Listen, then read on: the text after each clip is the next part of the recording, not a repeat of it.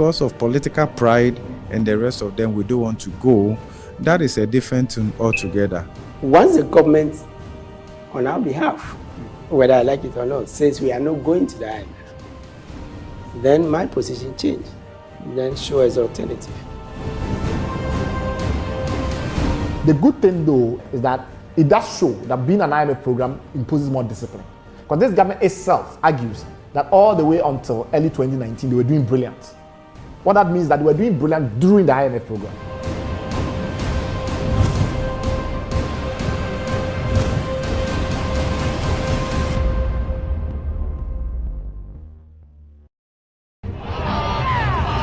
December 2016 came with a thunderbolt. It was time for the electorates to decide.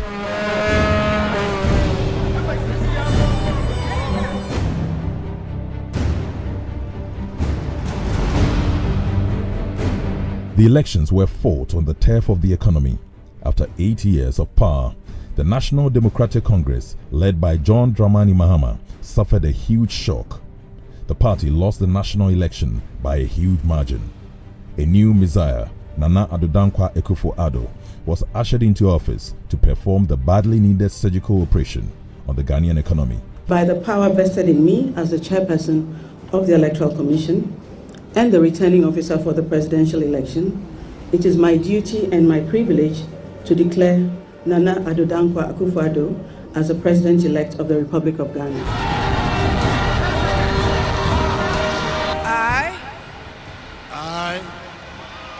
Nana Addo Dankwa Akufo-Addo.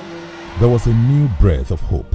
A new team was to steer the economic affairs of the country. In fact, many believed that with Dr. Bawumia in the economic management seat, Ghana's economy would never slip back into coma.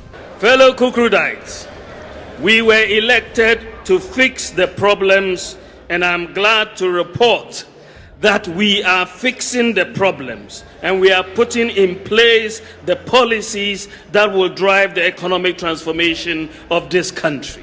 In his first State of the Nation address on the 21st of February 2017, President Akufo-Addo described Ghana's economy as one which was in a bad way.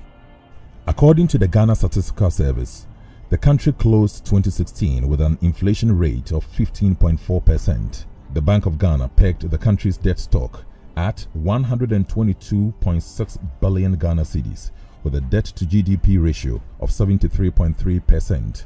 The cedi had lost 9.7% of its value against the dollar.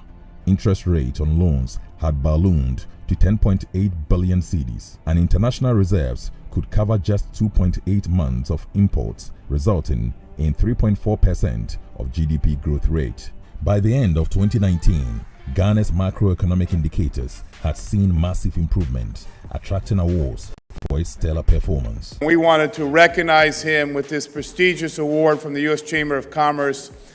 It is an award that we don't give lightly, we take seriously, and we do it out of respect to what the President has done in Ghana. So please give him a round of applause.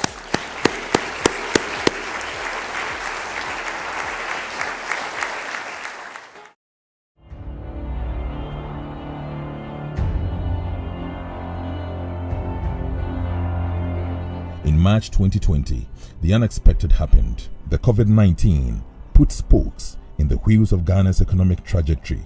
A lockdown, a term that was alien to the country, surfaced and placed a temporary halt on economic activities. Pursuant to the powers granted the President of the Republic under the Imposition of Restrictions Act, 2020 Act 1012, restrictions on movement of persons in the Greater Accra Metropolitan Area, GAMA, and the Greater Kumasi Metropolitan Area and contiguous districts for a period of 2 weeks, subject to review.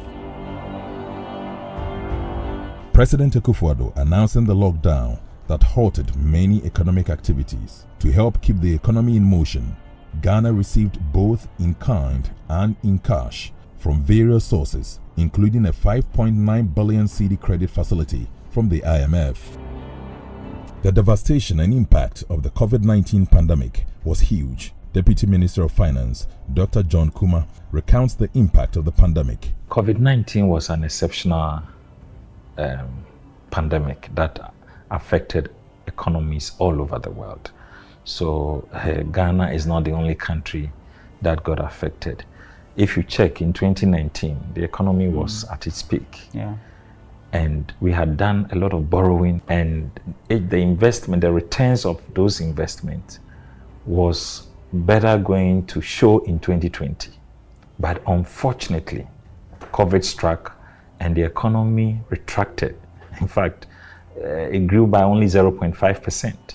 So what it means is that all the investment you have done and expecting its impact in the 2020 in terms of the growth or the economic performance of the country, you lost all that opportunity. In the heat of the pandemic in 2020, Ghana went to the polls and President Akufo-Addo was re-elected.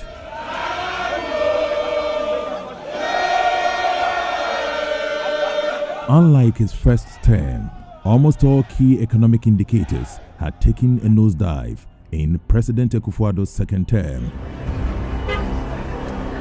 The atmosphere in Ghana was charged and filled with complaints from every corner of the country, and by 2022, the cost of living had become unbearable. Because the fuel is high, so I'm doing a double work now. 5 cedis, you get wache and gari, and we'll manage to give you macaroni small.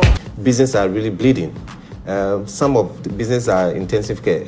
By the first quarter of 2022, inflation had crept from a single digit to 19.4%. In March, the cedi was on a free fall against the US greenback, and international reserves began dwindling. International rating agencies, including Fitch and Moody's, all dropped ratings on Ghana's creditworthiness. The nation was thrown out of the international capital market as foreign liquidity began to dry up, exposing the weakness in Ghana's economic fundamentals. The only option was for Ghana to turn to the IMF for a bailout package. Professor Bokpin sounded the alarm bells. He said going to the IMF was inescapable. I personally don't think that the IMF is a long-term solution to our problems. And the reason I say so is that we've been there 16, 17 times. Is that okay? And practically every 3 years and some few months, we've had to go to the IMF and all of that. But as we always say, what takes us to the IMF has to do with the fundamentals. And as we sit right now, everything points to that. The calls to register for an IMF bailout became intense. After seeing Article 4, after seeing the COVID report, Article 4 2019 and the COVID report, and seeing the fiscal gap which is there, that was when I expressed the view that maybe it's time for us to go, that's how far back, to go to the fund, because it's not just about COVID. But we got all the COVID money, as I said already, and we could have used it to make a correction. Because the COVID money we got for ECF was 913 or so, million US dollars. Here you're talking about 6 billion. Why was it not sufficient to do the correction? Something fundamentally wrong. Government's position was very simple. No IMF program. It has so much hope in using domestic means to turn the nation's economic fortunes around. We are not going to the IMF. Whatever we do, we are not. The consequences are dire. We are a proud nation. We have the resources. We have the capacity. Don't let anybody tell you. In the raging storm, Finance Minister Ken Ofori-Atta was insistent that government wouldn't subscribe to an IMF program. If because of political pride and the rest of them we don't want to go, that is a different thing altogether. It should not be our first resort. But we have not demonstrated that on our own we'll be able to impose a fiscal consolidation that would elicit the appropriate response from duty bearers, as perhaps we have seen in our relationship with the fund. If we could do that, why not? For 60-something years of independence, we can't keep going to the IMF. Anytime we go to the IMF, I feel that I feel we've lost something, right, as a sovereign country and the rest of them. But IMF doesn't impose itself on any country. through countries' own actions and inactions, mismanagement of the economy, and the rest of them takes them to the IMF. So if we arrive at that point where homegrown solution has probably failed to get at the same result, we'll do that. I believe that in 2014, when the government made a call to the IMF, it wasn't because it was their first resort, right? Yeah, the fundamentals dictate so. My position has always been, once the government, on our behalf, whether I like it or not, says we are not going to the IMF, then my position changed. Then show as alternative. IMF cannot save us, right? Because we've done IMF 16 times, getting to 17 times now. We were on an IMF program for the best part of this government until recently, right? Up to the end of 2018, this government was on an IMF program. The good thing, though, in that respect, is that it does show that being an IMF program imposes more discipline. Because this government itself argues that all the way until early 2019, they were doing brilliant. What that means is that they were doing brilliant during the IMF program. That's an important point. So to make the case as if IMF is a problem is strange. If you did IMF from 2017 all the way to end of December 2018, and the economy was doing well as per your own analysis, then what is the argument anymore about IMF being a poison or a toxic element that you need to avoid? The government's attitude tends to be that, oh, we don't need IMF because IMF is bad. In a way, they don't say it directly, but it implies that it's bad. And I'm arguing that from 2017 January, when they came into power, to 2018 December, that's 2 years, they were running an IMF program. Now, when you ask them about their financial track record and their performance, the government likes to say that, oh, until COVID hit, we were doing brilliant. And I'm saying that if that track record is one you are so proud of, you did that under an IMF program. Despite government's insistence, the honorary vice president of Imani Africa, Bright Simmons, was hopeful government's best bet was seeking an IMF support. But beyond the political ego, was there any historical experience preventing government from approaching the IMF for liquidity support? During 2018, when you were under an IMF program, you were growing at 8.3%, right? You were doing fantastically well on inflation. Exchange rate was stable, right? We did not see massive unemployment based on some IMF restrictions or whatever it is that you've been calling it. You did the IMF program for 2 years. We know these are some of the reasons why you don't like the IMF. In April 2018, the government was forced to acknowledge that it lied to the IMF about its external arrears and was forced to apologize, right? You have to write to the managing director of the IMF and apologize that somehow you forgot whatever, some data was not there, blah, blah, blah, blah. Of course, that is why you don't like the IMF, because that extra discipline, that extra scrutiny may not be something that is to your liking, but we have to look beyond your ego and think about a country. Yes, the IMF will insist that you disclose the data. You will not be able to play the games that you play with us here, where you say something, where is the data, you refuse to disclose the data. They will insist. So that might not be very pleasant for managers in the government, but that does not mean that it's against the national interest. We should distinguish between IMF program elements that may not benefit Ghana, of which nowadays there are not that many because you yourself have to come up with a proposal and you yourself have to negotiate it. And then IMF program elements that may not benefit the government, ministers and officials that may be responsible for designing and implementing it. I think the two are not on the same scale. And while the IMF will not transform Ghana, while the IMF will not change Ghana's fortunes dramatically, our argument is that it's no worse from the things that is already happening. While government stood by its decision not to subscribe to the IMF program, Ghana's economic situation began to worsen, and by the end of the second quarter of 2022, the country had added close to 42 billion cedis to its debt portfolio. Inflation had more than doubled compared to the rate in January 2022. Ghana's reserves were fast drying up, and downgrades kept hitting government in the face. The health of the country's key economic indicators showed it was impossible to forge forward without support from the Bretton Woods institution, IMF. After months of refusal, government finally made a big U-turn. It announced its intention to seek an IMF program, blaming it on the pandemic and the brewing tensions between Russia and Ukraine. Deputy Finance Minister John Kuma makes a strong case on why government beat a hasty retreat. Let me say that this is not the first time Ghana is going to the IMF, and every time that we have been out of an IMF program, it has been our hope that we will not be in a position to return to the fund. Nevertheless, we are members of the fund. I mean, we are part of the global membership of the IMF. So even when you don't have a program with the fund every year, you still have to go and engage in Article 4 reviews and engagements with the fund.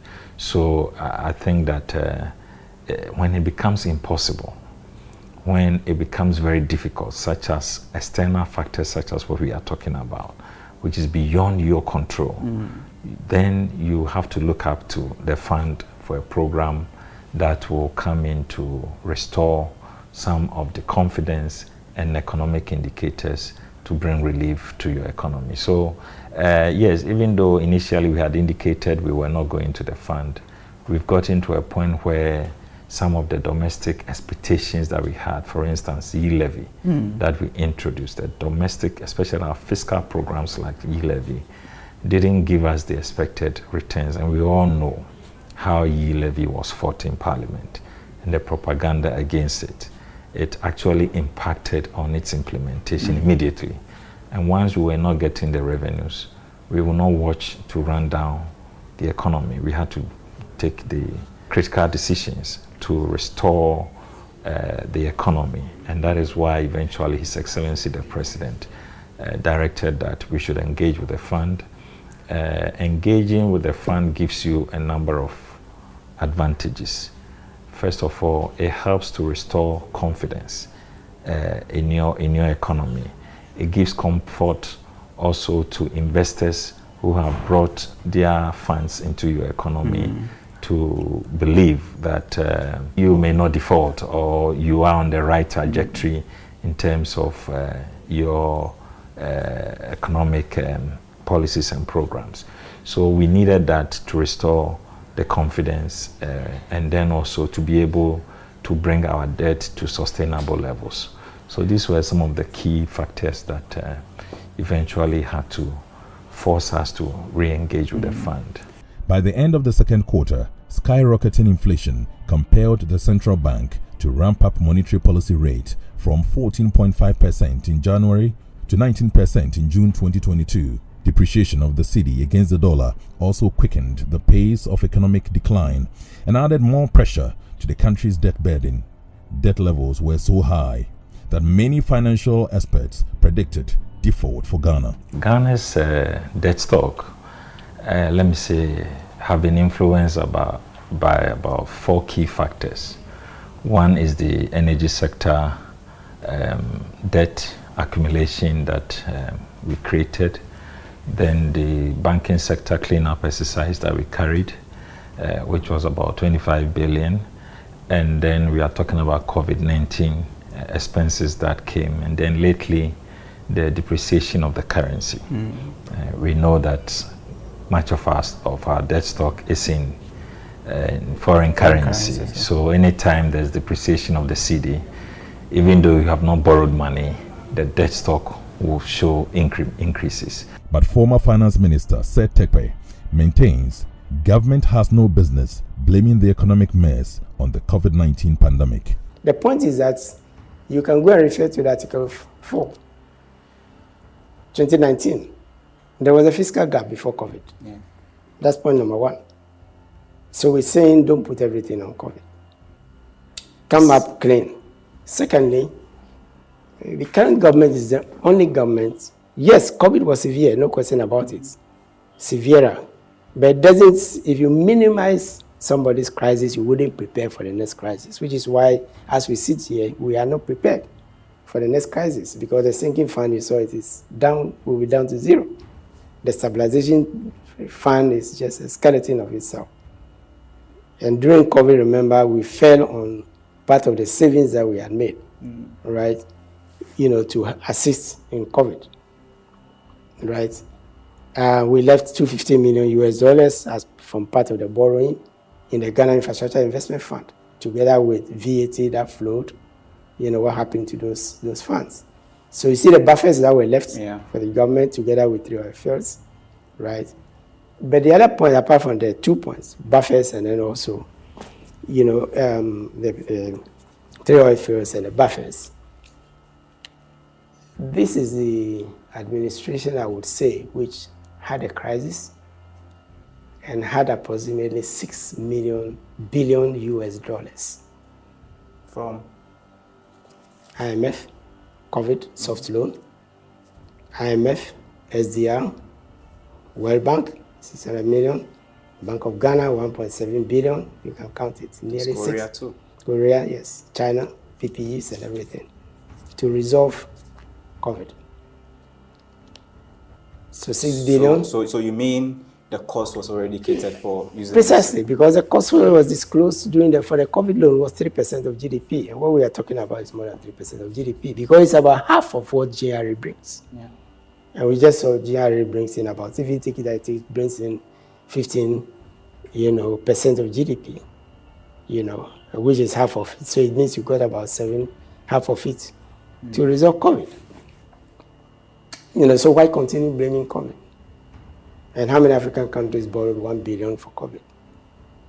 And how many African countries went into their own coffers to take $250 million US? Now it's almost 400 million from the stabilization fund, which was bequeathed to tackle COVID.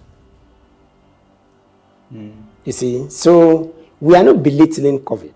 We are only saying a certain candidness is required. Should be more open. Yes, more open as to the causes. Because the main cause is expenditure. Expenditure is bloated, including some of the very ambitious things that we want to do for political reasons.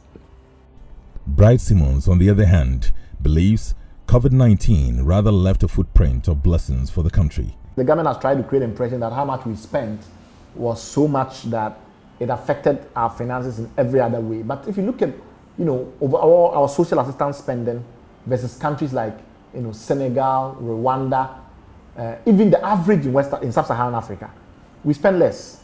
And then when you look at how we responded to COVID, like the free water, the free electricity, and the rest, even that, we are behind the likes of Kenya, Benin, Senegal, and the rest. We are higher than the average in West Africa, but we are not the highest in emerging markets, and we are lower than several of our competitor economies who are doing less bad than we are. So we cannot really blame COVID. You look at how much more Senegal spent, for instance.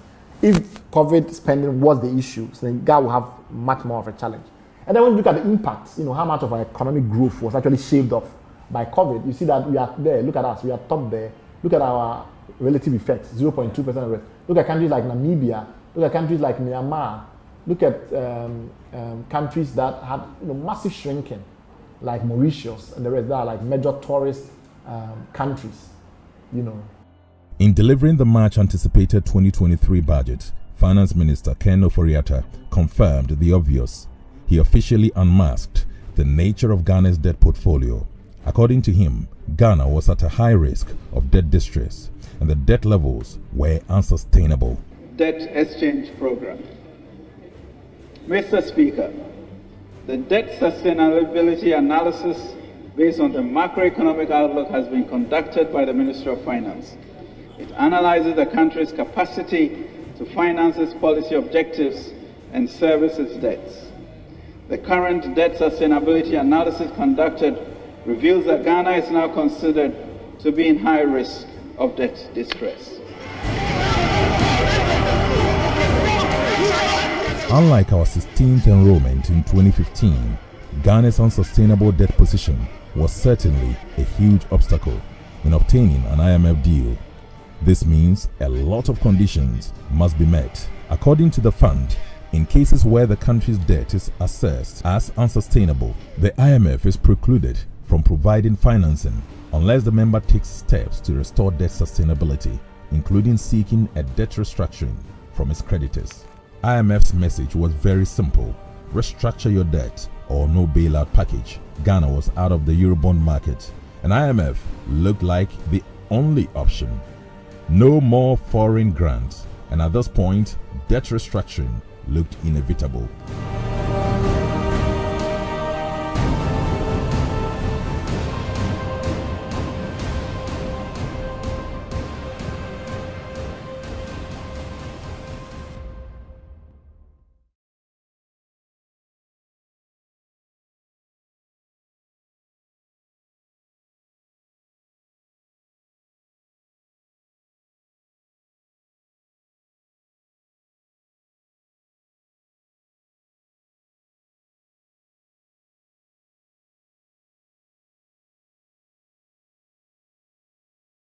Today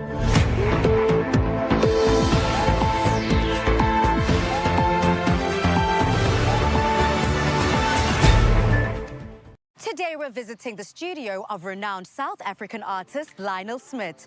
Part gallery, part workshop, it is where he conceptualizes and produces his captivating paintings, sculptures, and multimedia works. But first, Elizabeth Ifayena Wodu shows us how she whittles wood into fabulous furniture in Nigeria. We find out how ice cream has changed the life of Tando Makubu from Soweto. Then we hear how DJ Nomi from the collective Frique de l'Afrique is bringing African beats to dance lovers. I'm Palisa Dembe, and you're watching Afrimax.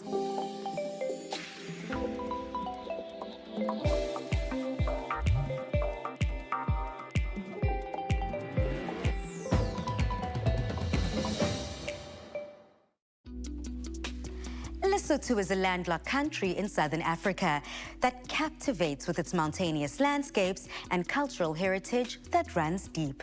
Bonono Merchants is an urban clothing brand infusing a blend of tradition and modernity into their designs, reclaiming their heritage.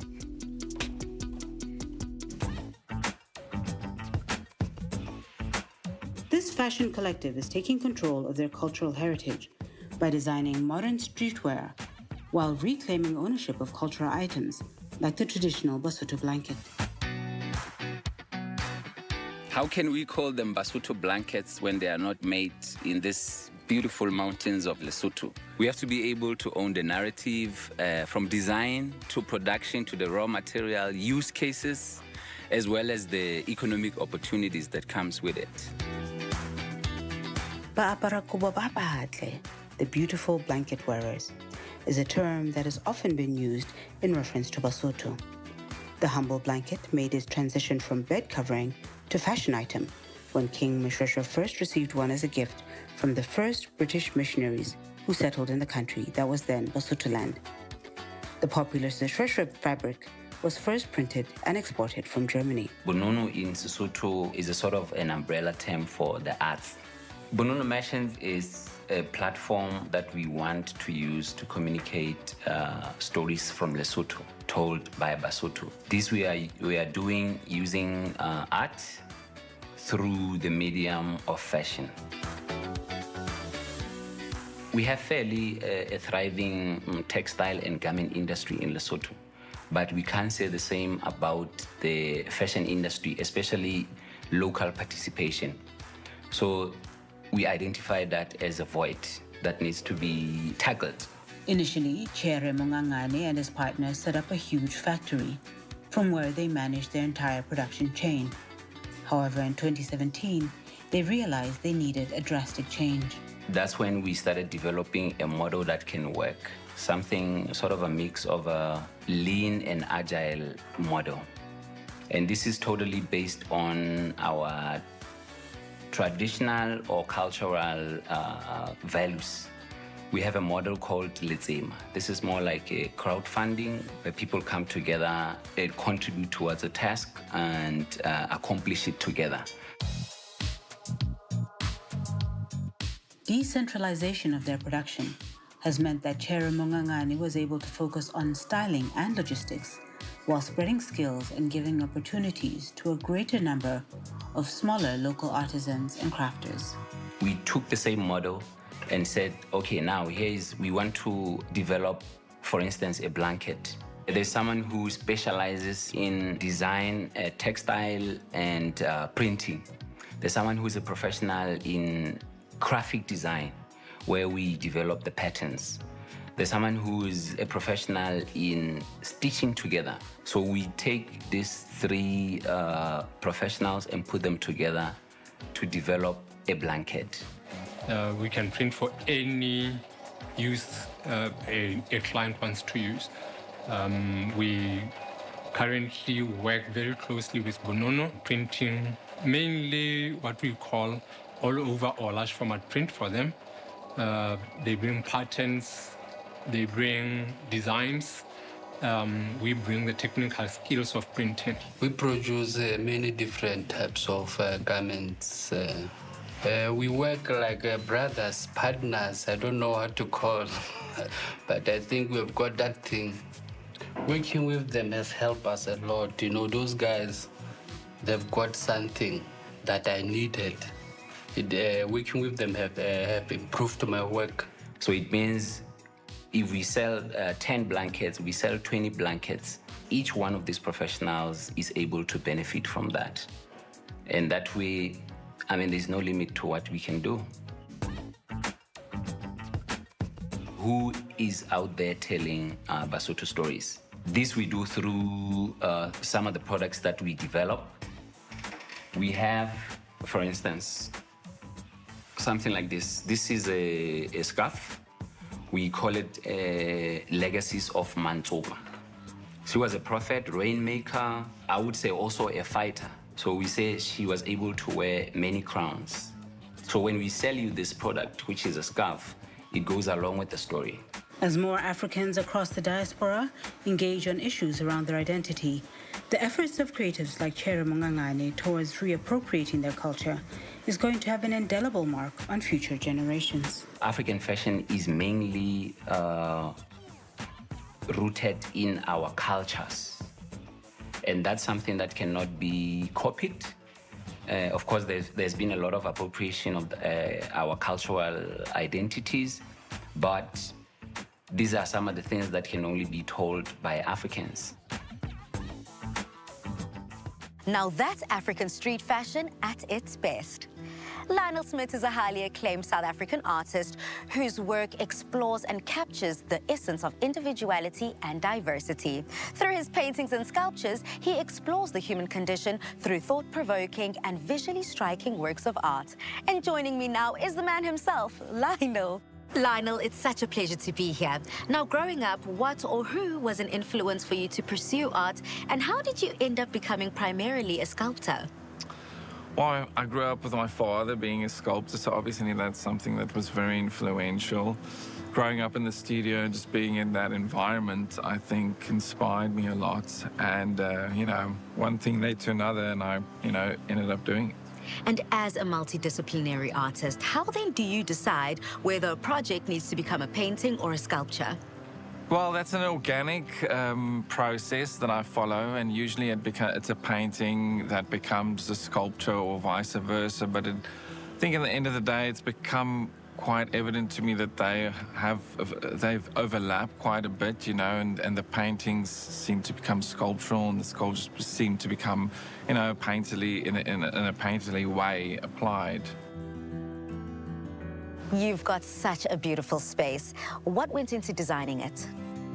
I worked with an architect, Stuart Hammonson, who was the architect and put together the whole idea of the design. And, it's part of a heritage site, and he ended up being a heritage architect, so it all worked very well together. What sustainable features do you have within the structure?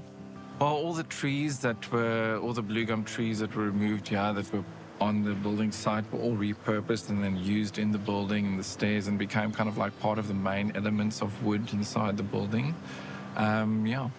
You truly do have such incredibly beautiful pieces, and I can't wait to catch up with you again later. Thank you. Elizabeth Ifayen Awodu from Nigeria is carving a niche for herself in the traditionally male-dominated industry of woodwork, demonstrating her skill, creativity, and determination to make it in a field that was once off limits. What does it take being a female woodworker in Nigeria? Elizabeth Ifayen Awodu knows best. The nature of my business is male-dominated. I've actually never worked with a woman, and that has been quite difficult. It has shaped me into a woman I'm becoming, because I have to deal with men. Most of my subcontracted artisans are actually old men, so there's always the need to don't forget respect. Elizabeth has carved a niche for herself, literally. Hers was not an easy task, but way worthwhile. I started woodwork precisely August 2020. I started through an unconventional way. I had a dream where I saw myself in the midst of woods. I acted up on the dream. I saw the opportunity and started the business. When I started, I actually had no knowledge of woodwork. I actually learned everything as I gained more experience in the field. So far, it has not just been the business aspect for me, it's been both the business and also the physical aspect, because I also indulge myself in it. Here we have a life edge slab gotten from a client who brought it over to the workshop for us to help salvage it. So we're trying to see if this wood can be brought back alive. Wood carving is an integral form of expressing culture and traditions in Nigeria and dates back to the 12th century. However, one of the major challenges artists go through is that of sourcing for art materials. I use art woods. I source them locally in Nigeria. All these woods are from different species of trees. This is gotten from a mango slab. So here we have a wine rack. This is a gear worn by the ancient hunters. Yeah, my reception desk is made of walnuts. So here I have a chair made up from mahogany. Yeah, it's a rocking chair, most likely used by elderly people.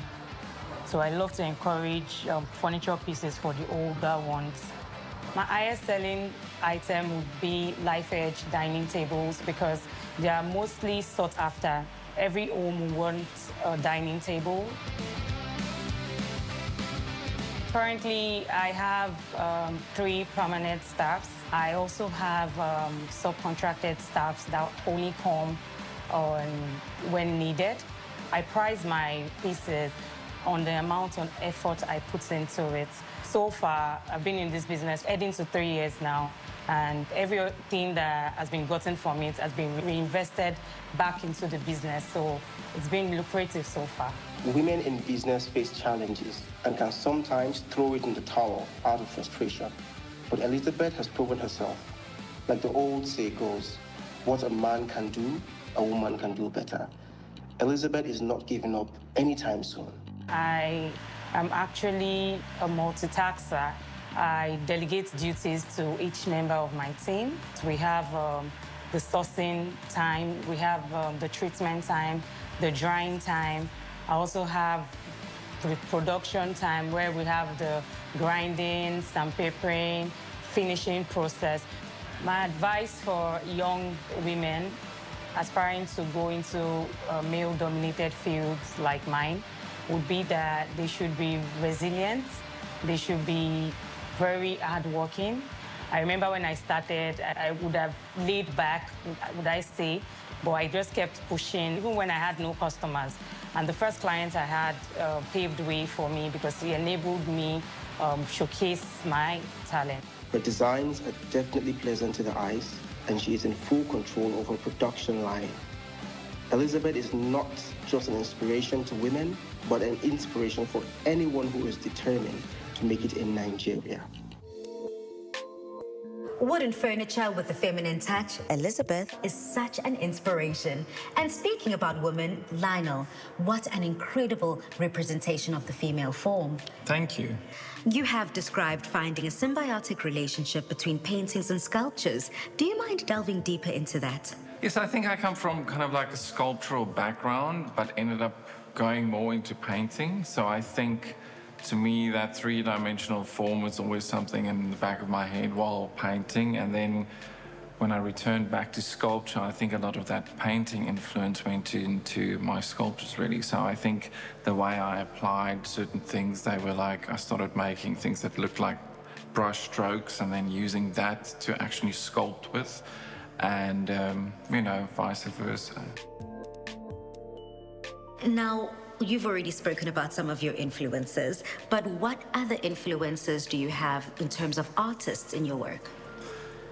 I think I've got quite an eclectic mix of people that influence me, you know, from the classical Renaissance period to, you know, people that are very contemporary at the moment. I think I tend to take bits and pieces that inspire me. So I feel like an abstract painting can inspire me and looking at something that's classically painted at the same time. So I think, a lot of different things.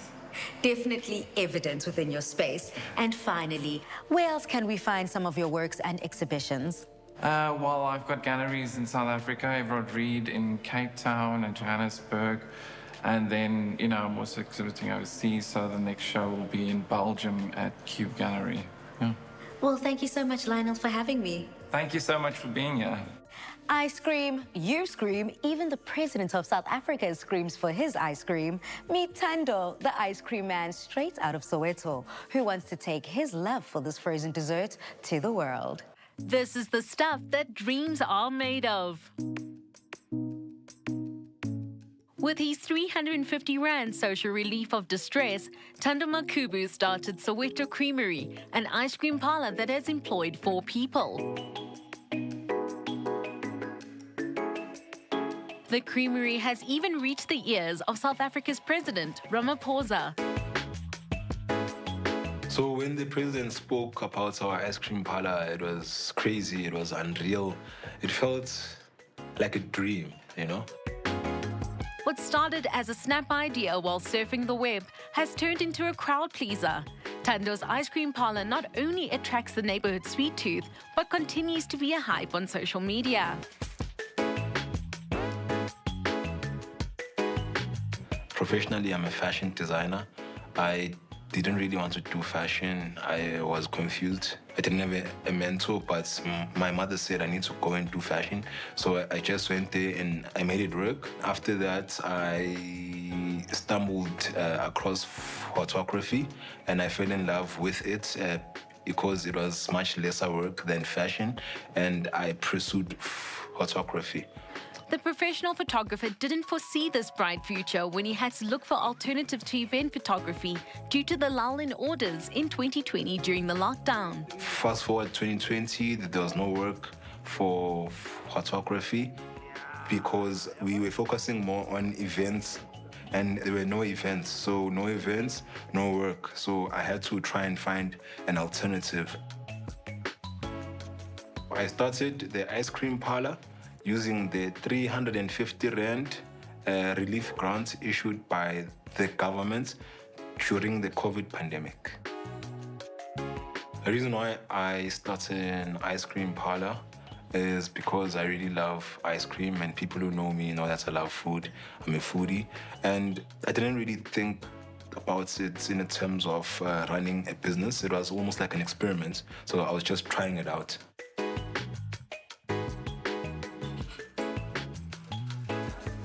The people who help me in the ice cream parlor is my family. It's my mother, my younger sister, my younger brother, and a neighbor. Working together with people close to me, it makes things a bit easier because they're able to understand the vision of the ice cream parlor. I'm very proud of him. Tando started the business. He wasn't working. My younger brother was at school. I was at school. So this business actually took us from where we were to where we are now. Basically, the business is our daily bread. Yeah. Ice cream to me is excitement. Ice cream to me is fun. Ice cream to me is family. Ice cream to me is friendship. So how our ice cream parlor became so popular was thanks to social media. When I was shooting, I'd created relationships with influencers, celebrities, and one of the people that we met was Mohale Motaung. At the time, his Instagram was approaching 1 million followers. We really had a great relationship with him. WhatsApped images of the ice cream to him. He liked it. He came through. He posted images of our ice cream. And after that, we just blew up. It felt like anything is possible when you know that they're right people and when you believe in the vision. It just felt great that, wow, it's happening, it's working. The reason why people want to take images of the ice cream, it's an experience. It's not really like a regular ice cream, you're just having ice cream, but they want to share their experience with their friends. And obviously when they share, it's potential of new customers. It's a dessert that's really good to eat, like in terms of when it's hot. Like in general, it's good. I don't know anyone who doesn't like ice cream. It's definitely a 5-star rating. It's so delicious. It has almonds inside of it. That makes it taste a lot better. I haven't seen an ice cream like this before. I think there isn't an ice cream parlor in South Africa that has ice cream that we serve. It's the generous serving and how it's created. It's almost like a masterpiece. When our customers receive our ice cream, they don't immediately eat it up. They take images of it and then they enjoy it afterwards. I think it's important to have a place like this in my community too. Actually starts by showing people within the township that it's possible to create something out of nothing. Our ice cream parlor is a place where we bring people together, whether it's friends, whether it's family. Still, many see ice cream as a dessert, but Thando and his family have proven that it is so much more. Ice cream now in Soweto is something that dreams, memories, and successes are made with. It just shows you that with a little creativity and determination, anything is possible. Now imagine starting an African music collective in Berlin, and in so doing, overcoming the challenges of being a woman in a male-dominated DJ and MC world. Well, DJ Nomi is doing exactly that and rocking the global stage as a leading Afrobeats DJ. Nigerian Afrobeats, Angolan Kuduro, or the newest South African house tracks. The Festsaal Kreuzberg celebrates African rhythms.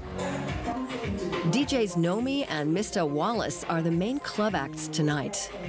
As part of the Fric de l'Afrique music collective, they've been hosting Afro parties in Germany for 10 years. In the last 10 years, Afrobeats have definitely become a must in every club, at every event.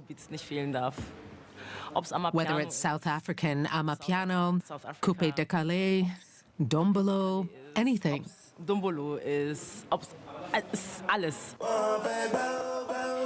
The new club music from Africa has galvanized the club scene. When Wallace and Nomi launched their first Berlin club series, Afro Heat, they also wanted to create a safe space for people of color.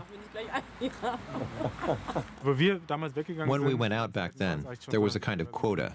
They'd say, we already have 10% blacks, that's enough for today. Things like that. Or too many Turks, too many Arabs.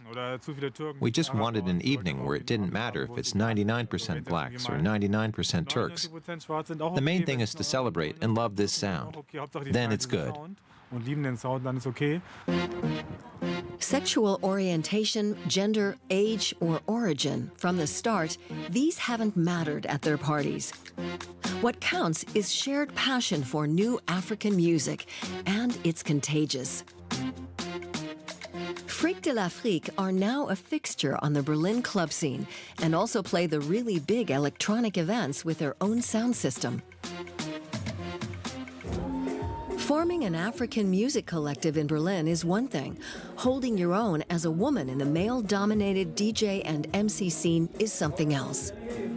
But Nomi is now one of the few internationally recognized Afrobeats DJs. It was really, really tough at first. The guys didn't take me seriously at all. They wouldn't even say hello. When someone booked me and I showed up, they were like, a woman in tech? No way. But when they saw what I could do, they welcomed me. And in the last 10 years, they've taken me seriously, thank God.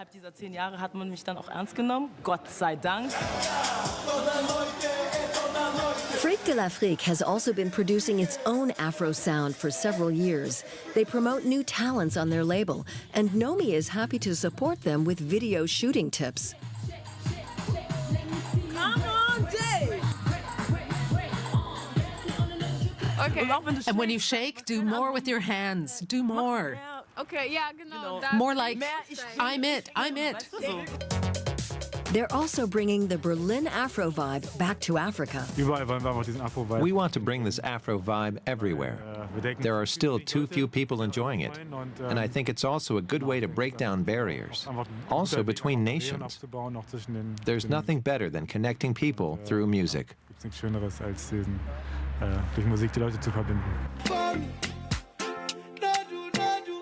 Along with the internationally booming Afrobeats, Fric de l'Afrique are also spreading the word about other types of modern African music, a bonus not only for the Berlin club scene.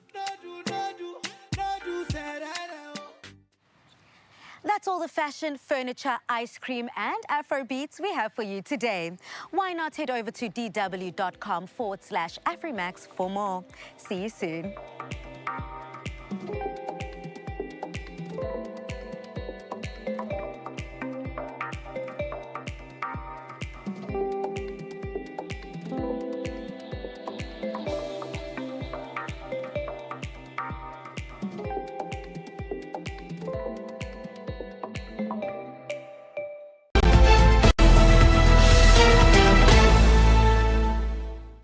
أشهد أن لا إله إلا الله.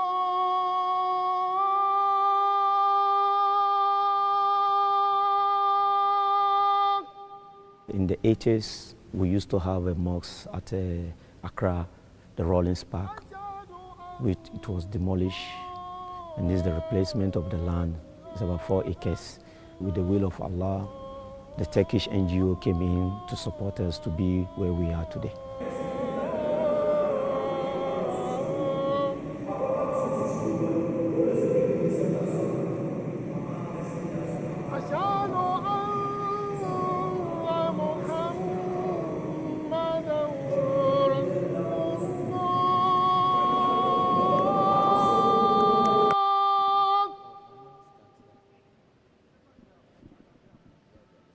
أشهد أن محمدا رسول الله.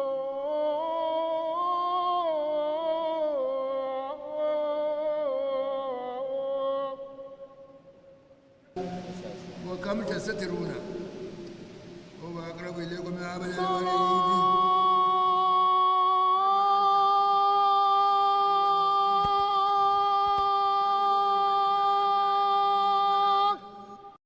I feel very honored, like praying here in a national mosque. It's a symbol for unity. It's a coming together of Muslims here as one. This is my first time coming here. I've been seeing the pictures around, and then people telling me about here, but I've not been here before. So today actually being my first time. So nice. The place is very, very beautiful. It's very beautiful. Then the wardens, like, they are welcoming. They are so, like, cool. They talk to you nicely, with respect. Yeah, the place is actually nice. It's very nice, comfortable.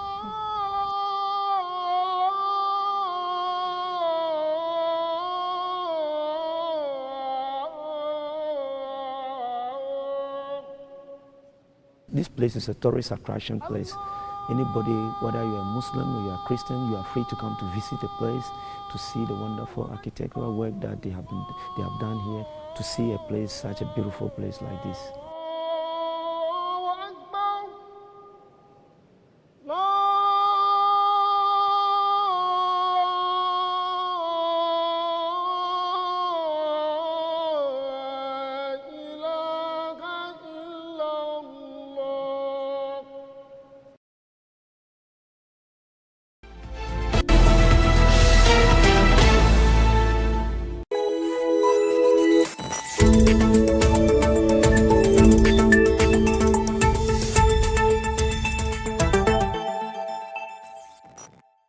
citizens should stop attacking, press men and women and attacking press houses. It happened in Ada and happened in other locations. I think that this is something that shouldn't be going on. The press should be allowed to do their work without intimidation, without fear, without any favor. And anytime we think they've crossed a certain line, let's draw their attention to it and get them to do what is right. And so I would say that Press Freedom Day is something that we should always remember our pressmen, because they bring us the news, unadulterated news. They bring us what myself and majority of citizens probably would never have been aware of if the press is probably is prevented from doing their work.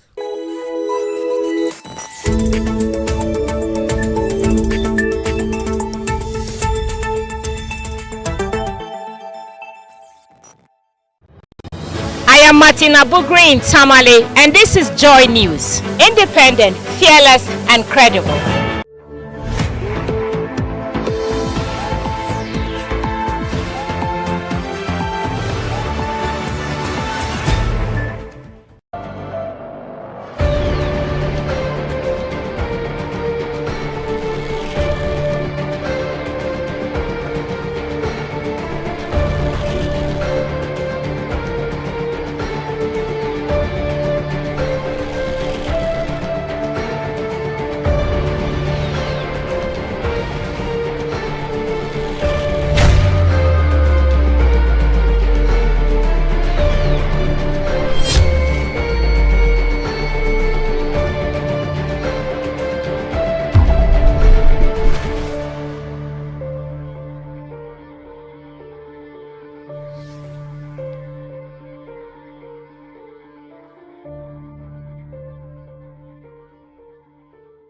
Hello everyone, welcome to PM Personality Profile. My guest tonight, an accomplished author, editor of many books, and a farmer.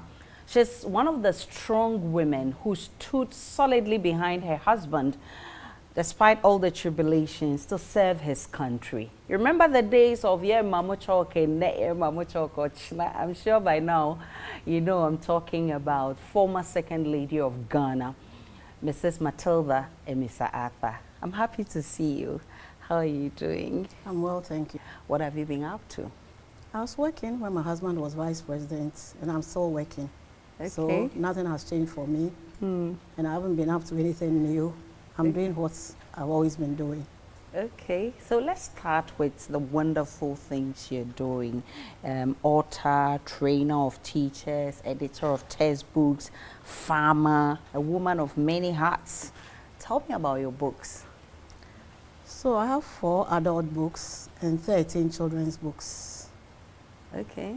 The 13 children's books were written purely out of the fact that we don't have books that deal with our culture.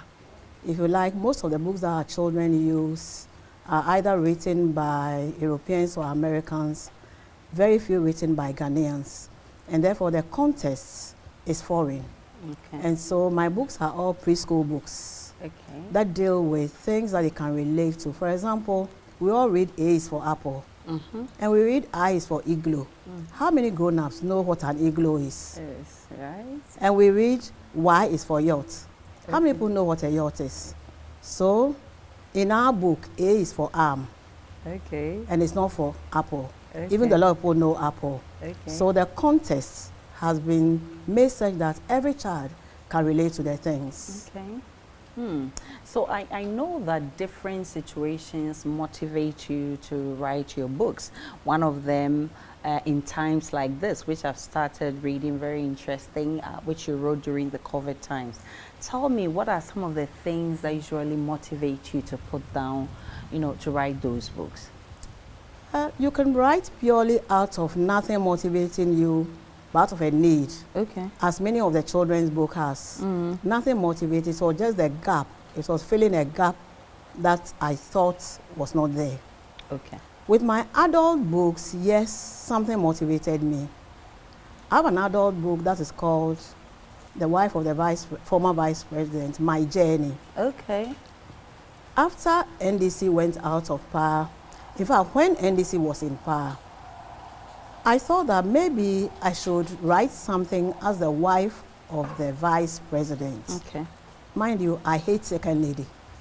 There's nothing like second lady. Okay. It is nowhere. It's a purely Ghanaian African thing coined. Okay. There is first lady, wife of the president. Everybody else is wife of this, wife of that. It's only in Africa that you hear second lady and so on. Okay. And I hate it with a passion. Oh, wow. Wife of the former vice president. That is the designation. Okay.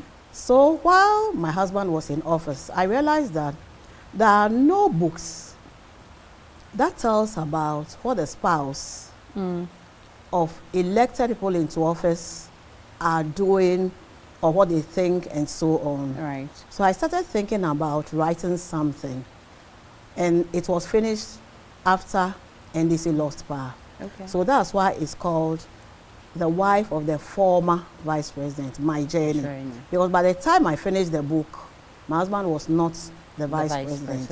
Okay. So that book talks about what I did, not as putting in what every former vice president's wife should do, but just saying my story. Okay. And as I tell people, it is my story told largely in pictures with very little write-up. So it's more like a coffee table book, a lot of pictures with very little write-up. Wow.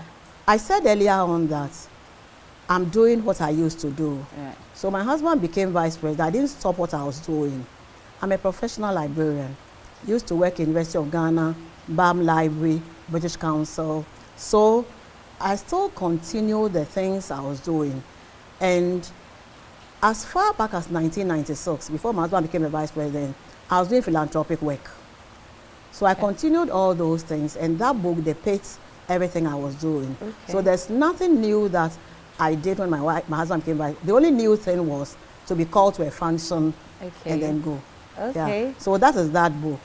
Then after my husband died, I realized that there were no books on death. Even the books that you find in Europe and America are more like inspirational books. Okay. The only things you can find that talks about maybe death specifically is 9/11, where people recount how they lost loved ones. But otherwise, there's really no book that talks about death, apart from the motivational books and so on. And in our African context, it's even worse. There's no book. So I thought that, having gone through that predicament, if I may call it, and without any book, and worst of all, in our context, people, when they come to you, are worried about your appearance to others and not really empathizing with you. So a year after the death of my husband, a book came out called Strength in the Storm, When a Loved One Dies. And that is not a blueprint, but it is a book that was written hoping that any person who loses a loved one may find something in the book that might help them. Interesting.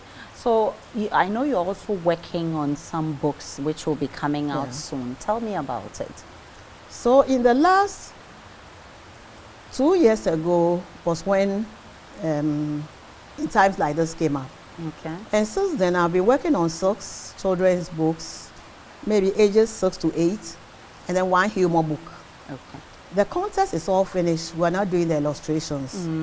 The humor book I started writing in maybe 2016. That's a long time ago. So that shows you how long it takes to write a book. I started writing 2016 because in 2015 I sat in a hotel in New York, and I was wondering, as I sat in the hotel restaurant, interesting things that were happening in the hotel. And that is where I got the idea of this humorous book. So I call it Curious Happenings. Curious Happenings. Just watching things that happen, and I put it together. The children's books is just a continuation from preschool, now moving to class 1, class 2, class 3. Again, giving it a Ghanaian context. So the Ghanaian names like Araba, Kwesi, Ifwa, and so on. There are Ghanaian settings like Winneba, Eburi, and so on, all making sure that the Ghanaian child who takes it identifies with it. Okay. Yeah. Quite interesting. Let's talk about you as a farmer. I mean, what do you grow and why farming? About 20-something years ago, maybe 29 or even 30 years ago, my father gave me a coconut farm because he had lots of coconut farm, gave me a coconut farm. Okay. I wasn't too keen on coconuts, but I started managing it. And I think that got me into farming. Okay. But then, since 1979, I've been interested in plants, flowers, and at some point, when my husband was the governor of the central bank, in our house, I grew my own vegetables. And 6 months in a year, I didn't buy vegetables, I ate my vegetables. Okay. So farming has always been there. Okay. 19 years ago, I decided that I would have a farm of my own. So I bought land in a place called Kwamikwa in Ewutu, and I started the farm. Okay. So that is the genesis. Okay, how has it been so far? Ups and downs. It's been tough. First of all, absentee farmer. I don't live on the farm. So I'm at the mercy of the farm manager and all the others. Yeah. Secondly, the weather. Okay. For example, I have a 50-acre farm. Yeah. 15 is plantain. When the winds are strong, it breaks all the plantain. So you get up one morning and all your trees are down. You've lost everything. Wow. We even had windbreakers that we grew. There are storms that can even uproot the windbreakers. So some of it is at the mercy of the, and then also pesticides, insects, and so on. It's not easy, but it's fulfilling because you see it growing, and at some point when you start harvesting, it's fulfilling. But it is a difficult area to go if you are not there yourself. You work on the farm sometimes? Pre-COVID, I used to go every 2 weeks. Okay. Pre-COVID. Okay. Post-COVID, I go every other month. Okay. Yeah, but I have a staff who goes every 2 weeks to check on them. Yeah, but and I have a manager who lives on the farm. Okay. Yeah, that's good. Yeah. And do you get to work on it sometimes? Yes, just sometimes for we do. exercise? We do. Okay. What do you do? I have a 2-bedroom building on the farm. But sometimes we spend the weekend there. Oh wow, that's we spend nice. the weekend so you there. weed sometimes. We spend the weekend there. Yeah. You weed. We do planting. We do spraying. Everything that's done there, I can do. You can do. Oh wow! Yeah. I'm very and as happy you see to here in hear my house, I do all the spraying. I do most of the work in the garden here, primarily because some of the plants I have here are unique. Okay. And I really don't want anybody to mess up with them. So most of the work I do myself. Tell us why they're looking so beautiful. I mean, every tree or flower in this house is nice. Well, I know you also work with deprived women, children, and orphanage. Tell me about it. How has the journey been so far? So in 1997, I was doing some work for USAID.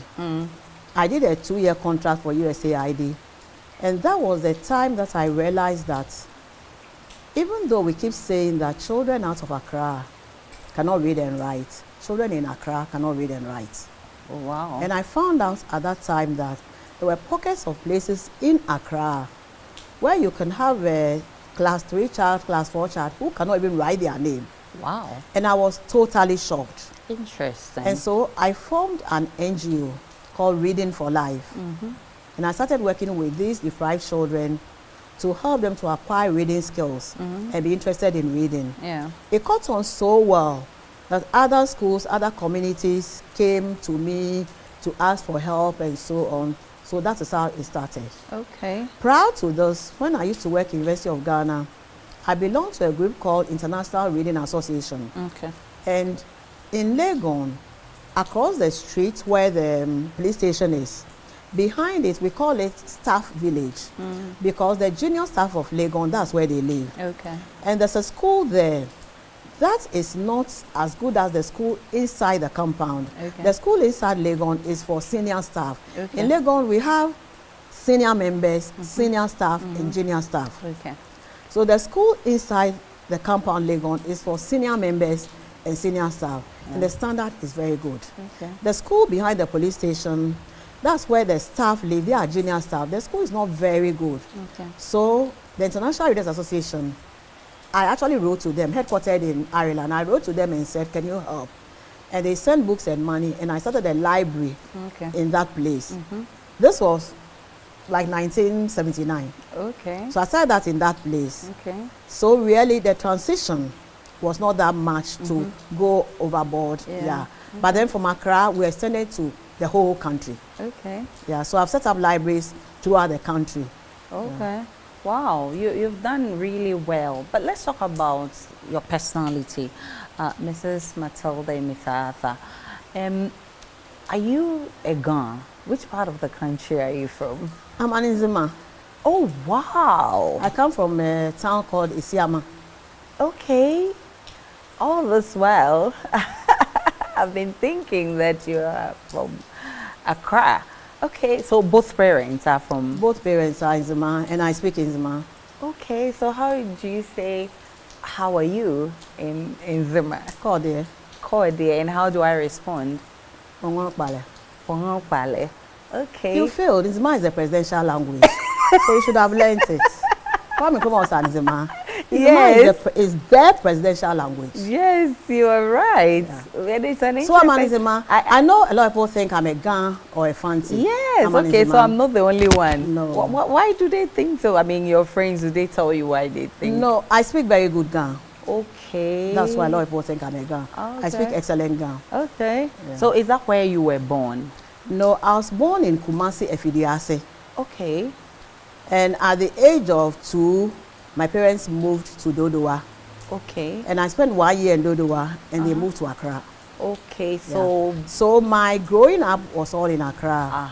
So going to primary school, everything was in Accra. Okay.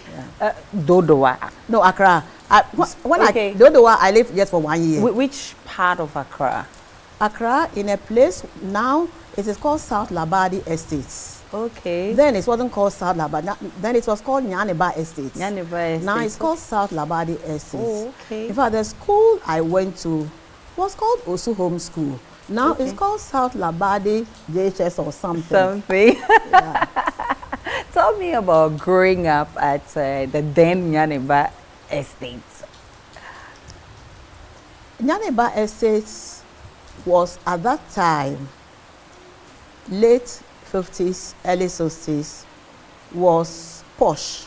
Okay. At that time, if you took Ringway Estates Kanda, Nyaneba was the next. Okay, that means your parents were rich. Kwame Nkrumah's ministers lived in Ringway Estates. Okay. And the deputy minister lived in Kanda. Okay. And the top civil servants lived around Nyaneba Estates and so. Oh, okay. My father worked with the social welfare. Okay. Lived in Nyaneba Estates and that area. Oh, wow. It was a small community, so everybody knew each other. Okay. To the extent that at some point, the parents there decided to set up a school. Yeah. Because we were going to schools far. We were walking. Mind you, those days you walked. Yeah. We were walking to schools very far. So the parents set up a community school they called Osu Home School so that we could go. Okay. Interestingly, it turned out to be such a good school. The Kwame Nkrumah's ministers started bringing their children there, forcing us out. Luckily, our parents did not agree. Hello. So we stayed there. You stayed, okay. And I mean, what are some of the fun moments and terrible moments? It is by the beach. If there were. It is, if you know where it is, it's by the beach. So we could go to the beach, we could have a good time. And because it was not a big community, everybody knew everybody. Yeah. So you could be reprimanded by somebody's mother or father for doing something wrong. Yeah. And you could go to anybody's house and so on. So it was fun, if I may say. Okay. It had its downsides, meaning that your matter was everybody's matter. And they could reprimand you. Yes. Yeah.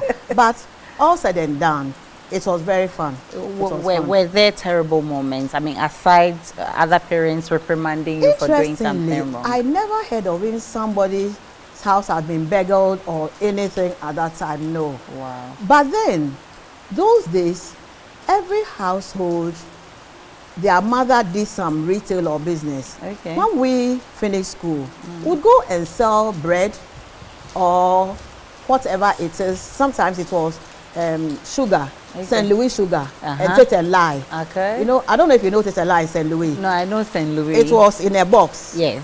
Yeah, I would go and sell and come home. And most children used to sell their mother's wares. After school. Yeah, after school. Okay, that's nice. And I mean, your relationship with your father? There were 6 of us. Okay. 4 female, 2 male. Wow. My parents were disciplinarians. You were number 2.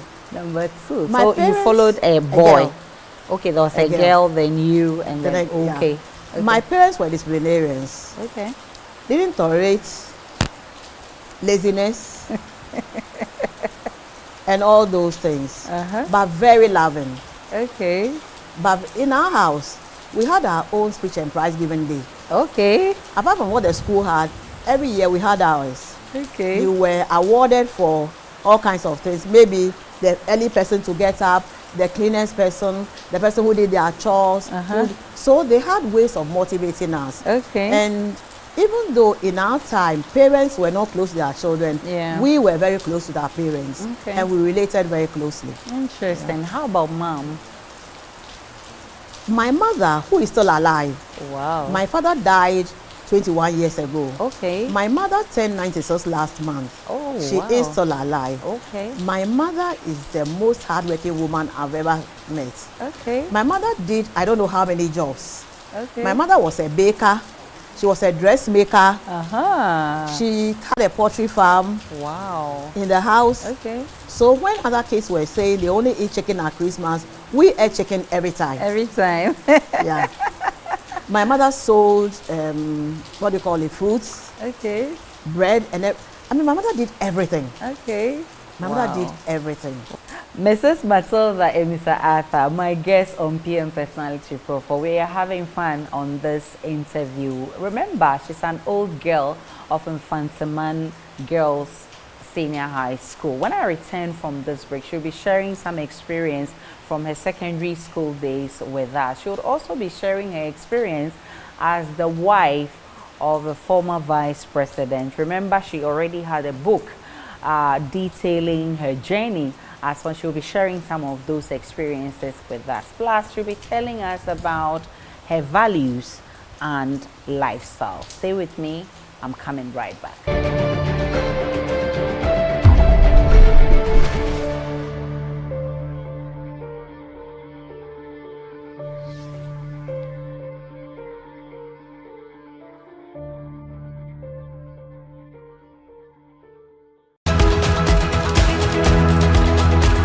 And starting this June on Joy News, we connect you to the rest of the continent on Connect Africa with me, Blessed Suga. The issue about loss and damage reparations. How is the West receiving such a call from especially African leaders? You know, the losses are actually being borne by African countries. I will be here live from the Joy News studio speaking to our affiliates and correspondents from across Africa with news, analysis, interviews, and conversations from the rest of the continent. If you look at successive opinion polls, Peter Obi seems to be leading. So the question is, if the insecurity causes a low voter turnout, would it impact on the fortunes of the candidate? Join us on Connect Africa on the Joy News channel.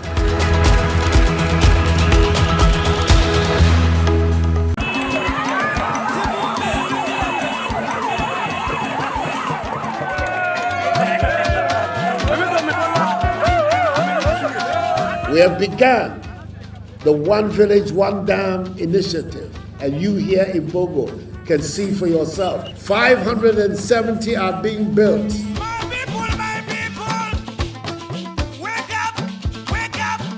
One Village, One Dam. After the fanfare, we go back to Ayopia in the Bongo district of the Upper East region, where it all started. Somebody should be answering the questions. Why? What happened? We need to hold people accountable. We can't just say it has failed, therefore that be it. How much is the average cost of the dam? It's from between 230 to 250,000. The highest is the 250,000. But how much was really spent? Thirsty Dams, a JoyNews hotline documentary by Jojo Kobina. Coming soon.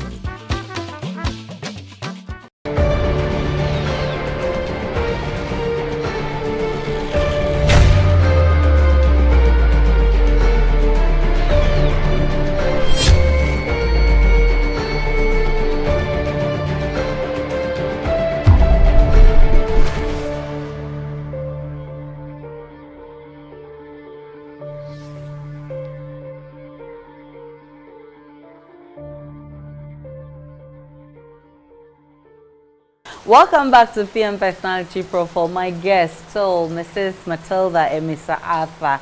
So let's talk about your days at Infantiman Girls. What year was it and what did you read? I went to Infantiman and finished in 1977. Okay. That time it was 4-1 to Upper Socks. Okay. So I finished in 1977. Okay. What did you read in Infantiman Girls? It's secondary school. So it's secondary school. So you do all the subjects. Okay. But I did arts. Arts, okay. Yeah, it isn't like now where you can say whatever it is. I've forgotten how they say it. Business or so on and so forth. No, it wasn't like that. Okay. You either do arts or science. It was too clear, just too clear. Oh, okay. Yeah. Okay. Yeah. How would you describe the environment at your time? There were not that many students. The whole school, if I get it right, will not be more than like 180 people. Okay. So the population was not big. So everybody knew everybody. And the beauty is that at that time we had what we call Peace Corps teachers. These are teachers, young graduates who come from the US. Okay. And they had just finished university and they come and do 2 or 3 years in African countries. Okay. And they were full of enthusiasm, zeal to teach, so we really enjoyed. Yeah. Some of them taught subjects that we didn't have indigenous teachers to teach, so which was really good. Okay. Yeah, which was really good. Interesting. And then we had the intercolleges, which was fun because in the central region we'll meet in one school and have an intercollege, which was fun. Then of course there was the scripture union. Okay. In a girls' school you're not allowed to go out on exit and things, so those afforded you the opportunity to see others and so on. So it was really fun. What kind of a student were you? What kind of a student was I? I wasn't a naughty student. Okay. I didn't get into trouble. I didn't get in trouble. I was a naughty student. I was liked by the teachers. I mean, to the extent that the headmistress liked a number of us so much that Sundays we had preachers from outside, like Pa Willie, if you know Pa Willie. No. Uforiata, who was in the big socks. Okay, yeah. He used to come and preach in the school. Evangelists like Awasu would come and preach. Okay. And 3 of us were chosen by the headmistress to cook for them. Okay. Apart from the excitement of meeting these renowned people, we also got to eat some of the food. So that for us was we would cook. Of course, you can't not be given. So we got to eat some of the food. We got to meet them first and then chat. So that was a real excitement for us. And the headmistress really liked me to the extent that after I'd finished school, and she'd also left. She was a British, left and gone. Okay. Anytime she came on holiday, she came to live with me. Oh, wow. I picked her up from the airport. I'd married her. She lived with me. We became close friends. You must have been a very good student to earn that privilege. I think it was more she being a Christian, me being a Christian. Okay, on that level. I got to know the Lord when I was in Form 3 secondary school. Okay. Yeah, and she took a few of us up and discipled us. Okay. So I think apart from the fact that I was a good student, yes, it was also that. What was there a reason why you decided to become a Christian at Form 3? Or something really touched you? Simple reason. In life, you either hear somebody talk about God that impacts you, or you yourself come to a point where you realize that I must commit to God. Yeah. Yeah. For me, I came to a realization that I must commit to God. I come from a Christian home where my parents instilled Christian values in us. Okay. So even before I went to secondary school, my father had actually led me to commit to the Lord. Yeah. But I wasn't serious, and I think I was too young to understand it. It was when I got to Form 3 that I understood, so I rededicated my life. Yeah. But before I went to secondary school, I had made that decision already, and I was a Christian. But it was Form 3 that I really understood it and recommitted and rededicated. So after Fansaman Girls, then University of Ghana? Yeah. Okay, how was the experience? Was it different from secondary school? Oh, certainly. University is a big difference. Yeah. And mind you, when I got into Legon, we had single rooms. Okay. And I was put in Saba.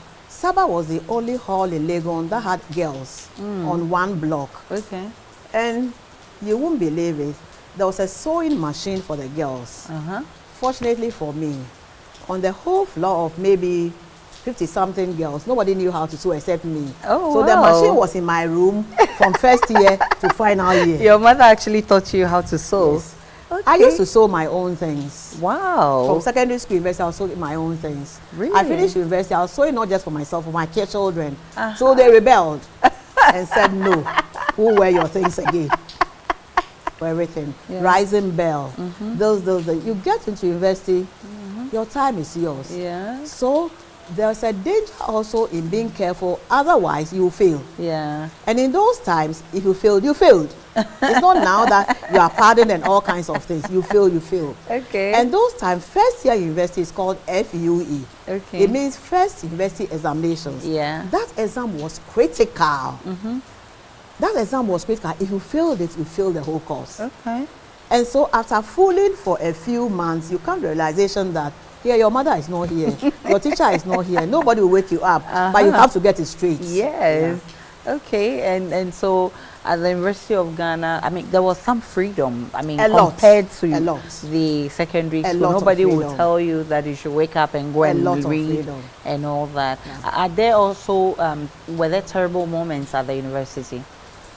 The university, because of the freedom, it offers a lot of challenges. Yeah. For example, you could easily miss a class. Yeah. Nobody will say anything, except that because, again, the numbers in university was small, you'll be noticed.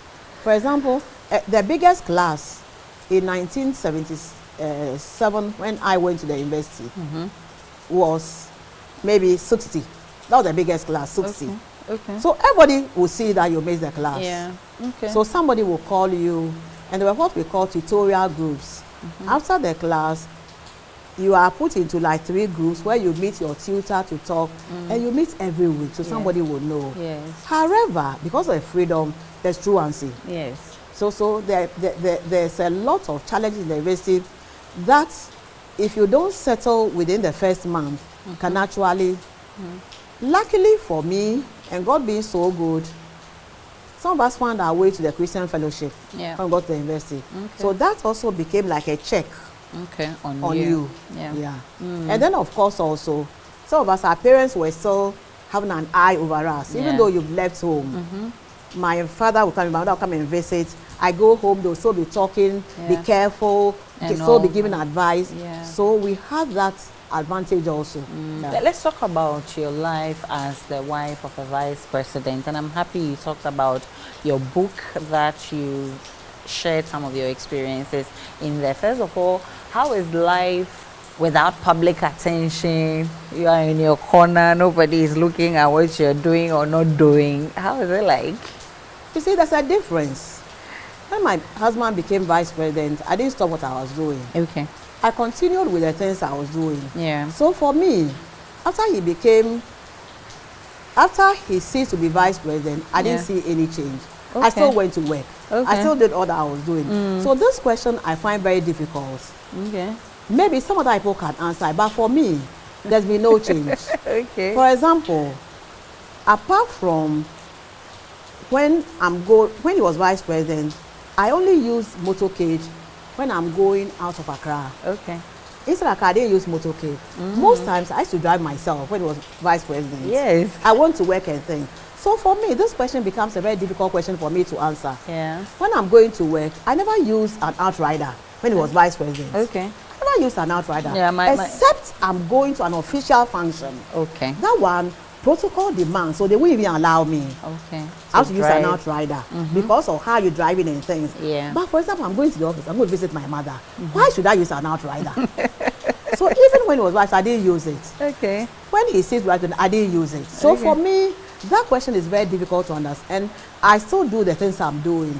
So for me, there's practically been no change. Okay. How did you manage the pressure? I mean, I remember those times when they say the economy is not doing well. The vice president, he was even giving some 170 questions to answer and all of that. I mean, how did you manage it as a wife of the vice president? You know, in this life, I think what people should know is that each person should know themselves. Yeah. And if you really know yourself, what somebody says about you doesn't matter. Okay. It's when you don't know yourself and somebody says something about you, then you are not sure. And if you are going to let people's opinions about you matter, you won't sleep. Yeah. You won't sleep.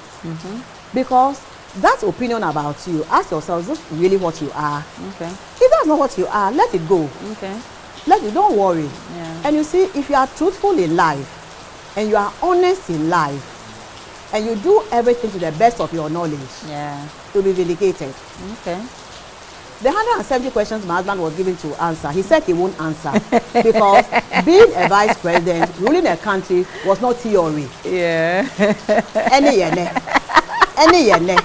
Hasn't history proven us that my husband was right? You know, sometimes it's best to keep quiet. Sometimes it's best to work and let people see what you are doing, than to stand at the rooftop and shout. Yeah. And my philosophy in life is whatever you are given, do it to your best ability, do it truthfully and honestly, and leave the rest to God. Yeah. So I'm sure as a human being, there were times that he was down because of some of the public outrages and all of that. I mean, how did you help him manage the stress? Certainly, as a human being, what is said will manage, especially, let's be truthful to ourselves. Yeah.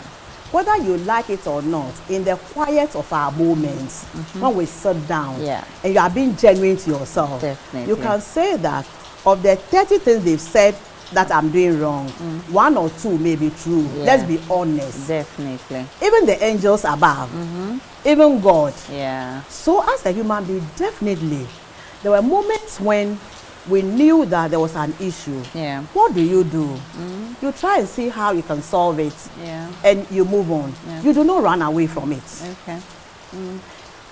The worst thing is run away from it. If you try and solve it and you don't succeed, for me it's better than running away from it or lying. Yeah. Okay. If you understand where I'm coming from. So yes, there were those moments, but we also looked at it that, can it be done better? Yeah. Is there any way we can do it? How do we remedy it? Those that can be remedied was remedied. When I went to Kukurentumi about that chalk issue, the thing was taken out of context. Okay. Okay.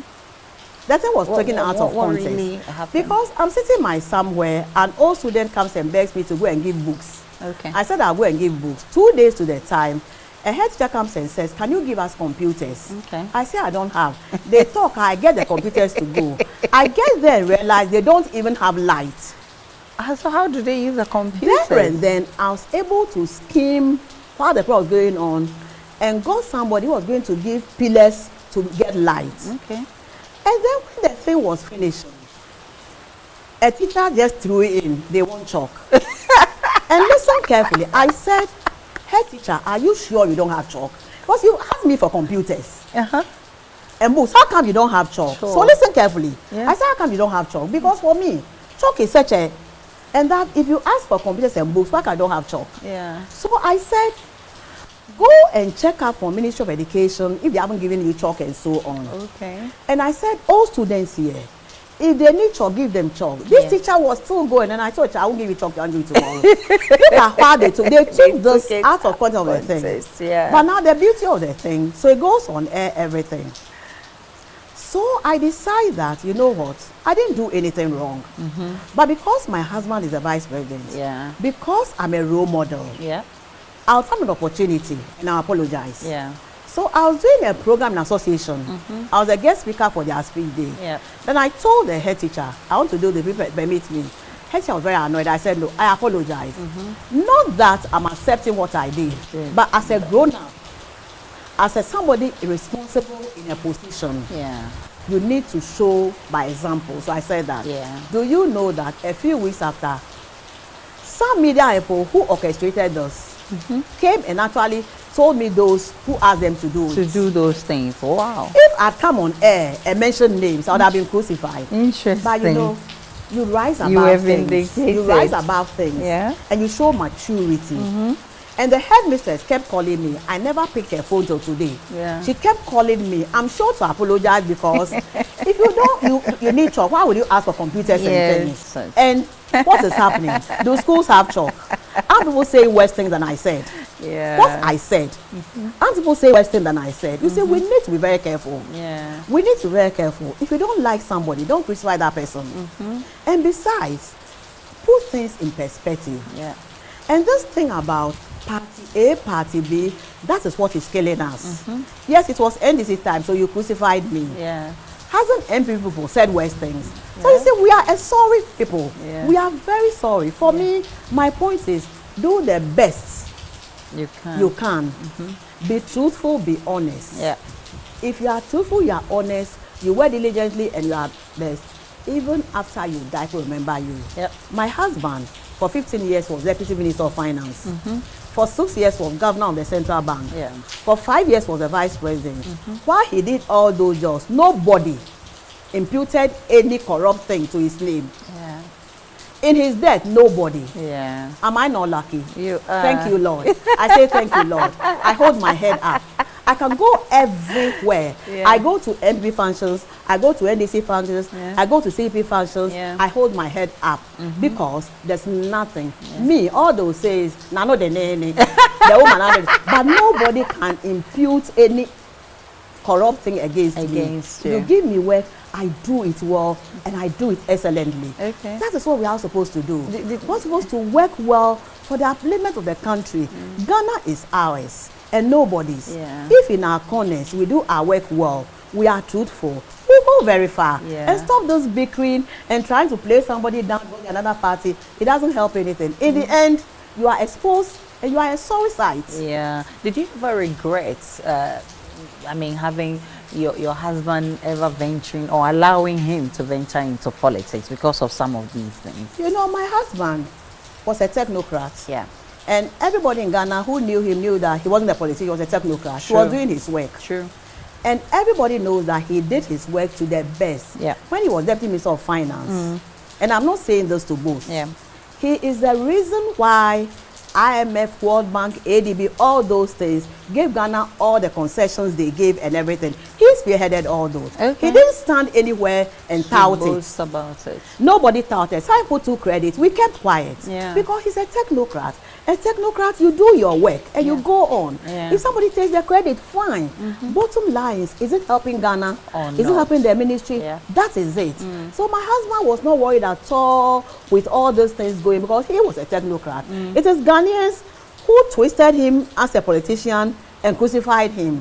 But that one, when we all get there and God asks us, we'll all answer. Do you miss him sometimes? Of course. Always. Of course, you know. I have a friend whose husband has died 40 something years ago. Even she misses the husband. You know, the thing about death is, it is not that the person is dead. It's the separation. The fact that you don't see the person, you miss the person. I was married 40 years, 5 months. I was married 40 years and 5 months. Wow. My husband was a very much part of me. And those of you who know us know that we're very close. So yes, I miss my husband. Every day I miss him. But I've moved on. And I'm now in a season of life without him. And thank God, he has strengthened me. He has encouraged me, has empowered me. I'm living a beautiful life. So I give all praise to him. We're happy for you and we're really happy that you've moved on even though you miss him and pray for him sometimes. I remember the former President Mahama said that the late Atta Mills advised him when his wife went to him one day crying that they are insulting my husband. I don't want my husband to do this again. And he said, if you have a Jacko, you should go and watch and stop listening to them. I mean, was there ever a time that, I mean, you were so down because they were talking so much about your husband? Oh, definitely. As a human being, there will be several times that you feel that way. Yeah. I mean, unless you are not a human being. Yeah. But for a human being, there will be several times you feel that way. But I see the bottom line is that, so if you don't do it, who should do it? Yeah. And this is something I tell Christians, that we sit in our corners and we complain that Ghanaians insult, Ghanaians talk too much, so me, I won't go and do politics. Yeah. So if you won't go and somebody goes and messes you up, aren't you the cause? Yeah. My husband used to say that if many Christians will go into politics and truly make a difference by being ethical and morally right, the others will see, and little by little it will change. So you know, yes, there were times that we were down, but you should look at the bigger picture and not the smaller picture.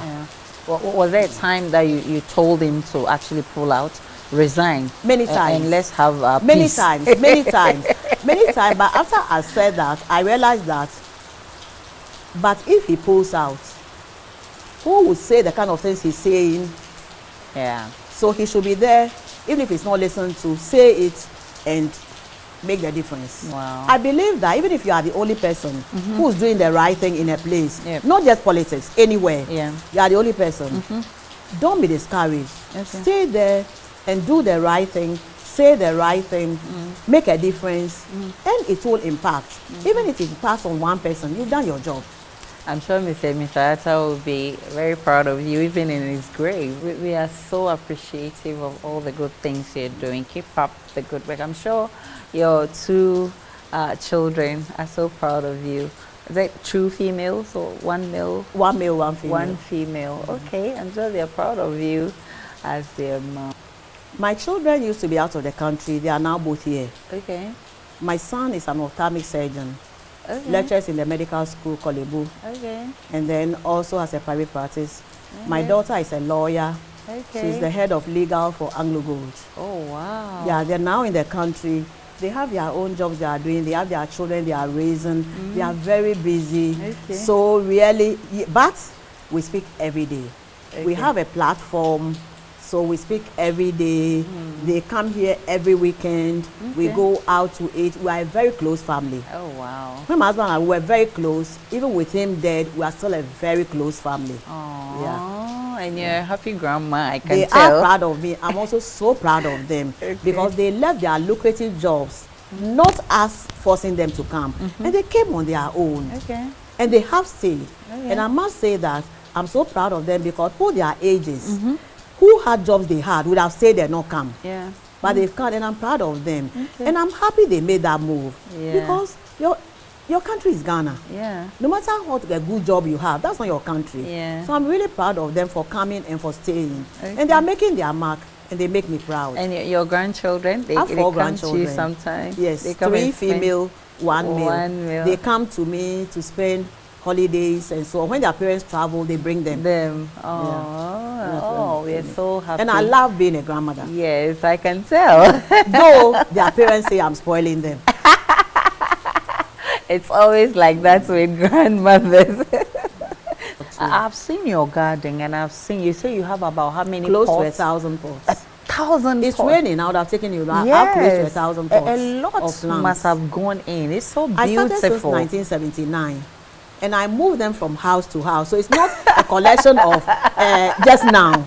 It's from 79. Interesting. And I moved them from house to house. The metal frames you see, they are about 18 years old. I've moved them from place to place. Wow. The only thing is we keep spraying and things. And making it look nice. Yeah. Oh, wow. They're love so plants. beautiful. I love plants. They, apart from the green, they also help so that the place is not very hot. Yes. So there's a coolness. And it's also refreshing. Yeah. And you know, plants tell a lot about the person. Yeah. if you are very angry and sad, your plants are not doing well, they will show. Okay. In the same way, they also liven you. Yeah. If you are sad and you walk around them, they have a way of bringing you up to life. And it's also appreciating God. Yeah. I walk in and I marvel at how different the plants are. Even the same species are different, and you wonder how God can be able to turn all these things. So it shows not just the beauty of God, but it shows the handiwork of God and the power of God. I love walking inside them. If it wasn't raining, we'll sit in the garden. In the garden. But my grass is for looking. Okay. It's not for sitting. It's not for sitting. They look so beautiful. Of course, I have coconuts. I have orange, I have mango, I have alugontugue. All of that? All of them. My coconut is even fruiting. In the you garden? come in about a month, I'll give you some to take. So you see, I don't do just plants. And all the herbs I use in cooking, I grow. You grow them? Oregano, basil, mint. I grow them and I pick. Wow. Because I don't use Maggi cubes and all those things. Yeah. Oh, interesting. Yeah. I'm sure you also listen to music sometimes. Do you? Oh. My dial is on Atlantis. I'll tell you why. Because I love their music. It's cool. So my dial is on Atlantis. I love music. Cool music. I love cool music. I'm not talking about Christian music. Secular cool music. Please, I don't like chan. I'll mention Did you have a the ones favorite? don't make, I don't like. But I also love gospel music. But even in the gospel music, some do not make sense. So I pick and choose. When I wake up in the morning, without brushing my teeth, I walk in my room and pray. As I'm praying, there's very cool music going on. Sometimes it's Joe Bicham, cool music. Or it was a Nigerian called Pray. If you know him, simple, nice music going on in the background. I'm praying before I come and have my quiet time. And that music that you play without even singing it, it warms the heart. It warms the heart. You know, most of the time we don't listen to the words. We like the rhythm. But when you listen to some of the words of the music and you appreciate them, it uplifts you and it sets you off for the day. And for me, that's what it does. It puts me in the mood for the day. I go out and I'm bubbling. Yeah. And I do that in the evening also. Do you have a favorite? I like the old type of music, which you might not know. The Oh, old you ones. sing a line or two for me. The cool ones. I like the cool. My voice is really bad. I sing only in the bathroom. I sing so that, you know, when the water is pouring, nobody will hear how bad my voice is. So when the water, you know, when the shower is on, then I'm singing, so that even if you are in the room, you will hear what I'm singing. For example, let's take somebody like Steve Wonder. Let's take Steve Wonder. Steve Wonder has a couple of songs that are minimum. For example, like I Just Called to Say How Much I Love You. It's an old song, but the words mean a lot. The words mean a lot. And then you take somebody like Richard Clydeman. Richard Clydeman is a jazz player, but some of his words make meaning. Like I said, I go for more the words than the rhythm. And you see, and so you've listened to the words, you'll be surprised what they mean. You know, when you start listening to words, you wonder. I said even some gospel music I don't like, because when you listen to the word clear, you say, yeah, and these are the words I'm singing. Even gospel music, oh. You see.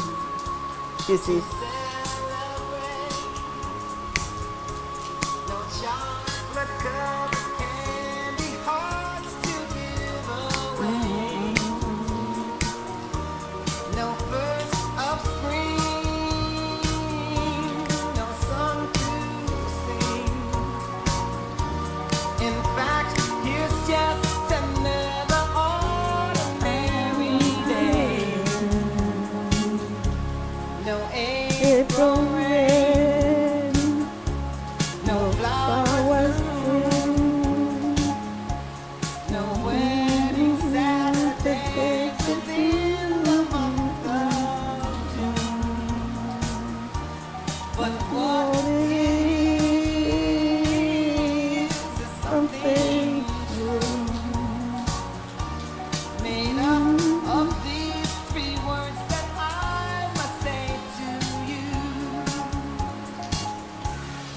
I just called to say I love you. I just called to say how much I care. I just called to say I love you, and I mean it from the bottom of my heart. So you say, just those 3 words, I love you. I just gonna say I love you. Yeah. I don't know what orchestrated him to write the song. Yeah. But for me, it's a song that is from the heart. Okay. And I like the words. He talks about seasons in America, like summer, winter, and things. But just equating it with the laugh he has. And I think it's a beautiful song that sing to your husband. You used to sing to your Mr. husband. Misata. I used to sing to Mr. Misata. Oh my I used to goodness. send him text how I love you. Oh my God. Me, I was writing him love letters. And Really? he wasn't writing me. But I was writing him love letters. Me, I'm very romantic. I was writing him love letters. I was singing to him. I was doing all those clips and so on to him. And sent to him. Because me, I'm very romantic. But somewhere along the line, he learnt it. He learned how and to he started do it. doing it. Oh. Before he wasn't doing it. So he would say to me, you should have married an Obroni. you do things that Brofo does. For example, I'll write him a note and he's wondering, what's this note for? So, and I said, he didn't reply. But he learnt it, and you know, Paul Ambantem, he surpassed me. To the extent that on one birthday, I'm sitting in my office, and people came to serenade me. Okay. And this is the husband who didn't used to do it. He did it for me. It was a surprise. So he learned. So you'll be turning 70 next year. Next year. 4th of June. My birthday is 4th of June. Wow. You don't look it. Did you do anything to keep fit? I exercise a lot. Okay. Yeah. We used to go to the gym. Actually, my husband collapsed in the gym. We used to go to the gym. Yeah. After my husband died, going to that gym became a problem. Yeah. I have a gym in the house. I have a gym in the house. Okay. But you know, the gym reminds me of a lot of things. And as I put in the book, my book, there are triggers that trigger the memory. So I must make a confession. I've never used the gym in my house. Though it's an essence, I've never used it. But every morning, before I leave the house, I commit to walking at least 3,000 steps. Okay. So every morning I walk 3,000 steps. And by the end of the day, I should have done at least 8,000 steps. Wow. Most times I do 10,000 steps. Wow. Yeah, so by way of exercise, that's what I do. Okay. And then because you are always driving, you are sitting stationary, if you don't take care, there's no exercise. So during the day, I do at least 50 press-ups. Oh, wow. I do at least 50 press-ups. In the office? Not once a go. Yeah, okay. But I can do morning, Bits and afternoon, pieces, evening. okay. And then as a rule, I do squats also. Okay. Yeah, so there are little things I do. Otherwise, you find yourself sitting and you are not doing much, which is not good. Oh, that's really I nice. really wish I can go back to the gym, but you know what happened? Yeah. After all this, I haven't used my gym. When I'm traveling, I take my gym kit. I don't use it. Yeah. 2 weeks ago, I was in Addis Ababa. I just had the courage. I went to the gym. Okay. Every day I was in Addis Ababa. I went to the gym. Okay, that means you really... So I think that it is broken. It's broken. I went to the gym every day I was in Addis Ababa. And actually sent text to some few friends and my children that, see, I've gone to the gym and I've stayed for 1 hour. Oh. Yeah. So I think that phase is past. You've broken it indeed. But I find things to do. Like, for example, gardening is good. You can garden and so on. Yeah, aside the therapy. Yeah, so that's how I keep fit, by walking, by doing my press-ups, by squatting. And then in the office, I go up and down the stairs a lot. Okay. Not that I want to see all people who come to see me, but exercising. Yeah. You know, Yeah. so I go up the stairs a lot. Sometimes I just go up and down, just as a form of exercise. So, unfortunately, it's raining. We would have done some few steps with you, but it's been nice talking to you. And I must say, we are so appreciative of all that you're doing for Mother Ghana. Keep up the good work. Viewers, thank you so much for watching PM Personality Profile. Same time next week, we'll be coming your way with another interesting edition of PM Personality Profile. Do enjoy the rest of our programs.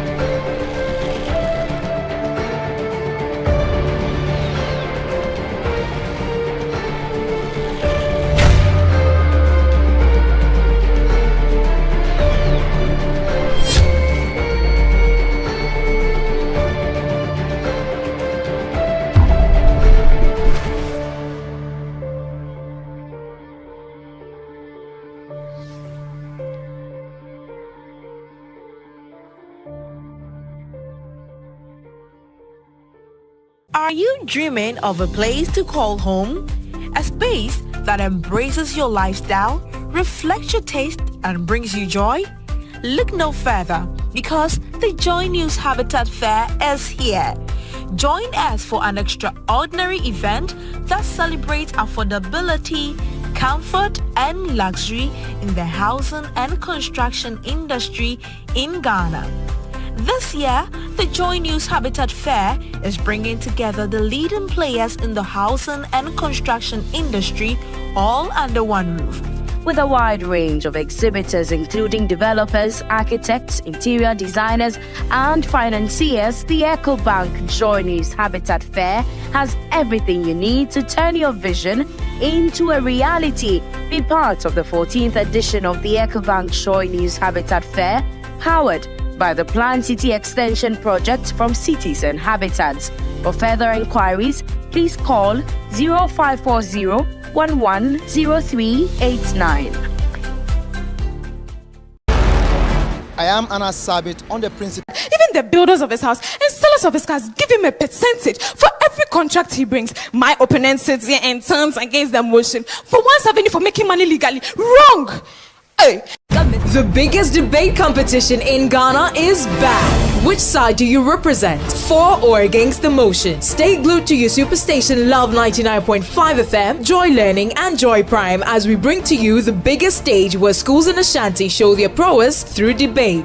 Rally behind your alma mater to glory as gallant young men and women from the various senior high schools in Ashanti elucidate their stance on matters of national interest. Venue is the Christian Service University College. Catch us live on Love 99.5 FM, on Facebook at Love 99.5 FM, Joy Learning, and Joy Prime, 2 p.m. each day. The Love FM High Schools debate, trumpeting the voice of young ones on issues of national interest. This event is brought to you by your superstation Love 99.5 FM, the Ashanti Regional SRC, and the Regional Directorate of Ghana Education Service Ashanti, and CHAS. This program is in partnership with Pepsodent, Rasta Choco Molds from Twillium Industries, Christian Service University College, Jackson Educational Complex, Cowbell, Madam Catherine, Fritol and Fortune Rice from Wilma, and sponsored by Zest Consult, Pidato Company Limited,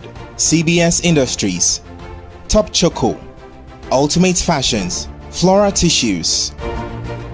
Supported by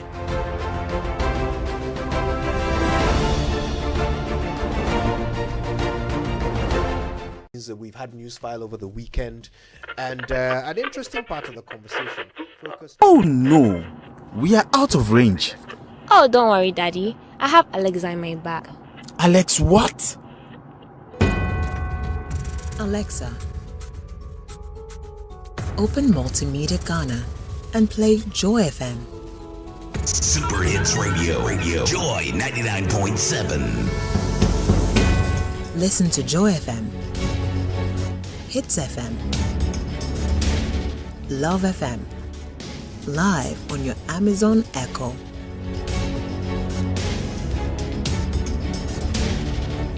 Listen to your favorite multimedia radio stations live on your Amazon Echo device by saying, Alexa, open Multimedia Ghana, play Joy FM or Hits FM or Love FM. Or catch up on your favorite podcast by saying, Alexa, play, and then the name of your favorite podcast from Multimedia Ghana. For a list of all podcasts available, say Alexa. Ask Multimedia Ghana to browse programs. And we are back like we never lost signal. Alexa, welcome to Multimedia.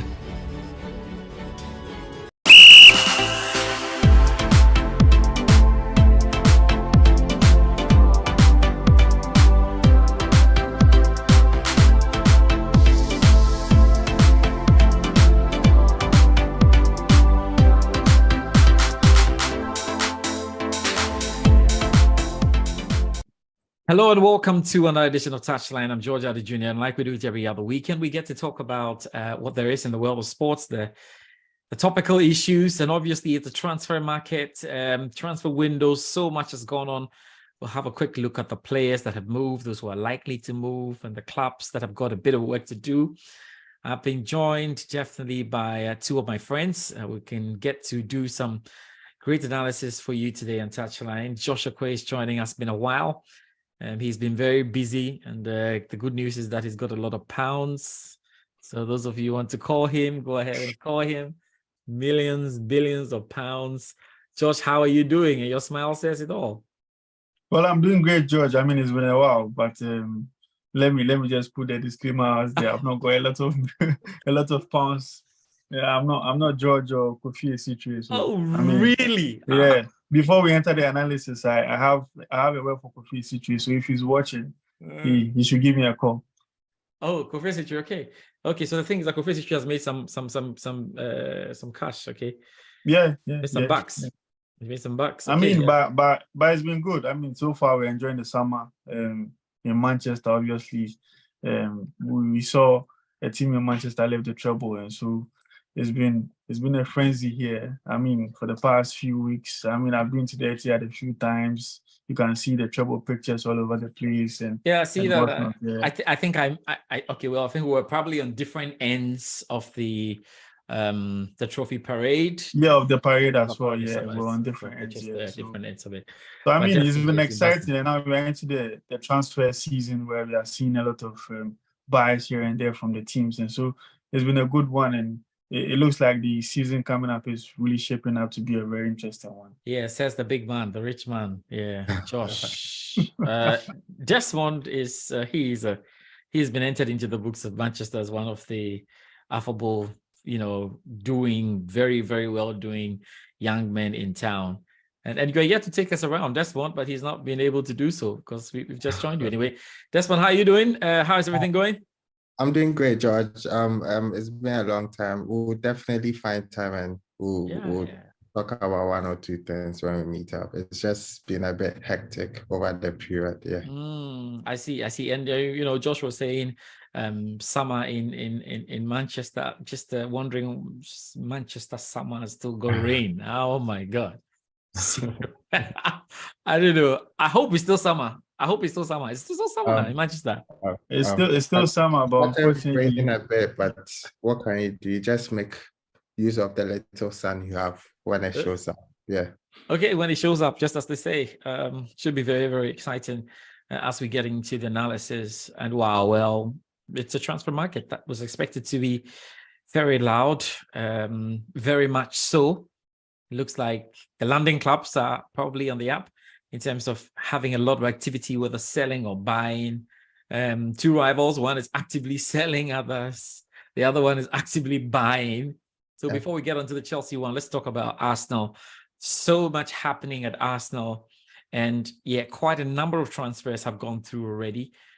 Still quite a lot to talk about in terms of where it's going. I have deliberately not spoken a lot about the Thomas Partey issue because there are so many angles to it, and we'll wait for it to, grind. And when it gets to a good point, we'll get to you that discussion on Thomas Partey. And Josh, a lot of people will feel that George is sitting on a lot of information and he doesn't want to give it out. The point is that I can give out information now. I've had a few guys asking me questions directly in my DM and all. I'm not giving any news on Thomas Partey now. I just tell you that wherever it ends, we'll come back and then do analysis on it. So let's stick with Arsenal, because if we started Arsenal and I didn't mention Thomas Partey, say, what's this guy doing? If you're on this show, we're not going to hear what's happening to Thomas Partey. All right. So now let's talk about what we have seen clearly happening there. Kai Havertz is probably one of the guys, obviously, who has made it into Arsenal at the moment, following in the likes of Jorginho and the other Chelsea players who crossed over from the West straight into North London. So let me start with you, Desmond. Was there a need? Did you need Kai Havertz, or you have had to go for him because there is quality on the market for a price that you can afford? So to be honest, it came as a surprise to many Arsenal fans when they heard about Arsenal chasing Kai Havertz, because he was not one of the people Arsenal fans were expecting for us to chase during the transfer window. But with a lot of things I've read over the period, it's more of he coming to help with the midfield, with speculations of Xhaka leaving the club, If you look at Kai Havertz's tenure at Leverkusen, you could realize that he was more of a midfielder who had contributed to his team during that time. So even with the press release that was dropped when they announced the signing, you could hear Arteta talk more or make emphasis about his addition to the midfield. Like I was saying, it was out of nowhere, but then we've had Arteta bringing out players like White, Ramsdale, who no one thought were going to sign, and they've proved over the period that Arteta indeed has a very good talent ID. So we would wait and see how it goes, but definitely 65 million for a player like Kai Havertz. Arteta definitely sees something in him. That's why he's definitely going for that. And it's important that in this transfer window, and I've tried to guide a lot of football fans through it, is that if you want to be sure if your club is making good business or bad business, you have to be very honest with what you really need going forward into the next season based on your targets and objectives, and even at times the kind of competitions that you're going to be playing in. So Josh, let's take it back to Arsenal last season, what they had. What really did they need to do in terms of improvement? And do you see Kai Havertz anywhere in the picture in terms of improvement? Yeah, obviously. I think that Desmond mentioned it. It came as a surprise to everybody because Kai Havertz ordinarily would not be somebody that Arsenal fans would even fancy. So it was a surprise. But you look at Arsenal, and I look at Arsenal last season, and you could tell at certain points in time that they needed refreshing in their midfield because the likes of Thomas Partey and Xhaka and co, they were not really in the best of form, especially in the last stretch when Man City were chasing them and Man City ended up winning the title. So they needed a bit of refreshing in that midfield. And I look at the Kai Havertz signing, and for me, I think it makes a lot of sense. I think that he's a player who can still develop to his full potential because he's still just 24. A lot of people forget that he's still 24. So he's got a lot of potential in him. And if he plays under a manager like Arteta, who's proven to be able to develop a lot of these young talents, he could improve. And he's coming into an Arsenal side that is looking a lot more settled than Chelsea. And let's face facts. I mean, Kai Havertz is coming to Chelsea since 2020. Within that time, between 2020 and now, they've had about 3 or 4 managers or so, I think. Yeah, 3 managers. Yeah, season. so you can clearly tell that it's not a settled side. They are not settled.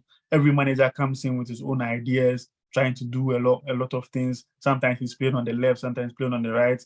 He probably got his best form or his best joy when he was playing as the false nine under Thomas Tuchel for that half season when they went on to win the Champions League. But obviously, you can tell that in the end, he's not a striker, and so he will need to be put in a role where he'll be more fancied and more favored. And so I think that it makes a lot of sense for Arsenal because he's also a very versatile player. I mean, we've heard talks about the fact that Granit Xhaka will leave, and so he will probably be slotted into that Granit Xhaka role. He can also play across the front three, and so maybe he could also play as somebody who would ease the burden or on the shoulders of Bukayo Saka when he needs a rest. Because last season, there were times where Arsenal literally had no one to come in for Bukayo Saka, even when he was tired, even when he was carrying a knock. He had to play through it. And during the England games recently, guys, Southgate actually came out to say that Saka has been playing with an Achilles problem for the past month or so, and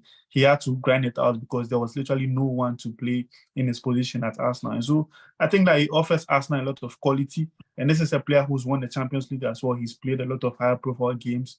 He's Germany's striker at the moment, literally at the moment as we speak. Maybe the German project is not going as well as we wanted, but he's still playing as a German international. He's played over 41 caps for Germany. So he's a very good addition. He's won the Champions League as well, like I said. So going into the Champions League, Arsenal will need to have a bit more strength in depth. And if you're adding these kind of quality signings to your team, then you can only improve. And that's where it gets a bit confusing, doesn't it, Desmond, really? does Kai Havertz walk into this team as a starter, or is he supposed to be the buffer to Saka, the Ajax? Is he going in to take that role away from Odegaard, who has been playing so well and creating right behind and the striker, who's scoring goals when he's expected to score? Where do you place him, Kai Havertz? So I believe he would have to fight for his position in the team, because as it stands, the team already is gelling, where you even had players like Trossard, who came in when Jesus was injured, was giving you hat-trick of assists and still couldn't be a starter. So with a player like Kai Havertz coming to rival players, possibly like Odegaard, within this period of time, it would be very difficult for him to just walk into the team, unless definitely it just comes as a surprise to all of us. But definitely, it's going to give competition to these players. People like Odegaard would need to up his game. He's been brilliant last season for us, one of our best players on the pitch. And when you have such competitions, you have people trying to rival your position, it also ups your game. You could realize that, like, getting to the end of the season, you had some players not really performing due to fatigue, the pressure on them and all that. And when you have experienced players like Havertz coming in to from the bench, possibly to even step up during the game, it also adds a lot to the team. And that was what differentiated what Arsenal had compared to what City had last season, and that was why they were able to edge over Arsenal to pick the league. We can understand, obviously, Josh, that every competition like the Champions League, you need more players. Players can get injured and go in. Here's Kai Havertz, who's been bought for 65 million. That's a lot. A lot, because it's probably maybe 7 million away from the record signing. That's Pepe. Am I right? So Arsenal, Pepe. Yep. Yeah, so maybe Declan Rice, when he finally lands at Arsenal, he takes it over in terms, he becomes a record signing there for Arsenal. The amount of money that's been spoken about, we'll get to Rice in a bit. But that's 65 million pounds. Obviously, in that discussion, before Kai Havertz would decide to come to Arsenal, there must be somewhere in there that, well, he's going to get opportunity to play. But the key question is, Kai Havertz is so versatile that it's become a bit difficult to say where he plays best on the pitch. Well, yeah, it's true. But for me, judging by the comments Arteta made when the signing was officially made, I think he's going to go straight into that Granit Xhaka role, because he's a left-footed. He can play in that half 8, half 10 role alongside Martin Odegaard. So I think that he's going to go in there straight away. And you look at the stats from last season, Kai Havertz made the most runs into the box than any other player in the Premier League except Erling Haaland. So it tells you that Arsenal have watched him. They clearly know what he can bring to the team. And you look at even Granit Xhaka last season, he was making a lot of runs into the box, and he was getting on the end of some very good chances, and he was even scoring goals. You look at Xhaka over the last 5 or 6 years where he's been at Arsenal, and last season was his most productive season because of the kind of role he was playing for Arsenal. So I think that straight away for me, that is where he goes into. But this is a player who is very versatile, and so even if he doesn't go into that role straight away, he can still provide you with options all over the pitch in those forward areas, because he can still do a job as a false nine, still deputize for Bukayo Saka, or even play on the left if there's no Martinelli or Trossard to fill in those spaces. So I think that he's very versatile, and it's good for Arsenal. These are some of the signings that Arsenal need, because you look at Man City, who Arsenal were challenging with, and they've got a player like Bernardo Silva. Bernardo Silva literally doesn't have one position. He plays on the left sometimes, on the right sometimes, deep in midfield sometimes, and Pep has used him even at left back last season in certain games. And so, yeah, you need certain players to be very versatile. And when you want to challenge for the big trophies, like Pep has shown us, sometimes most of his players don't have one role they play in the team. Probably aside Erling Haaland currently in that Man City setup, I could say that every single player in that team can be shuffled everywhere.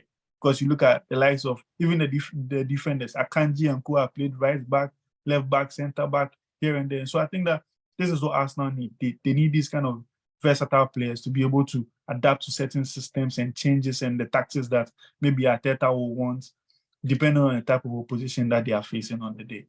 Well, it makes a lot of sense, doesn't it? Especially if you look at it and think about it, like, okay, there's no Xhaka and Xhaka, or like say Havertz in for Xhaka, then that's like a straight improvement basically in terms of the attacking impetus, right? For Arsenal, maybe a little question mark on the grit that he offers, but sometimes Xhaka can also cause a lot of yellow cards in the situation based on how he goes in with his tackles and all. So it's all interesting for us now. Let's quickly touch on Declan Rice. At least as we speak, we know that there has been an agreement, which is critical, that Manchester City opted out in the race. Maybe the evaluation of the player was not what West Ham really looked at. And I don't want us to talk too much about the evaluation of players, because by now I hope football fans around the world understand that the power in the transfer market these days lies right there, with the selling club, and there's nothing you can do about it. They have valued the player and they say, this is the amount of money we want. If you don't like it, you can sleep. I know people get very, very irritated about the way some of the prizes are. It's amazing how Declan Rice is going for how much? Come on. Or Josh, you think Declan Rice is as good as the amount of money they're talking about? Maybe it's unfair to even discuss it. That's why I don't want to discuss it, because no chance. A lot of players last season, this season, the last 5 years have just not been worth the money, and it's just the ping there. Why are Arsenal so determined to get Declan Rice in there, Josh? What do you think? I think it's going to provide them with a lot of years at the highest level. He's a player who's shown that even in that West Ham side, he's very quality. I mean, he's one of the best defensive midfielders in the world. I listen to a lot of people speak, and the way they speak about Declan Rice is as if he's not good enough at all. He is that good. He is very good. I mean, you look at him even for England, and I remember during the Euros, the moment he went off in that final against the Italians, you could tell that England had lost a foothold in that midfield. This is a player who makes a lot of difference for West Ham. And so for me, he's got a lot of quality, and Arteta has looked at him, and he's looked at him very well, and he says, look, this is the guy I want. He's English, he's homegrown, he can give you a lot of years, and he's a massive talent. I was reading a few stats earlier on in the day, and I even realized that in the last two seasons or so, he's made more tackles, made more interceptions, and has a higher passing accuracy than both Thomas Partey and Jorginho. And those are the two players who play in his position at Arsenal currently. And so it tells you that Arteta and Arsenal have done their scouting on the player. And so he offers them a bit more youthful exuberance, in addition to the fact that he's more reliable than Thomas Partey, who was Arsenal's #1 DM, because in the last 2 or 3 years, Declan Rice has barely been injured. And you have Thomas Partey on the other hand, who gets injured here and there. He misses the big games. I think in the last 3 seasons that Partey has been at Arsenal, he's missed about 18 to 19% of the big games. I mean, you look at the games against the Man Cities, the Man United and co. He always misses those games. Even this season, he didn't play away at United. He didn't play at home to Man City. Those were 2 big games for Arsenal in the title running. And so Declan Rice is going to give them the availability, as well as being very good on the ball, being able to progress the play, and being able to as well tackle and intercept and do all those kind of things that a modern day defensive midfielder will do. And for a player that Manchester City and Pep Guardiola were interested in and were willing to pay 90 million for him, you can clearly tell that he's a very good player. And for me, I have no doubts about it that he'll be very good for the Arsenal midfield. Well, just a quick one there. I don't know, does this really end your fight for players in the midfield? You've got Kai Havertz, you've got Declan Rice. There's one time to look elsewhere on the pitch. So At the moment, I believe that would really settle our midfield, because if, let's say, Partey doesn't leave, it's going to be a very huge boost for us. Apart from we having Jorginho and Declan Rice coming, you have these other players, Lokonga, who was very good during the start of the season, but lost a bit of confidence because he got dropped and all that. So I believe we didn't really have a midfield issue. The only issue we had was because we couldn't rely on our players because of their injury record and all that, and that was what affected us a lot. If you have Declan Rice coming in, who is very, very disciplined, tactical, and barely goes for gets injured, it's going to be a huge boost for the team as a whole. So I believe it's going to be a very good buy. And this player was being chased by Arteta or Arsenal even before the season ended. So it shows how important he is for the project which he's trying to build, and it's really going to be a very good buy for the team. You know, guys, we had options, and because we'll have a long time discussing the transfer window, I don't want to push everything, right into one show. So it's good that we break it down as we go. Just been thinking about Chelsea, actually. And it's important, and it's, as always, I think it was the last time we were on the show, we had a big go at Barcelona, because they had even just thought about going back for Messi. And we thought that was such an upset in all the good things that they have wanted to do, and the fact that they keep on saying we want to build on. And it just looked like sometimes they're building on whatever banner or headline is just being advertised for fans to feel good about it, but nothing is being done. If you want to build, Man City have shown you the way, Real Madrid have shown you the way, and other clubs are still building in their own rights. Okay. Now, if you look at the reasons for which Chelsea went for the players they are actually selling now, it tells you that there is a full turnaround at the club. And even with that, you are still not sure what next for the club. Because players like Koulibaly have left the club, Edward Mendy have left the club, Kai Havertz left the club, and many more are on their way. Kovacic leaves the club, and many more. Mason Mount wants out. It's like a clear wipeout after just a period of 3 years. So, Josh, what does it say about the transfer policy, really, and what it really meant? Because when Lampard was there, the whole idea when all these players were coming in was we're building on, we're having a foundation, these youngsters. And that was one of the key things I remember, including Timo Werner and all, because the idea was that these youngsters in the next 4 or 5 years will become the stars of the world. They won the Champions League and everything has just gone down. What is happening? I would have said, what is happening at Chelsea?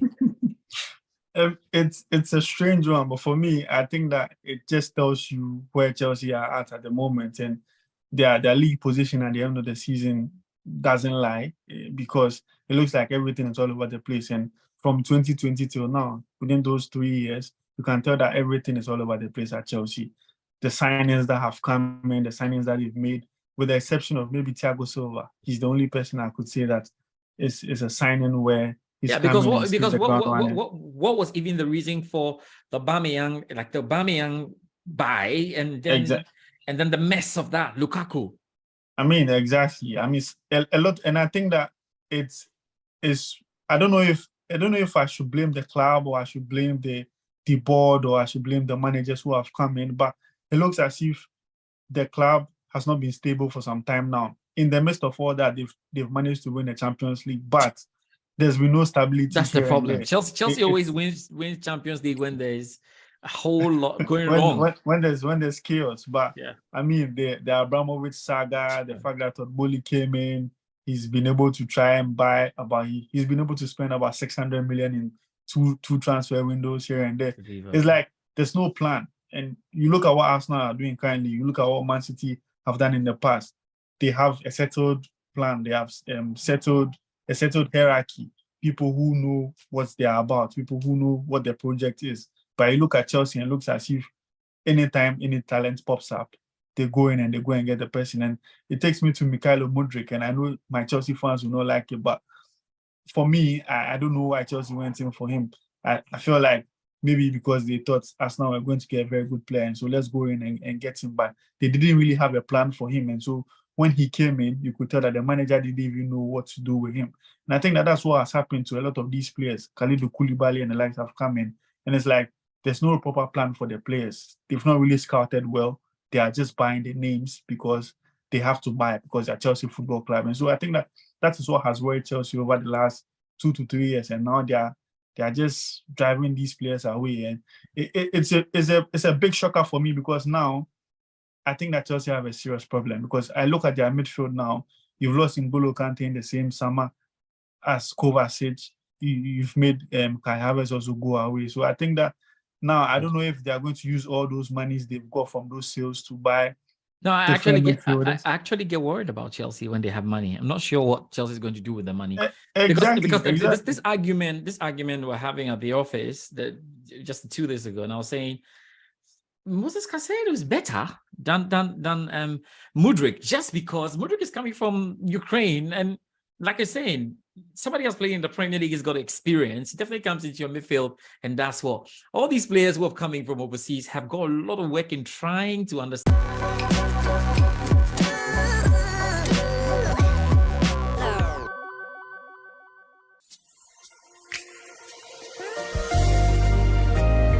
Yes. Oh.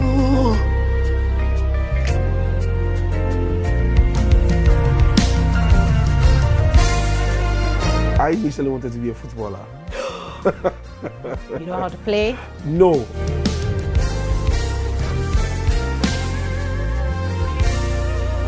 I was walking home one day and this madman walked up to me. I said, "You're going to do the work of God." He mentioned my name, Nanaya. "You're going to do the work of God. So you better start now."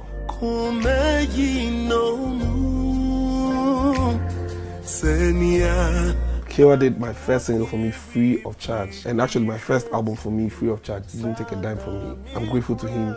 2013, he gave me my first ever single titled Holy Spirit Come.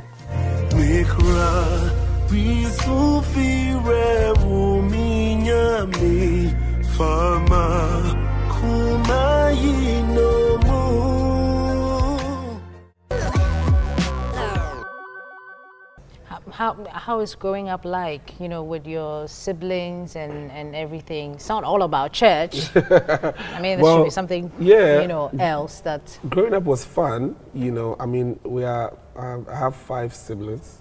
Okay. I'm the first of 5. You have a lot of responsibilities.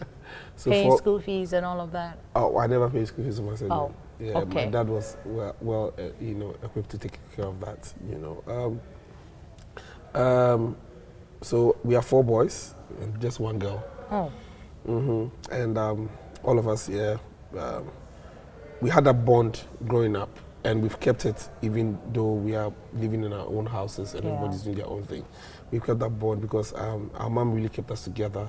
You know, our father was literally on the road every time, you know, trying to get money to come home. And growing up as a child, I didn't really understand why he was not home every time. But being a father myself, where I'm also literally on the road trying to make sure I provide from the family, I appreciate what my father had to go through just to keep the home, you know. So the absence of my dad, my mom played, you know, all the major role, you know, helping us to do our homeworks. Some she didn't understand, she just had to use her mind. I remember all the time, she taught me her homework, and when I went to school I had 0. I can imagine. I mean, Charlie, I came back, that's like, he was like, "What's the problem?" I had 0, and the teacher really caned me for that. I mean, so I mean, she's been there. Yeah. She's kept the family together. My siblings have a very strong bond. You know, we talk literally every day. They're also musicians, just like you. Or the one after me is in Australia. He lives. I mean, he went to school there. Now he lives there. The one after the one who's after me are twins, Jesse and Jessica. Jessica works in the petroleum industry here in Ghana, and Jesse also lives in the UK. He works in the UK. And the last one, Fredria, he also lives in the UK, working over there. So what are you doing here in Ghana? I'm here with my sister.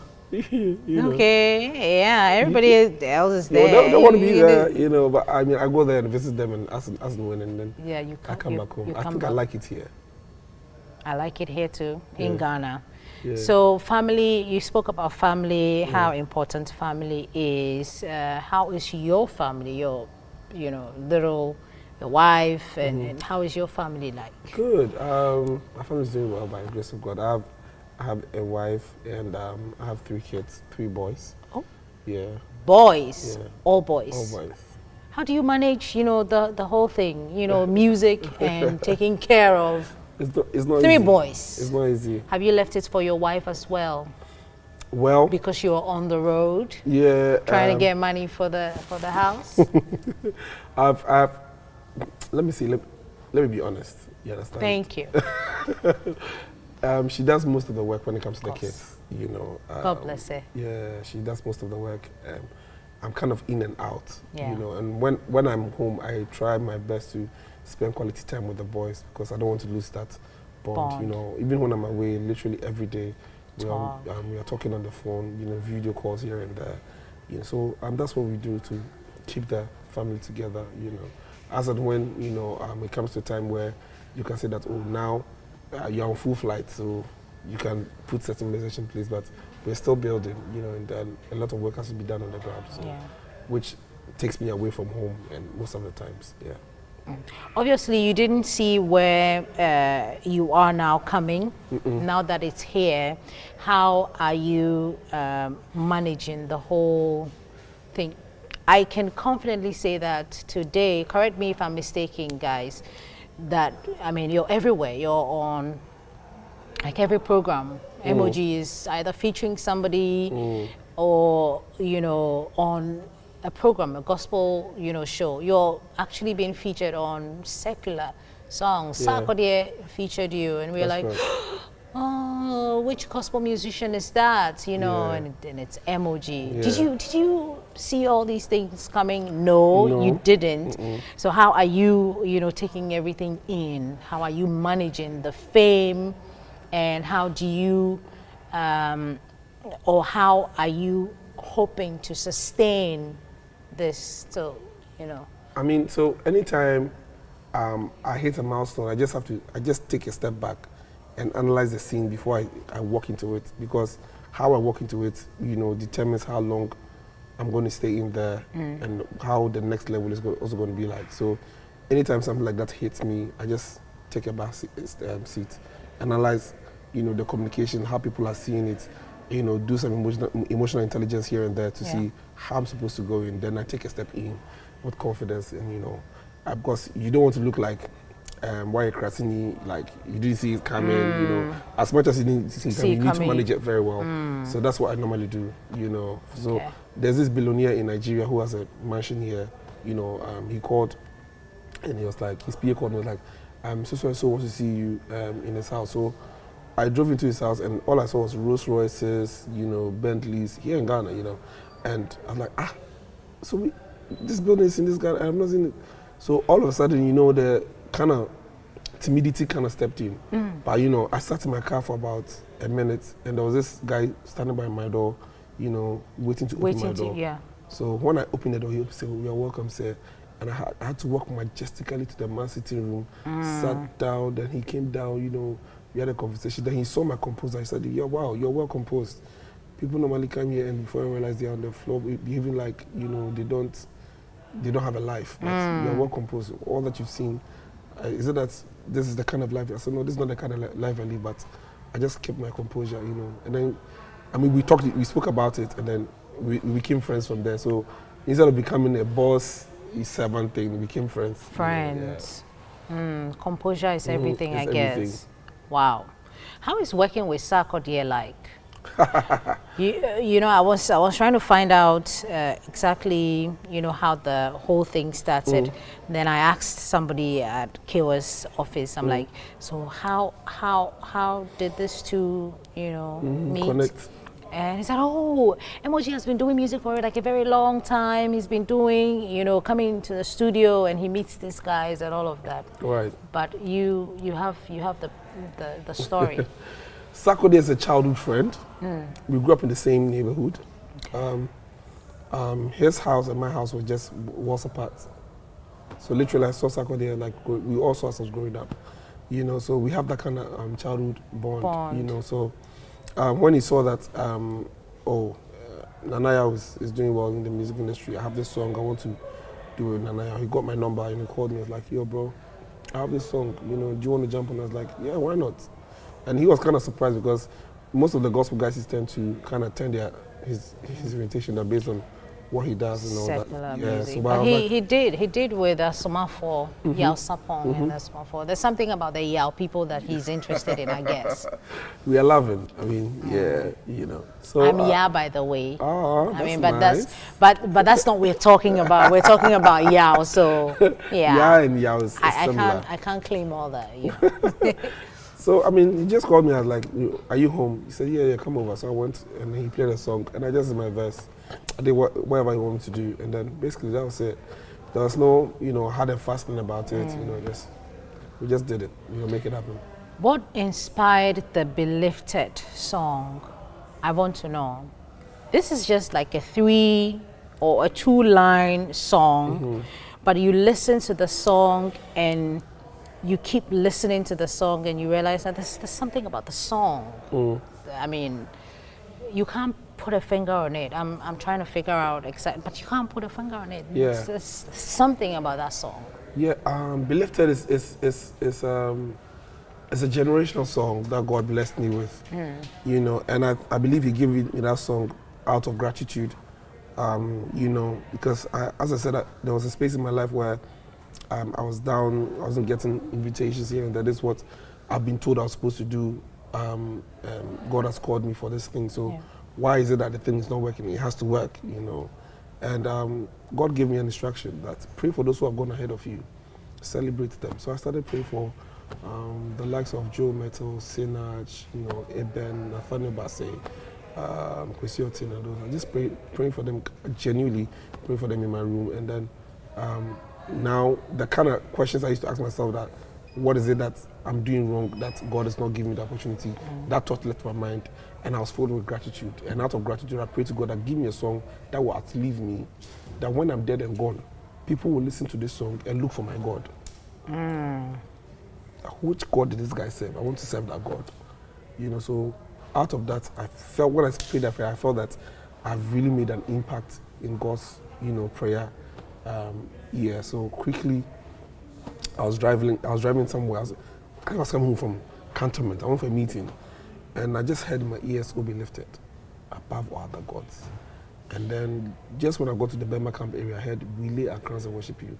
I knew that no, this thing is something. So I need to put the pieces together. So I recorded it, the raw words on my phone, and guess what? I was listening to Adum News. When I heard the Adum FM news, when I heard, so you don't listen to Joy. I mean, not that I don't like Adum. No, it's still Adum. No, I listen to Joy. I like Joy in the morning, so I listen to JoyNews in the morning. Because I get all the juicy juice, and when I want to laugh in the afternoon, in the evening, I go to Adum News, because the tree, Kasebo is tasty. Yeah, I just laugh. So basically, I got that wasn't when I went to the studio. I spoke to my engineer that I have something that I feel would be great. So we started playing with it, and we're able to build that song. Yeah. What does it mean to, especially Christians, to speak in tongues? I mean, I'm sure a lot of people... You're a Christian yourself, so you should... well, I can't answer that question. I'm not too professional. I speak in tongues. So what does it mean to you? Well, I can't really tell if you ask me. I do, but we have now, we're having more of that in our songs. When you listen to Diana Hamilton, there's a bit of tongues in there. When you listen to Joe, Ohima Messi does the same thing, and it's becoming, so for the benefit of people who don't understand, there are some churches who don't speak tongues, they don't believe in it. So So when you're you read, professional, so you have to help me here. It's not professionalism. It's basically scriptural. I mean, it's for the edification of the body of Christ. You understand? It edifies you, you know. And the Bible says that he that speaks in tongues speaks mysteries, you know. And then for you to speak mysteries in the realms of the spirit means a lot, because you are praying about something that you don't have any idea about. You are literally praying the will of God into existence when you speak in an unknown tongue. And obviously, the other side is that it confuses the enemy.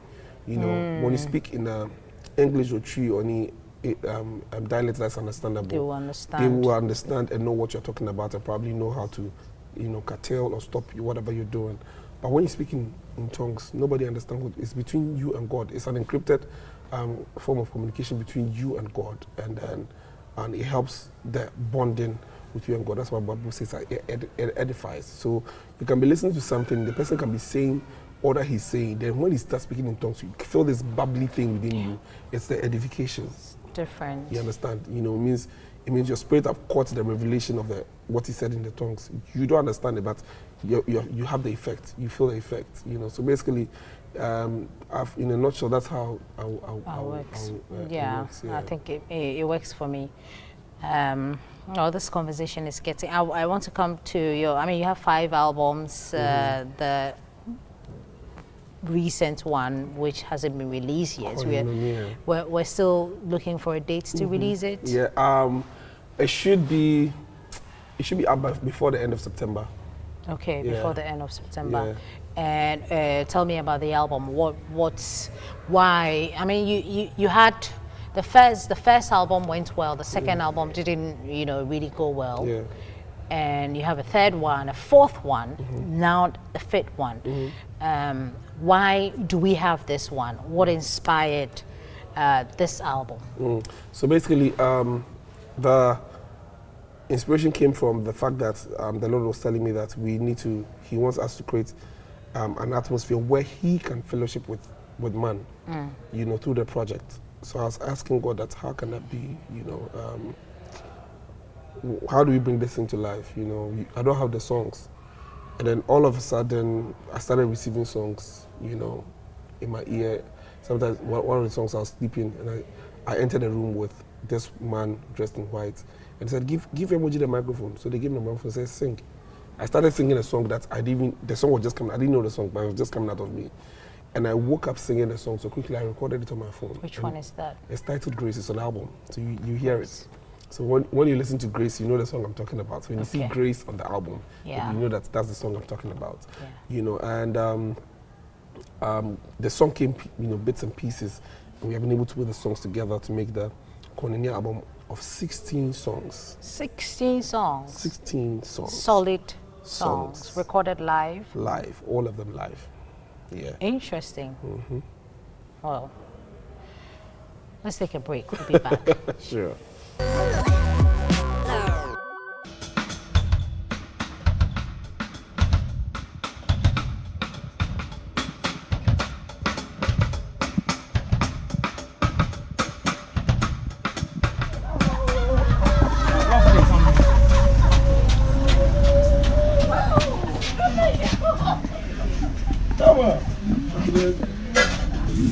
That's my grandma.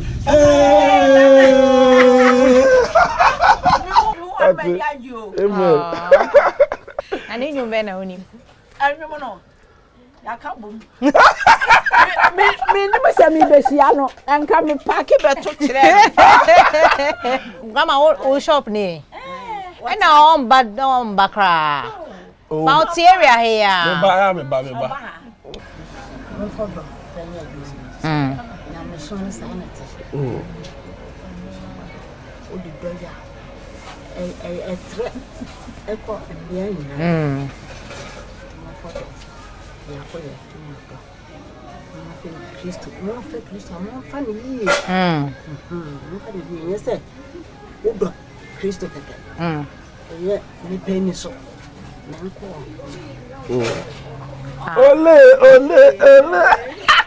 Yes, see by any bonnet. One say our industry, gospel industry. Why any be brave? Why any awards and susu be brave?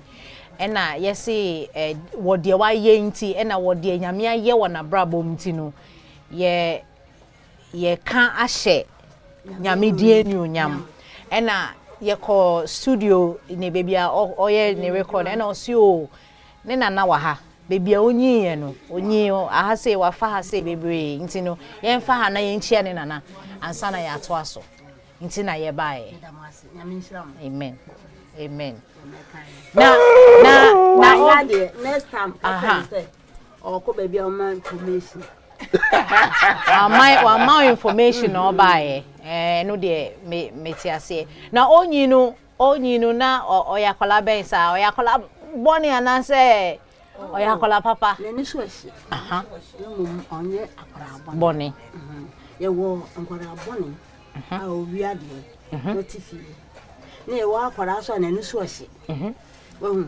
wo fi sa asma wo kan no onte nanso ote ti onya kolabo asoro sha ase wo mu kura no wo da so ado no methods no wo no ma ye beda wase pa now what's the meaning of ole? You kept saying ole. Oh, okay. Okay. Yeah, that's it. So wa hwe ni so ama yen ya me no hwe na so many nso ka on kakra mate na I futu be na obe odi be ma nkola omo sisu a omaba ahutam de me wo mo no say one fa Kristo first one Ferrade ne bu nipa fa respect mo de mo kan respect yeah me bu nipa me nya pepa ne do bia se wankasa wo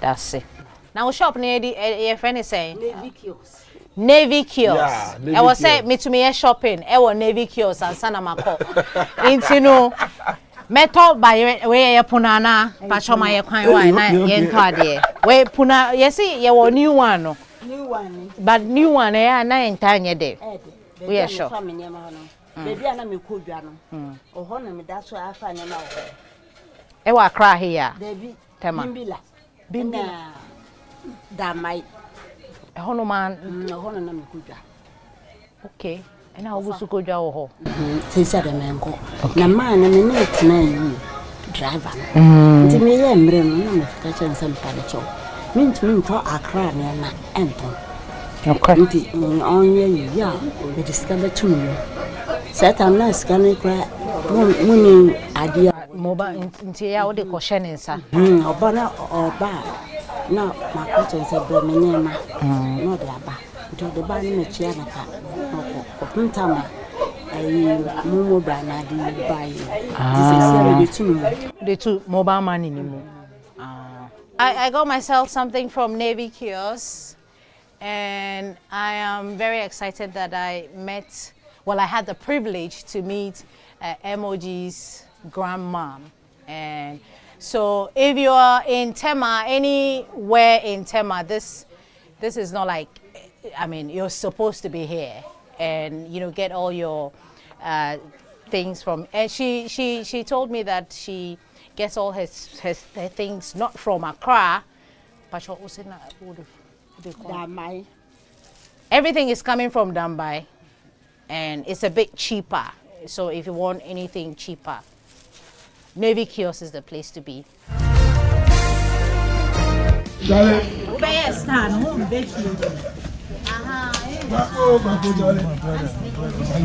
you doing, Charlie? Oh wow!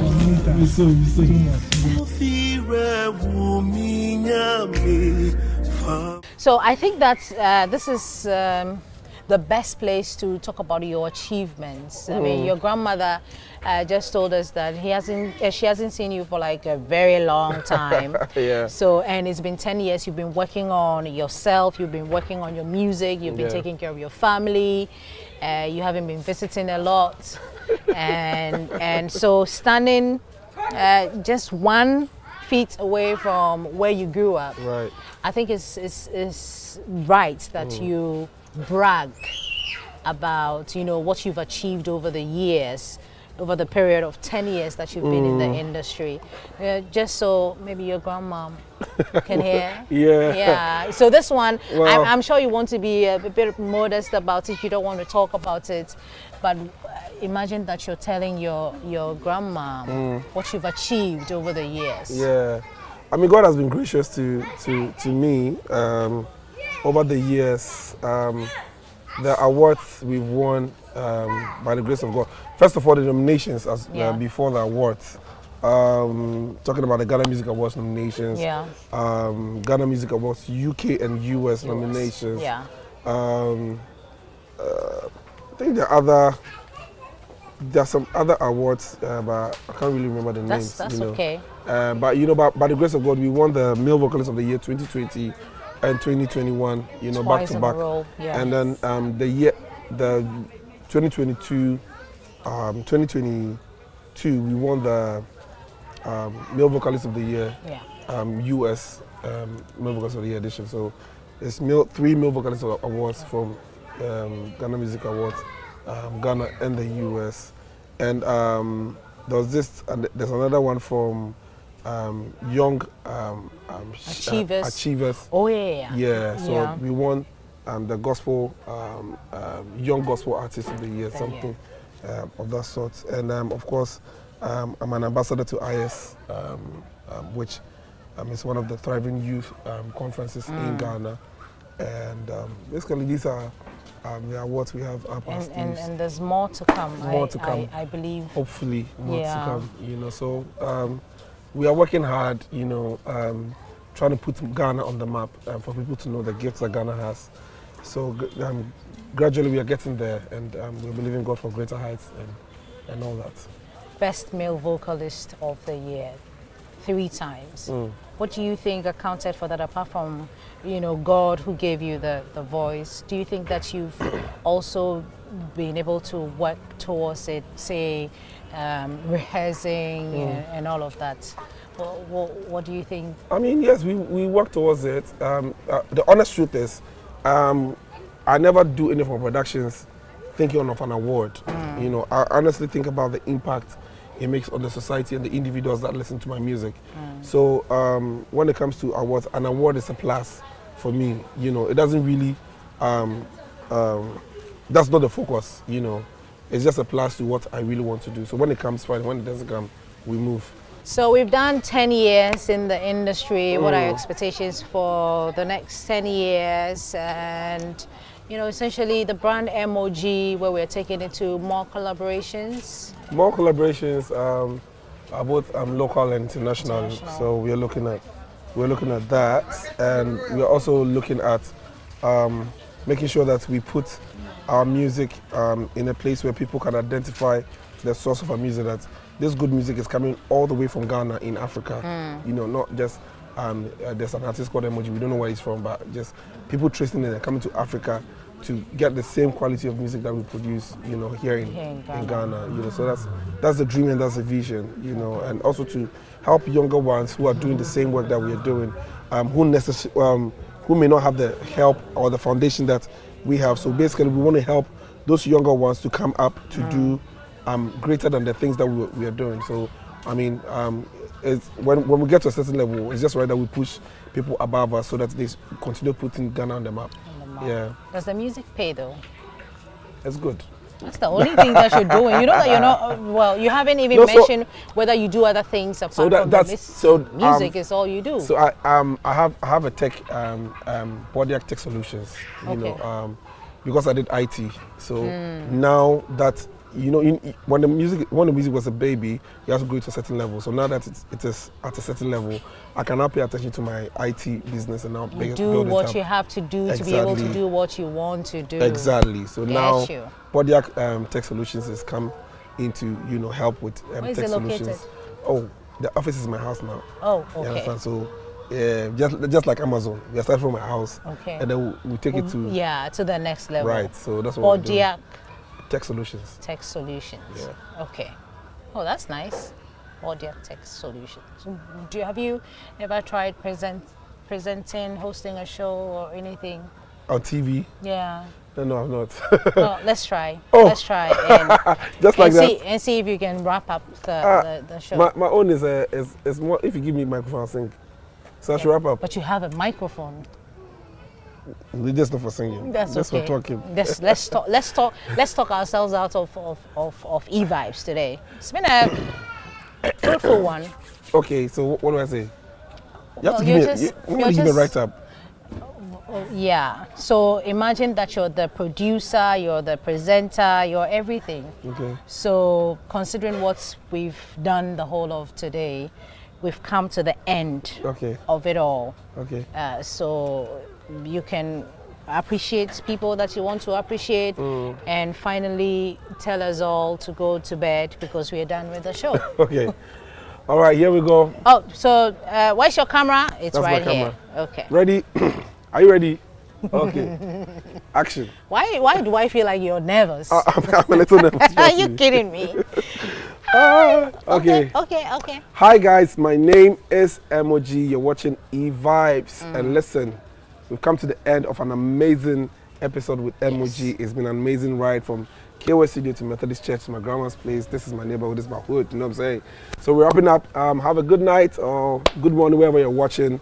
And stay blessed, stay focused, and keep doing what you keep doing, okay? I love you. God bless you. God bless. Okay.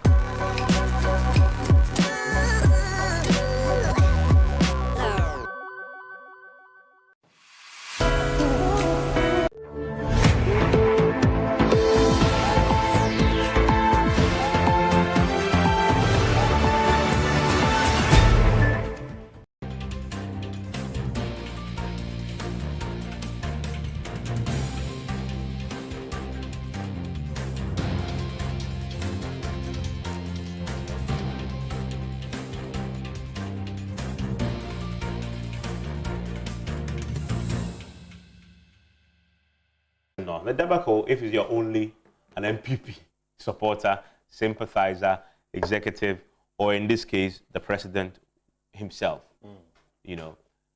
So I'm asking a simple question. Is there really hope for the MPP for 2024 after this? Well, I mean, I think that it's too early to write the NPP off. It's obvious that times are hard. It's obvious that things are not going well in the country. And so let me say this. If what Asin North has shown you is that if elections were held today, the NPP will lose. Okay? If elections were held today, the NPP would lose. Also because of everything they did. Even that one, people can play, but it's just an indication that times are hard today. If elections were held today, the NPP would lose. But would things remain the same? If they do, they will lose. When you say things, what are you referring to? Are you referring to the economy? Yeah, the economy, because Evans, there's hardship in the country. Let nobody deceive you. So if there's hardship in the country, and look, watch things this way. Even though, and I still say that James Jeshiko is not about 100 votes gain, the NPP lost some 2,000 votes. So it gives you a signal, okay? Now, if you look at it from that point of view and compare that to the Kumewu elections, the by-elections, where there also, the NDC had about 1,000 votes gain, almost. Yeah. Then you can actually say that, well, it looks like people are gearing towards the NDC because of the current circumstances that we find ourselves in. Yeah. Is that enough to conclude and say that the NDC is going to win the election? We flipped before the Asen North by-election, right? From one of conviction that the MPP was going to win this, to one of, wow, NDC is going to win this, which was, I mean, on the day of the elections and closing into the counting. So after asking ourselves, they actually did it, and they did it with a significant margin of victory. For me, I was looking at the margin. The margin is quite huge. Achukwu Singh did fantastically well, kept his core base, increased the percentage. NPP lost significantly in terms of the numbers that they lost, more than 2,000 in Nasa. And you were making the point that the elections were held today just based on us and all. What if I throw in a bit of a monkey wrench in that? Asen North some may argue, it's not Ghana. No, it's not Ghana. Is it representative? No, you see, this is the point. So when I say that if elections were held today, MP may lose this election, could lose the election. If elections were held today, it would favor the NDC more than the NPP. They definitely have the momentum. They have the momentum going forward. But again, and I'm also saying that, look, times are hard today. So the main thing when it comes to elections also is looking at your situation. Of course, you'll have to contextualize it and say, what am I going to get from this party? Now, a lot of factors would play in 2024. Who even gets to lead the NPP, and what would be the processes leading to that candidate's victory? Yeah. Okay? So the processes leading to that candidate's victory could actually shape the NPP's own electoral fortunes. So if, for instance, whoever wins convincingly, and there is no challenge, or there is no feeling that I was robbed, then you would have a party that would gather around one candidate and say, let's go into this election. Now, mind you, that person, yes, is going to be campaigning on President Akufo-Addo's record, but it also depends on how that person is going to position himself compared to John Mahama. Yeah. We have John Mahama, who's governed between 2012 July to 2017 January. You have somebody from the NPP, and depending on who wins and what he comes on board with, and even what he has done, okay? So that in itself would shape election 2024. I think that, and I've always insisted, that even when at the time I was expecting the NPP to win, I still said this was not going to be a referendum on the performance of the government. Or this was not going to be a referendum on how to expect things in 2024.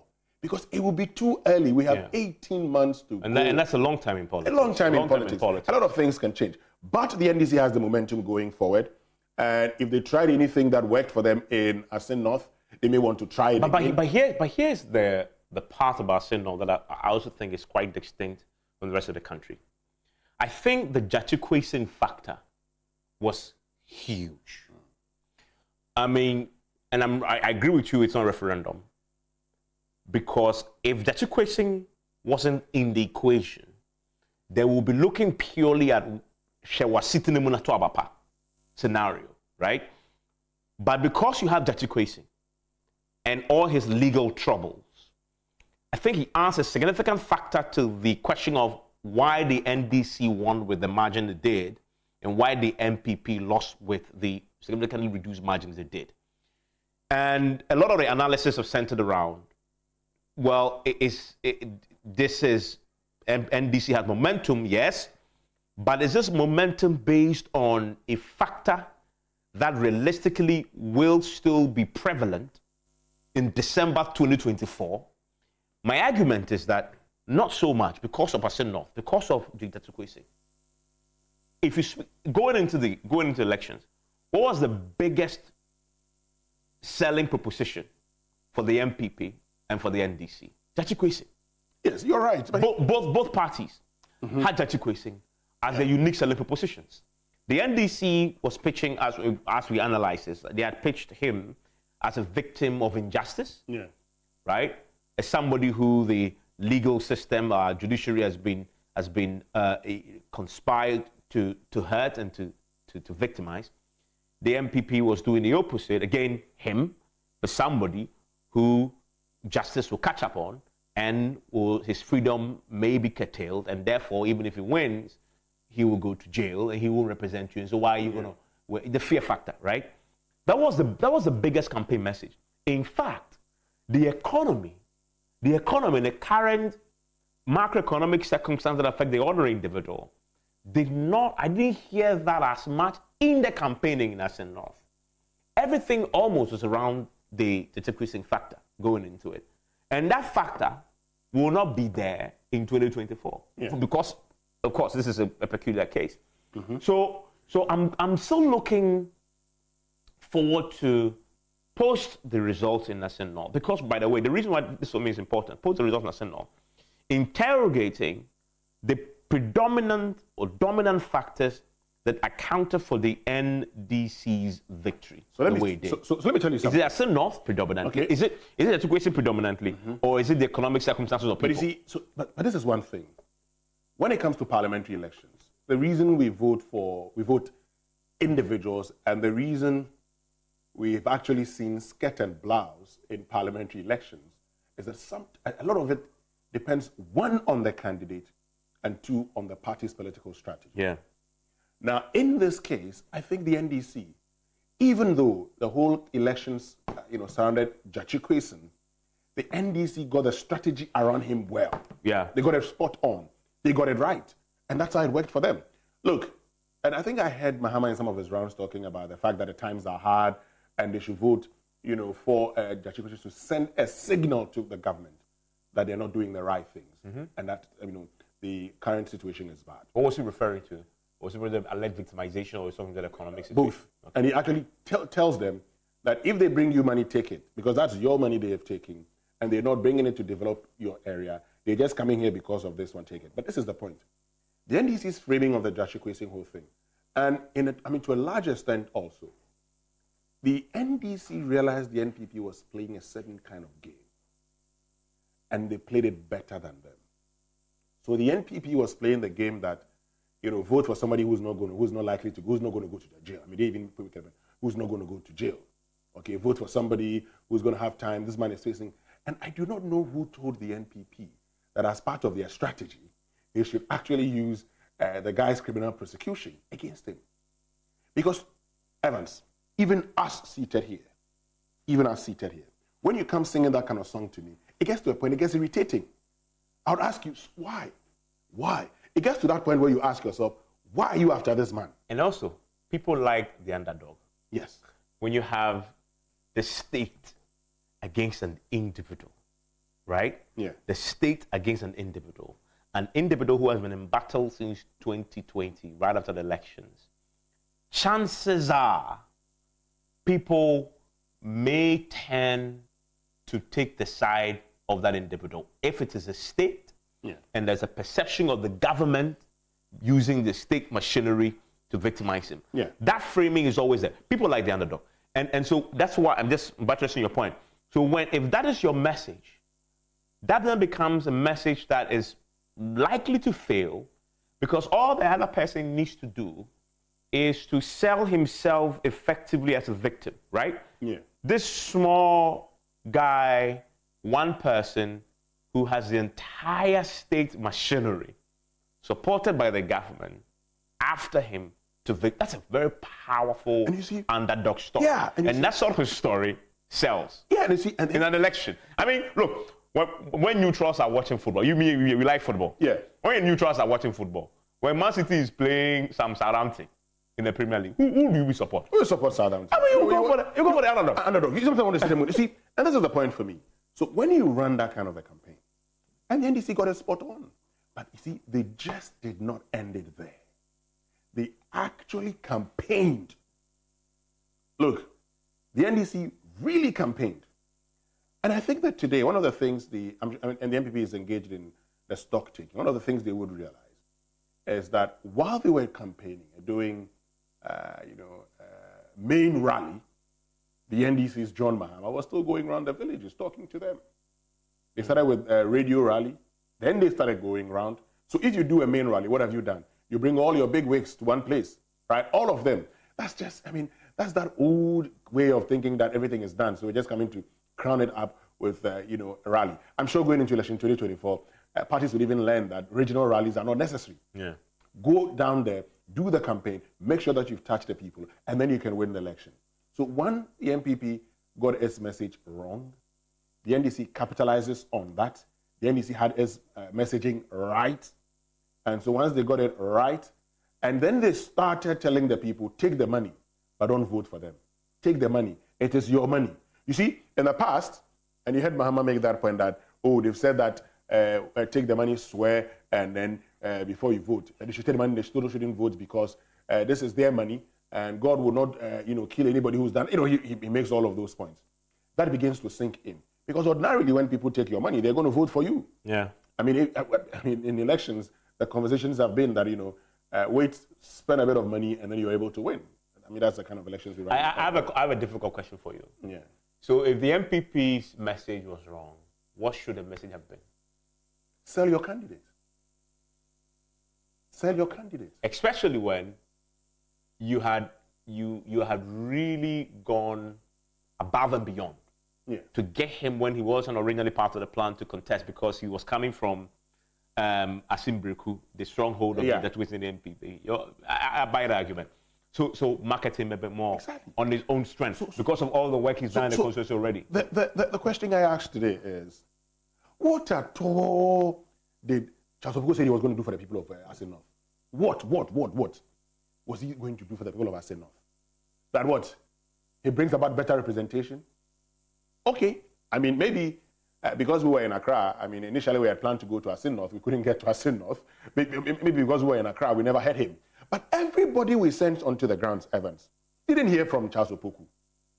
Even the campaign, I was looking for sounds from Charles Opuku. We didn't hear from him.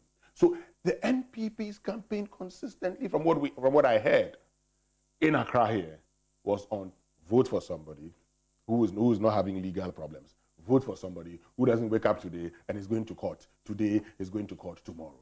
And you see, initially, I mean, we thought that the NDC's strategy to bring Jachikwe Singh again may not have been a good strategy. Yeah, I thought it was a risky strategy. But the evidence has shown it was the best strategy, because then it enabled them to actually campaign and say, this is the man you voted for.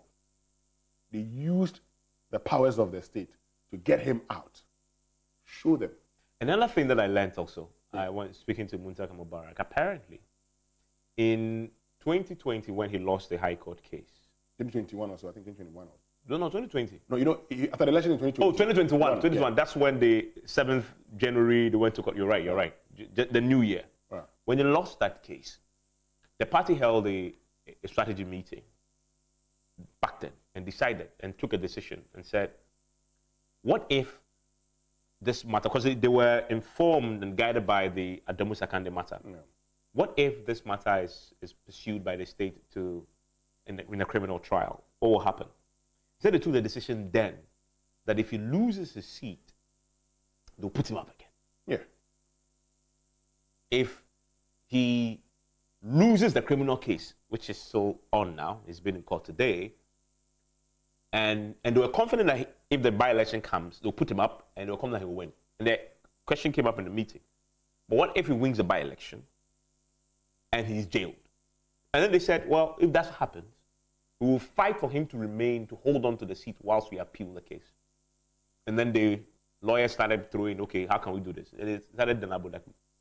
And Abodakwi, of course, was also convicted, but also held on to his seat until he was, I think, was pardoned. He was pardoned, yeah. So the NDC had also thought this through. So, and it came to, when actually this played out, would you stand by your decision? I think the party was unanimous. In fact, if you go back, it was James Jachikwe who wasn't in the mood to fight. After the Supreme Court verdict said his name should be expunged, he issued a statement and said, in essence, look, I am tired. I've done my best. I leave it to the conscience. Remember that statement that he issued? He was the one who wasn't. I remember that evening talking to the party. The party already that evening, the evening of that judgment, was saying that we want him to go. And the man himself was putting the party, but the man had this statement to say, and then the party was like, well, he's our candidate.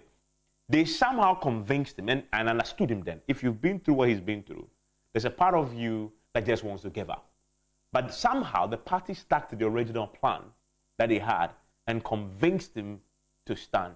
And if you watch his body language, he's been very calm about it. And the party, of course, has run with the message of victimization, which is one. Yes, okay. But I wanted to also say something, one last thing. The MPP also tried quite hard to improve the socio-economic circumstances of the people of Asin-North. They tried. Possibly try harder than they've done in a lot of places as far as by-election is concerned. Because of that long-term strategy they have since 2020, 2021, when the issue happened in court. And all the investment they put in, including the roads and AstroTurf and everything. They tried. But the people rejected it. And said, well, we take your money. And I hear you play the sound today on the morning show. We'll take your money, Charles Poku's money, but we won't vote for him. And that was a big message that they were sending to the party. You see, and that was actually the message that the NDC, was able to get to the people and say, take the money, but don't vote for them. And this is the other point. So I know, for instance, that there were some NDC executives that I spoke with, had gone for a funeral. Some of them were at that funeral. And that was on the 3rd of June. Immediately after the funeral, they said, I'm going to Asin North. And one actually said, look, we must fight this injustice. So I'm going to Asin North to go and do everything possible. I don't have his permission to put his name out, so that's why I'm not putting his name out. Yeah. I'm going to Asin North to do everything humanly possible to ensure that we win, as in the NDC wins that election. And he went there. Okay, he went there, started, their campaigning, and they went to the most rural parts of the constituency to campaign. They went through streams to go and campaign. Now, you could see a party that had a point to prove. And I'm saying, post the elections, I've taken my time, I've learned it. I've spoken to those who were on the ground, I've spoken to some of the parties, and I realized one thing, that even with the NPP, just before I got in here, I realized that there were even NPP elements who were campaigning against Charles Poku. Why? Oh, yes. But why would you do that? Because, you see, in politics, sometimes it works. If I were in the constituency and I expected to be the one to be contesting, and you were brought from nowhere to come and contest. But Drew campaigned for him. Oh, yes, that's not Drew that I'm talking about. It's a different person. Then you come in there and all of a sudden come and stand. If you win, the next time there'll be no primaries in Asin as part of the NPP's primaries. You understand? Yeah. So, even for them, that's really the right thing. And for those people, the best thing is to make sure that this man doesn't win. So he goes back. Because if he doesn't win, he's never going to come back. But that's just by the way. The truth is, the NDC ran a better campaign. The NPP played into the NDC's game. So once the NDC was singing the injustice song, they should not have gone back. They should not have gone to that same song making comments that don't vote for somebody who's likely to go to jail. What they should have done actually is that this is a man whom you've known, who has helped you, and so giving his new position, if you vote for him as member of parliament, he gets more connections, he gets a common fund that is accessible to him, and he could actually even do more for you. My final point, and for me that's the biggest takeaway from this, it is what I call the incumbent killer.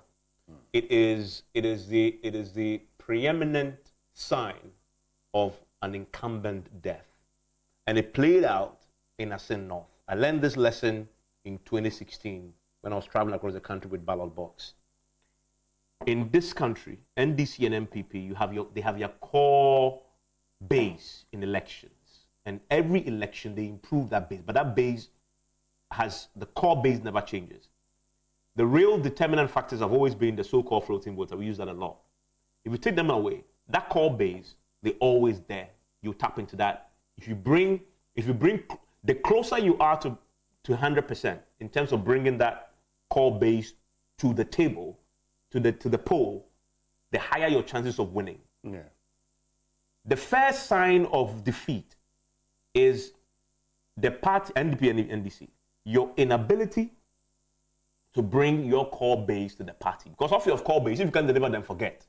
Because the following, they will do what they will do. They will just go around and make a decision who is best for them. But for your core base, you can't do without. When John Mahama lost 2016, he lost that core base. That's why that margin was that significant. When Akufo-Addo in 2020 won but nearly lost parliament, that core base, a lot of it didn't come, but he still managed to get a bit close to 100. More than 50% to the table, and that's why it was so close. From 1 million all the way to 300,000. I think the difference 500,000 they're about right. So that core base 500,000 didn't come, and that's why it was that close eventually. Asin North proves the story, this narrative. NDC and Jezatu Kwesi, they brought their core base. They carried them from 2020 to 2023. Carried them. Almost the same number. Yeah. Almost the same number. 17,100, 17,200. 200. Almost the same. They carried them. That core base came. MPP failed to carry that core base. In fact, that core base sat home and didn't go to the polls. We can now reasonably infer, actually, that maybe the NPP got a lot of floating voters in 2020? Maybe. Well, there. Maybe. Exactly. Maybe. Exactly. And they didn't get it this time around. So my point Because is, those person may have even been angry with the NPP. yeah, absolutely. My point is, if you project Asen North to 2024, the biggest worry for any MPP guy tonight, and I've been analyzing the elections, is if this repeats in 2024, done deal. Look, if they are unable to bring, and the history has shown already, then the second year is already difficult. Breaking the 8 is already difficult. But if you're not able to bring that core base to the party on December 7, 2024, forget. Because NDC have shown that the base is galvanized. Oh, yes. You see, the NDC has shown that the base is galvanized. And let me tell you one thing. And for me, that's the biggest place MPP should be focused. In a second term of any government, where you have the opposition party rallying around one person, and I say this thing, look, I've heard NPP members actually make the point that the way they were hungry in 2016, the NDC is hungrier in 2023 and will be hungrier in 2024. If that's anything to go by, it means that we're in for an election. We're in for a contest. This would not be like, in 2020, where the conversation was more about who was going to win parliament. Yeah. Because in 2020, by the time you're getting close to the elections, it looked like but there were issues with parliament. And this is why I see even the NPP's own internal elections could either make or make them. And it's the reason their delay in that internal election will do them more harm than good. If they have any lessons to learn, they should learn lessons from 2007. We call it a day. I want to read a bit more of your messages before we wrap up quickly. A calling letter says, politics has become so expensive that it takes a lot of money. It takes a lot of money even to be defeated. Of course, you would have lost a lot. Tete replied, Hanabi says Evans was not happy for NDC winning that seat. I mean, why should I be happy or why should I be sad? I mean, I have no horse in the race. I mean, I'm just looking at what has happened. Tete Francis says, of course, replied to him, says, oh, how? Hanabi says, the reason why I like Winston is that when the result came, he accepted that he made a wrong prediction on Tuesday. Yeah, somebody finally has applauded you, honestly. Okay, that's what he says. You didn't watch him on Tuesday. Well, okay, so somebody was replying to the comment about me not liking. He says, you didn't watch him on Tuesday. I'm sure he didn't. Evans, it's not true, of course. I mean, so that's a few of your messages on our page there for almost the 300 of you who were watching us. That's it. See you next week. Cheers.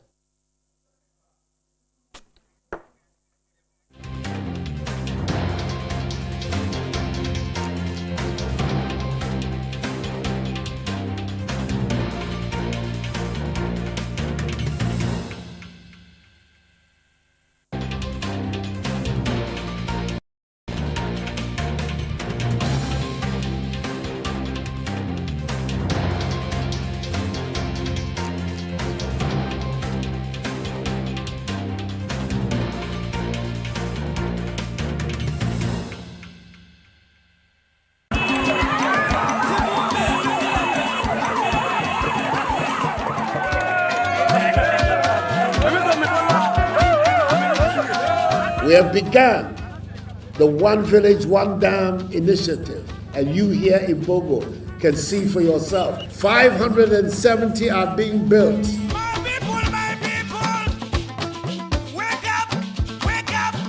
One Village, One Dam. After the fanfare, we go back to Ayopia in the Bongo district of the Upper East region, where it all started. Somebody should be answering the questions. Why? What happened? We need to hold people accountable. We can't just say it has failed, therefore that be it. How much is the average cost of the dam? It's from between 230 to 250,000. The highest is the 250,000. But how much was really spent? Thirsty Dams, a JoyNews hotline documentary by Jojo Kobina. Coming soon.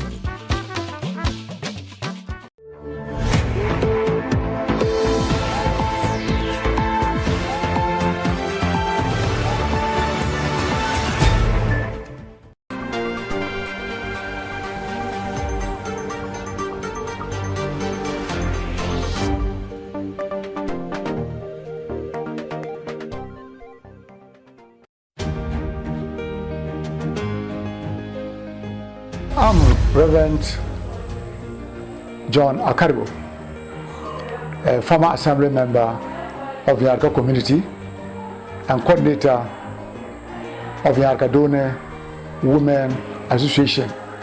But before 1998, the Yarkadone community is made up with about a little over 800 in population.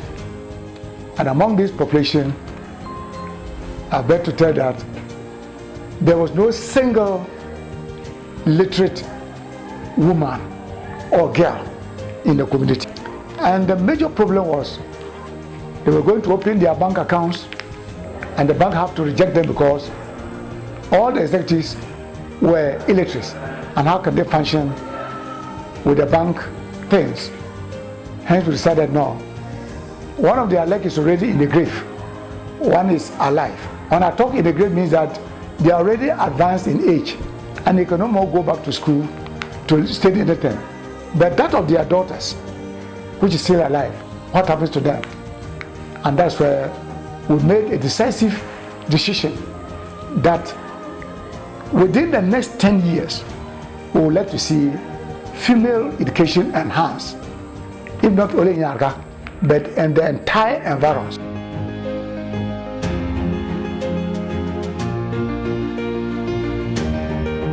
I have been able to bring about clinic. There was no health facility in this community.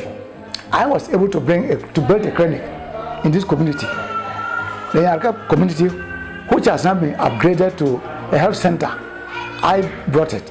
I think today, when you move to any single house in Yarka, Zoko, Via, Sumbrugo, Agose, Bonyarka, anyway, you enter any house at all you enter, the educated person in that house is a female. And as I speak today, we have been able to turn around about 463 girls. Since I started doing my community work to bring change to Yarka community, the entire Yarka community, I think it's over 30 years now. 30 years is not 30 days. But yet, if it's today that people are not seeing what I've done yesterday, is beginning to, people are seeing the impact, the results of it. I think I'm so grateful, and I will pray that, well, whatever it has come, it should go through. But I'm in my small corner, but I never knew that Joy News have got an eagle eye to be looking through to come to this community. There are so many communities in Yarka, in Bogotá municipality, but yet they have come to this remote area where it is not known, but you have been able to fill some of us out. So we always work for the glory of God, and whatever God has decided to do, it to do. But I'm nothing to do. I'm only happy, I'm proud that I've been at least also acknowledged by people.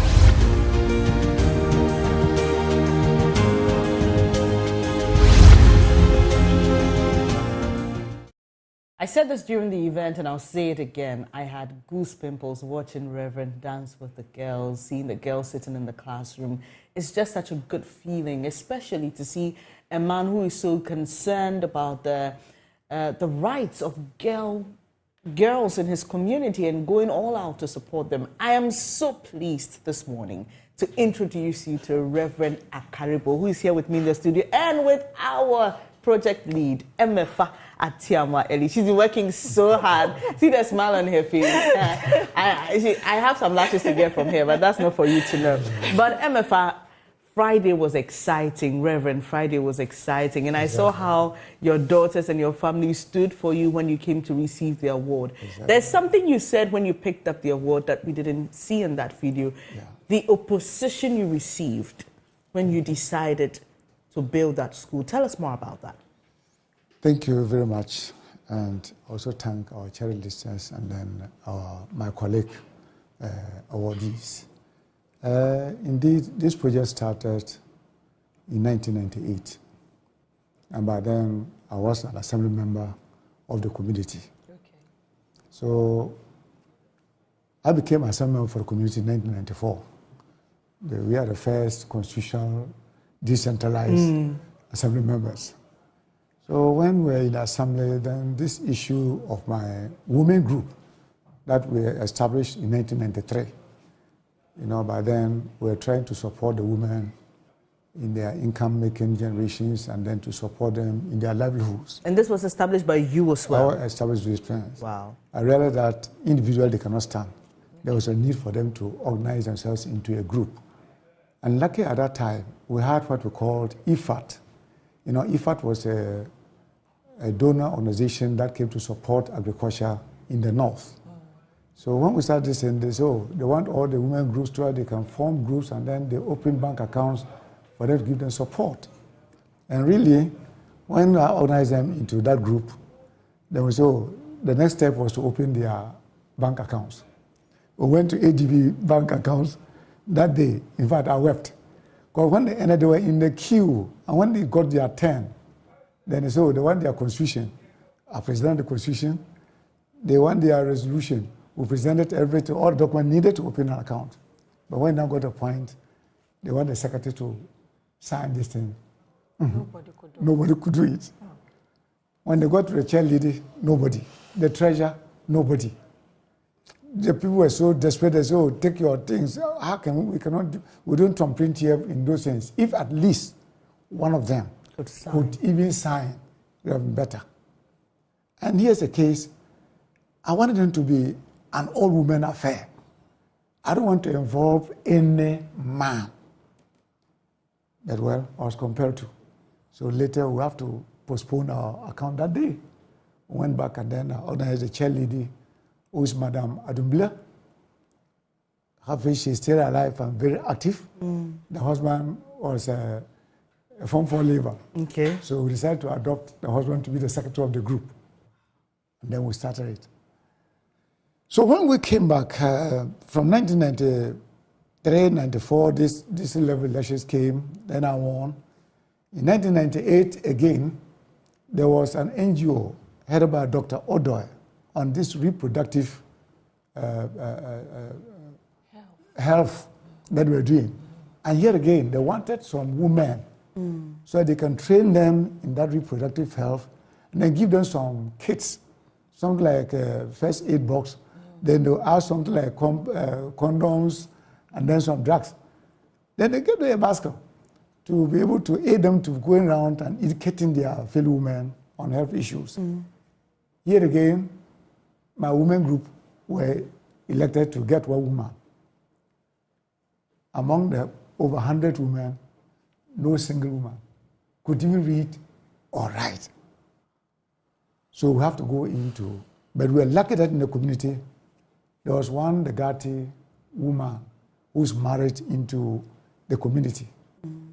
May her soul rest in peace. She's of blessed memory now. Fati Adamu. So the women have to go and adopt, to adopt her. Again. Then she went on their behalf. And when she came home with a brand new basket, at that time, basket was something very, we value it so much at that time.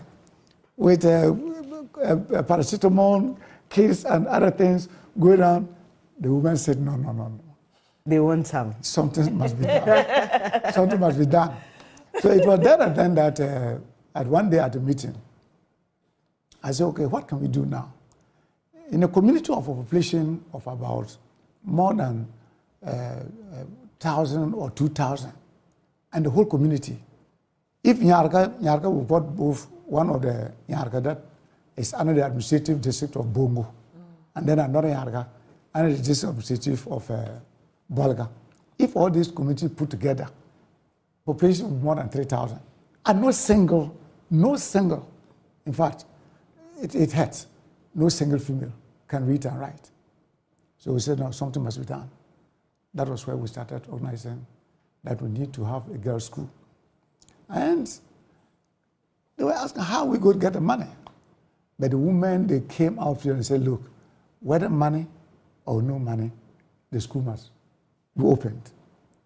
Whether building or no building, there are so many trees which you can use as classrooms. So it was there, I said, well, once they have taken this decision, I know they are committed and they want to support. Once they are committed, then we have to do something. But by then, when you organize women meeting in those periods, it's not easy to call women to a meeting. I remember one day, one of the men in the community came out, called the wife. When he came, we were having a meeting. He came with a cordial. Are you the one who married my wife for me? Eh? When I was daring, did you take part in daring my wife? They always want to call women and then sit down together, and then you are polluting their minds. Wow. She has to drag the woman out from the meeting. But I was not scared. I have to be able to target the men too as well. And many of them were saying that, look, John Akaru, who has not been here, he has just come, he's organizing you. What good will you get from John? You know, by then, because I started my life, I was in Tekrade for about 10 years. That's where when I left school in 1974, middle school, I could not make it up to any secondary school. And really, I became frustrated. I have to pick my cutlass and go to down south to seek for labor. It was there that I decided to enroll in this adult education class small, before I was employed by State Construction Corporation in 1975. So when I stayed in Tekrade for those years, and I finally had my transfer from State Construction Corporation back to Bolga in 1984, and I got married that same year when I got home. I married that same year. I realized that no, there's something wrong. Even the school which I attended in Yarga was no more there. It has collapsed. You, at the time, you were young. I was young. So it meant that you didn't have any female classmates. You were, it was a class full of boys. I'll come back to you, Rev, to tell us about what inspired that attention for women. Because in your entire story, even from helping the women in the agric sector, you seem to have a certain desire to support women. And I'll come back to you to tell us why that is. But MFA, this has been a really successful project, and we heard it from the judges and even those who were awarded, who came to pick up the awards, how this has impacted them. Tell us about the story, right from the conception of the idea to incubation to execution. Thank you so much, Bernice, and you're one of the people who made it happen. And I want to use this platform to say a big thank you. Yes, so where did the idea come from? I mean, it's a multimedia idea, right from the top, and it's the first in Ghana's media landscape, and so the expectations were very high from the stage of opening nominations and asking the public to file in their entries, and then the numbers kept swelling. The challenge, I am told. I know, right? The challenge was, how would you be able to pick out the best, with all this? And then we had to set the deadline so we can get to work as soon as possible. I must tell you, it was very involving. Listening to Reverend Akaribo, how would you be able to tell, listening to his story, you can really feel the motivation behind what they do. And if you have that number of entries, how are you able to tell whose story is better than the other to be able to select? So that we had to come up with a criteria, right. So that, and as much as possible, also to make our work easy, we encourage the nominees, whoever was nominating somebody, to putting a little profile about the person they were nominating. So that will give us a bit of idea regarding whom we are working with. So that also helped to a certain extent. And so with that little information, and then after that, we had to engage the nominees themselves over phone. I mean, you were involved in that process, quite involved. Some of them you call, you go back, the story kept changing, you don't really know what, So, and it took over a month for us to be able to finish that first stage, and then hand over. We were able to get about 30 out of the close to 500 nominations that we got, and then we had to hand over that to the judges to do the final work. And they also spent close to 2 months to be able to, because then it was very intensive, going by the criteria we had. Among the criteria, some of the things they were looking at was sustainability, source of funding, the ingenuity of the project, the extent of impacts on the community and how would I say, the replicability of the projects. Good. So just as Reverend is talking about, you and I were discussing behind the scenes, that even here in Accra, how many girls' schools do we have at the basic level? We do not really have anything like that. But then from his story, realize that it was really needed. Right. You can imagine, and this is something that can be done anywhere, any part of the country, and particularly in the remote areas where most people don't really value the education of the girl child. So his story alone is a lot of encouragement and enlightenment to those in such parts of the country to let them know that, see, they went to open a bank account, but for women, he wanted that initiative to be driven by women, but there was no lady among them to be able, just a signature, to be able to sign. Another opportunity was for them to lead a sensitization program on reproductive health. There was no woman who was well educated or well informed to be able to do that. You can understand how critical it was for opportunities to be given girls so that they will be able to get that capacity, that strength, so they will also be able to be involved in some of these things. So that was how it all started. And yes, we are happy that with a set of criteria, given the judge, we had 5 judges who sat through for, like I said, close to 2 months, and they came out with 10 finalists for us. And then we were also careful because, yes, events like this, you might have, no matter how much you're prepared, there could be last-minute issues. So we also had people on waiting list, just in case we have people withdrawing at the last. And yes, it happened. Okay. We had one person withdrawing a few days to the awards. We did our best to be able to encourage the person to come, but we weren't successful. It means that we quickly need to fill that space because there are lots more who needed to be acknowledged and celebrated, and you didn't want to deny them that opportunity. And there was one lady among them, Yaira Portia Clue. We quickly had to replace her with the one who would, and it was a lot of work. You saw the video work and all of that. Went to go and get her recorded, get those post-production to work on her contents. Was all time consuming. But I mean, it's a teamwork. Yeah. And I would also want to use this platform to appreciate the team. They did so well with all the pressure from the managers, every area, even the nominees themselves. Every day, some of them were so anxious. Yes, is this coming on? Yes. When is it coming? Yes. How am I getting there? They have concerns about accommodation, and those are legitimate issues. All of these needed to be catered for, and it was all about the team that came together to make it happen.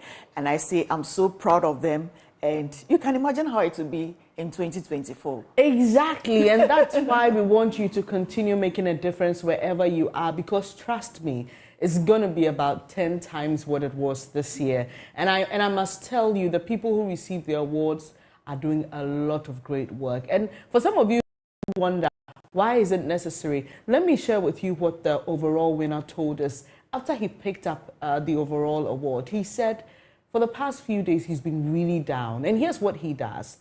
He is into agriculture, but they use the profit from that to sponsor children in school. And due to the current economic situation and the cost of fertilizers and general agri inputs, it's been difficult for them to meet that need. And so he's been having sleepless nights. He's been wondering whether to give up, whether to throw in the towel, what exactly to do. This award gave him hope. And that's why we are here at JoyNews, to support what you do, to put the spotlight on what you do, and to offer that hope. So, Reverend, in wrapping up, I was finding out from you, why women? Even before you got to the education bit, you were interested in supporting women in agriculture. What exactly prompted that? To cut the story long and short, it was my mother that brought me up. Wow. I started my education naked, not even a small P2. Wow. It was my mother who supported me. And looking at the entire community, as I told you, all our women in North, down South, have been driven to down South, migration. When they come, what is their job? It's only carry that they do.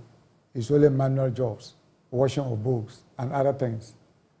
And we ask ourselves, why are they denied? So I think that when you see an educated woman, no matter how, whatever level that she reach, she's better off than the one who has never been to school at all. All right. So I thought that, like Kwaji Agri said, if you educate a woman, you educate a nation. So I thought that when we are able to empower the girls, obviously, one day the community will change. And you know, women, they are good managers. And when you have a lady or a wife who is a little bit educated, in fact, the sort of support, the sort of love that they have for one another, the sort of relationship that they have is quite different from others. So I thought that there's a need for us to educate our women. And when you look at my own wife, she hadn't been to school. Yet she wished she were given opportunity. That is why we are giving all hands on deck. So I think educating the women will bring a long way to bring development. Women can bring development to this nation. If women are given opportunity, I think they can do more. Even in their own houses, they are good managers. They are good managers. You give a woman just 20 cedis, you come back and the meal you are taking. You ask yourself, where did she get that 20 cedis from? So now, if you are able to help them to build their capacities, you can imagine the great things that they will do. Rev, you have no idea the joy I get from just listening to you, because MFA knows I come from a family of all girls. Yeah. Okay. We have 5 girls. So I'm imagining if we didn't have the opportunity, where would we be by now? Or who would be supporting my dad in his old age, or my family in his old age? Rev, we are so grateful. So look, here's what you can do for us. Get onto social media, right? All the impact makers out there, you can support them. MFA, your final words. So as one of our awardees said in the clip that was played earlier, and even the judge, Gifty, also mentioned it. I mean, there's so much we need to do as individuals to help our communities advance. Let's not always wait for government. I mean, it took one person and is making a lot of tremendous impact in his community, in the lives of girls. So in your community, no matter how small, it could be sanitation, it could be health, it could be, what else, agri, it could be technology. Whatever the need is, just start, like Gifty said, start now. And yes, you might not always be celebrated, but what matters is that you are changing lives. You are giving people the opportunity to live dignified lives. You understand? We are living in a very hard economy as things are now. And it's so easy for everyone to give up. But who knows, you'll be that person who will give the people around you that hope. Right. So it's time you start doing something. And we say start now. Thank you so much. MFA Tiama Eli is project lead, Reverend Akaribo. Final words. Yeah, my final word is just to acknowledge those who have impacted my life to also impact others. And this I will not forget our Lord Jesus Christ first. And then the Christian Life Center, David Freeman, who have been talking about impact our generation, impact our generation, impact our generation. And then I will not also forget Madam Fawe Ghana chapter. From the beginning of the project, it was very tough. It was Fawe that supported us. And then the GS who have accepted to take over the school. And one of the inspiring ladies in this country, our mother, the first former president, first lady, Nana Konadu Ajima-Rawlings. In 2000, she made a visit to the community. And that was something that has stirred up almost all the women. They say, if the first lady, Nana Konadu Ajima-Rawlings, have visited this place, then this project is something that worthwhile. And those who are not even allowing their girls to come to school started enrolling their girls. And those girls, the funny thing, I started school with some girls who were at the age of between 7 and 12. So these are some of the things. So, and then my women group, which I want to thank them. And Blessing Basket Project from USA. They came and then they built our junior high school. Madam Tezia Wilson from USA and one Shape Lives Foundation. So to all those who are supporting me, I think I cannot anoint all of them. Yes. But I think I'll do it.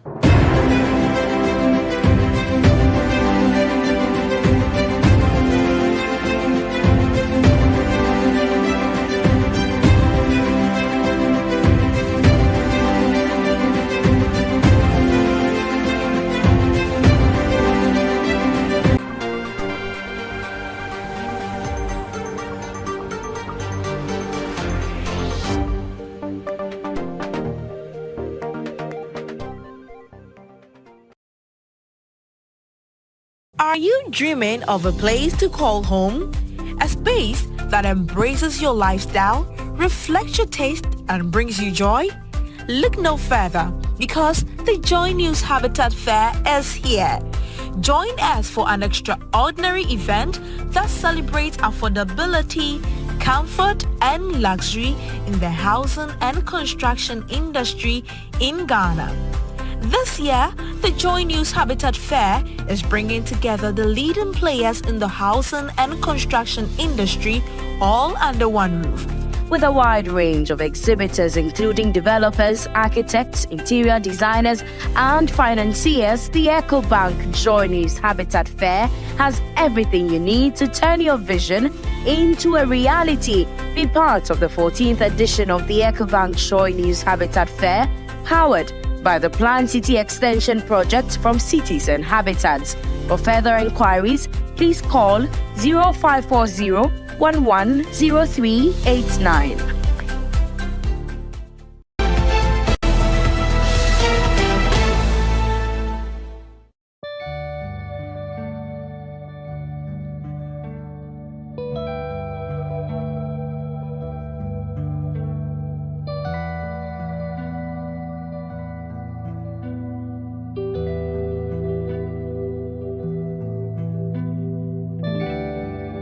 This voice speaks a lot of volume to me personally, because I feel like my forefather or my own father was killed here, and it's like a child who didn't meet his father, but you come and you hear that this is where your father was slaughtered, in a sense, or your father was killed. So anytime we come here, we feel like this is the home of our ancestors.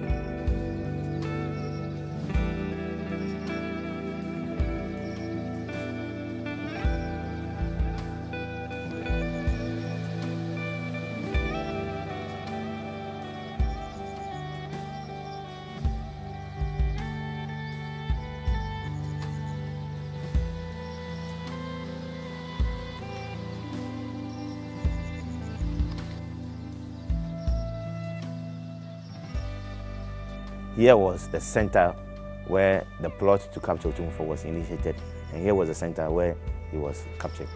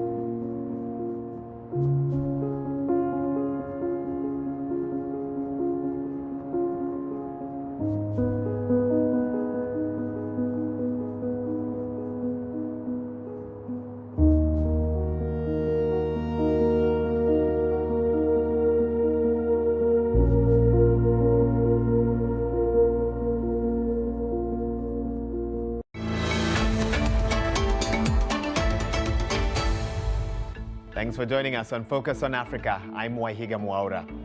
This is a covert operation on the hunt to catch a criminal. We've been here for nearly a week, and this camp seems to grow every day. The nightmare of hyperinflation has haunted Zimbabwe for over 20 years now. Why is racism seemingly such a hard nut to crack for La Liga? I think they are the first to say that they have not done enough. Now to a new bill that could change the lives of African students in the United Kingdom, but not for the better. Well, joining me now in studio is Anita Nkonge, the BBC's youth reporter. I imagine there have been quite some reactions to that announcement by the UK government. Yes, a whole bunch of mixed reactions. For months, I've been investigating a form of blackmail that has become so prevalent in Nigeria that it's got its own name: keto. How widespread would you say this blackmail phenomenon known as keto is in Nigeria? Every week they get about 20 to 30 reports of cases of people saying that they either were close to be blackmailed. The BBC's Umaru Fofana is in Freetown. Hardly would anybody have predicted that in our lifetime we would see it lying down like this. Climate change is here, and it's still, it is here. We have to change our ways, or it is going to teach us a lot of lessons. The Agbechi Living Water Expedition is a research expedition and also a swim to draw attention to the influx of textiles to Ghana, specifically second-hand clothing waste. What can the citizens themselves do to protect themselves? So look at how you can empower the health sector, education and agriculture and the water sector. It is not that Spain is a racist country, but that they acknowledge that there is a problem of education that must be dealt with. The BBC's Nyasha Michelle has been talking to the British actress and finding out more about the show. What would you say to those who are saying it's pushing a particular Afrocentrism narrative? Why, if there's a possibility that she might have been of biracial heritage, she can't be played by an actress?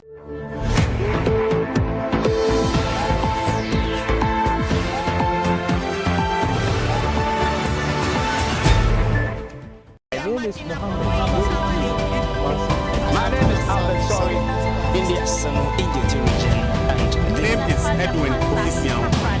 I am Rafik Salami Wa. Welcome to From Our Correspondent. We are coming to you from our studios here in Accra. My name is Richard Kwejenyakon. We'll bring you stories from our correspondent dotted across the country. Stay with me. My name is Albert Sorry, in the Ijeti region, and the name is Edwin Official. I am Rafik Salami Wa.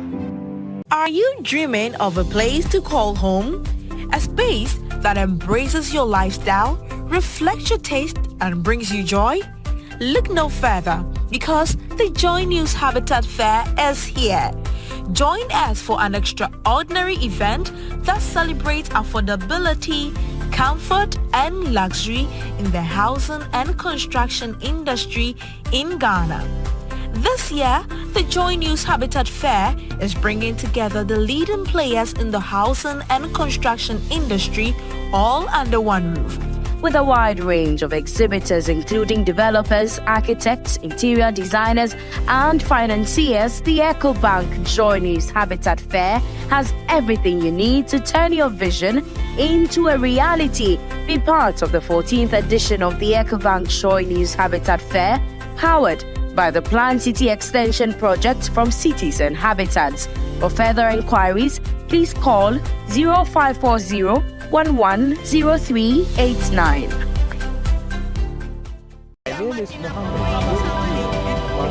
My name is Albert Sorry, in the Ijeti region, and the name is Edwin Official. I am Rafik Salami Wa. In our first story, there have been widespread complaints by industry on the inability of graduates to meet industry-specific requirements, as many graduates are not fit for purpose in industry, thereby increasing the unemployment rate. As a measure to change this narrative and equip more graduates with employable skills for the industry, some 124 persons have passed out as a second batch on the Goldfields Graduate Training Program. There is more in this report. The program, since its inception in 2017, has been facilitating a 2-year on-the-job training for graduates in the host communities of Takwa and Daman mines. This training further gives them a competitive edge on the job market. Speaking at the graduation ceremony, the Executive Vice President and Head of Goldfields West Africa, Joshua Mathoti, vouched for the competency of the trainees to perform in the professional world. Today, we're here for the 124 young people who were placed in various departments at Goldfields for the 2-year graduate training program. Since it started in 2018, the Goldfields Ghana Foundation has invested $2.3 million in this program, which has been instrumental in providing structured on-the-job training for 171 graduates so far from the host communities of Tarkwa and Daman. There were 47 graduate trainees in the first batch of the program. 31 of them have secured employment in the mining and construction industry across Ghana. 5 others are furthering their education in the United States and Europe. Of the current batch of 124, even before completion of their program, 7 of them have been employed at the mine and with other business partners on site. Another 5 took up opportunities to further their studies abroad after receiving scholarships while still under training at Goldfields. As the 2-year program draws to a close at the end of this month, the Foundation is confident about the competence and readiness of the trainees to transition to the wider professional world of work. Their achievements will be a testament to the success of the program. We say Ayeko. The graduates, after the 2 years of professional training, shared how ready they are for the job market with JoyNews. I'm grateful to Goldfields for the on-the-job training given me. As I go out there to the world of job opportunities, I would make sure I utilize the knowledge I've acquired here. And then every skill I got from Goldfields training, I will utilize them to my advantage. Wherever I find myself personally in an organization, I will use them to help push the agenda of that particular organization. Graduate training program has really done a lot in us. It has equipped with us the necessary skills that we can go out to the job market to really find jobs to do. Jackson Hine of the Apinto Divisional Council, Dr. Nana Dakwa Bediakode said, lauded Goldfield for such an initiative and encouraged the graduates to make good use of the opportunity given them. You are privileged to have a very important international organization on your CV. 2 years experience. You have a head start over all your colleagues. You are a privileged person because you have Goldfield's name on your CV as a place that you've worked. You've attained and experienced a work life that normally you don't get in Ghana. Attention to details, safety, and other things that you've acquired. Please cherish it, hold it dear, and be a good ambassador for this program. So wherever you are employed, you can come out boldly and say, I was trained by Goldfields. For JoyNews, in Athalia, Kwanza, Western Region. Now, the Bono Regional Director of Education, Gabriel Entry, has appealed to corporate organizations and other stakeholders to come on board to support the infrastructure development of kindergarten-level education. Speaking at a stakeholders forum on education organized by Action Aid Ghana in Sunyani, Mr. Entry said such support will complement government effort to improve access to quality basic education in Ghana. Precious Semevo has more in this report. Sustainable Development Goal 4 places obligations on member states to ensure inclusive and equitable quality education and promote learning opportunities for all. But access and delivery of quality public basic education remain a challenge with inadequate infrastructure, especially for kindergarten children in most rural and peri-urban communities. In the Bono region, out of 51,850 KG learners, there are only 1,345 available classrooms with a deficit of 140 classrooms. Speaking at a stakeholders forum organized by Action Aid Ghana in Sunyani, Bono Regional Programs Manager Kwame Afram-Dintra said the government would have to increase budget allocations to address the challenges. Recognizing these challenges, Action Aid has since 2001 constructed 21 model kindergarten schools with recreational facilities across the regions, especially within the Bono and Ahafo enclaves. Construction of similar facility is currently underway in Namasan, in the Time district. The challenges confronting the delivery of quality public education can be addressed if governments reverse the increasing budget cuts to the education sector. I will therefore use this platform to appeal to the government to increase budgetary allocation to basic education to ensure that children in deprived communities are not left behind. Bono Regional Director of Education, Gabriel Entry, noted that inappropriate classrooms affect effective KG learning activities.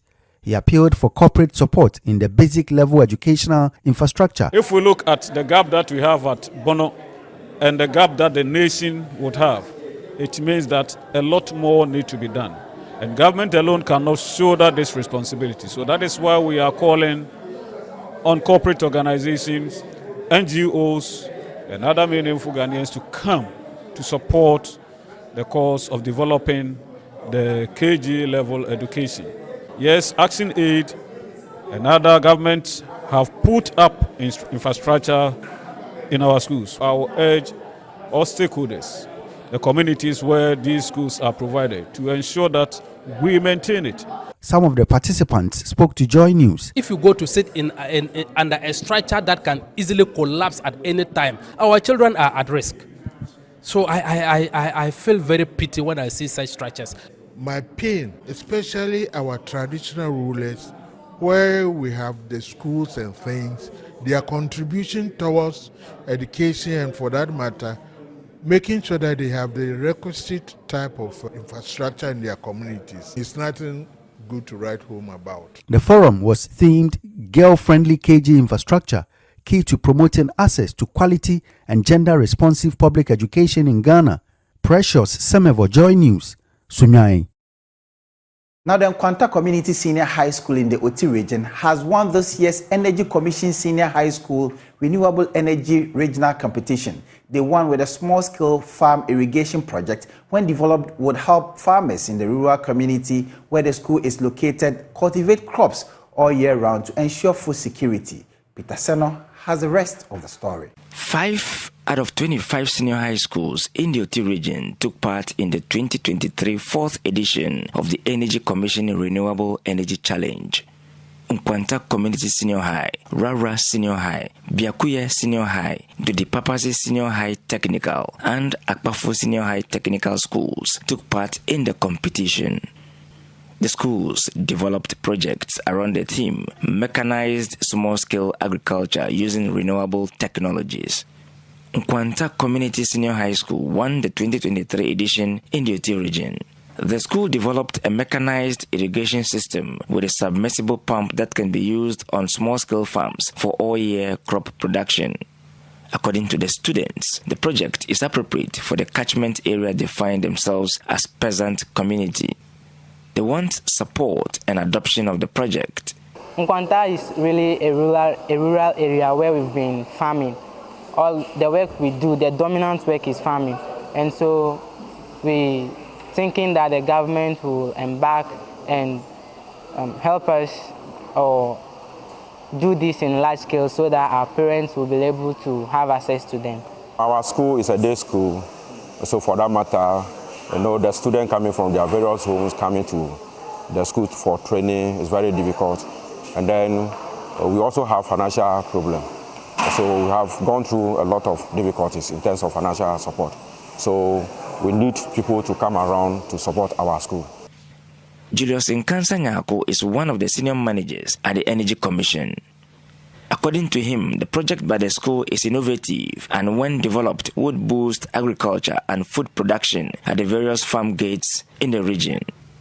The projects are aimed at helping our farmers in managing how their farms are irrigated. So the winning project, which was developed and presented by Nkwanta Community Senior High Technical School, was really very innovative, and it was a solar-powered irrigation system where you have they were using renewable energy source of power to irrigate farm crops.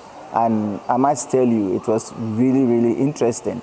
And when these projects are developed further and refined, they will be able to help improve how our farms are irrigated to increase crop production yield at the farm gates. According to Kofi Ejako, one of the directors at the Energy Commission, they are working with Center for Scientific and Industrial Research, CSIR, to develop and adopt projects for large-scale manufacture, which patency would be owned by the schools. The objective of the collaboration, just as it is to develop a source of income for the schools, we are going to take another step forward to ensure that the technology is patented so that nobody steals it away from you. So as you struggle to put in your maximum best, I want you to have it at the back of your minds that if your project comes top, and it is developed further into a commercial product, you are going to own the patent. Peter Sen for JoyNews.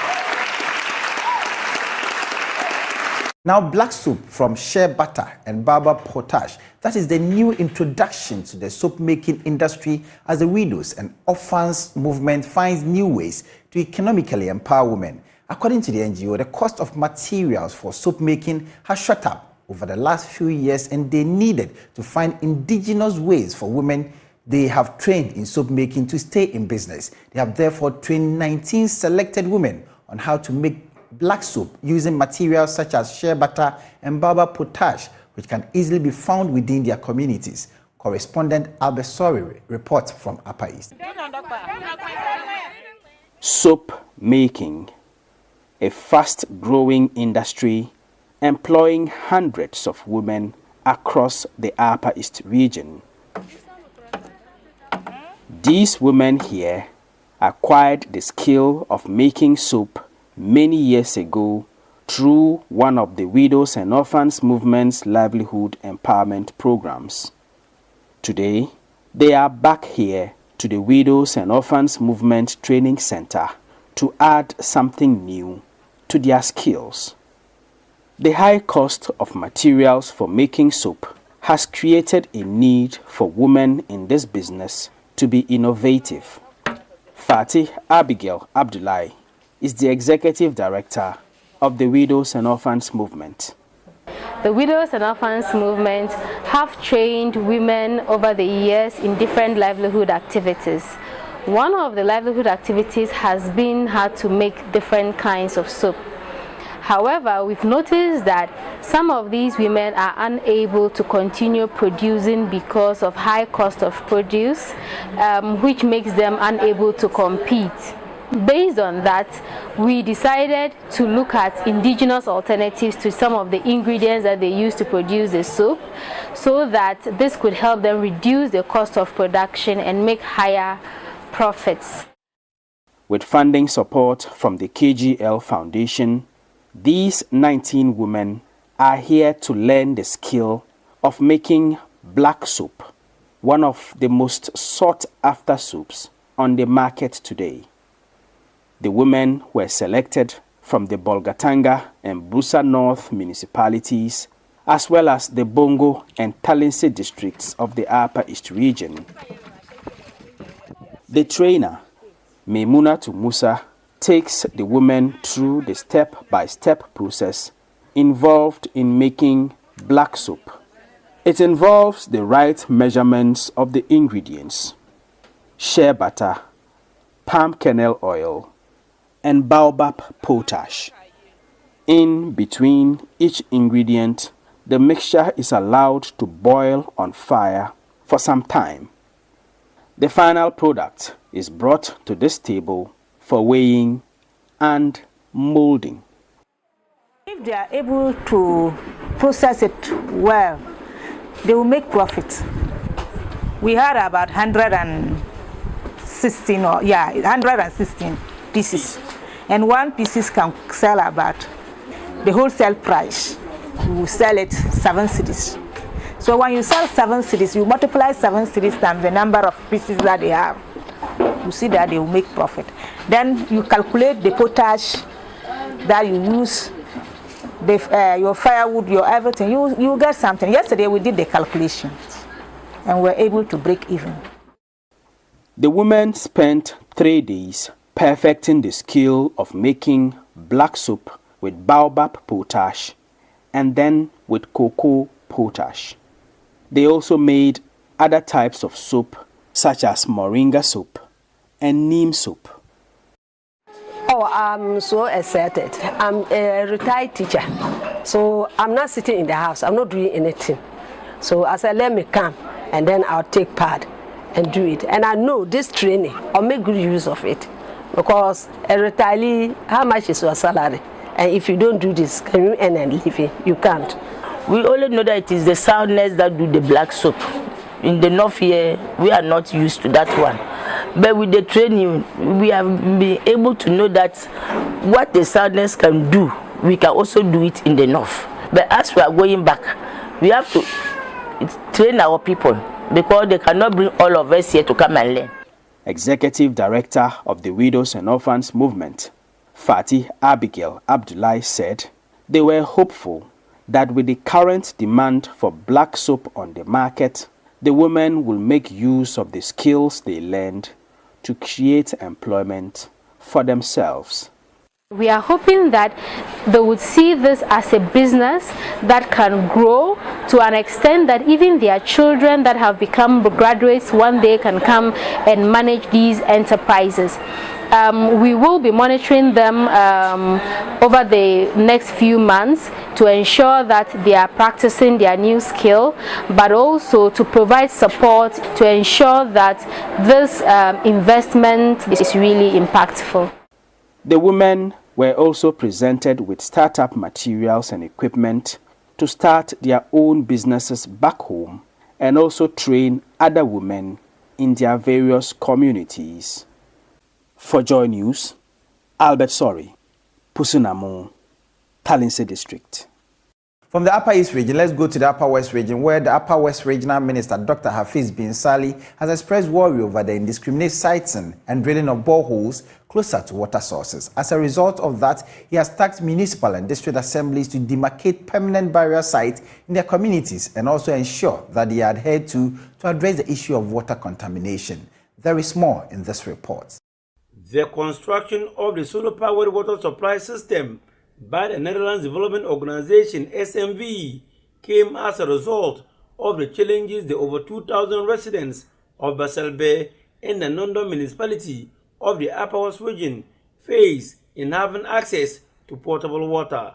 The project was executed under the Healthy Future for All projects aimed at improving the quality of life for all, with specific interest on increasing the number of children under 15 years growing up in a hygienic environment at schools and their various homes. Upper West Regional Minister Dr. Hafiz Bin Sali, who was at the commissioning of the Limited Mechanized Water Supply System, commended SMV for complementing the effort of the government in bringing development to the doorstep of the people through the provision of water and sanitation facilities.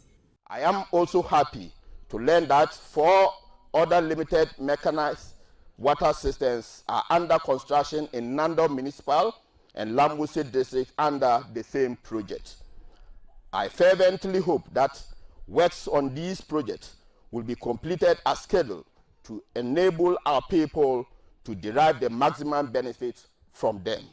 Suppose work on all these 4 mechanized water systems are completed and brought on board, the water coverage of the Nando Municipal will surpass the 84.8% mark and that of Lambuse 82.9%. Dr. Bin Sali, however, was not happy with the indiscriminate siting and drilling of boreholes closer to water sources and burial of the dead at homes, urging municipal and district assemblies to demarcate permanent burial grounds in their jurisdiction. Due to the indiscriminate siting and drilling of boreholes in our homes and communities, I wish to appeal to all landlords to desist from burying our disease in our homes or near water or potential water points to prevent contamination. I therefore wish to thank all assemblies to demarcate permanent burial grounds for all communities in their jurisdictions and ensure compliance to address this possible contamination of our water sources. Country Director of SMB, Peter Sparman, noted that the commissioning of the water supply system is part of the organization's effort in helping the country to achieve the Sustainable Development Goal 6, which aimed at safe water for all by 2030. He was, however, not happy with the amount of time used by children and women to look for water. We say water is life, but water can mean a threat. Unsafe water is the main cause of death for under 5s in this country. The fact that water is not always available means loss of time, loss of money, loss of crops. I hear that on average rural girls and women will spend 45 minutes a day on fetching water. That's a loss. Don't think that a woman's time is not valuable. It is costly. If we can change that, we can change that together. Paramount Chief of the Nandam traditional area, now Professor Edmond Munyan Delechiri the Eighth, was grateful to SMB for the kind gesture. And I want to tell you, as somebody in medicine for over 52 years, that learn from now that the greatest medicine we have is not paracetamol, is not ampicillin, it's water. Your brain, even alone, has 85% of water. Even the bones you see. Some of you begin to complain of aches on your... Drink water and you see the miracle of water. It's a miracle medicine. So let water be your health and health your medicine. And we are really grateful to them to have given us the best medicine that God has given to us. His subjects are equally grateful. The water, we used to go to the borehole and queue. Sometimes you go in the morning, then you'll be there till it gets to your turn and you fetch. But now that they have given us this water, I think it will help us a lot. At the time you will be going to your work, it will be too late. But now they came to help us. There are 4 boreholes for now, let me put it that way, because there is one here, one at the school, one at the main point where we were first, and we were much happier because we still have the water at the old borehole section. Reporting for JoyNews, Rafik Salam, Basil Bay.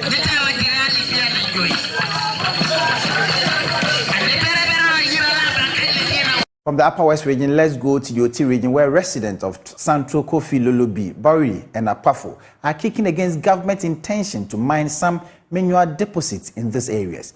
The areas are endowed with iron ore deposit, but residents say any attempt by the state to start mining in the area will greatly affect their social and economic lives. They have formed an anti-iron ore mining committee to have a united front to kick against any mining activities in the area. Peter Seno has more in the following report. 4 communities from Central Kofi, Akpafo, Lolobi, and Bori have declared their intention not to allow government or any entity to mine iron ore deposits in these areas. Their concerns are born from what is currently happening in mining communities in Ghana, where water bodies are heavily polluted with other social and economic negative impacts of mining. For the residents, it is a no to mining from all fronts. The 4 communities have therefore formed an anti-iron ore mining committee to have a common voice to protect their communities and heritage. Emma Amuzu is one of the concerned women. As peasants, she says their livelihood, which is farming, would be jeopardized greatly. We've seen what is happening in Ghana, especially Ashanti and other areas, the way the mining is destroying a lot of things. So here, the only job our parents do is farming. And then we have these beautiful mountains up here.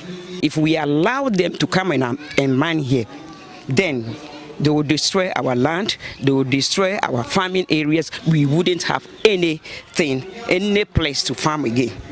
This is the main reason why we said no. We don't want, because we want the beautiful forest and the mountain to remain there as it was before our forefathers left. And so we are here, especially me, on behalf of the women, saying that no. Samuel Tete is a metallurgical engineer and has 20 years mining industry experience and hails from the area.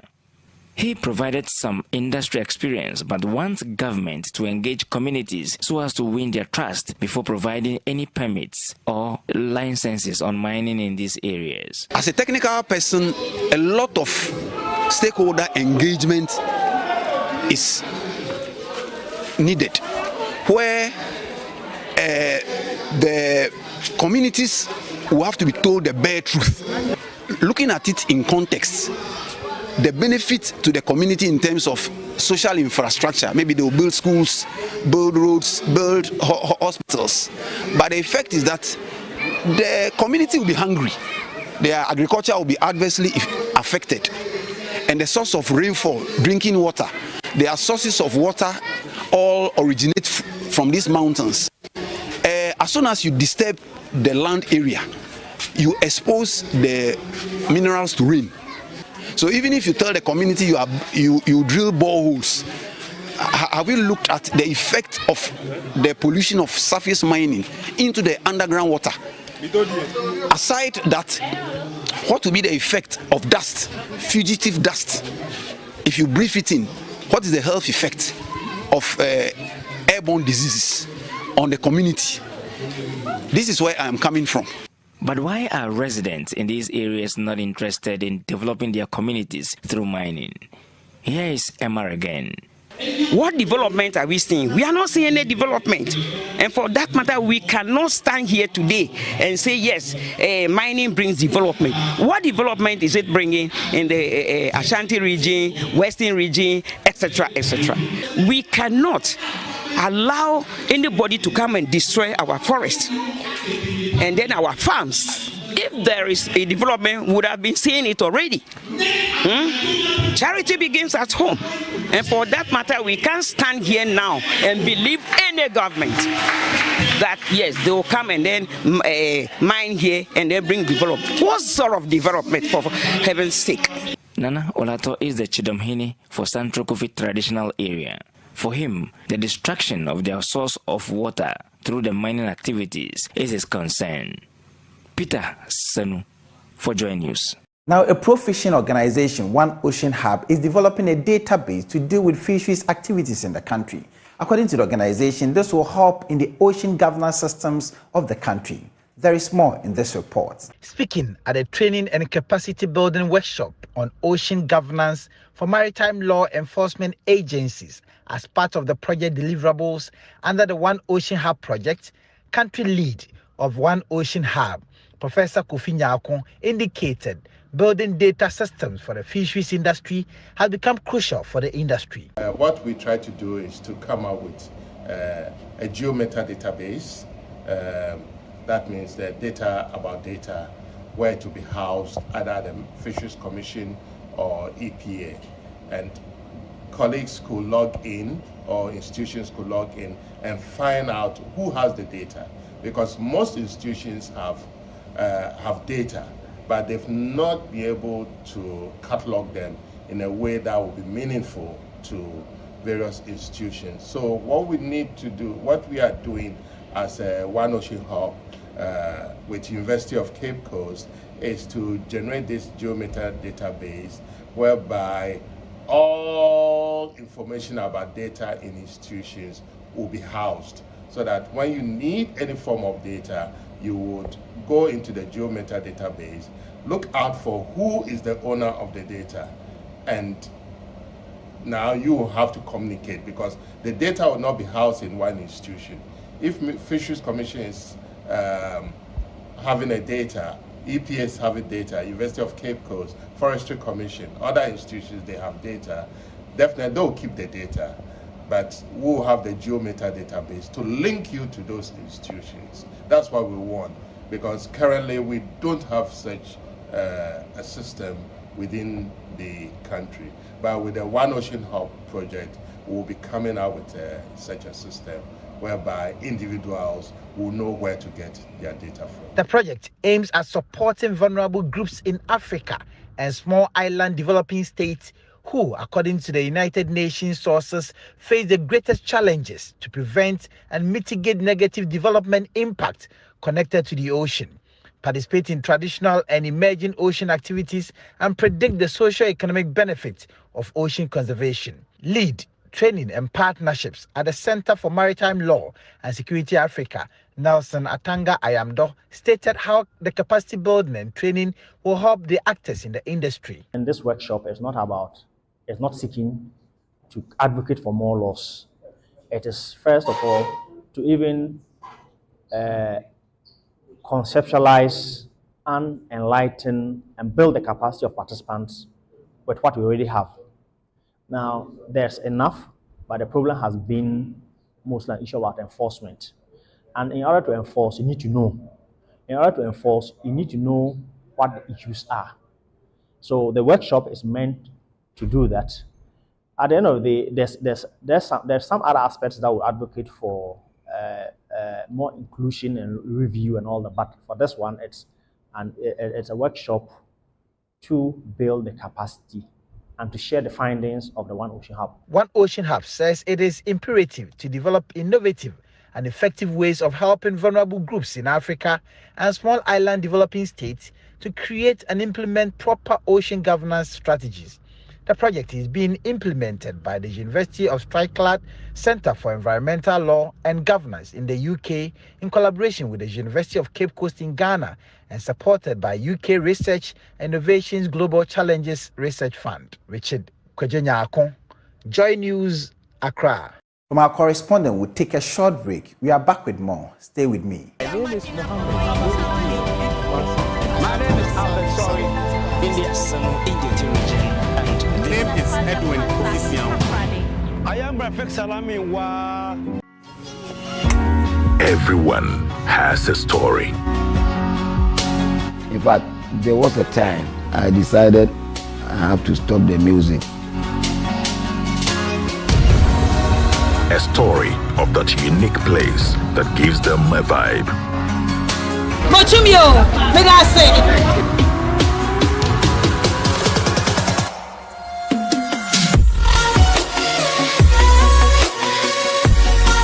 It's a spiritual moment for me whenever I have to record music, because whenever the place is dark, I feel I'm in the studio alone, even without the producer.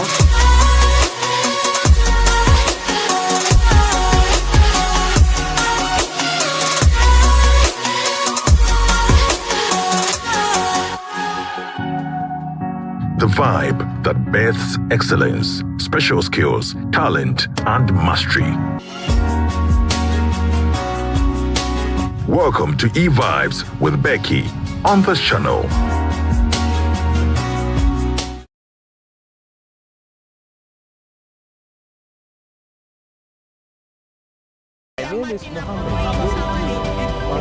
My name is Albert Sorry, India region, and name is Edwin Official. I am Rafik Salami Wa. Welcome back from the break. And in an effort to increase the number of youth working in the agricultural sector, the Executive Director of Springboard Roadshow Foundation, a non-governmental organization, Comfort Okran, has assured that the foundation, through its Ghana Growth Program, will be securing jobs in agriculture for 150,000 young people. There is more in this report. According to the Executive Director, the program is aimed at increasing the interest of young people and persons with disability towards agriculture, as it has many benefits. She said a 3-year program will help secure jobs for 150,000 young people within the extended value chain. Comfort Okran mentioned that the program is a collaborative effort which will help more young people discover the opportunities in taking up careers in agriculture. Here, the Queen Mother has given the opportunity that, look, I have land. I have irrigated lands. Come and take it and go and farm, and then we continue the value chain. So you are somebody who has seeds. Here's an opportunity. There's somebody who has fertilizer. Here's the opportunity. There's somebody who has the transportation. Here's the opportunity. Every single person, if we come together and work on the agri sector, I can assure you, in just 5 years, the transformation that would come to our country, it will be amazing. As if that is not enough, it is also possible. It will happen that we would have young people who now have fulfilling and sustainable livelihoods because they know that this job that I'm doing, it happens over and over and over again. I don't need to be scared about the future. The paramount Queen Mother of Mankesim, Nana Ama Emisa III, indicated that while her traditional area has a lot of lands, they need to help deal with the irrigation issues. Mankesim yero irrigation farm ho. Menyim penyimfo no bebe Mr. Jewa. And so I should not why we ko shechiro.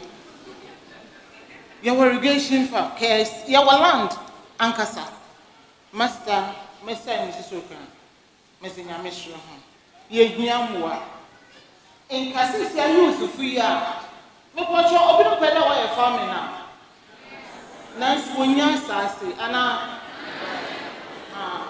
Ain't the motion should more now. Some students who attended the program shared their thoughts on the Ghana Grows program. To be honest, before coming here, I didn't really know what the program was about. But as I got here and then I realized that it was for agriculture, I learned a lot, to be honest. The technical aspect is more for me because with the theory, we just sit in class and it's like assuming. But when we get the opportunity to actually feel it or do it in the practical way, you get to understand the theory more. So I think I prefer the technical part more than the theory part. It's helping to empower us, the youth, to involve ourselves in agriculture. And I think it's very important for every youth to involve him or herself in agriculture because after acquiring the skills, it will help you to be self-employed. You won't depend on the government for anything because at the end of the day, you could produce something on your own and then you get an income. Now, the Anglo-Gold Ashanti of Boasimayan has handed over a 20-seater washroom facility to the Enyimedu Krom community in the Ashanti region to lessen the negative impact of poor environmental sanitation. The project is part of the company's 10-year social development plan of improving the livelihoods of host communities. There is more in this report. The 630,000 cedis facility, which will serve over 4,000 beneficiaries, is to help mitigate open defecation in the Enyimedu Krom community. According to Senior Manager Sustainability at Anglo-Gold Ashanti, environmental stewardship is critical to the gold mine, hence the move. Emmanuel Baidu urged the community to foster good maintenance culture to sustain the facility. One of the key areas of the 10-year socio-economic development plan is to contribute to improving sanitation and hygiene. Enyimedu Krom is one of our communities. We, through the initial consultations, what led to the development of the 10-year plan, established the dire need of a public sanitary facility in the community. So working closely with the Obuasi East District Assembly and the leadership of the community, we realized it was really a priority for the community to have such a project. The community facility was constructed some few meters from the Kwabrafusu cluster of schools to also serve students. Assembly member Yakubu Lamin revealed the community was in dire need of a toilet facility. He commended AGA for addressing and improving sanitation in the area. Formerly, we had one which is not good and then it was pulled down. So the school community was with no toilet facility. So we approached AGA and then we told them we would need one of this facility in Enyimedu Krom, which they heeded to our appeals. So they came and then did it for us. It will serve the community and the school. And it will serve because the students, we have about 3,000 plus students in this particular school. And then the community too, we have some small catchment area which is very close to the toilet facility. They will use the facility as their toilet facility. The assembly member promised to set up a committee to ensure the facility is properly maintained. Since AGA did it and they used 6.3 billion for old currency and then 630,000 Ghana cedis, if it's an individual who did it, it means that he has to recuperate his money back. So doing this is not easy. So we'll form a committee to look at it for us. So we'll comprising the assembly, the Nananum and the unit committee and the assembly member to have a good so that they can repair and then maintain the facility. Anita Sewa Ajugan reporting. Now, the Dean of the College of Allied Sciences at the University of Cape Coast, Professor Desmond Omania Champon, is urging industry players both in and outside the country to support research in the various universities. According to him, such support will boost technology that has the propensity to drive the country's economy with new techniques and research ideas that will benefit both academia and industry. He was speaking after Nkaku donated laboratory equipment and consumables to the college. I hope other industry players will emulate this and support research so that we can drive our economy with technology. We can drive our economy with new techniques. We can drive our economy with research ideas that are generated by academia and industry. The items donated by Nkaku Diagnostics, which has a subsidiary company in Ghana called ADNA Biologics, are Kingfisher, 2 Kingfishers, very expensive equipment, and also automated pipettes. That is, there are 2. And then the consumables are pipette tips. In fact, huge numbers. I don't know if I'll be able to use it before I retire. So this tells you a huge amount of consumables and equipment donated to the department, through the school, through the university, to support research. I expect to come back in 10 years to see this equipment still working and then being preserved at the department, and also even adding more. So I'll urge the HOD of Department of Biomedical Sciences to take very good care of this equipment. In fact, that will help us to even get more.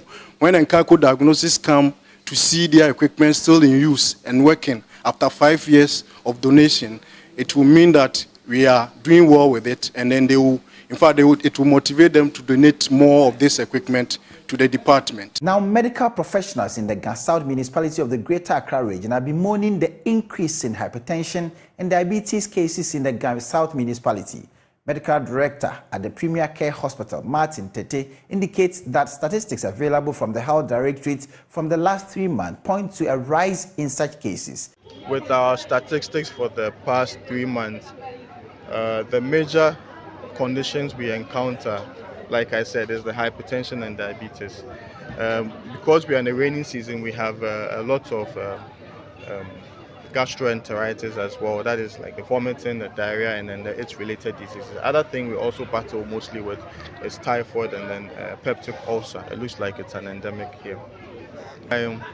Advice would be focused on, like I said, visiting the facility, just walking in and having a chat with the doctor, having a few labs run, so that we can detect them earlier if you have.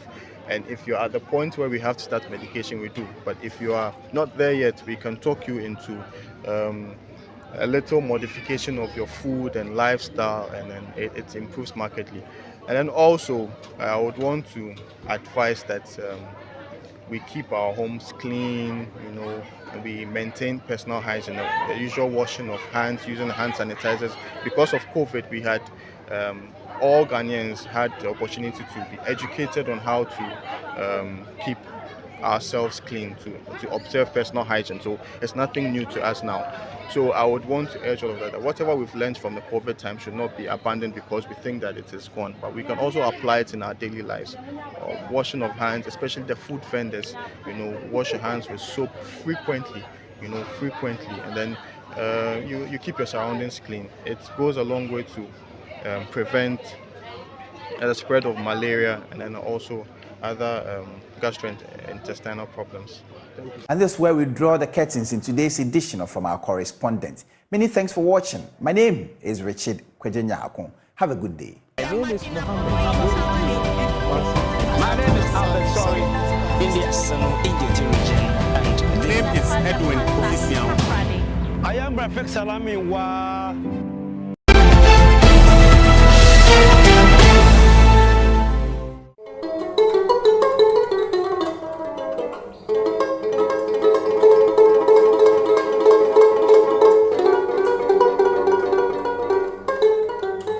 I must say that since then, the building had not had any renovation of that sort. And so as of 2015, it got deteriorating. So part of the roof started falling down. And so we decided to work on. And so by God's grace, this is what we've been able to do. The exhibition is titled Unity in Diversity. And as diverse as we are, we have several ethnic groups with different cultural practices and ways of living. The museum seeks to promote who we are, bring us together as one, so that when someone comes in, the person will first understand who we are as Ghanaians, our heritage, our history, where we've come from and where we aspire to be in the nearest future.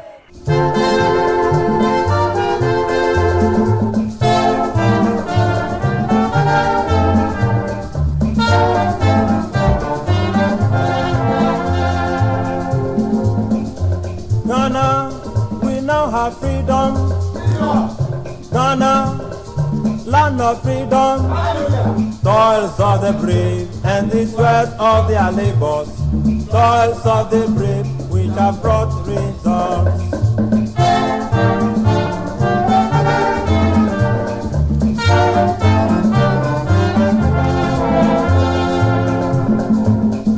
Kwame, the star of Ghana. Nkrumah, star of Ghana, everybody toils of the brave and the sweat of their labors, toils of the brave which have brought results.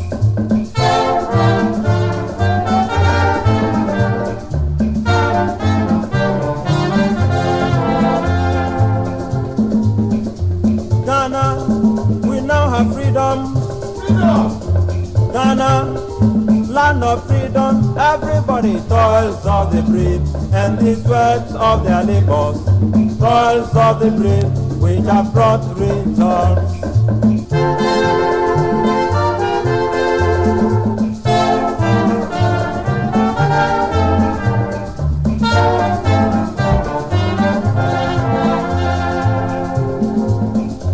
Ghana, we now have freedom. Ghana, land of freedom, toils of the brave and the sweat of their labors, toils of the brave which have brought results.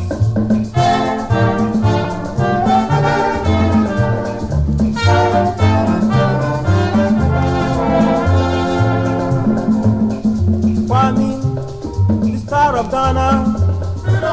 Nkrumah, star of Ghana, everybody toils of the brave and the sweat of their labors, toils of the brave which have brought results. Those vehicles were used by the Mercedes-Benz, the Land Cruiser, the limousine, the Nissan Petrol. They were used by former President Kufuor, but the Cadillac was used by the late President Kwame Nkrumah, yes. And so we in the near future, what we intend to do is to have an automobile museum with former president vehicles. We have a lot that we are going to work on. Ghana, we now have freedom. Ghana, land of freedom. toils of the brave, and the sweat of their labors. So we entreat all Ghanaians to come to the National Museum. And you see, I also want to entreat Ghanaians to come. When you go to the Western world, we have people going to the museum to donate. And so we entreat all Ghanaians to come to the National Museum and donate. Star of Ghana, everybody toils of the brave.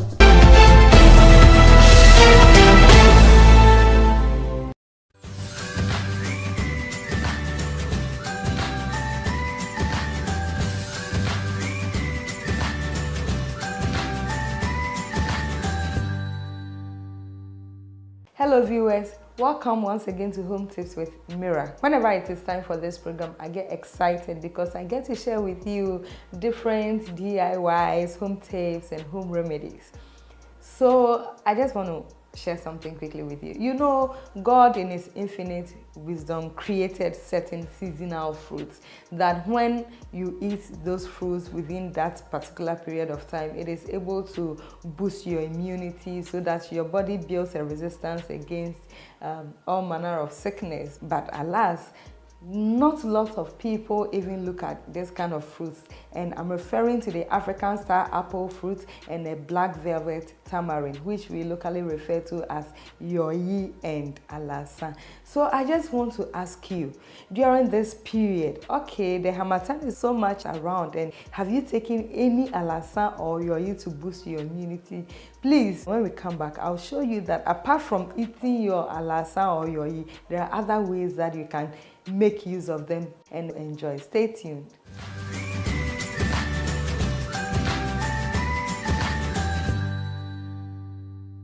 So when you buy this yoyi, you have to just make sure that when you are eating, you have to open your eyes and eat, because there are some that insects have perforated and infested the fruit, and you don't want to eat this fruit in the dark. Open your eyes and eat it. You understand? Okay, so just when you get them, just sort the bad ones out from the good ones and use the good ones. Removing the shells of the yoyi is a journey. I have to crack the shells open and remove the pulp, and then also remove the seed from the pulp. Yes, and you know, if you don't want to go this way, you can just also buy the yoyi, sit down with your family, your kids around, and enjoy some family movie.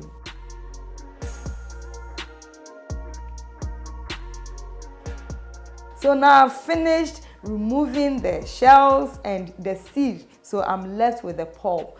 I'll soak it in water and wait for 2 hours, and in between, like every 30 minutes, you just shake it so that everything can just blend in smoothly, and you can serve it to anybody. In fact, if you are someone who likes spices, you can add, you know, ginger or a little bit of clove to it to enhance the taste, and you can serve it to your kids, you can serve it to visitors, or people recovering from sickness. You can also be giving it to them to drink because it's full of vitamin C and other nutrients needed for bodybuilding. Our next fruit is the African star apple fruit, which we call the alasa. And you know, when you eat it, it has this latex inside that when you chew the pulp, it ends up being a gum.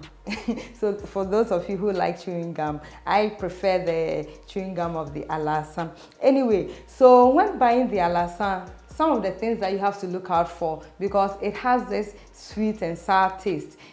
What can you look out for in order not to pick a fruit that is so sour? So let me show you. For the one that is sweet, when you look around, you can see that it has a uniform color.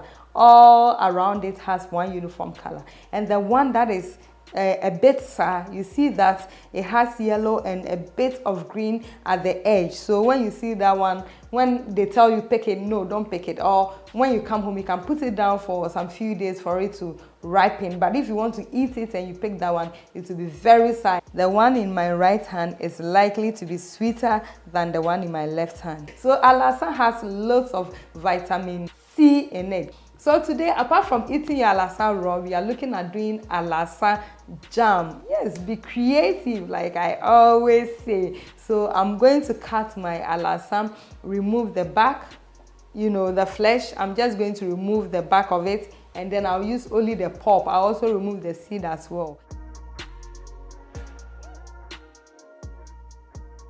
And then I have my dates here. I'm going to blend my dates with water, and I'll use it as a sweetening base. I'll put it on fire, let it boil for a while. And then I'll add my alasan pulp into it. And then I'll add just a wee bit of lemon juice to it so that I'll make my jam.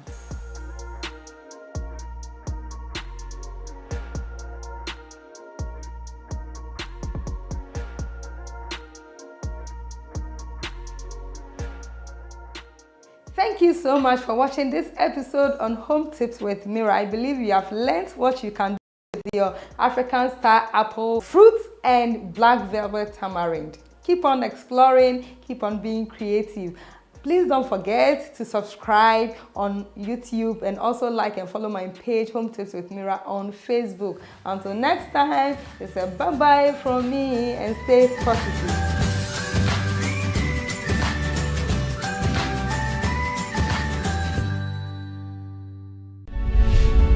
People before power. We're about the people, not the powerful. JoyNews. Independent, fearless, credible.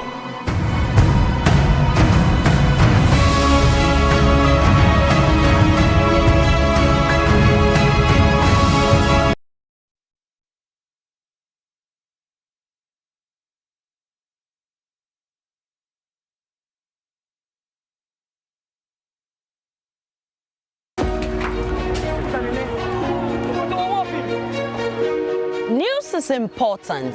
It's the only way you get to know the things that happen around you, what affects you today and the future.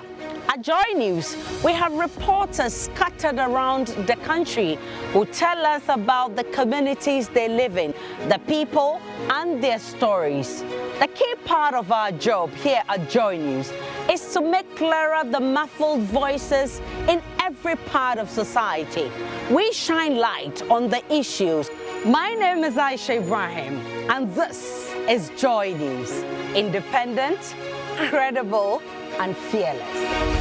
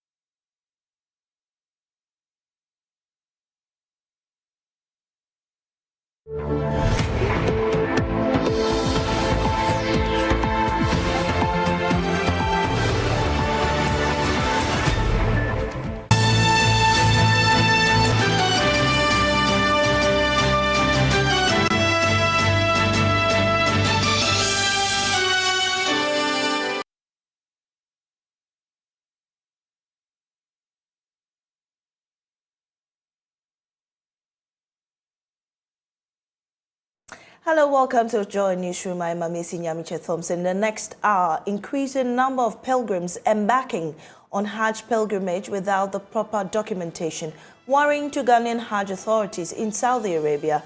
More as they recount several challenges encountered by some aged pilgrims who are often taken advantage of by some unscrupulous persons. We have details. Also, Krasihin resolves not to entertain any politician in his palace anymore after selling his cocoa farm to fix community roads following several disappointments by politicians. And in the Ashanti region, championship of the National Science and Maths Quiz will tell you about how OWAS is putting up a defense after two other schools qualify for semi-finals. In business, we have exhibitors at the just-ended Wacom Made in ECOWAX exhibition call for more platforms to showcase their products for both local and international platforms. We have details. We also have world news. At least 51 people have been killed in western Kenya after a truck lost control at a busy road junction and plowed into other vehicles and businesses. Stay with us for details of these stories and more in the next hour.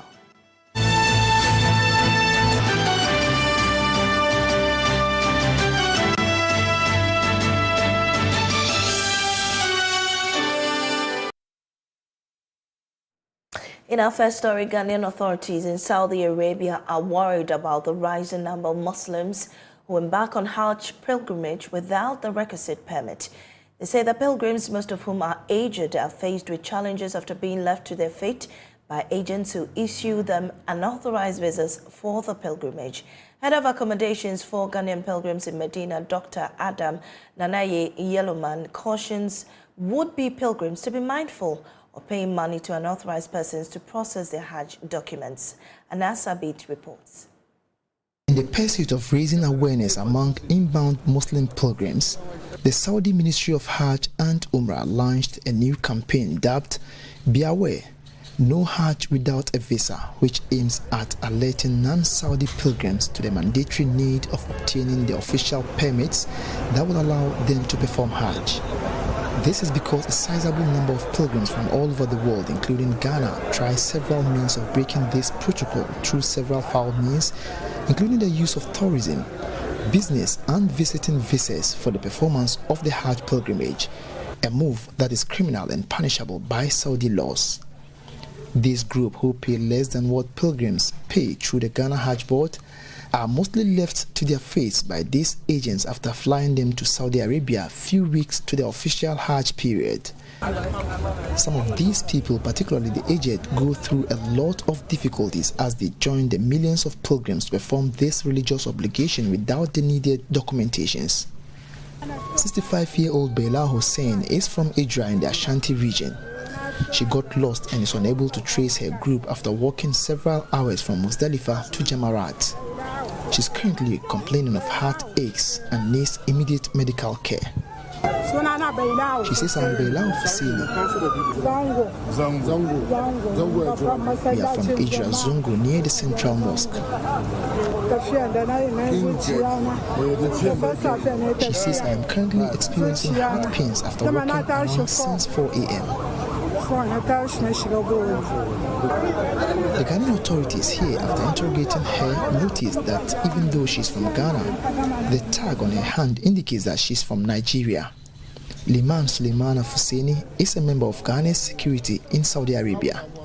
It was around 3:30. They found this our mother and brought her here.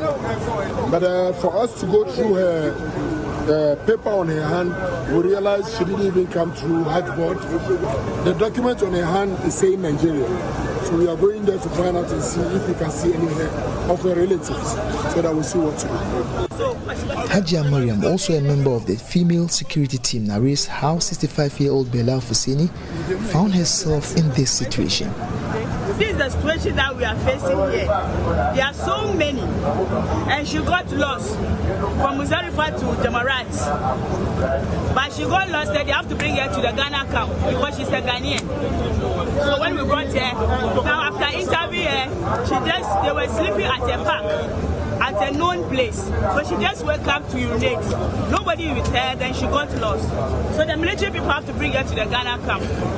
She says this group go through a lot of challenges in their quest to perform Hajj, and the Ghanaian authorities in Saudi Arabia go through lots of difficulties in trying to attend to them. A lot of challenges that we face. They don't have a place to sleep. They are hungry, no food when it's here. So we have to force ourselves to give them some of our food to eat, some water. They don't have money on them because their money that they have is finished. The old lady works alone, even the young girls. So since they are Ghanaians, we can't leave them. This woman here is also one of this group who attempt to perform Hajj without the needed documentations. She's currently with the medical team of the Ghana Hajj Board after falling ill due to the stress she's been through.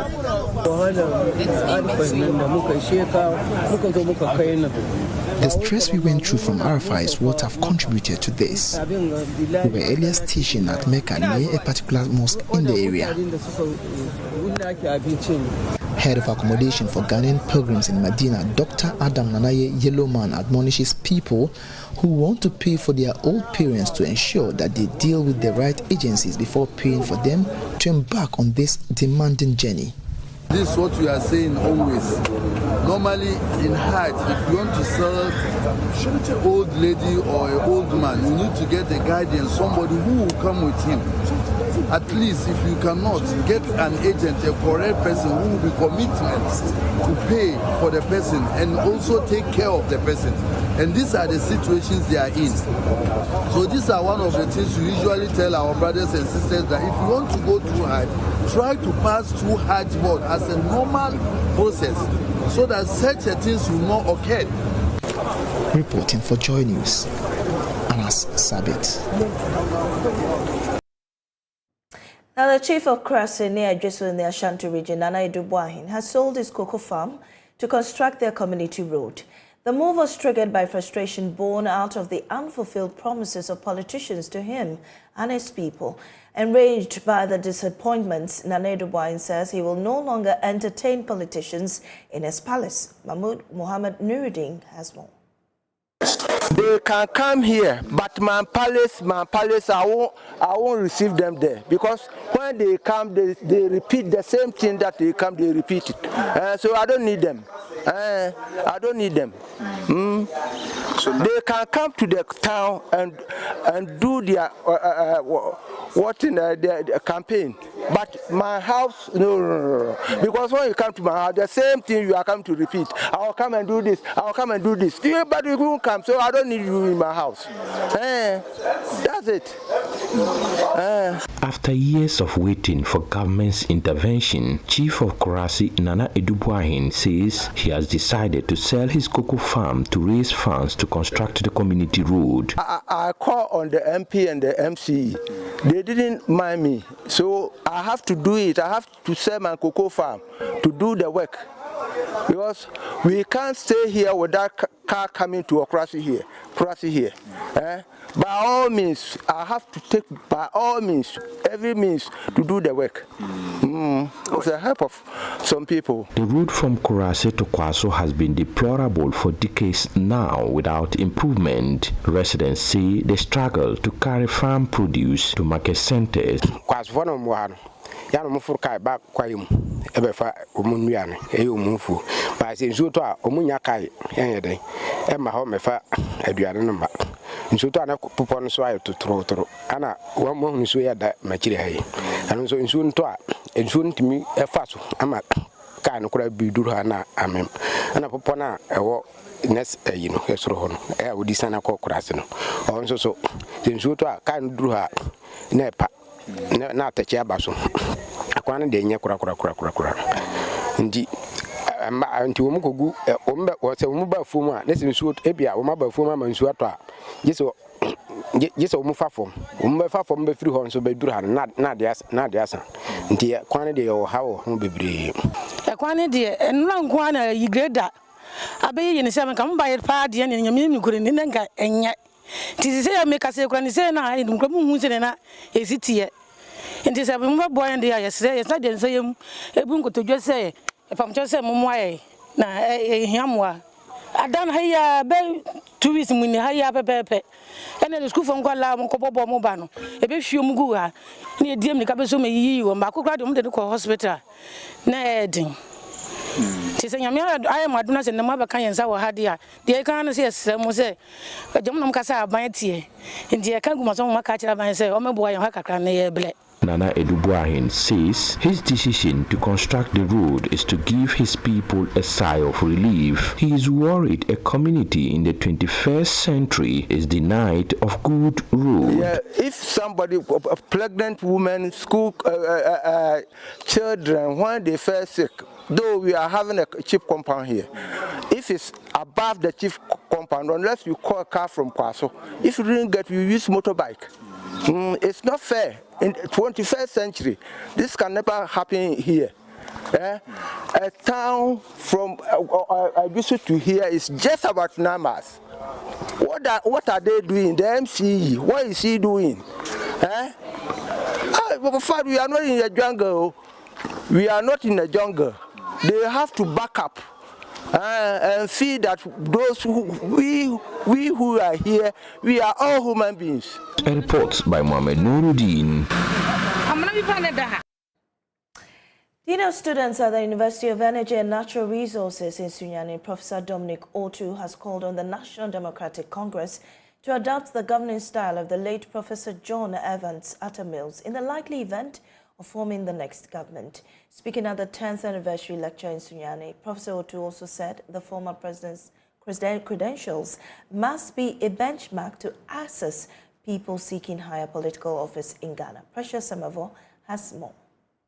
Speakers at the John Evans Attamills 10th Memorial Lecture in Sunyani for the Bono East, Ahafo and Western North regions, including Kwame Sarah Mensah, former High Commissioner to India, and Yarodo Pepra, a legal practitioner, eulogized the late president on how his policies and governance style had a positive impact on Ghanaians. The anniversary brought together some NDC former ministers, party executives at all levels, and some MPs. Osajifo Osiadeyo Ajiman Bedu II, Domahini and president of the Bono Regional House of Chiefs, said the late president should be remembered for what he stood for. As we are remembering him, we have to note the integrity that he possessed, the humility, forthrightness. I remember when there was this debate, very, very strong at the time, LGBTQ, and it's been added on. And he was asked his views on it, and he was emphatic because he needed help. He would not kowtow to any powers, so that LGBTQ will be passed. This is the man that we are talking today. He's selfless. Speaking on the theme, the man John Evans Attamills, 10 years on, Professor Dominic Otu, the Dean of Students at the University of Energy and Natural Resources in Sunyani, urged the NDC to adopt the governing style of the former president if they win the next election. The characteristics of outstanding leadership in our day are President Mel's humility, imaginative leadership, dedication to democracy, human rights, incorruptible and abhorrence to violence. He has left behind a legacy of achievement and credentials. He offers a benchmark by which we must assess everyone seeking higher political office in this country. I firmly believe that the only way we can make our democracy in our beloved country to produce the greatest good for the largest number of people is by enforcing his laws. I therefore want to say, with all humility, that the NDC, as a researcher, as I speak with you, have about 72% chance of coming into office in 2025. I humbly appeal to them to adopt at least 60% of the governance style of Professor J.E. Mills. In fact, as a lecturer, if you go to the university today and ask even a final year student that there's an aeroplane at the Kutuka International Airport, free, will he go or complete his studies? That student will leave and go. Why? Because something is fundamentally wrong in our nation. I leave you that by the time we all live here today, we must adopt one of the living styles of J.E. Mills. Other than that, we have not achieved his goals. Professor Attamills died on 24th July 2012 at 68 years. The final 10th anniversary lecture will be in Kumasi later this month. Precious Semevo, Joy News, Sunyani. Meanwhile, Domahini and President of the Bono Regional House of Chiefs, Osajifo Osiadeyo Ajiman Bedu II, has appealed to President Akufo-Addo to intervene in the prosecution of MP-elect for Asin North, James Jachi Kwesin. Mr. Kwesin is facing criminal charges brought against him by state in connection with his contest of the 2020 parliamentary elections. Speaking at the 10th anniversary lecture of the Attamills in Sunyani, Osajifo Ajiman Bedu intimated that the president should take steps to halt the trial.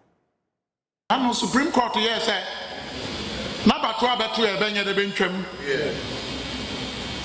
Yamubi, no craning being Casadia, some men was Supreme Court, Casad, Gina, and come left, come in right.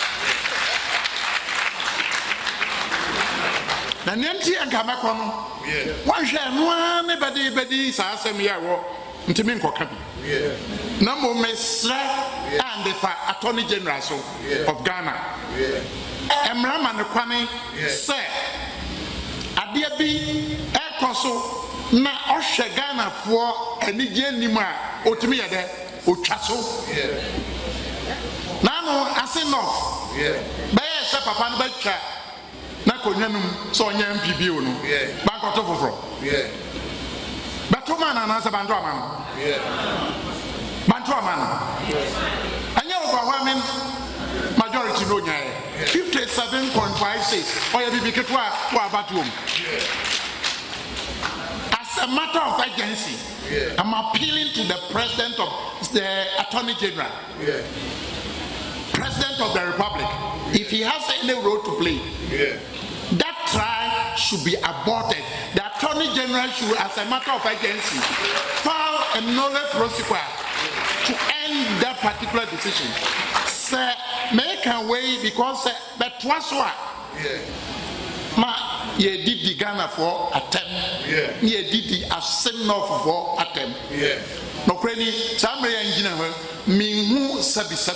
Mfaswo bia e de bebra Ghana said damfo no ye be kwa prosecute no na sa wode ne gina court a na bato amani MP adwuma no obere na gwagoyo ankoyo amaya nshamra papa amasa bi Ghana for enye adwuma amampuntu akwa na obetima blame no it's on this day na me catch say Samre you were president you know I love you. This matter cannot go on. Attorney General. Odame, prayer de share, bono de share. Shawo mumam. Koko cha se mu yifio. Ni ankoya nim as Ghana for. Now, Opoku School pushed aside love and went hard against their female affiliate St. Louis Senior High School in pursuit of retaining their bragging rights as the Ashanti Regional Champions of the National Science and Maths Quiz. On the second day of the Regional Championship, Prempeh College and Kumasi Academy beat their contenders to qualify to the semi-final stage of the competition. Emmanuel Bright Kweku reports from Kumasi.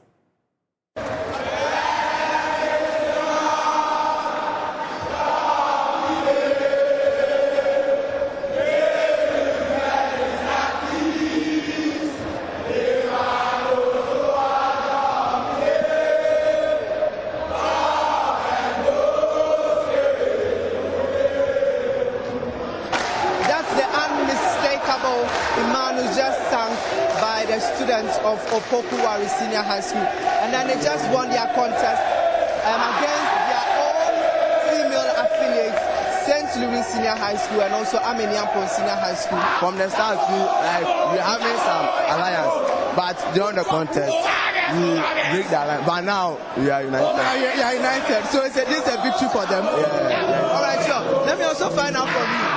How does this make you feel? Okay, come down for me.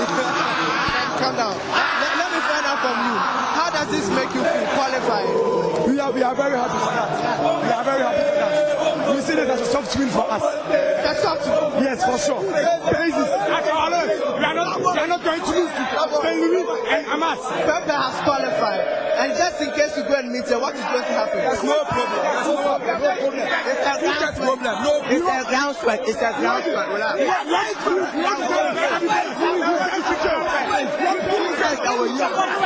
Right now, we have made it clear that in Ashanti region, we are the best. Okay, and besides, in the whole of Ghana, we are the only school. A man for.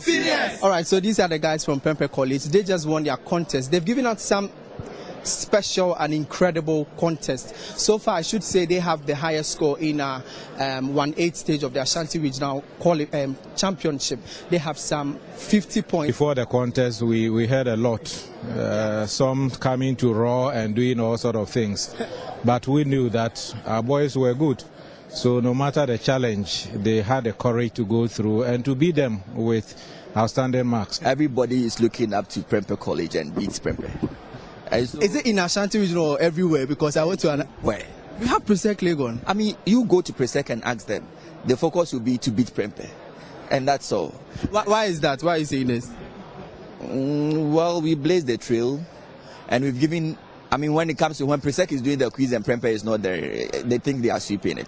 But when we are there, we are giving them a run for their money. Last year when I came here, they told me you were coming. They gave you a name, Demon.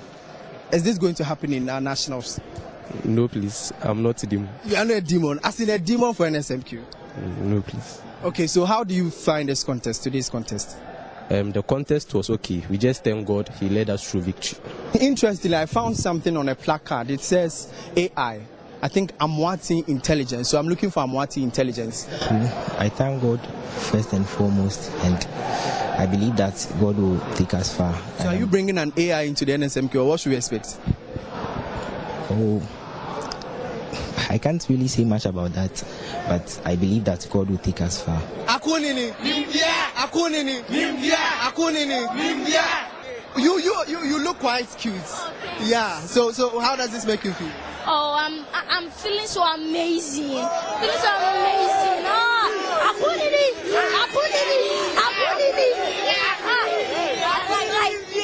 It wasn't a word anymore. It was meant to be. In case you meet Prempeh College or Pokuwa, we only the other school. Oh, we are all schools, just as we are schools. We all have the same heads. We have one head, and I'm a one. That's anyone have more than 2 heads here. But Prempeh is qualified with some 50 points. You qualified with 32 or 35 doesn't matter. Points. Like God said, we all sin. You stealing 100 cedis and me stealing 1 cedi. So let's sin. In that same way. In that same way, we are all schools. It could be that we could win. It could be that Prempeh could win. Anything can happen on that day. Umaka is also coming in. We are coming stronger this year. We are coming to take the trophy this year. Taking it? Yes, we are taking it. Just like you just beat out Super Zona champions. Yes, we are taking the trophy this year. Taking it for Opokuwa? Yes. All right, sure. So that's the contestants from Kumasi Academy. He says they are taking the trophy from Opokuwa School. They are giving us an assurance that this year is for them. From here in Kumasi, my name is Emmanuel Branchquick. And I am Amesi Nyamiche Thompson. You're still watching Joy Newsroom. We'll be right back after this break.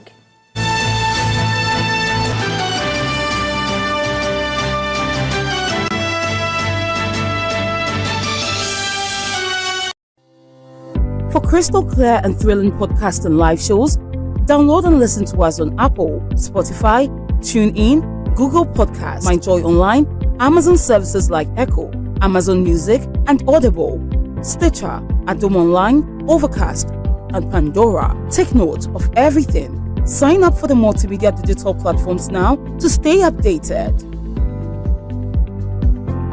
We've had news file over the weekend, and an interesting part of the conversation focused. Oh no, we are out of range. Oh, don't worry, Daddy. I have Alexa in my bag. Alex, what? Alexa, open Multimedia Ghana and play Joy FM. Super Hits Radio, Joy 99.7. Listen to Joy FM, Hits FM, Love FM, live on your Amazon Echo.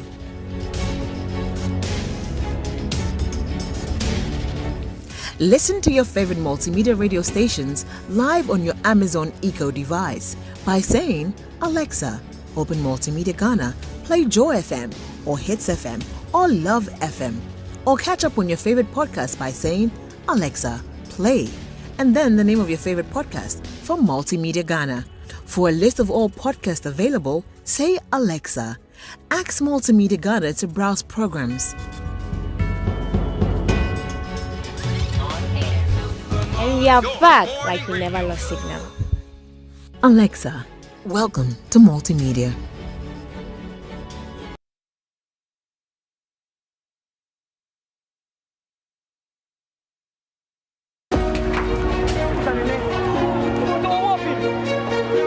News is important.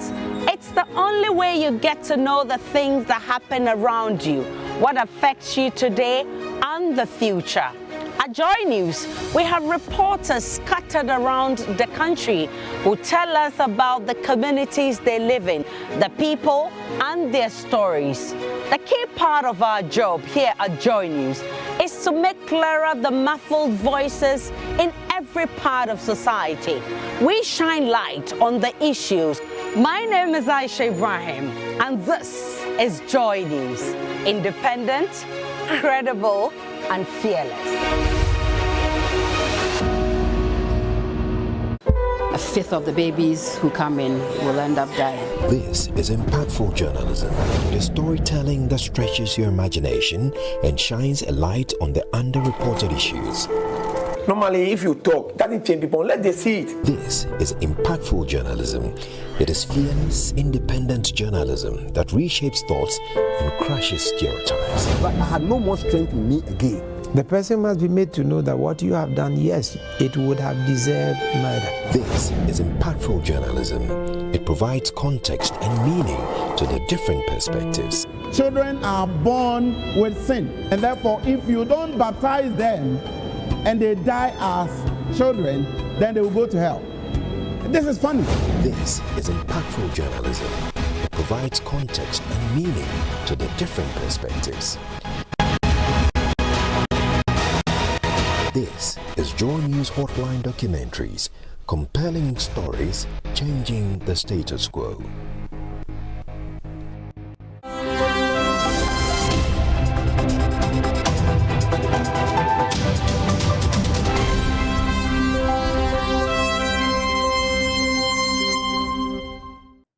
Welcome back. Let's do some business now. Small and medium-scale enterprises in the ECOWAS sub-region want more opportunities to showcase their products both locally and internationally following a successful Welcome Made in ECOWAS exhibition at the Accra Metropolitan Assembly forecourt. Speaking to Joy News on the final day of the three-day fair, exhibitors are optimistic the platform will give them competitive opportunities and expand their reach into larger markets across the globe. Here's Ebenezer Sabote's report. The event seeks to boost the prospects for local, small and medium enterprises to take advantage of the African wider market under the Continental Free Trade Area. Although it has been a successful event, many patrons yearn for more. Some of them spoke to Joy Business. We are here because of the Welcome exhibition. In fact, it has really had an impact on our products. We've been exposed to the public. We've been in the system for the past 15 years. But today's own has really added up to our products. So we are grateful to GEPA. Is there anything that you want them to add to the next one that they will do to make it more? We want them to market the exhibition well. Marketing is not that booming, but it's okay. We are hoping that after this exhibition, we will get more people coming to us to purchase these products. So we encourage everybody to get one for themselves. We would like them to do more publicity. Yeah, the publicity is very, very important to pull more crowd. And if they can sit down and re-strategize for the next exhibition, like, how do I even say, maybe more social media adverts. I want the organizers to do more adverts before the actual event, because it looks like it's when we came here before the advert is being done, so people don't really know about the events going on here. So sometimes they are passing, they now have to call you, then explain to you that this is what is going on, so you can also come and look around. So I prefer they will do more adverts before the actual event to psych other people's mind. From yesterday and today, we are able to sell, as you can see, we are able to sell so much of our products, and then also we are able to do networking, and I think that is the most important thing for us now. And we know that after that, we are likely to have more connection with other people. Meanwhile, others also feel this is the right place to make their products known to stakeholders before exporting to the international market. In fact, the exhibition is good. It's an eye-opener. It brings us on board. The market is aware of our product. It's been good so far since we've started. We are an organic skin and hair care brand, also a beauty technology company that sells various skin and hair concerns using technology, organic African black soap, and unrefined shea butter from Ghana. The exhibition has been great so far. It's been very good in terms of exposure and networking. The media, the representation that has been given, or the awareness that has been highlighted for the local brands and also other West African brands has been great. And so I'm appreciative to the organizers, to GEPA, UNIDO, WACOM, everyone involved in this for this exposure and opportunity. Some exhibitors also seek for support to produce more quality items to meet international standards. The reason why I'm here is our women are producing a lot of the shea butter, but they don't have market access. So I came to this exhibition to make sure that I'm able to network and also get buyers for them. Because I know that once we get market access for them, then access to finance will be a thing of the past for them because they'll be able to generate their own income through the processing of the shea butter. This is a very good initiative that ECOWAS has organized something like that. All the products that you have here, they are like natural, almost like organic. We don't really add any additive. Most of my fellow exhibitors, they don't add any additive to it. So we are entreating all of you to come in your numbers. You can come for wholesale prices as distributors and then as even partners. Some of us can even supply some of the raw materials for you to use in your other products. Yeah. And that'll be all for business. We'll be right back after this break.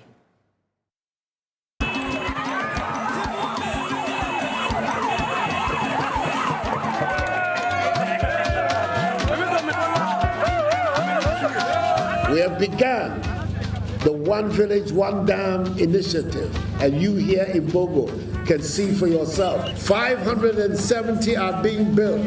My people, wake up, wake up. One Village, One Dam. After the fanfare, we go back to Ayopia in the Bongo district of the Upper East region, where it all started. Somebody should be answering the questions. Why? What happened? We need to hold people accountable. We can't just say it has failed, therefore that be it. How much is the average cost of the dam? It's from between 230 to 250,000. The highest is the 250,000. But how much was really spent? Thirsty Dams, a JoyNews hotline documentary by Jojo Kobina. Coming soon.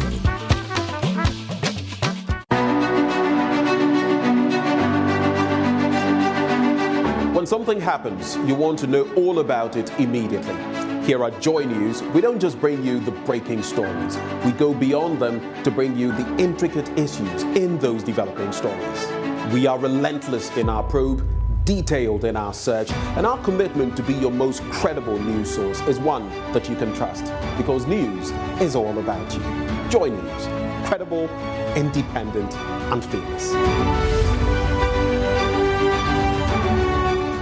Are you dreaming of a place to call home? A space that embraces your lifestyle, reflects your taste, and brings you joy? Look no further, because the JoyNews Habitat Fair is here. Join us for an extraordinary event that celebrates affordability, comfort, and luxury in the housing and construction industry in Ghana. This year, the JoyNews Habitat Fair is bringing together the leading players in the housing and construction industry all under one roof.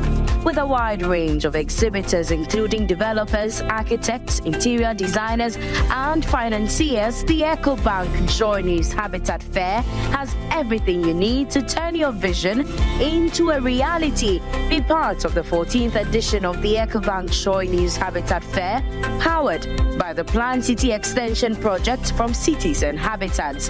For further inquiries, please call 0540 110389.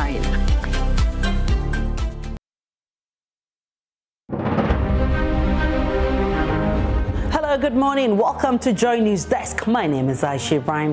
Let me tell you, this is not a small job at all. What can you report from the farmer community? We are still sounding the alarm for people who are hiding to know that help has come. The board is supposed to be meeting this morning to deliberate on this nominee. Yes, this problem has been recurring over time. The people have invested the fruits of their excellence, and you want to throw it away because you think you can. No, it's not lawful for him to do it, period. What's the basis that these financial assurances will be giving latest today? If you follow what had transpired over the week, we got the information when the president addressed the May Day celebration, indicating that China is going to come on board.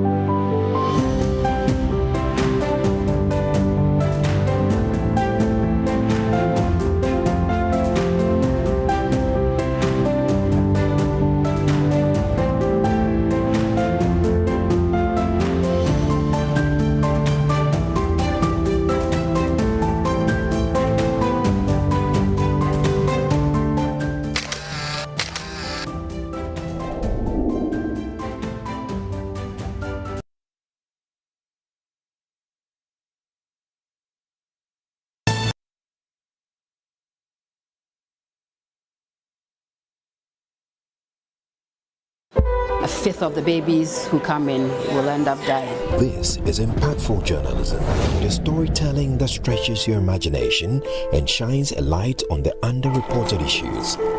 Normally, if you talk, that doesn't change people. Let them see it. This is impactful journalism.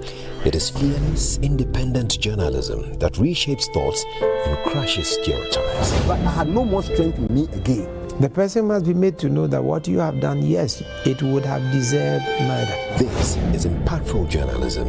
It provides context and meaning to the different perspectives. Children are born with sin, and therefore, if you don't baptize them and they die as children, then they will go to hell. This is funny. This is impactful journalism. It provides context and meaning to the different perspectives.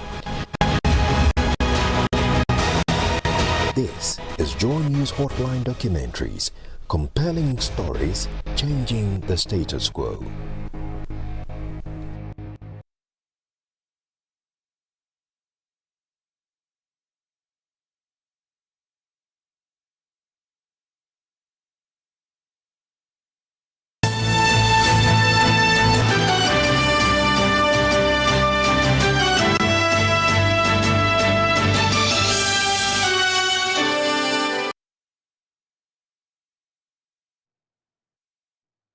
Welcome back. We'll take you to Latabiokoshi, where my colleague Pakwesi Shando reports on the latest episode of Floods of Trauma.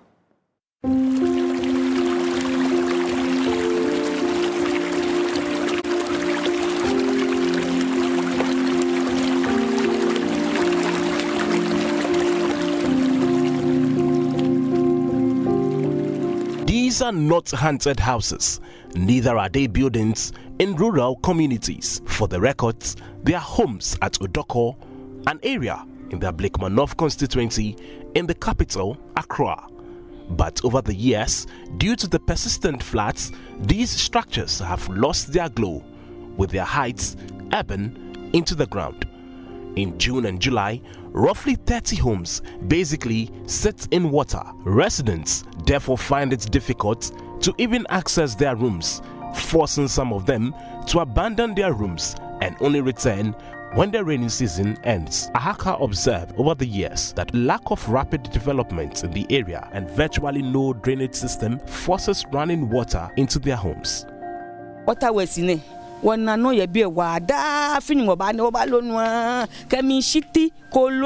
of us here at Waterworks are going through a lot. It's hell for us whenever it rains, with worms and fecal matter entering our very homes. All we need is an effective drainage system to resolve the crisis.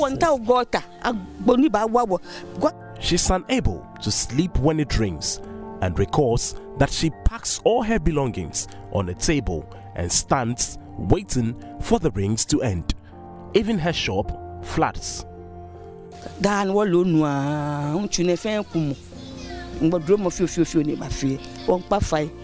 We always have to scoop out water when it rains. My house was even destroyed, but it's now taking shape. So we plead with the MP to come to our aid. We vote for them, but we see no change.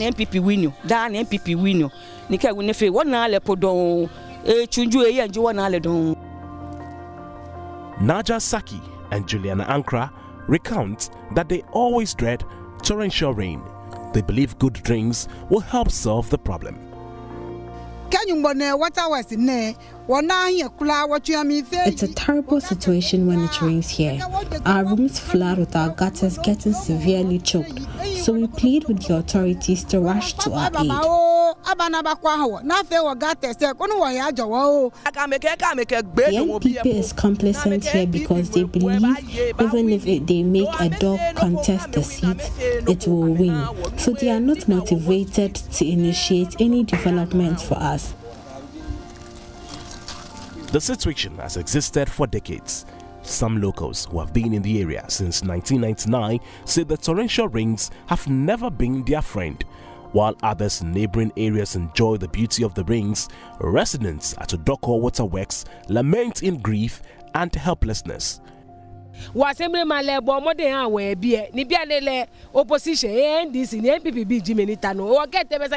assemblyman does his best. He finds it difficult to secure maximum support. So once again, help is all we need.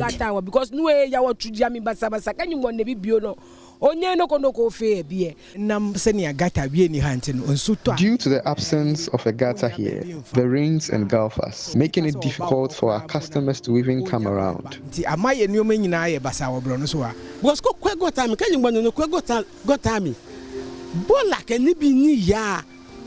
When it rains, the fecal matter alone is more than the rubbish. But more importantly, the drainage systems here have been poor for over 20 years. So help is all we need, plus good toilet facilities.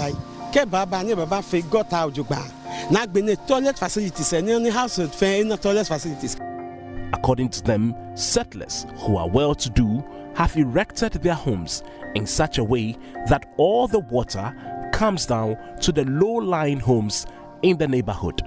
But what really accounts for the harsh experiences of the residents when it rains? A tour of the area revealed a lack of sufficient drainage facilities in the entire neighborhood. Residents say the available drains are too small to accommodate the gushes of running water whenever it rains. This, according to them, is a major problem, a challenge the Member of Parliament for the area has failed to address. It is terrible when it rains. Our MPs have always lived closer to us, yet they simply don't care. All they do is to ride in their vehicles without caring about our needs.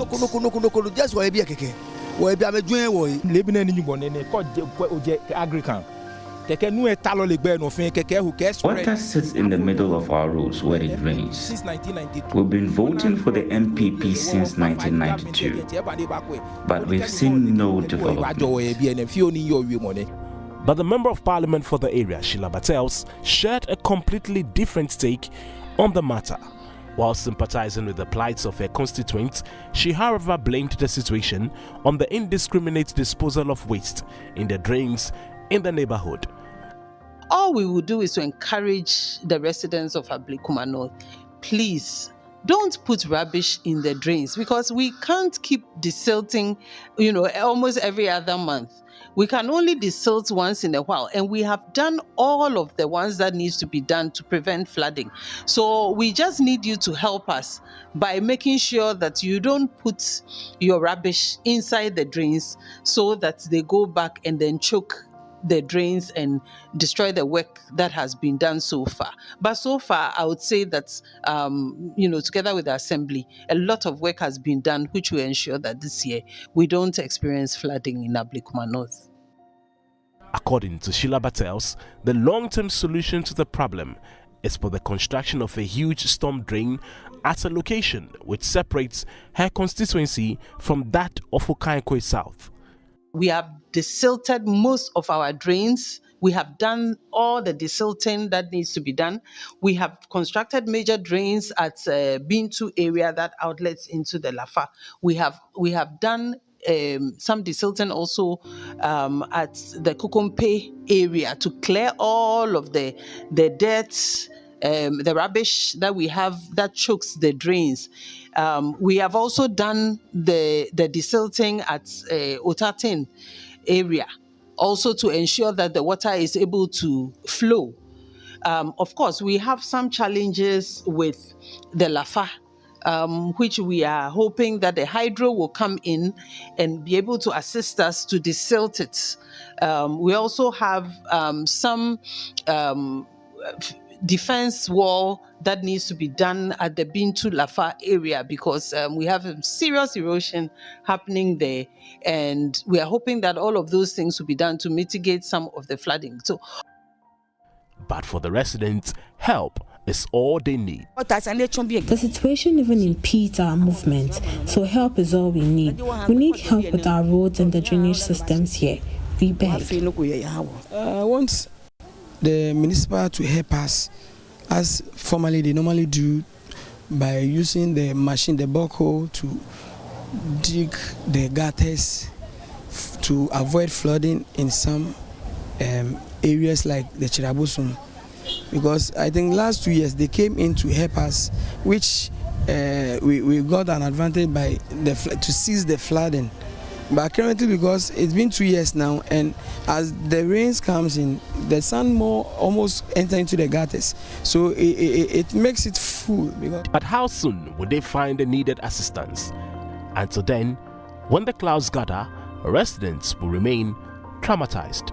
Pakwesi Shandoff, JoyNews, Odoko, Waterworks.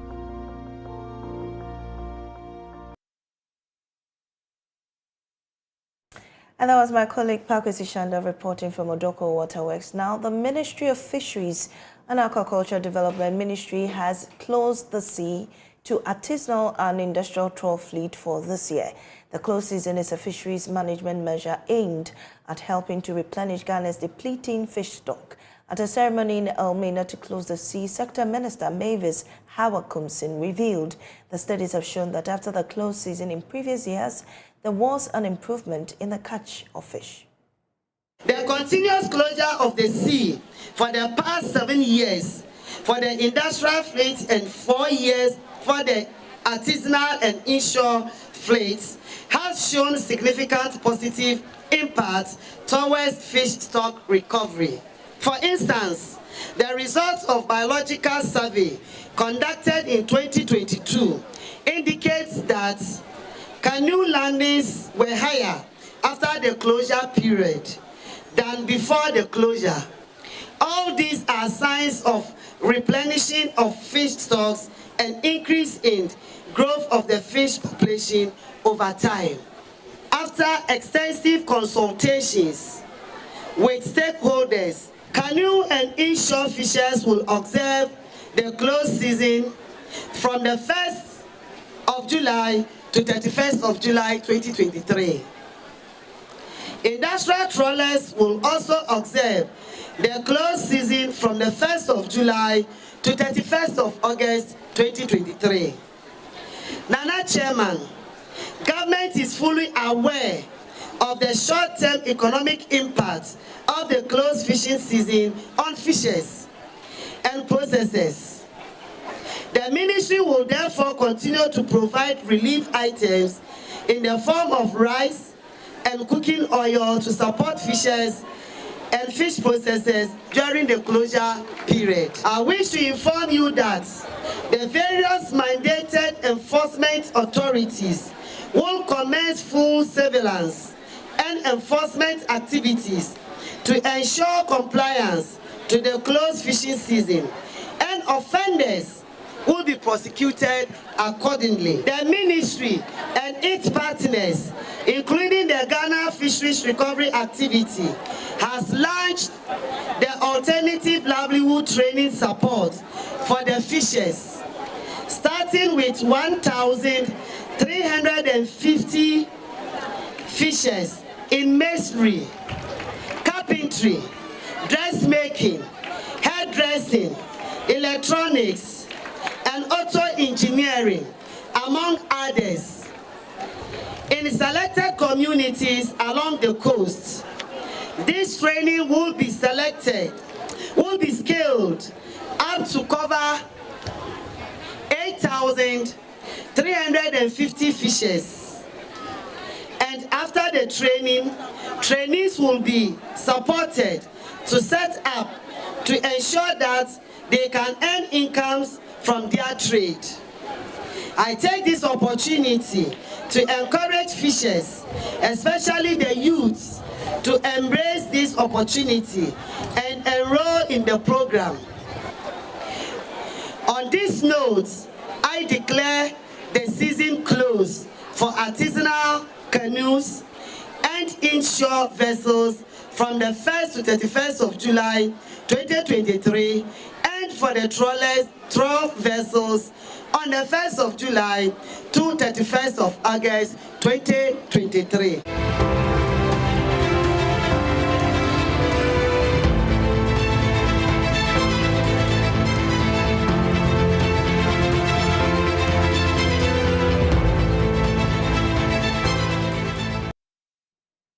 And now we do world news. At least 51 people have been killed in Western Kenya after a truck lost control at a busy road junction and plowed into other vehicles and businesses.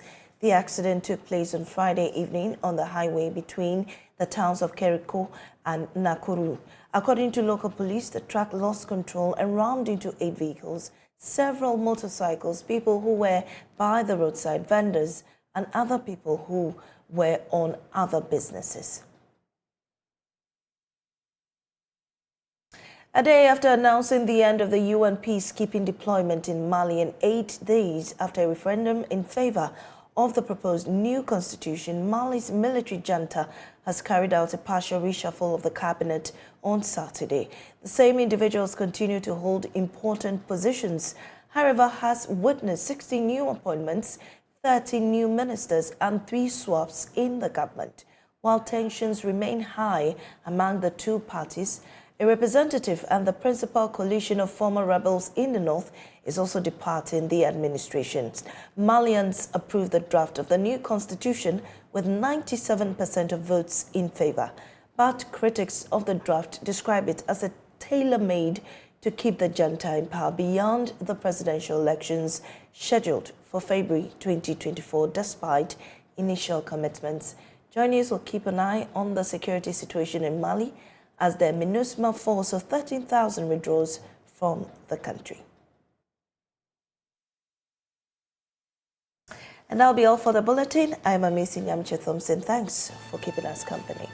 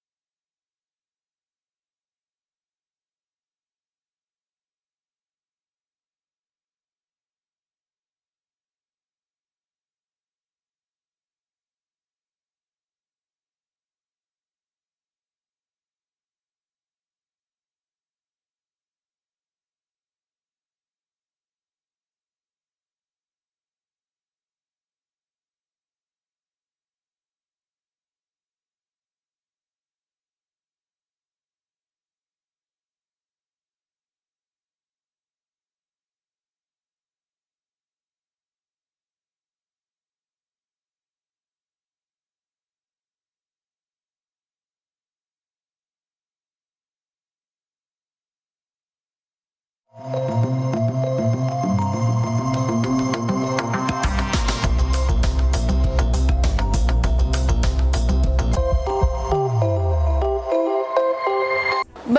dogwe back by uniform bali be dokatange government blood of gananga kitite the gun ken terte de ban ya dan school kakatange ali lakab gwanjangi kanga ipum be mena ne bangkan do do china we bako kam kakatange uniform back by uniform the gun ken terte ali me bakasala kana back by uniform ma uniform bakanga Nkakataka, Utaya do to come up with Sunny, and it's like being good. What I bought.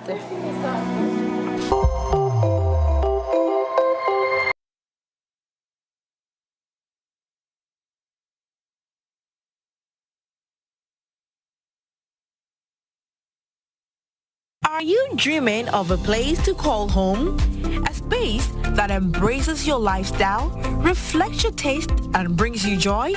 Look no further, because the JoyNews Habitat Fair is here. Join us for an extraordinary event that celebrates affordability, comfort, and luxury in the housing and construction industry in Ghana. This year, the JoyNews Habitat Fair is bringing together the leading players in the housing and construction industry all under one roof. With a wide range of exhibitors including developers, architects, interior designers, and financiers, the EcoBank JoyNews Habitat Fair has everything you need to turn your vision into a reality. Be part of the 14th edition of the EcoBank JoyNews Habitat Fair, powered by the Planned City Extension Project from Cities and Habitats. For further inquiries, please call 0540 110389.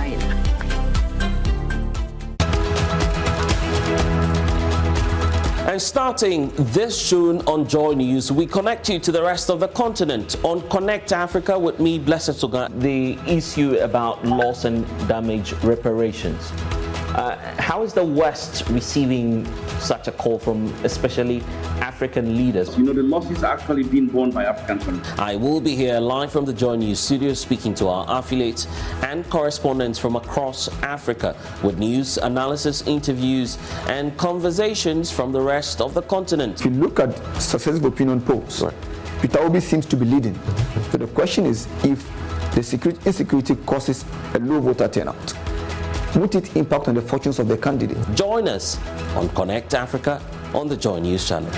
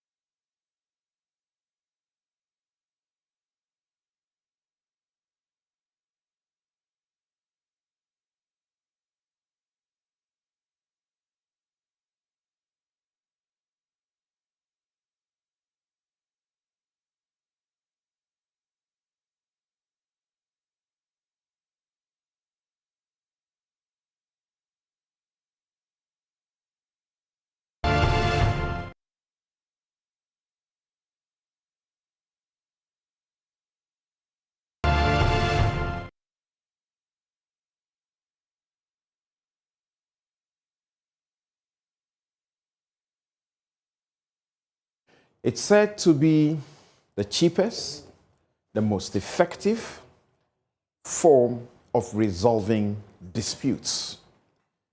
It heals far better than litigation in a court where friends are lost. But in alternative dispute resolution, friends are kept after the dispute is resolved. So why is it not as widespread in practice in the country as expected, especially after a law was passed in 2010 to cement it and to give it the blessing that it deserves? I have the best joining me this afternoon on the law, This is your legal light. It is your health law.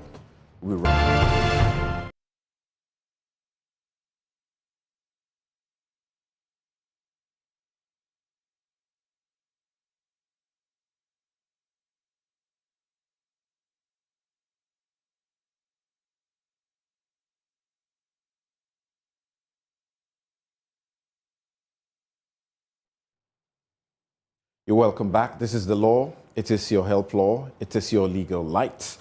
And this afternoon, discussing promoting ADR for all.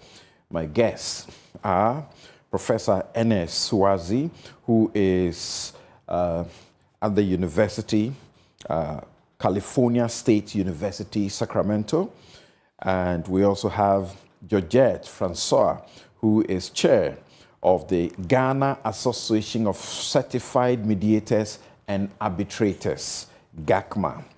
The IMC also joining is William Pedo, who is a member of the GACMA IMC. Ladies and gentlemen, good afternoon. Thank you so very much for making time to join us on the law. It's a great pleasure to be here today. Great. Thank you. Thank you. Great. So we hear very often about ADR. And as far as we know, you are the association that sort of certifies mediators and arbitrators. When we say ADR, first of all, what is it? I can take a stab at that. ADR could mean alternative dispute resolution. Also, in some literature, it may be referred to as appropriate dispute resolution. In some of my writings, I've also described it as African dispute resolution. But for the purpose of this conversation, some also have described it as available dispute resolution. Oh, yeah. All ADR. But for the purpose of our conversation, typically we refer to it as alternative dispute resolution, which basically suggests that in any disputing environment, there are multiple avenues or sources for people to try to seek resolution of their conflict. Some may define that also as an alternative to the formal legal system, litigation, for example. But we also argue in an expansive way that even within the formal legal system, you could have what the American legal scholar Frank Sander referred to as the multi-door courthouse. That even within that courthouse, the formal litigation process, people may come to the door to litigation, may go to the door to arbitration or mediation or other alternative dispute resolution processes. At the end of the day, the goal is for them to seek resolution of whatever the issues that may have brought them to the courthouse, or to the chief, or to whatever tribunal or community level where the parties deem fit, that is available, is accessible, is amenable to their circumstances and conditions, and they have trust and confidence that that particular process will be able to meet their expectations in terms of satisfaction. So that would be kind of an encompassing of alternative dispute resolution or appropriate dispute resolution. Great. So I'm asking Georgette now, why should we be promoting ADR? We know that even in our courts, they appear to now give it a certain focus, so that even in the court in Ghana, there is a particular center that is set up for it with a justice of the Supreme Court, heading the center, so that we call it the court-connected ADR. We know that very recently the rules of court have also been amended, where initially or formally it was only commercial matters that you will be allowed to do a pre-trial sort of resolution using ADR method. But now it has been open to every matter. So why would you say ADR is important, and why should it be given as much emphasis? I must admit to you first, when I discovered that Prof was in charge of the criminal justice department, I asked, what is he doing with ADR? And I found that he is also the founder of the center, right? important for several reasons. The first reason is because the traditional litigation forum, due to the rules of course and the procedures and lawyers filing all sorts of processes, there's a lot of time wasting. But ADR is faster, and ADR also helps the parties restore their relationships. Many a time, I mean, those of us who have practiced will come out of court having won your case, and you see your opponents, the disputants, very angry, shouting, and they start fighting outside the court, and sometimes you have to lead your clients away so that they don't get into a fight. But ADR has certain techniques and mechanisms which in the long run help to preserve the relationships between the parties. ADR is confidential and private, which is a plus because many litigants feel a little bit uncomfortable with going to stand in the witness box and testifying and being cross-examined. You can imagine. And the court is open to the public. Yes, everybody hearing you, and sometimes you are being, maybe there's a senior civil servant who is being cross-examined by a very young lawyer, sharp lawyer, who be putting it to you, I put it to you. Embarrassing you. Yes, and ADR is confidential. The discussion between the parties and the mediator stays within the mediation process in the mediation room, and the parties are not even allowed to go out and tell maybe their constituents what happened during the mediation process. The only thing they can say is the matter was settled, these are the terms of settlement. When a mediator is even subpoenaed to court to testify about the mediation, under our ADR Act rules, the mediator cannot divulge the contents or the discussions that happen during the mediation process. ADR is less expensive than litigation, and that, I say, is also a plus, especially in this time of recession. Those of us in private practice realize that our clients are not able to pay our fees as we demand, and they come with promises. But ADR is less expensive. It allows the parties room to become satisfied with the outcome. Many a time, parties in litigation win or are successful, and they are still not satisfied because ADR, the litigation doesn't address the emotional or psychological side of the problem. One wins, one loses. Yes, and ADR is a win-win process, whilst litigation is a win-lose process. Interesting.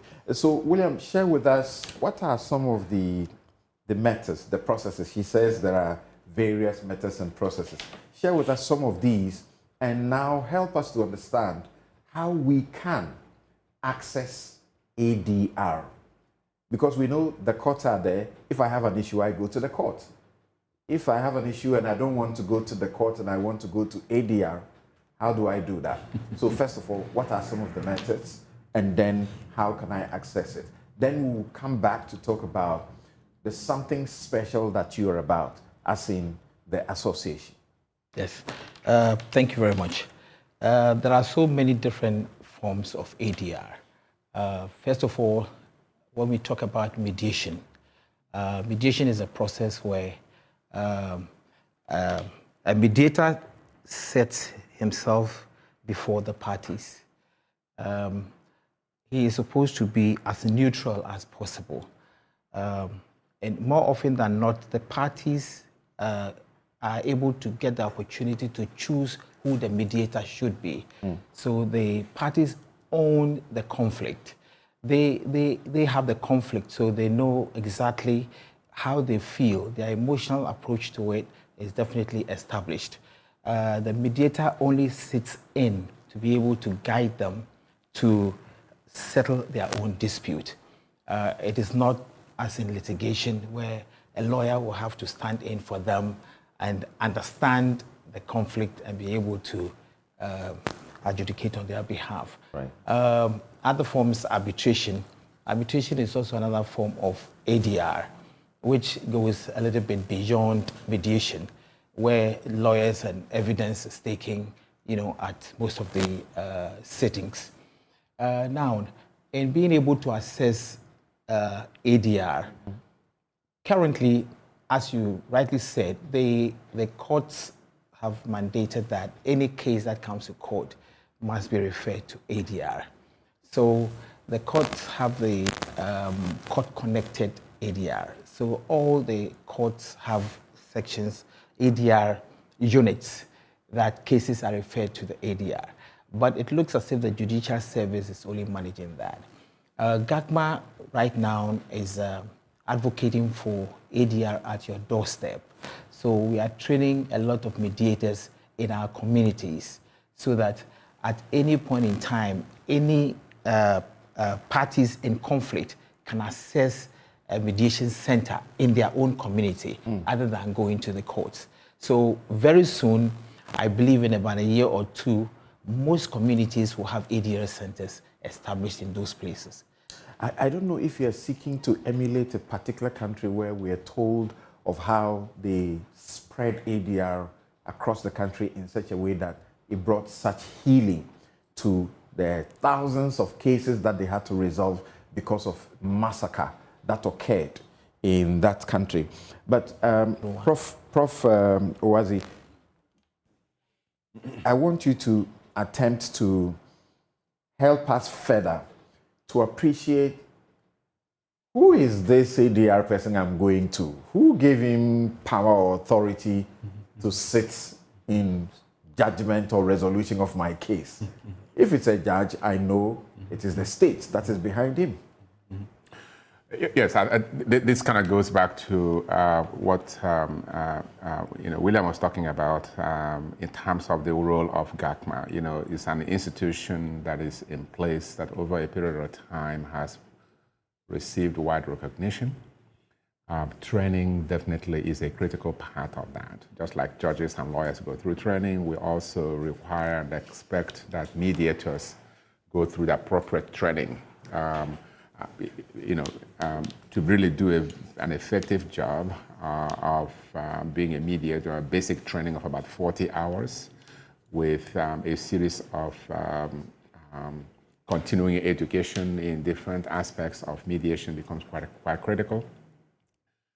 At the end of the day, also, we look to the ability of the mediator to be able to deliver. In other words, at the end of the day, when the parties that have come to the mediator would say, we felt satisfied, even if they didn't arrive at a full agreement, but that they felt that the mediator was able to listen to them and they felt heard, and that the issue that I had brought to the disputing table or session were fairly examined as a neutral, facilitator, in a way. A lot of mediation is about communication. In many instances, that's where parties oftentimes get stuck. It's not being able to communicate. So if you're able to bring somebody who can help the parties to communicate, there is this what we call mediation magic or moment. When parties are coming into the room, they thought they would never be even able to sit in the same room, not even talk about agreeing on anything.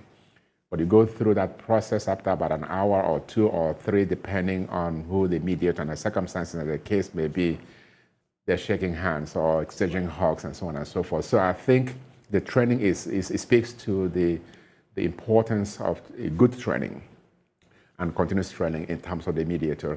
And at the end of the day, is the ability of that mediator to skillfully be able to bring in the parties that they're working with to gain their confidence and trust that, yes, next time you can go to that person because they were able to help me resolve my, my issues. Right. Yeah. And Francois, we know that the longest lasting, disputes, even in this country, have only been resolved successfully through ADR. The Dagbon crisis, for example. We know today that Dagbon crisis has a history of court processes, legislation, all of that couldn't resolve it. We know that in Boku, presently there are issues, and there is always the call for a mediation process or an ADR process. Court processes have not resolved the issue. So my question is, in these processes, we know that it is chiefs who lead the process. So they have a certain mandate. How easy is it for the people you train and certify to be able, and as you are seeking to do ADR at your doorstep, how will people accept? How do people accept those who are trained by you to do this job? Let me first say that some of the people we've trained are chiefs. Right. And some of them are already embarking on establishing their ADR centers. Some are working with the courts, connected program, and so on. And we train ADR practitioners not only in arbitration and mediation, but the other processes like negotiation, med-up, which is mediation, arbitration, in the same process where the mediator can move to arbitration, or ARB-med, where the arbitrator finding, looking at the process, decides that now he wants to use mediation. We train them in conciliation, fact-finding, early neutral evaluation, and so many. There are over 20 ADR processes. Okay. In our ADR initiative, which we dubbed ADR at Your Doorstep, we want to get ADR's private service providers to engage in community entry, engage in community advocacy. We are not just going to ask them to establish a center and expect people to come to the center and use their services. Most of the people in the communities don't really understand the benefits of ADR. And the role of the centers is not only to provide service, but also to engage in a lot of ADR advocacy. And we are hoping that with that, people will begin to use us. We know that in this month, you are embarking on a very special tour, and we understand that you are organizing it in collaboration with the California State University and the Center for African Peace and Conflict Resolution, which is founded and chaired by Professor Uwazi. So what is the nature of what you're seeking to do? You say ADR at your doorstep. What is the nature of what you're seeking to do, and why should we be excited about it? Maybe start with William. Yes. This collaboration is one of the advocacy strategies that GACMA is putting in place. At one point, we referred to Professor Wazi as the grandfather of ADR in Ghana, because it goes as far back as 1996, when he came into the country and introduced ADR. We collaborate with his outfit, and we run these programs in order for the community to know about ADR. We need to do a lot of advocacy for people to know that ADR is really in Ghana, at your doorstep, because you don't have to go to the court before you are referred to the ADR. Right. it's still the court, and you That's know, even double expense. You already paid all exactly. Of the fees. Then you go to ADR. You have to go to the courthouse. But we have realized that individuals are very uncomfortable going to the courthouse because you see lawyers and suits and all that. You know, it's quite intimidating from our research work. So we are trying to tell them that you can go for a mediating service outside the courthouse. So if your communities have the mediation centers established, you can easily walk into a place. We are training a lot of the mediators, and we are embarking on advocacy. That is why we have this relationship. As we go around, and the Criminal Justice Department, of which Professor Owazi heads, we have all the individuals visiting our detention camps, our Boston institutes, just to see how our judicial system runs. And then it gives us the opportunity also to tell Ghana that ADR, we are ready for ADR, and everybody can come on board, not necessarily go into court. Would offload the cases from the courts onto the ADR centers. Right. Francois, we know that the court set aside a week, and then we say this is ADR week, and after that we all, slide back into litigation.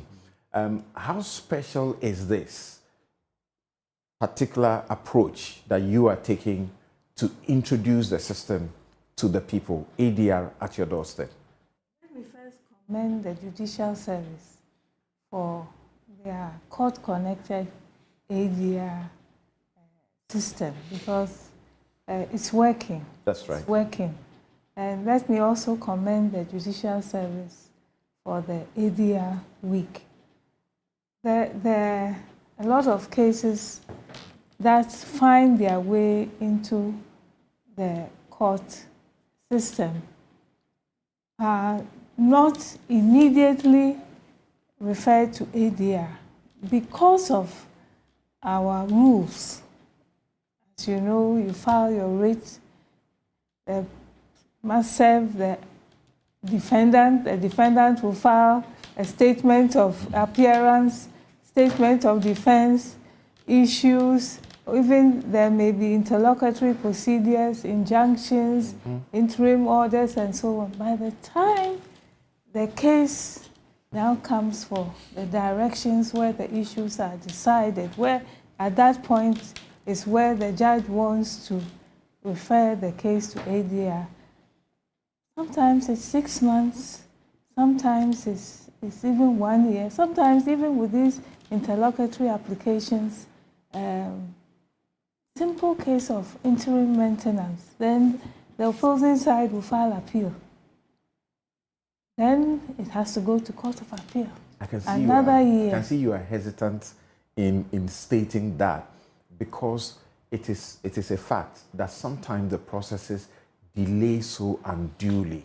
And in one case, the former Chief Justice, Georgina Wood, when she presided, I think in 2014 or 2016, when they concluded that case had come to its 40th year. A small land dispute of a family, small family, took 40 years. People had died, some had been substituted, judges had been changed. And she said, she described it as a parody of justice and the purpose, the need why we should focus on ADR. So you're right, sometimes it delays and a whole lot would have happened. And, right. then additionally, there are a lot of people who find the whole court process uncomfortable. I know a lot of business people who say they will never go to court. That's right. They don't want to go to court. And ADR is the best option for them, because they can go to the ADR service provider at their convenience. You don't have to be there at 9 and wait till 12 before your case is called. ADR is flexible. The disputants can choose the time and the venue they want. The disputants can even choose the mediator. I mean, sometimes the disputants will say they don't want this particular mediator or conciliator or arbitrator to handle their case. And the mediator is enjoined by the law to recuse himself from the case. And that is the power of the ADR processes, and that is why a lot of people prefer ADR. But let me also say that ADR is not a panacea for all cases. Right. There are certain cases, such as constitutional cases, interpretation of wills, interpretation of statutes, certain criminal cases involving felonies, which are serious cases, that ADR cannot help. ADR cannot be used to resolve those cases.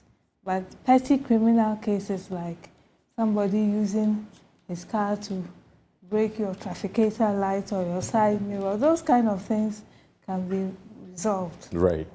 There's a debate why ADR should not be resorted to resolve environmental, matters as the law seeks to prohibit.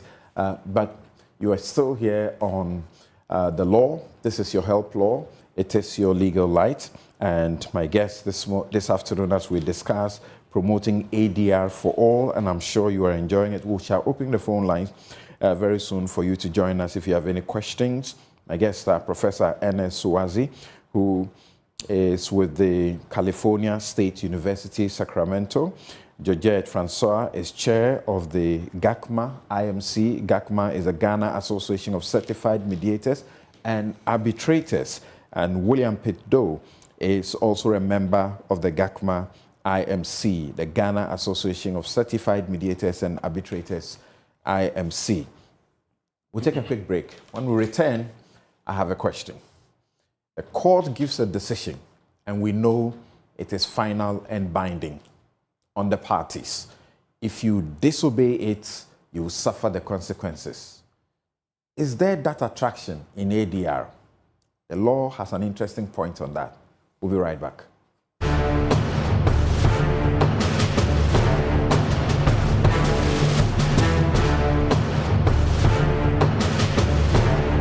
Ladies and gentlemen, we're going to demonstrate to you the superior properties of Flamingo paint as compared to other paint brands on the market.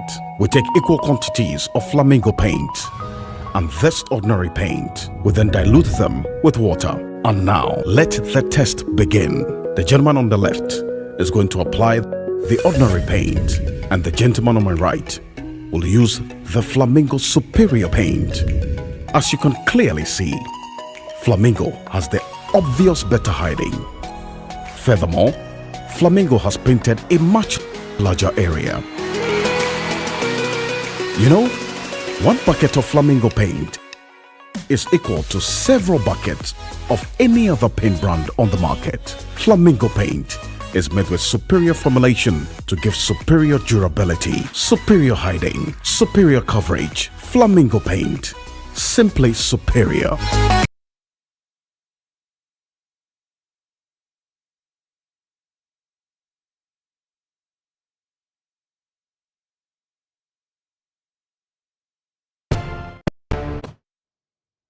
Welcome back. This is the law. It is your health law. It is your legal light. And we're talking about ADR, promoting ADR for all.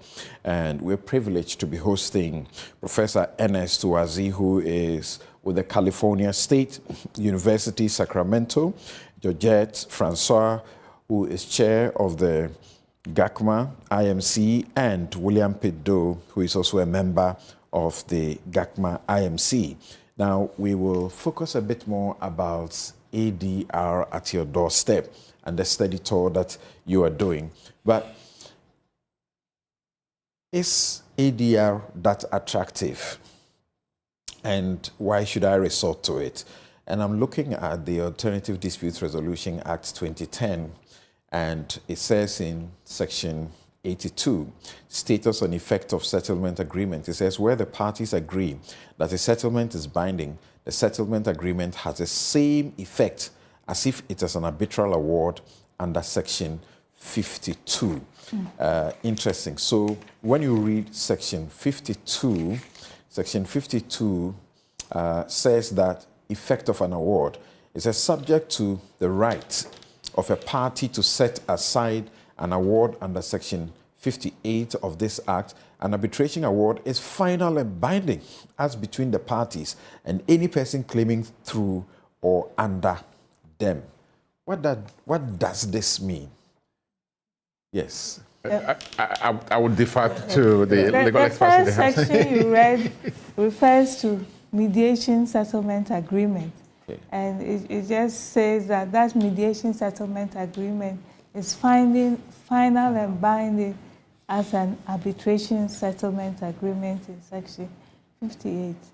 What normally happens is during the opening statement, before the mediation process, the mediator must let the parties know that at the end of the process, when settlement is reached, they will sign a settlement agreement. Both parties will sign and the mediator will sign. Once it is signed, the settlement agreement is final and binding, just as an arbitration award. In the arbitration award, the arbitrator gives an award which is like a judgment. Now, the interesting thing is that when the mediation settlement agreement is signed, now a lawyer, independent lawyer, can take that mediation agreement to the court and file an application for the mediation agreement, settlement agreement to be adopted as a judgment of the court. So this means that mediation is not actually as powerless as people think it is.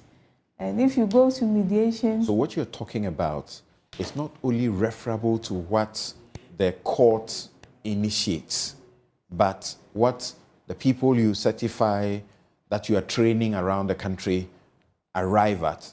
Yes. Has the effect that you are talking about. Has the effect. And then the most interesting aspect is that with the mediation terms of settlement and the arbitration award, because the parties initially agreed to enter the process and agreed to the terms, it means that they can't file an appeal. It is non-appealable. And it is final and binding, not like cases in court where you file at the circuit court or district court, then they appeal to high court, another appeal to court of appeal, then appeal to this one. Because the parties consented to the process and they consented to the terms of settlement, the inference is that they have agreed. There's nothing left again for them to appeal against. And this is one of the reasons why GACMA is encouraging community members to come and use our services, because it is faster. I have resolved a case within 3 hours, and the parties sign the terms of settlement. I make sure that they sign there and then. They don't go home and come and tell you they've changed their mind. They sign at the moment, and it's binding. Within 3 hours? Yes, it's binding. It's binding. They can't go away. Right. So if you are just joining, then you are learning that the outcome of a mediation process, just like an arbitral process, is final and binding. It has that effect.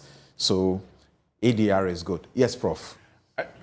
I think Georgette has eloquently stipulated that, and especially in the legal context here, not only in terms of the parties willingly, knowingly, having been informed and making an informed decision or a consent to go through the mediation, but the studies oftentimes indicate that oftentimes they are very satisfied. That means, in fact, there is no need for them to continue. That's right. Right? They've already, whatever it is that they want to say, the mediation has provided them the opportunity to be able to do that.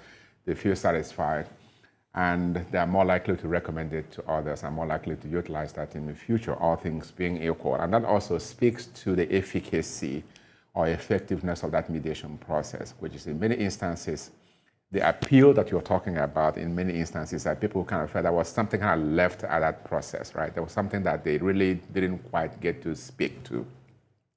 because of the rules of evidence and other admissibility kinds of issues, especially in a litigation process.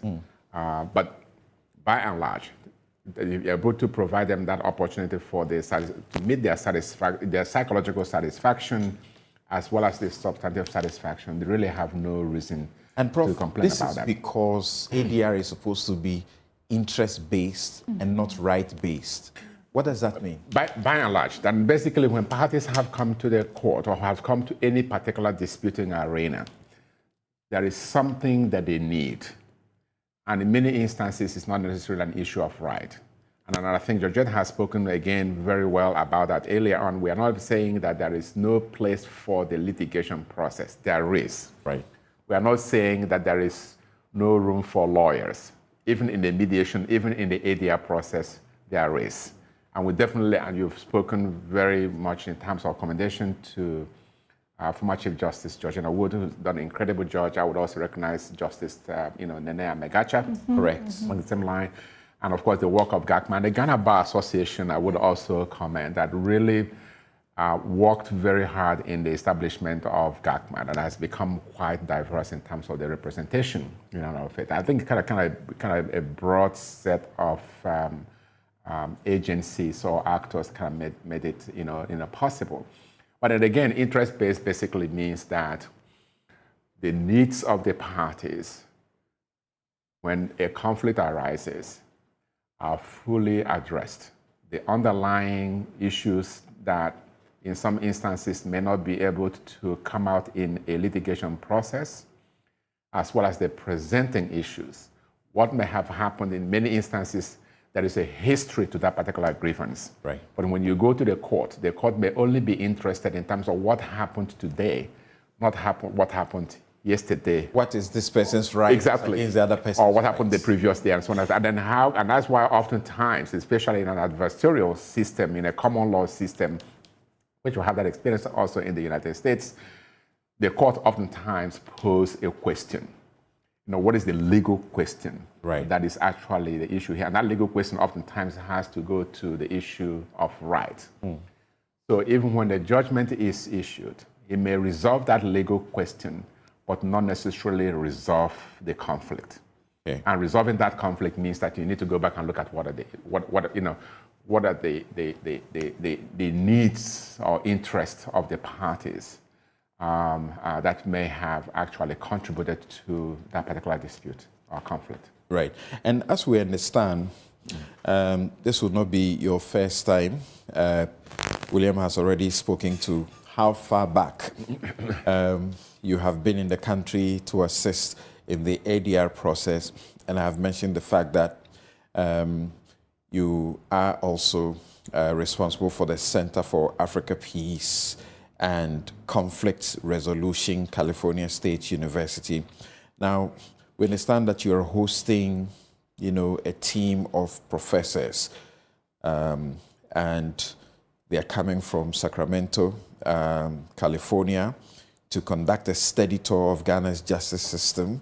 And firstly, you are looking at, the restorative Joy Oakland Youth California, which comprises 40 young professionals, international scholars, and ADR practitioners.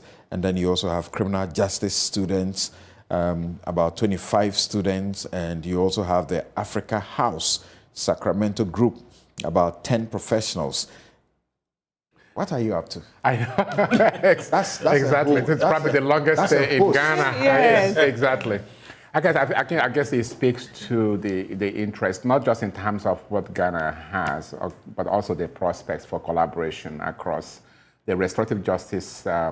Oakland Youth Program is the other version of ADR, right? Especially looking at it in the criminal kinds of settings, especially pertaining to young people when they engage in infractions of one kind or the other. How can they be held accountable and also be able to restore both the victim and the offender, and be able to also provide some level of accountability in that process that would be sensitive both to the needs of the victim, the person that has been harmed, meet the needs of the person that committed the harm or the offender, and also restore peace in the community, because we know oftentimes they will come back. Even if you send them to prison, they'll come back into the same community, right? How we can come to terms in a more effective way of dealing with them. So part of this particular group of judges, as well as young people that are involved in this, in this endeavor. We have people that work with police commission, very diverse set of people. We're kind of interested in learning the things that have been going on in the ADR sphere, including community justice spheres, and the interactions between the formal legal system, the court and the police and the community. And then my students will be joining afterwards, also looking at restorative justice, comparative justice in Ghana. And again, it's part of learning from one another. I believe that all cultures confront oftentimes the same set of issues. Though we may deal with them different ways, but if we learn from one another, we can even do better, in terms of our practices, and draw some lessons that can hopefully provide some level of stability. Right. And provide that need for peace and prosperity and development that we all seek for. William and Francois, you are hosting them. What's the nature, what's the form this is taking? How long is it going to take? And clearly, as he speaks, I can clearly see what benefits that we can get. But tell me again, I just want to hear, how does this benefit us? Yeah. The first group, I must say, the first group is in the country currently, and they will be visiting the police headquarters in Dofsu to familiarize themselves with our detention, facilities, and speak with some of the inmates and all that. They will visit the Bostal Institute and see how the seniors corrective institutions have been put together. We are hoping that they are going to be visiting some prisons, some medium security prison, and be able to look at the female prisons and see what kind of facilities we have over there. It gives us the opportunity to see that, when members of the society are incarcerated, where they go to and how they are managed at those places.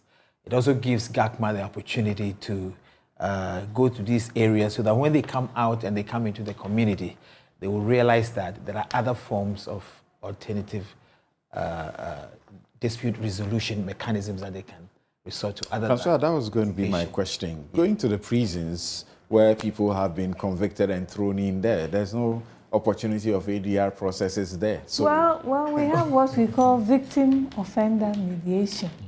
Victim offender mediation. Explain that. Where I think Prof gave some examples about where somebody has been suspected of a crime and has not yet been convicted, and it's allowed to meet with the victim. The accused is allowed to meet with the victim, and sometimes apology is offered, and the person begins to see his wrongdoing.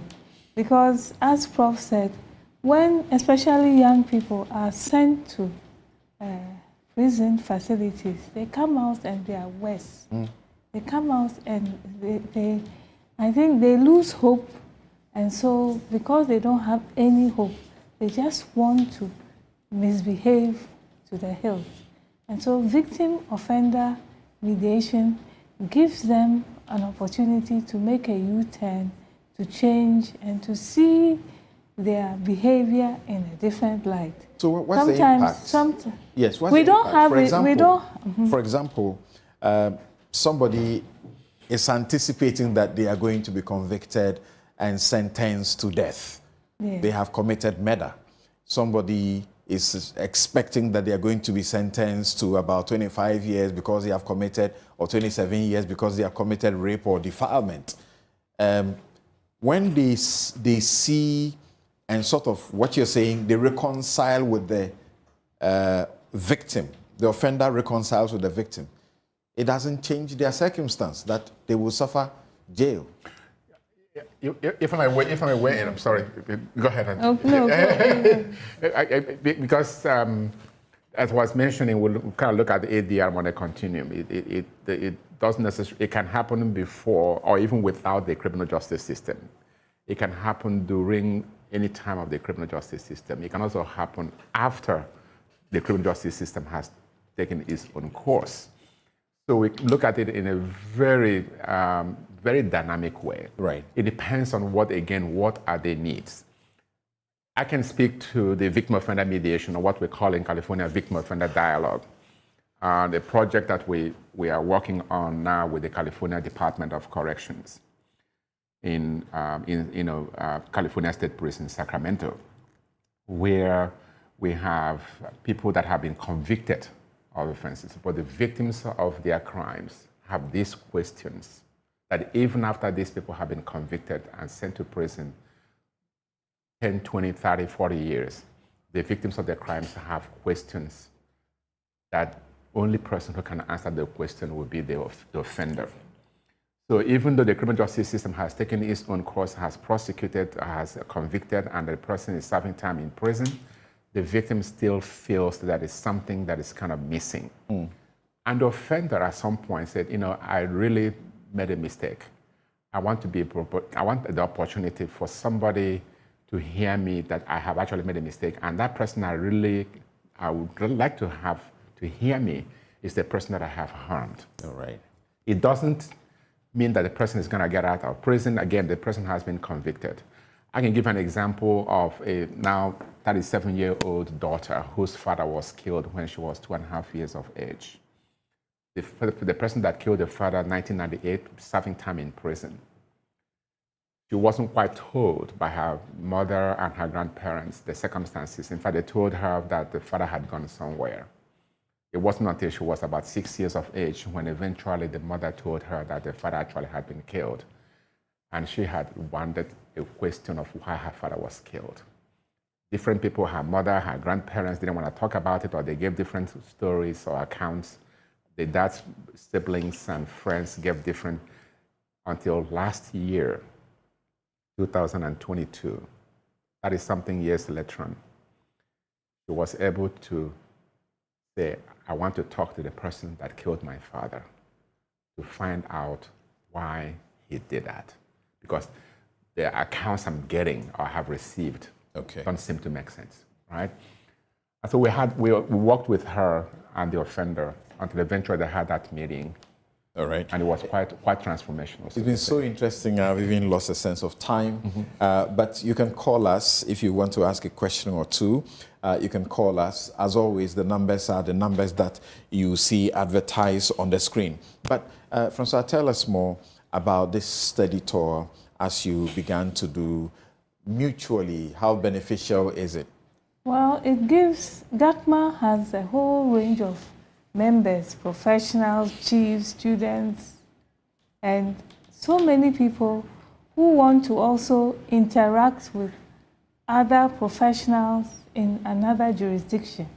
So this is an opportunity for us to meet with Restorative Youth Group, meet with the students, and then meet with Africa House Sacramento and network, hold discussions, and also learn from them. As they are learning from us, we are also learning from them what happens. Because what Professor just said about the victim offender mediation, the psychological aspect, it doesn't happen here.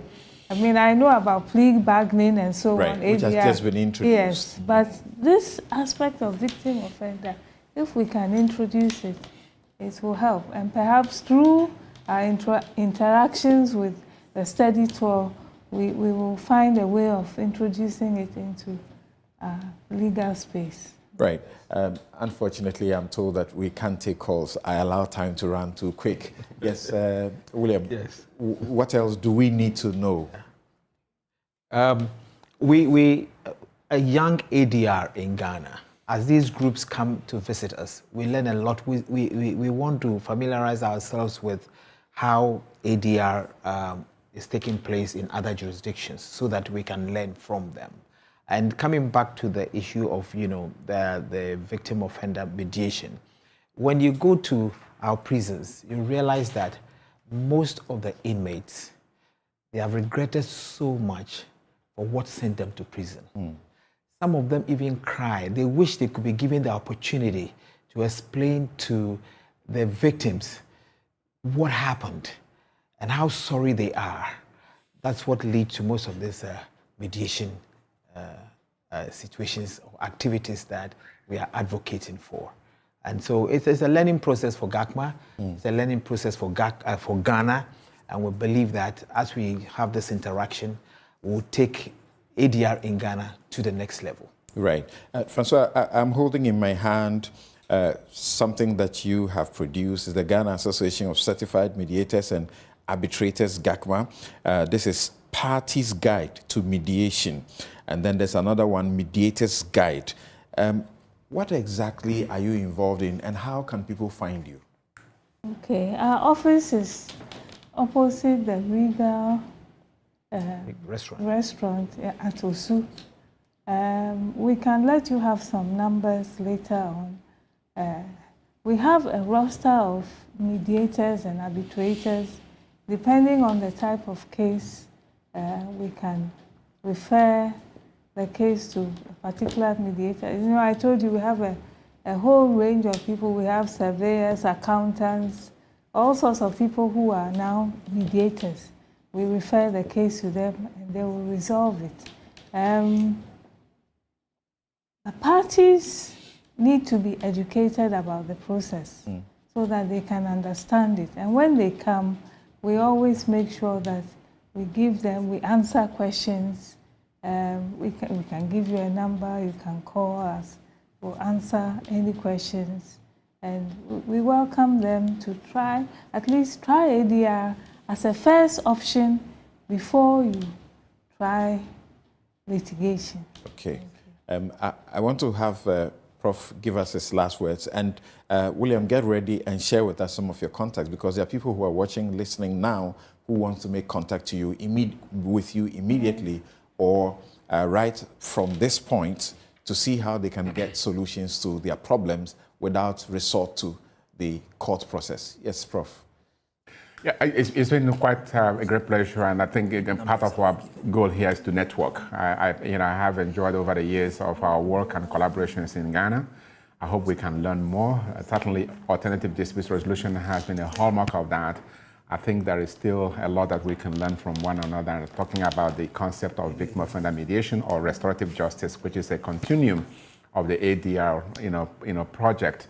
At the end of the day, we are seeking for justice. At the end of the day, we are looking for societies to grapple with issues, whether on the civil or the criminal front, in a way that will be able to bring about a level of peace and prosperity. Right. And we can learn from one another across the globe, and look forward to continue the dialogue and learning. Justice, but not any ordinary form of justice. One that is lasting, one that promotes peace, exactly. As you said. Exactly. Very interesting. Exactly. Yes, Madame Francois, what can you say as we close? Yes, GACMA offers not only skills-based training in ADR, we also offer training on how to establish, operate, and market your ADR center. Those two are our flagship programs. We offer training on customary arbitration and judicial, other judicial processes. Also legal literacy. You organize the training, or I can call you and say I want to be trained? So we organize the training as and when we have a number of constituents. Okay. Constituents, yes. Right. William, share with us how we can contact you, if it's email, if it is... yes, I have some numbers here that I'd like to put on the board. 0244 321 938. Please say that again. 0244 321 938. Thank you. And then 024 356 6660. Thank you very much. My guest this afternoon on the law, which is your health law, which is your legal light, have been Professor Ernest Tuazi, who is with the California State University, Sacramento, Georgette Francois, who is chair of the IMC of the Ghana Association of Certified Mediators and Arbitrators, GACMA, and William Pitdo also is a member of the GACMA IMC. I'm Samson Ladia Yenini. Thank you so very much for your time and your company. See you again with an interesting edition of The Law. This is your health law. It is your legal light.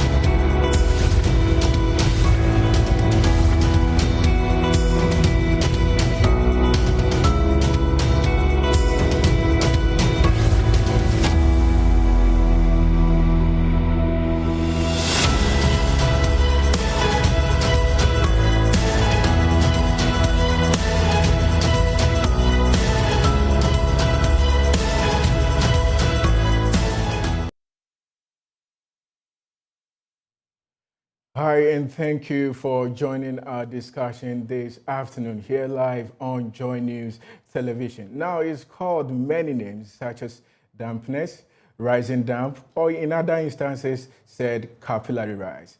Its adverse effect on buildings is unsightly. Of course, water is a major contributing factor, but we get to understand the other factors that can also possibly lead to the development of this defect on building. Lastly, we will get to understand the preventive and correct treatment for rising damp this afternoon. In focus today, we are looking at rising damp and its treatment. In the meantime, let me tell you about this juicy offer coming from Star Properties. Star Properties, in partnership with Advanced Construction and Development, have developed over 100 custom-built houses, all tailored to your desire within the Lakeside Community Act.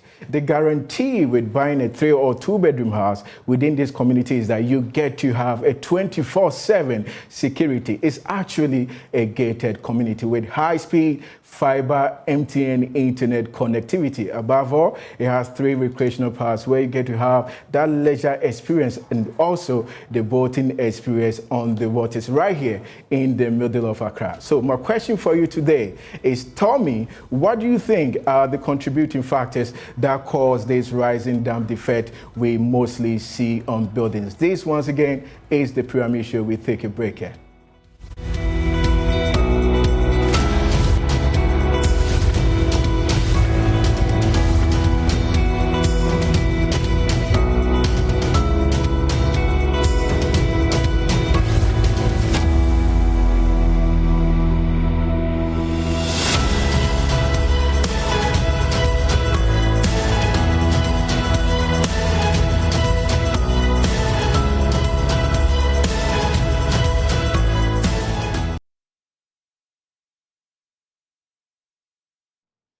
Thank you for staying with us. My name is Emmanuel Owusu Ansa. And once again, this is the Pyramid Show, your number one teleconstruction guy show, the place where you find all your answers to your challenge about your building, houses, road, and communities, so forth and so forth.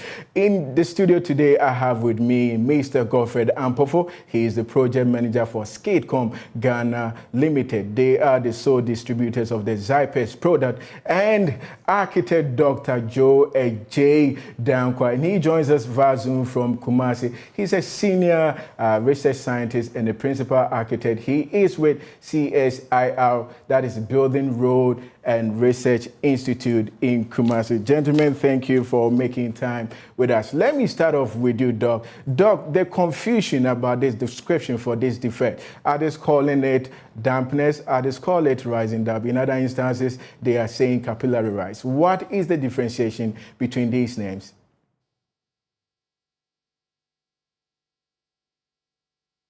Hello, Doc. Doc, please unmute so that we can hear you. Hello, Doc. If you can hear me, please unmute. Yeah, hello. Hello, Doc. Please go on. Yeah, good afternoon to your cherished listeners. I'm glad to be part of this discussion because it's very important as it pertains to the building construction industry.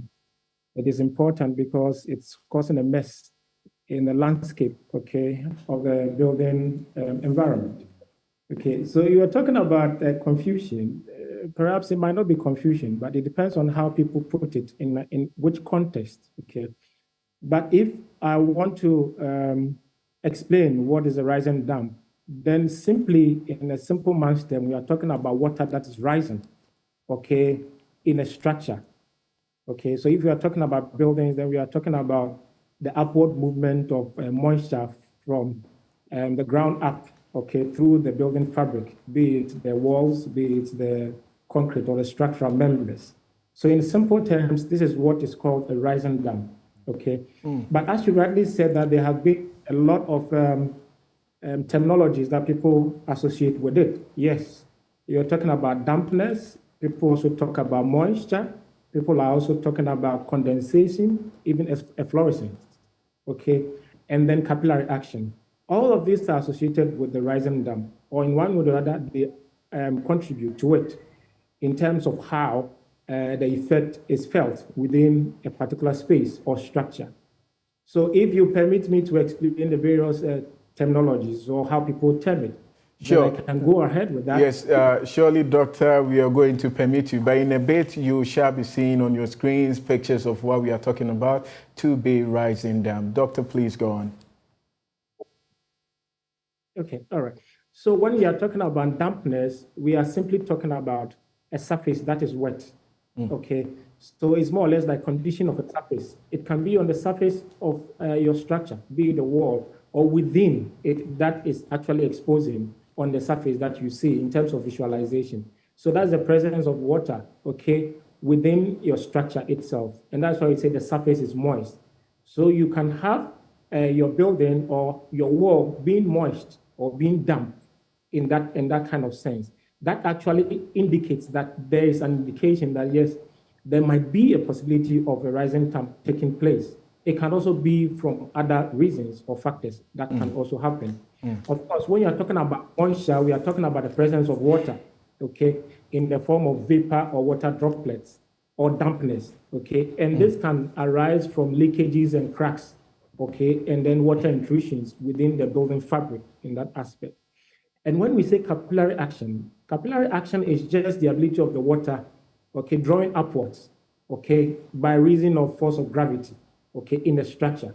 And normally when we are talking about the groundwater that is from your substructure that is coming up or rising through your building, through the cracks, and then the water ingression that is coming up, okay? And then when we say efflorescence, of course, the efflorescence is those kind of salty particles that you see, you claim it in that way, but you see it either whitish or grayish, okay? That crystallizes and forms on the surfaces of your building envelope, be it the facade, be it interior or exterior, of course. And this comes about when the water, which is rising through capillary action or in the moisture or dampness, carry along with it the dissolved salt particles. And as it comes up, and then water vapor takes place in terms of evaporation, then the salt deposit actually, which cannot also evaporate, will have the deposits being on the walls and etc. And that is what is called efflorescence in that way. So when you see your building having or being exposed to some of these things, then actually there is that kind of a potential rising dam that is also taking place. Again, when we say condensation, condensation actually takes place within places where you have dampness, okay, or wet areas. And this actually is the contact of warm air, okay, on cold surfaces, okay, be it a moisture. So any time that you have this kind of moist air and that is warm, that comes into contact with cold surfaces, definitely you are going to have this kind of condensation in the form of water droplets. And a simple explanation will be, or example that I give, is when you are into your washrooms and then you are bathing with hot water, okay? Immediately you finish, you see this kind of a dense, okay, form of moist that has settled on the surfaces. And especially if you use the mirror, you will see that the mirror itself is blurred. But when you draw some lines, you will see actually what is behind it. These kinds of water particles or droplets is what is called condensation. And actually this also aids in the facilitation of a rising damp within the structure. So these are some of the terminologies that are being used to describe rising damp on the building terrain. Thank you. Okay, thank you very much, Doctor. Now, Godfred, my question to you is that, is it always the situation with buildings having the bottom, the base, develop rising damp, getting damp, or in the other instances you see rising damp take place in other areas of the building? Thank you, Emmanuel. I'll say that has always been the notion. People do think that rising damp take place only on the substructure, that is the structure below ground level, but in most instances it's not. That isn't the case.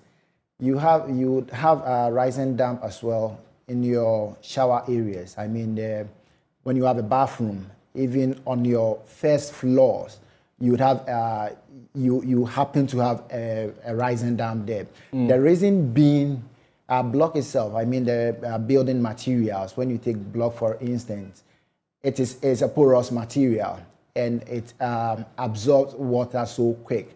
In the case that you have a shower area which is unwaterproof, or a shower area that you did not pay attention to the waterproofing, you intend to have water ingress on the wall. So having rising dams on the base, it's not always the case. Yes, it can really happen above ground level as well. It can happen. Yes, that's the wet areas. That's the wet areas. I mean, we know water is a principal factor to causing rising damp. You would want to explain to us better, and the other factors one has to consider that possibly could lead to the development of rising damp.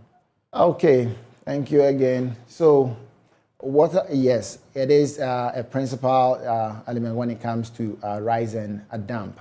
Because a rising damp in itself, the definition is that it's a unwanted moisture in a structure, and no one would want those unwanted moisture in the structure.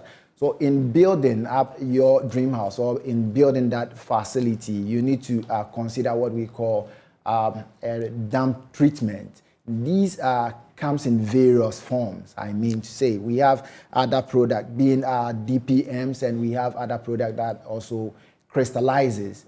But in choosing a right material to really remedy rising damp situation, I will urge that you go in for that is a crystalline material, because the rising damp that you see on the surface of a structure, it doesn't only happen on the structure, it's within the structure itself.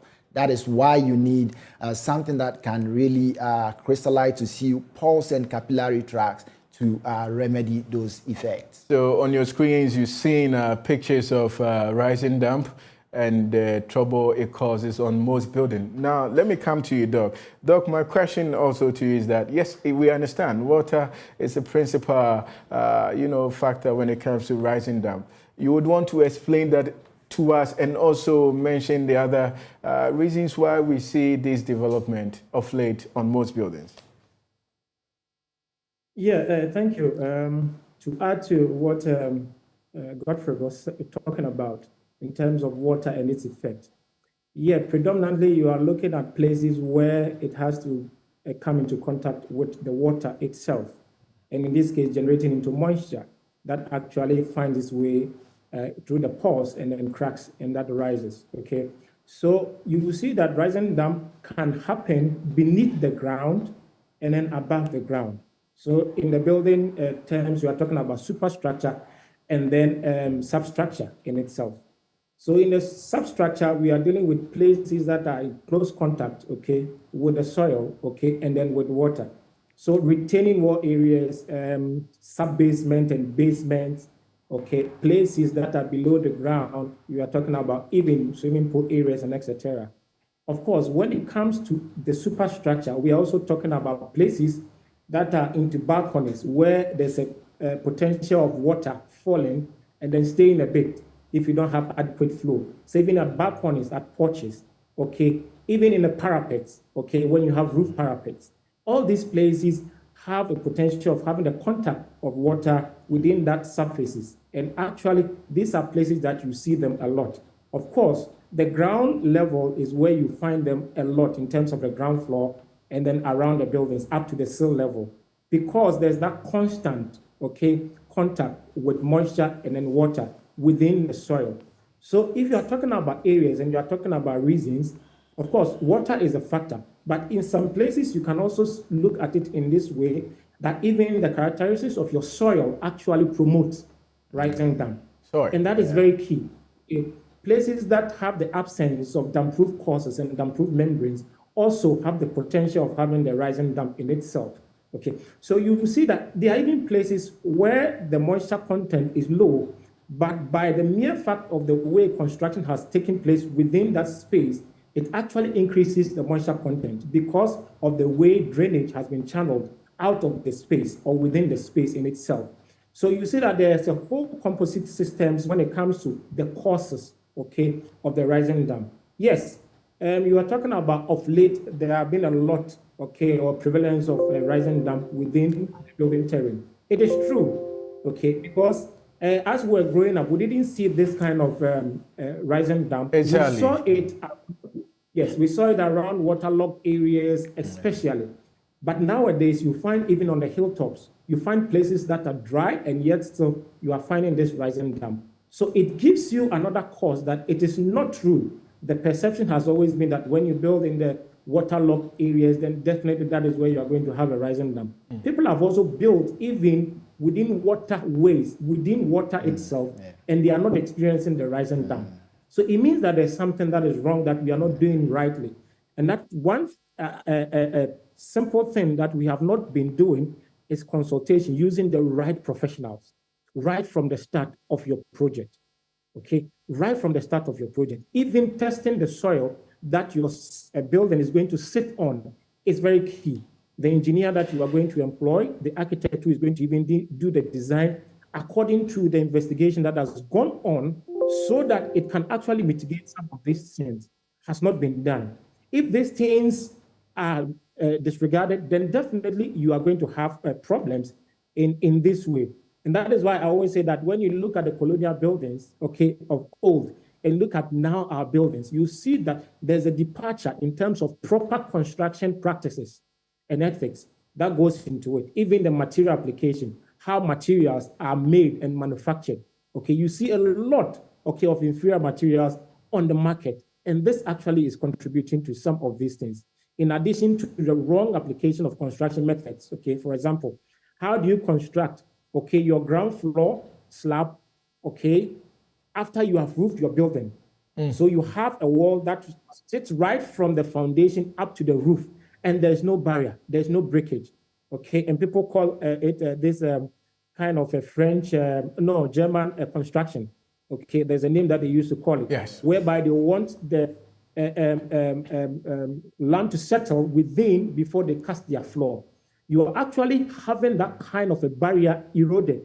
And in that way, when there's a capillary action, it travels faster. because there's an easy contact between the substructure and then the superstructure. This is one of the poor construction methods or techniques that is being used and actually is generating these kinds of promotion of rise and dump within. So, Doctor, please hold on. Let's get this understood properly. Now you've mentioned, of course, water is the principal, cause, but you're also telling us about the materials used in recent times and even the practice, the methodology, how we go about with the building and the construction of these buildings and structures. And I'm going to help us unfold it one by one so vividly that our viewers can, comprehend and follow. So let's start it this way. Let's talk about the materials. Can you list some of the materials, if proper care or observation is not made, can contribute to this rising dam? You mentioned the soil. What are the types of soil? For example, if you are building in a clayey site, okay, clay has the potential of retaining water, okay, retaining water within that structure itself in terms of the material. And so if you are building within this space, okay, and within the soil, then definitely you are dealing with a material that has a higher moisture content, that has the ability to retain water, okay, and moisture within it. In that sense, then your constant contact with water becomes very high, because there's always a constant interaction between the moisture and then your foundation. In that way, you are promoting, okay, capillary action. When you don't have proper compaction, when you don't have proper material in terms of densation, okay, so you have your blockwork masonry, how were the blocks made, okay, to withstand? There are waterproofing materials in terms of even concrete blocks that you use for your foundation. Which ones did you use? And this is where it comes back to the professional. Who is supervising your work for you? Is it the mason who calls himself the architect, the contractor, the engineer, and everything? Okay, they know it all people. So at the end of the day, you didn't seek the right advice in order to know that the type of soil that you are building in, you need a particular densation of your material in order to withstand, okay, for example, capillary action, in order to withstand moisture attack, in order to withstand dampness.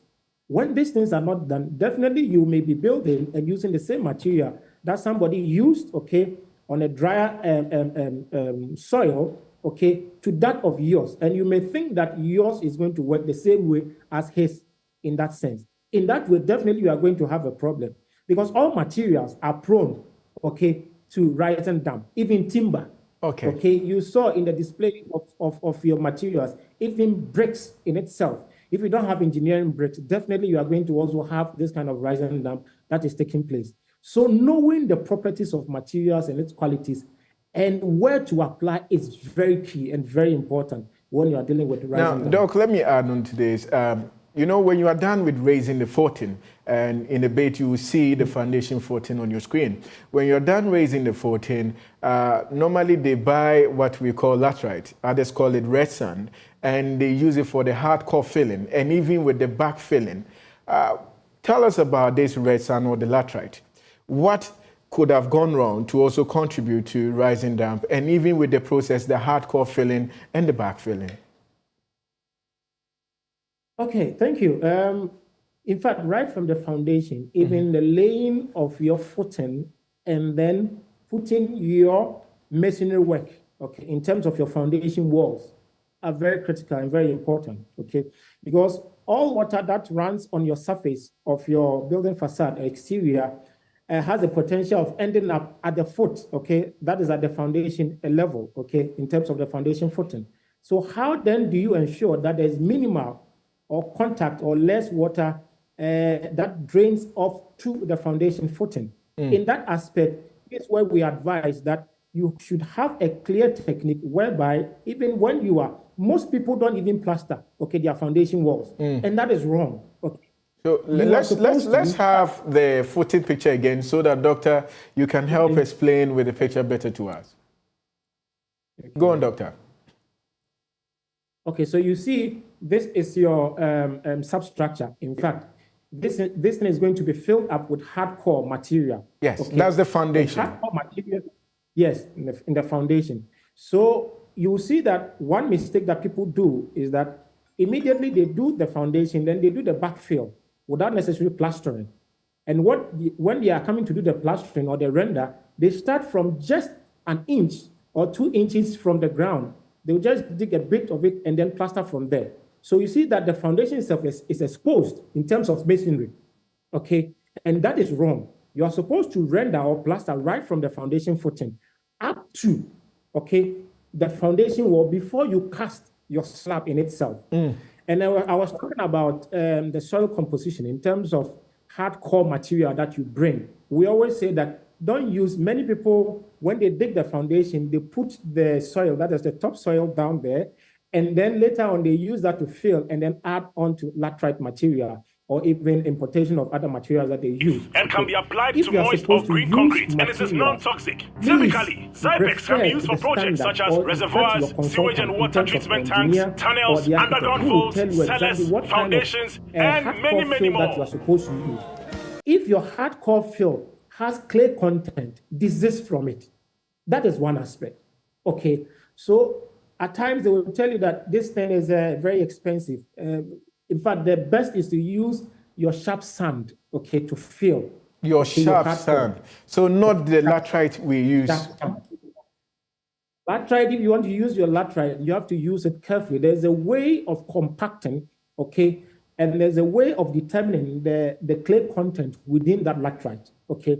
If, for example, your exterior foundation is secured enough and you don't have a high water table, then you are safe to use your laterite, because then there is no way, or there's a minimal contact where water is going to rise within, okay, your substructure into your hardcore fill material. But if you are building at a place where you already have a high water table, then it's not advisable to be using the laterite in that sense, because definitely you are going to harbor this kind of capillary action, which is higher when it comes to some of these materials, okay? And that by going to aid in the fastening off your rise and damp effect in your building. So you should be careful as to what you are supposed to use as your hardcore material in that aspect. Okay. Topsoils, don't use it at all. Okay. So clearly the message is that make sure you involve or consult a professional during the process of the construction of your house. If you're looking for 2 or 3 bedrooms, then look no further. Call upon, that is Silver Star Properties. They have developed over 100 custom-built houses, all tailored for you. I mean, luxurious ones within a proper confine of a gated community with 24/7 security guaranteed, a high-speed internet connectivity, and above all, 3 recreational centers for yourself, your family during the leisure moment, and you get the experience to also boat on the water. So call on this number, that's 050-127-9287, 050-127-9287. Send us an email, viglo@silverstartowers.com, viglo@silverstartowers.com. For further inquiries, visit us, go to our website, www.silverstartowers.com. And again, my question for you today is this. Let me know, what do you think are some of the factors that cause rising dam? Also, share with me your story. If you are experiencing that, send me a picture. The experts are here. The brightest minds are here with us. They are going to help you on how to correct it so that you don't get to see it again and again. On this note, we take our first break. Stay with us. The show returns shortly.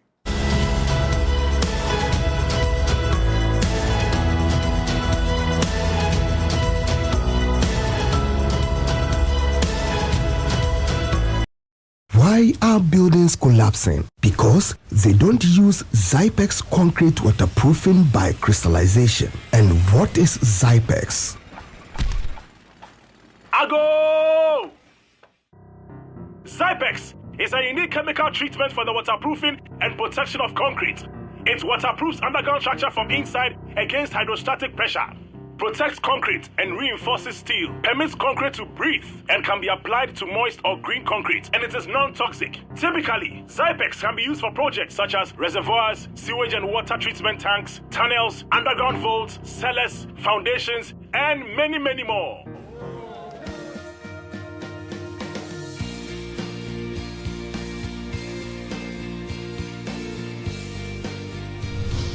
For bulk purchase, contact Skidcom Company Limited on 0208 110 328 or 0243 426 171. Zypex, making concrete better.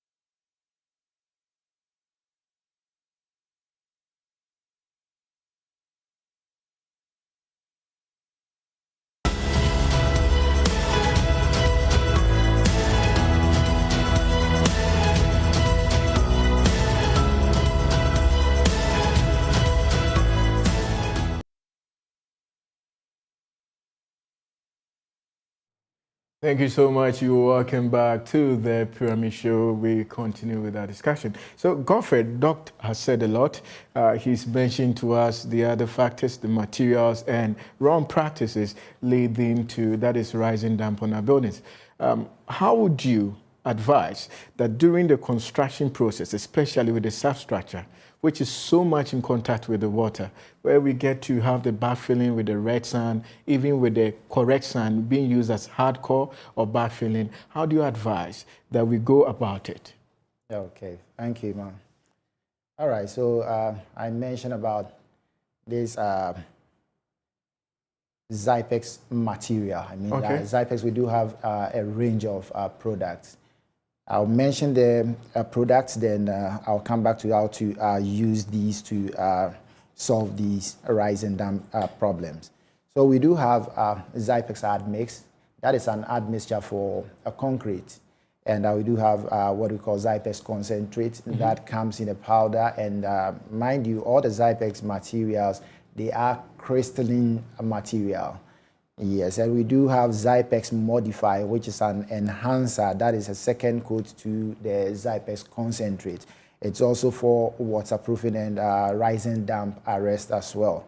So in after your excavation for that dream house or that dream project, what you need to do is right from the footing, when you mix the concrete for the footing, you dose in your Zypex admix. That is a Zypex admix 3000 NF.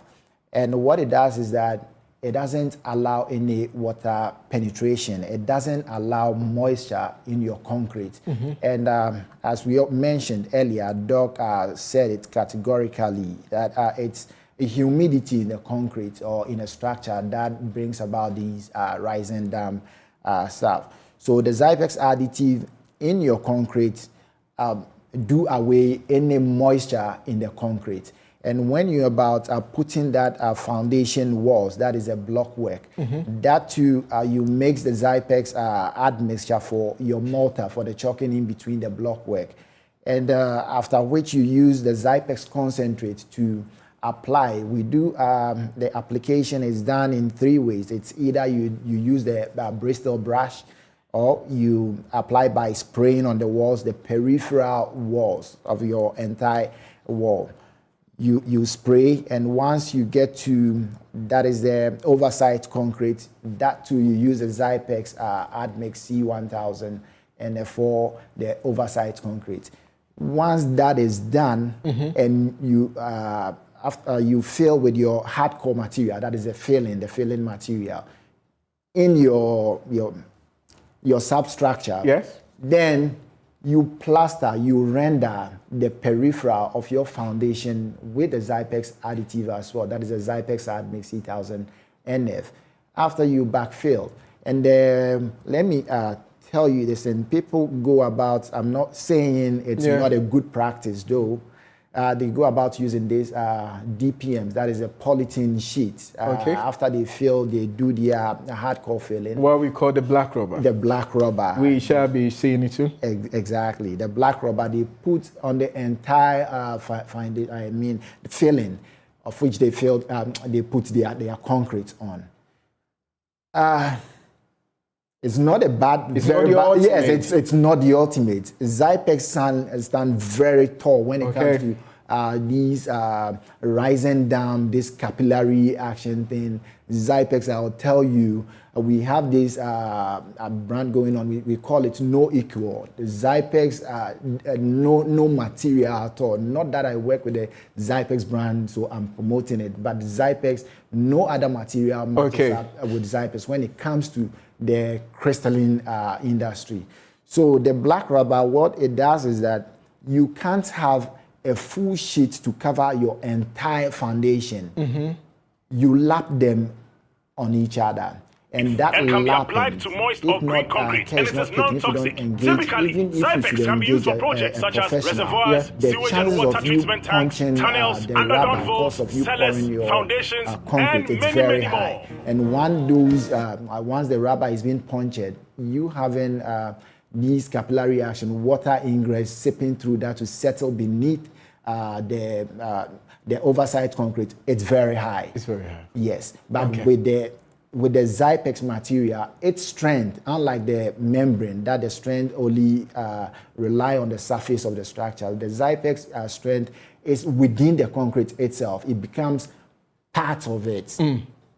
So you puncture, you do anything, Zypex, it's still present in your structure. Okay, so what he means ultimately, Zypex is the last man that cannot be, defeated. And let me help you understand how Zypex is done. So right from the excavation process, what you have to do is that get the Zypex concentrate. You mix that with the concrete. It becomes a one component with the concrete. You pour it.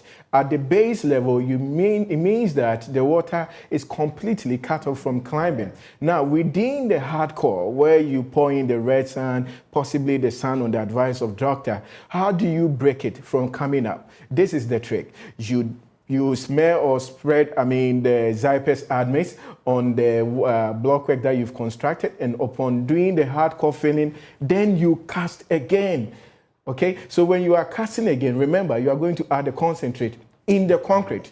And once you do that, you have a complete break of water possibly climbing your walls. Zypex is just not used for the constructions of buildings. It's used for the construction of bridges. It's used for the construction of basement. It's also used to protect and also prevent leakages from your swimming pools, what you call the manhole, the right word is a septic tank, and underground storage tanks. You're talking about upper height that storage tanks. You're talking about these polytank platforms. So go in for Zypex, especially when you have the deal with water. With Zypex, water becomes the prey. Without Zypex, your building will be the prey. So let me also announce that the WhatsApp lines, they are active, the SMS line. You can send us an SMS, a WhatsApp, and be part of the discussion that is ongoing here. On this note again, we take a short break.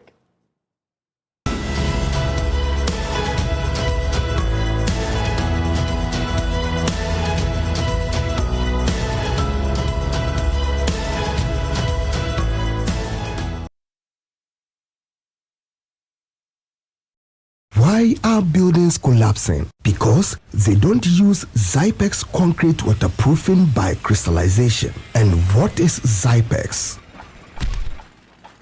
Ago! Zypex is a unique chemical treatment for the waterproofing and protection of concrete. It waterproofs underground structure from inside against hydrostatic pressure, protects concrete and reinforces steel, permits concrete to breathe, and can be applied to moist or green concrete, and it is non-toxic. Typically, Zypex can be used for projects such as reservoirs, sewage and water treatment tanks, tunnels, underground vaults, cellars, foundations, and many more.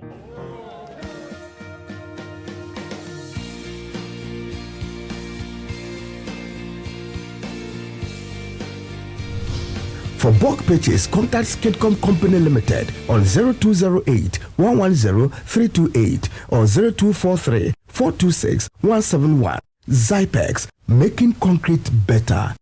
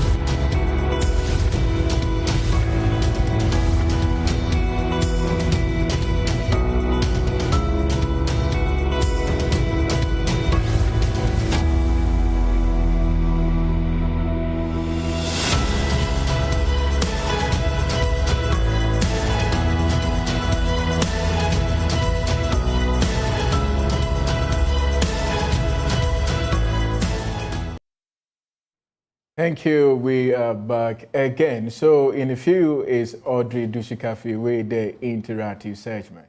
Thank you, Manuel. So today on our interactive segments, we're asking, what do you think could be the causes of rising damp in your building? So you can send pictures or you can share with us your thoughts or your concern on our WhatsApp number 0500180697. So you can also follow us on our socials, Twitter as the Pyramid_show, Facebook 360mediagh.net, and on YouTube also. So our first comment coming in is Oyibo Boatin from Achimanuebi in Kumasi. Does rising dam occur in a gravel land building? Second comment, what effect will constant damping resulting from rainfalls due to uncompleted upper floor have on the floor below? Can it lead to the carving of the floor or ceiling? That's from KK from Takoradi. Hi, I see some buildings with a certain black rubber separating the footing from the main building. What's the essence of that rubber and what is your advice? Coming from CK from Tamale. Very informative. Thank you. Thanks to your resource person, Godfred and Doc, for breaking down this construction problem to us and showing us its solution. The take-home message is that always consult experts when you are building. Coming from Eugene from Kumasi. So somebody is sharing a picture of his building, indicating the flakes on the building. Please, good afternoon, sir. Please, I'm facing the same challenge in my house and I need your help. Sure, we will help with the necessary information and treatment you need. I need more education on your Zypers cement product. Is the prevention or treatment expensive? Coming from Eugene from Kumasi. Please do plaster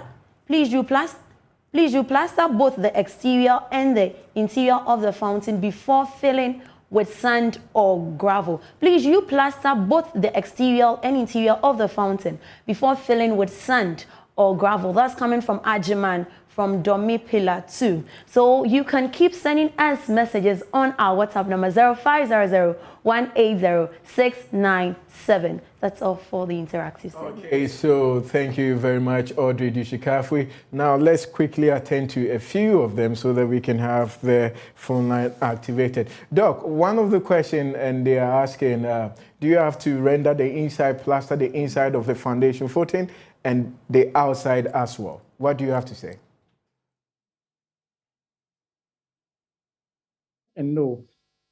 Places where you have higher moisture content within the soil, then you need to plaster both the inside and then the outside. Okay, so you render both the interior foundation and then the exterior, in addition to even applying admixtures to it, okay, in terms of waterproofing wall in itself, okay. So many people think that it's expensive, and that is why, okay. And that is why I still go back to the olden times, okay? These are some of the practices that they did and for which we did not see, and therefore we think that this was how it was built.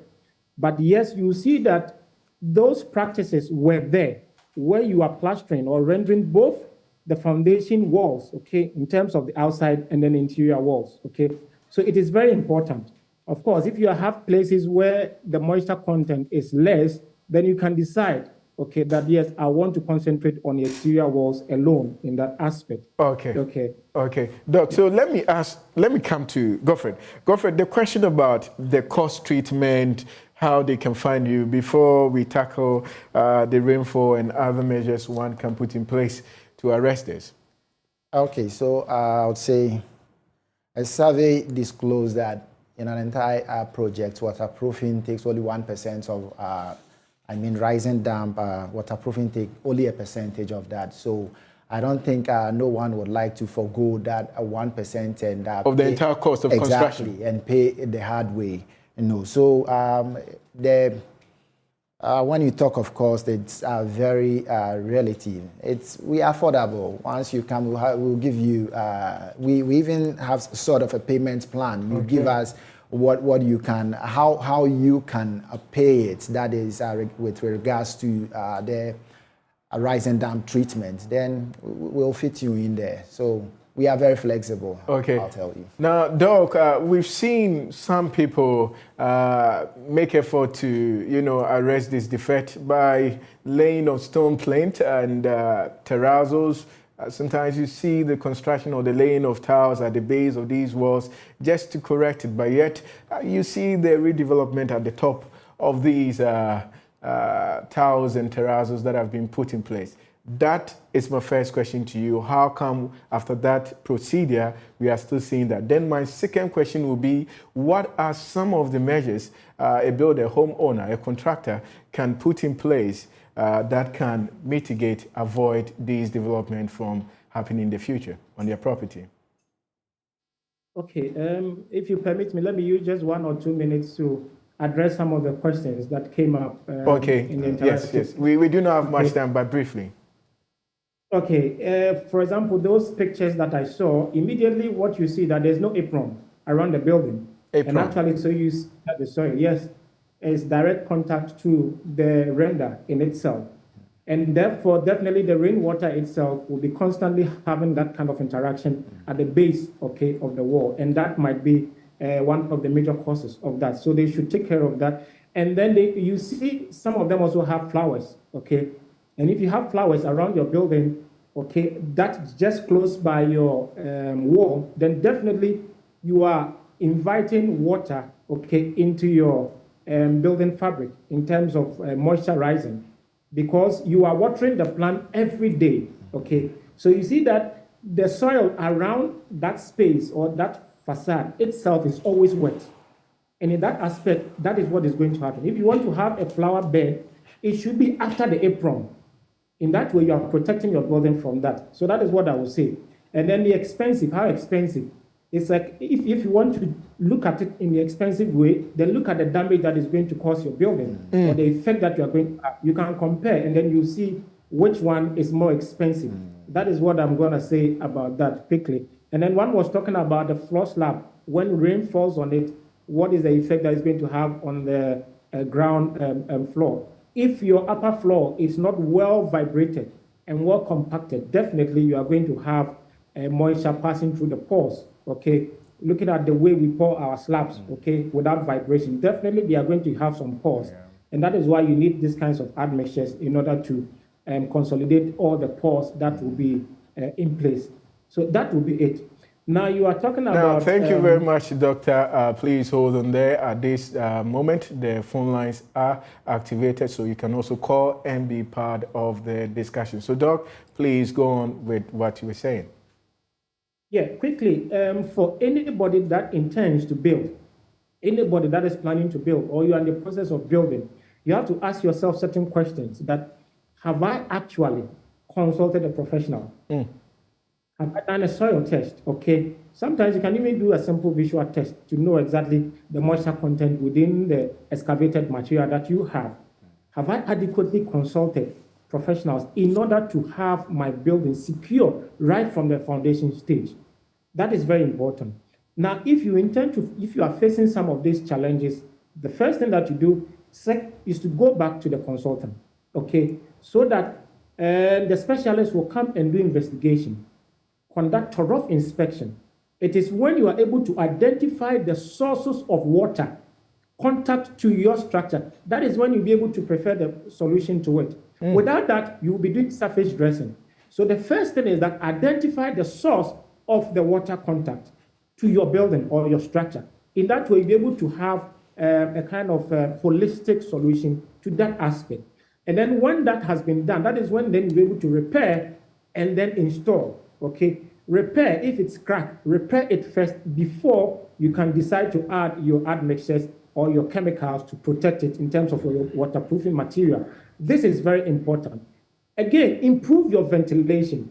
There are many design defects, okay, in our structure. And nowadays, when people are going for this kind of glazing and everything, okay, so there's a heat buildup within our spaces. There's no adequate ventilation. You have rooms that have no cross ventilation. You have only one side that has a window. In that aspect, you are generating heat, moisture within that space.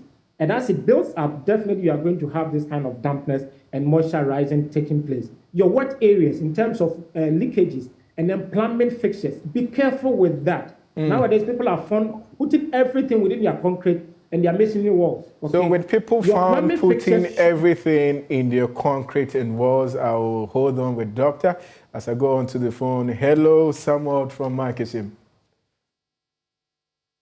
Hello, Samuel. Yeah. Hello, Samuel, welcome to the show. Talk to us, please. Okay, I was asking the product you are talking about. Can any masonry use it, or you need a professional that somebody who know about it? I need a professional. Okay. Thank you very much, Samuel. So your question will be addressed. I would make Dr. land before I come back to you. Doctor? Yeah, so I was talking about plumbing works and people thinking that everything has to be buried. If it has to be buried, it has to be buried well. You should have well-insulated pipes, okay? Because you have pipes that are carrying different forms, okay, of water, for example. You have hot water pipes and then you have cold water pipes, okay, in that aspect. You have all these pipes that have been buried within concrete, and these pipes have joints. And these joints are joined with adhesives that has an expiry, okay, in terms of its duration, of effectiveness. So when this expires, there's always going to be leakages within, okay, wherever you buried that pipe. So if you don't isolate these pipes in terms of having a proper duct for it, so that when there's even a leakage, it has a place of moving without necessarily affecting your structure, be it a structural member or even a partition in that aspect. So always I advise people that you should have a well-designed plumbing system such that you insulate your pipes. Again, isolate your plumbing work such that when there is any damage, you are able to repair immediately and easily, okay? And not having the force to break, okay, a part before you are able to effect those kinds of Thank you very much, Doctor, with these good submissions you made this afternoon. Let me talk to Ibrahim here in Accra. Hello, Ibrahim. Yeah, hello, good afternoon. Good afternoon, my brother. Yeah, and thank you also for this wonderful education, and thank you to your expertise as well. Yeah. Okay, please, I have a quick one. When they were all speaking, they usually talk about when the building is about to start, when you're about to start your construction. Okay, so this is a case where the building is already constructed, and then you have this rising down all over your place. So you want the clarification and then the education to, in that regard, on how to solve that. But I realized most of the caution was about before you start the construction. So this is the case.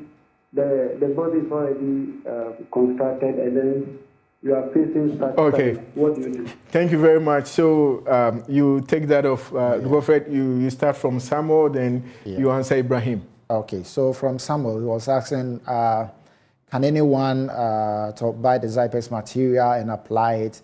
I'll say no.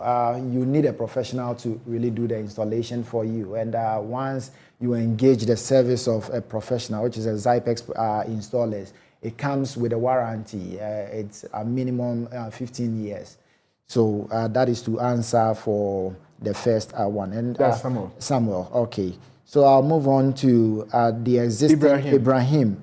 Ibrahim mentioned that he has an existing building. Yes, we do do the installation on existing buildings too. So that we'll have to come to the site and have it properly examined why the water ingress is happening.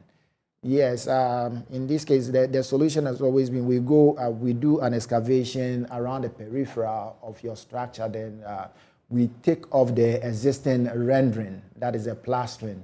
Then we'll do the Zypex installation on it for you. Yes, that is so you have a solution to your okay. So for those who have built and seen this trouble effect, I would like to add this to it. Yes, Zypex, we do have another treatment as well. That is the injection one. It's called Freestec. All these products are based on crystalline technology. What it does is once you apply the solution, it goes into the pores and capillary tract of the structure. Yes, because this rising dam that we are talking of, it happens within its capillaries. And the porosity exactly of its element. Yes, so if you have it, blocked, then you wouldn't have any water ingress. Hello, Christopher. Hello. Hello, Christopher. Hello. Yes, from my front, please go ahead. All right. Please, I just want to know if we can use graphiato pen. Okay, to correct this defect. Okay, go for it. Okay, so with a graphiato defect it doesn't solve rise and damp. No, it doesn't. It doesn't solve water ingress. What is it? Is that it covers.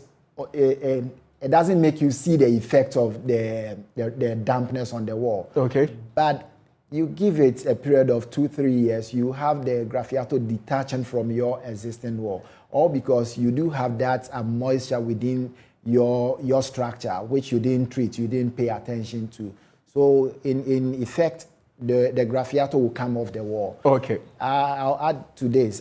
People as well do this to retrofit these problems. They take off the existing plaster, then they reinstate with either terrazzo or tiles.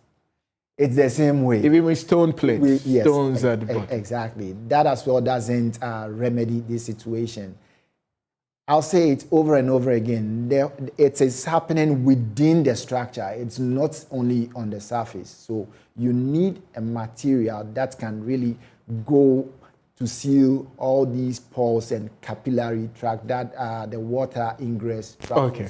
Now, Godfrey, we get the message. Your contact, where we can find Zypex.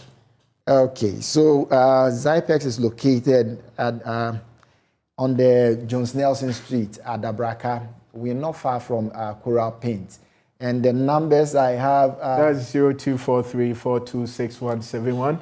0243-426171 or 0208-110328. 0208-110328. Again, even after the show, you still want to reach out to Zypex, you can still send us a WhatsApp 0500-180-697. 0500-180-697. So, Doc, I'll come over to you for your final words, 30 seconds as we wrap up the show. Okay, thank you. One thing that I would say is that rise and damp has a lot of effects, okay, both to the human occupant and then the structure itself. So don't treat it lightly. It has health implications, okay? Most of the respiratory diseases that we are finding, you see people who all of a sudden, they don't have this kind of history within their families. And yet immediately you see these kinds of things that are happening, okay, even in tuberculosis and etc. Major respiratory diseases are born out of this rise and damp, okay, because they generate bacteria and mold, okay, within the walls and on the walls. Again, allergies are also born out of this. If you're not careful, some of these things can actually be fatal to you in terms of your sensitivity to these kinds of bacteria and molds, etc.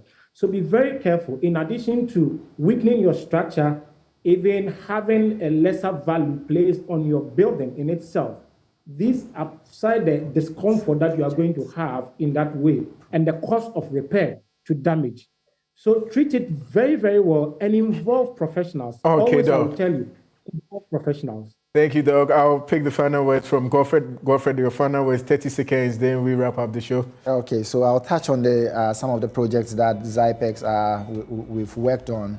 So first, I'll go to the Oxford Street Mall. It is a 3-level basement, and the whole basement has the Zypex additive in there. One Airport Square, Kempinski Hotel, there is Marriott Hotel, AXC Mall. So, and I'll say, when you think of waterproofing or rise and damp solution, think Zypex all the time, right?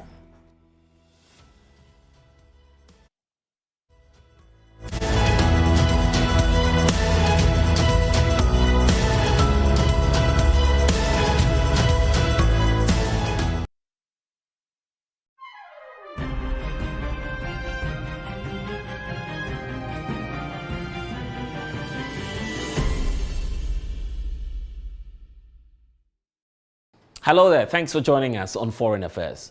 Welcome to our viewers around the world and here in Ghana. This week, we're spending time to reflect on the theme of the annual meetings of the Afro-Exim Bank, which took place here in Accra last week. I spent time listening to stakeholders and international actors on the theme of the engagements by all actors on the continent.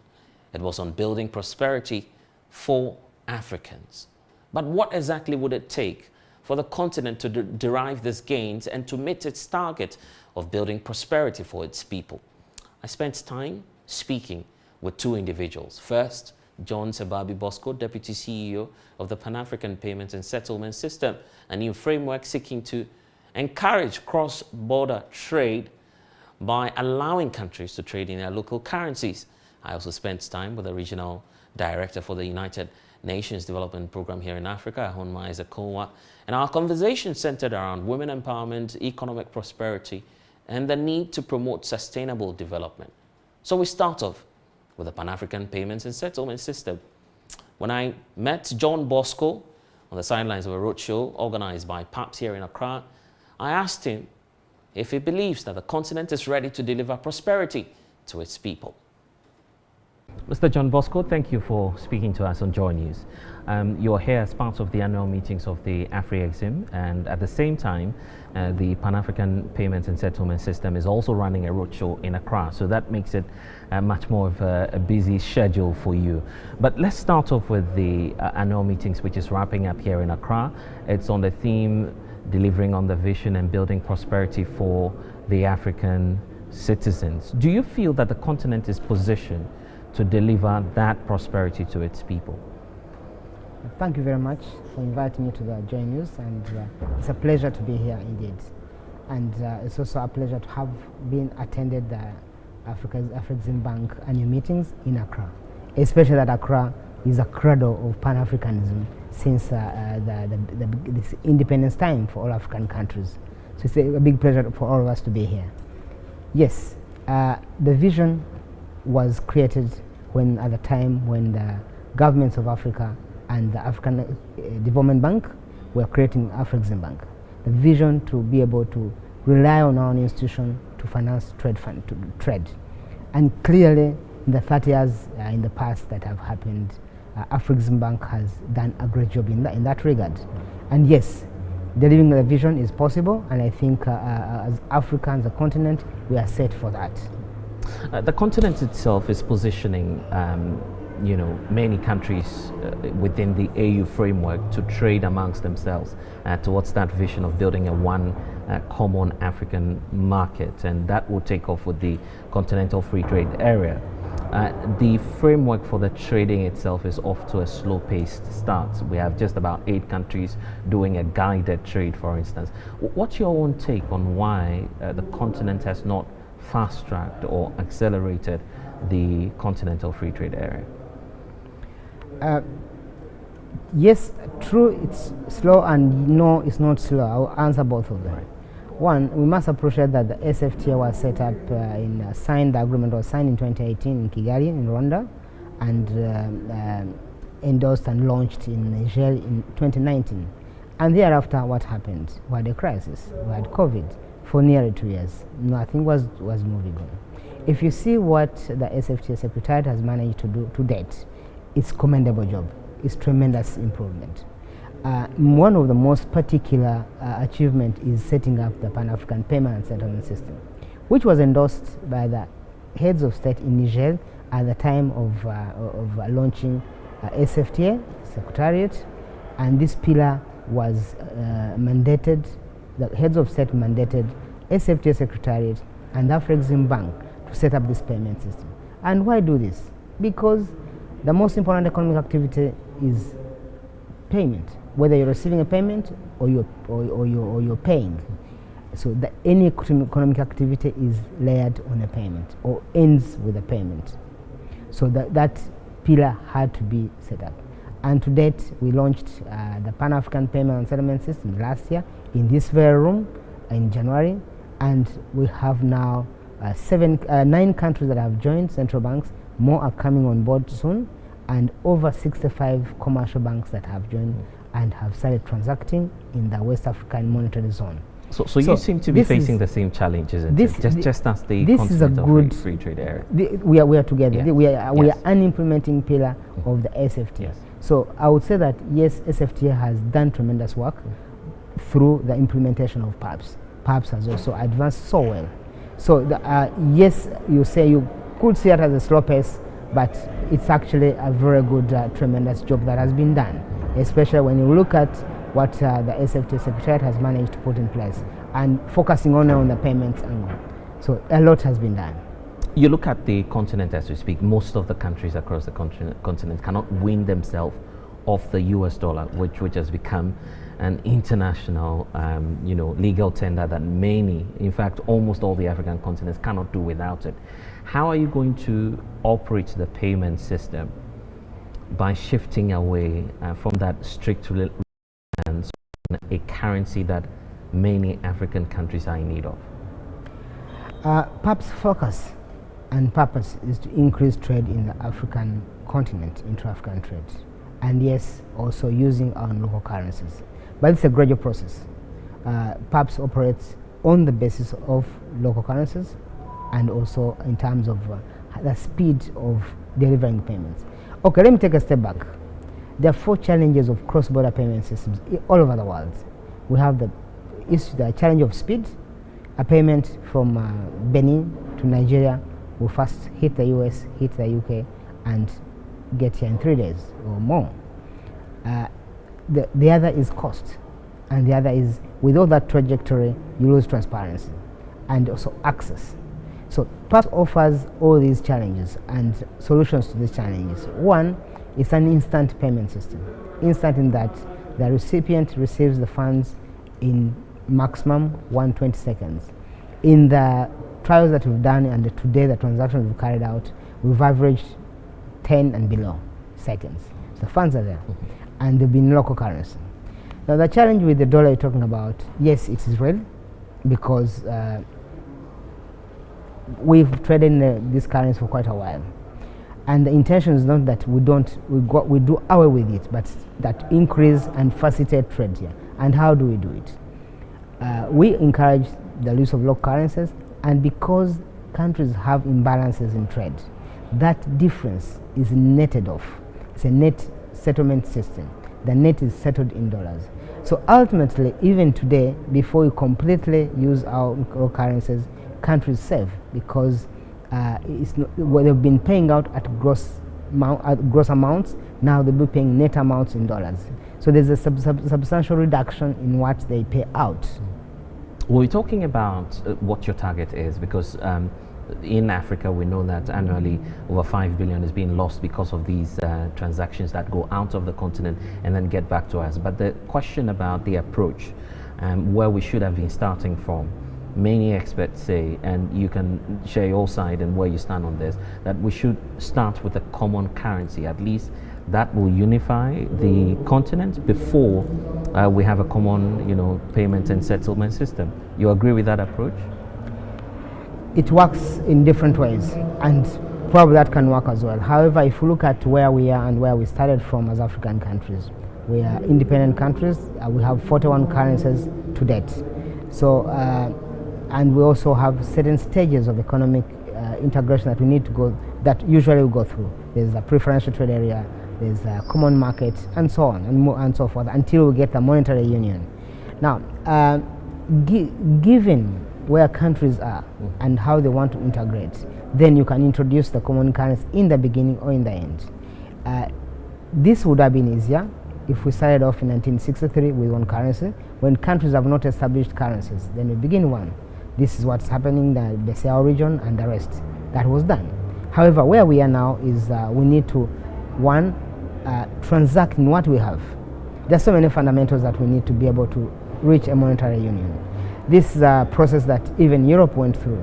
With Target 1 that was using different currencies, and eventually they came to one currency and one payment system.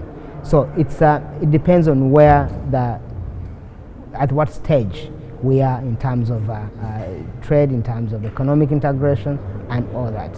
So what we're pursuing is close to similar what was pursued to in Europe. We have one payment system that needs one common currency. But you concede that one currency policy would have made your work much more easier? Well, it depends on when it would have been introduced. It could make the work easier if it was introduced in 1963. Maybe, probably wouldn't even be here doing this kind of thing. But if it wasn't done then, we just need to do it. And we got to do it. And Afrexim Bank has started that journey to say, let's create a payment system that will use our local currencies and also deliver the payment instantly, and then trade therefore increases. When trade increases between countries, currencies align, and eventually they are convertible into each other very easily. And that leads to the common currency, depending on what the monetary authorities may decide. Let's look at where you're starting off from. Just on the sidelines of the AfriExim annual meetings, you've signed an agreement with the United Bank for Africa. The agreement, we understand, will pilot this system amongst 8 West African countries. What's this deal for, and why are you piloting at this stage with UBA?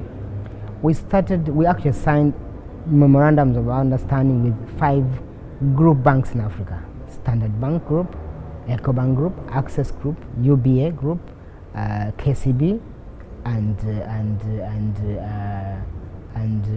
the 5th is and UBA. Okay. So we signed 5 of them. 5, yes. So why group banks? Group banks, one bank is EcoBank is spread in about 33 countries in Africa. So that means you actually you access the 33 subsidiaries and 33 countries. Access Bank is all close to that. UBA is close to that, and these are all spread within Africa. Standard Bank the same, KCB the same in the eastern part of Africa. So this gives us access to a large market, yes, but also gives us some kind of mass start. And I'm going to ask the question about the target you have for yourself as well, as the perhaps, of course, the fact that we know 5 billion, as I was pointing out, is lost annually.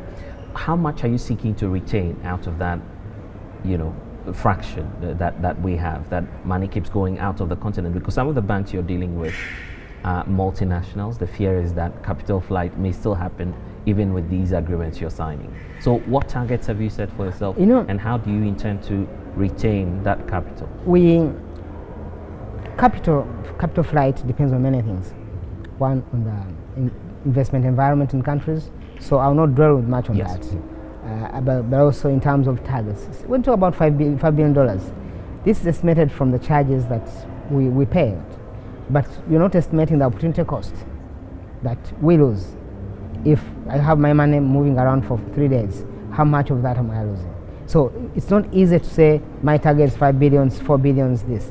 Let's look at how much of the trade will increase between these countries and how much of intra-African payments will actually be settled through pubs and also settled on the continent, and how many people, how many businesses, how many institutions are going to be using pubs.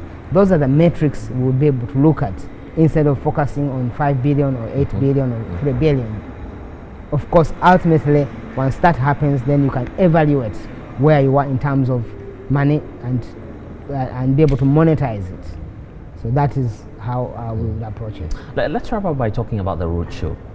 You're still carrying out another side event aside the annual meetings, and that's why you're bringing together banks and SMEs today. What are you seeking to achieve with this roadshow that you're running?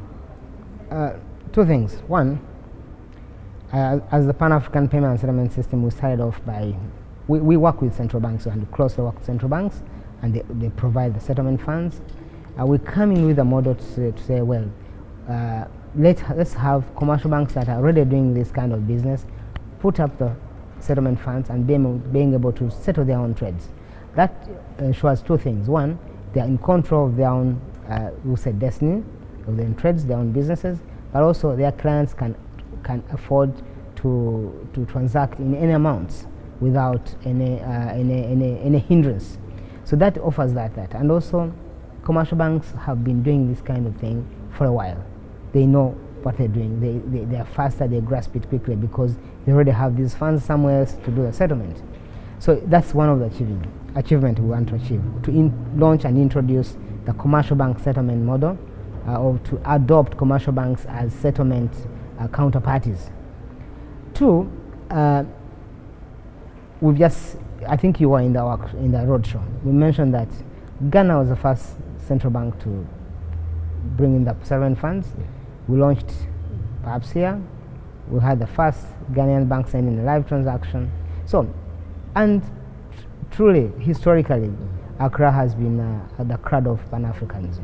So it gives us pleasure to launch it here. And the last thing is that we want the Ghanaian banks now to all on board, use this platform, have this model, and then begin sending out transactions in every country where we are alive in the system.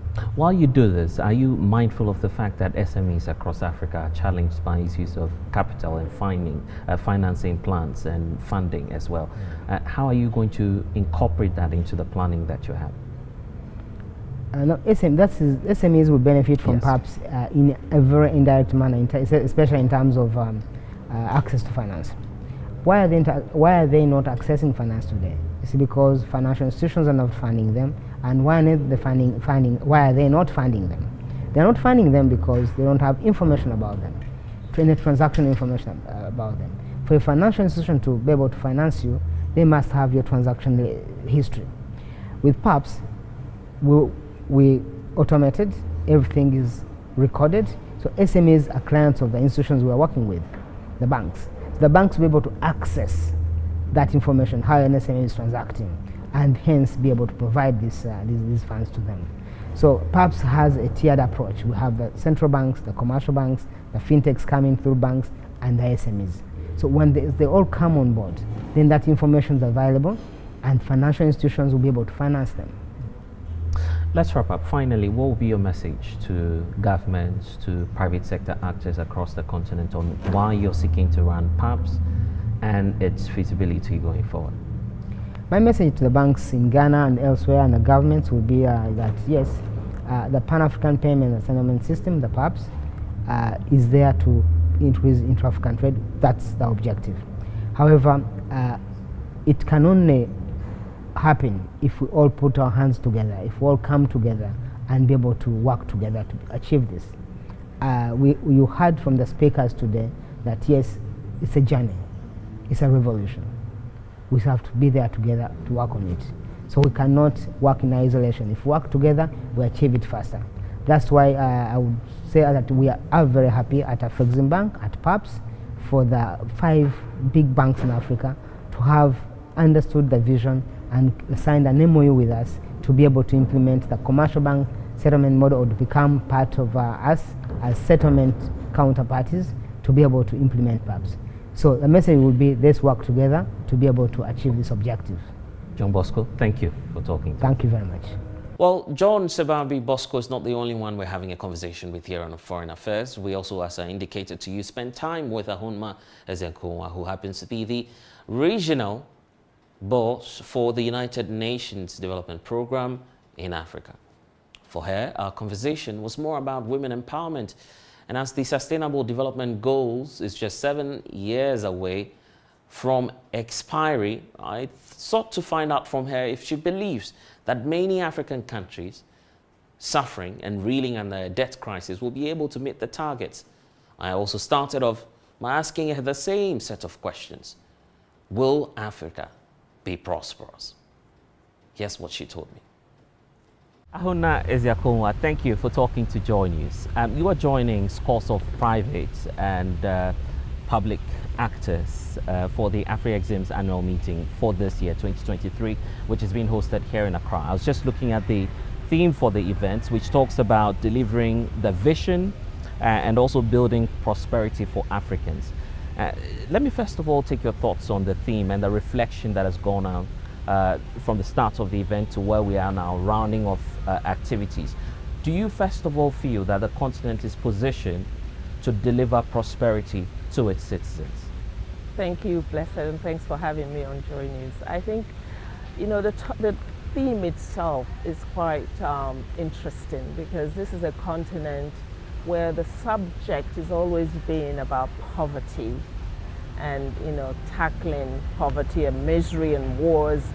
And it's really important to shift our minds to prosperity and a promise, looking at Africa through a different lens. And this is what we've been preaching at UNDP, that for you to actually position any region for development, you need to first build in the self-confidence, you need to be positive, and you need to invest in opportunity and hope.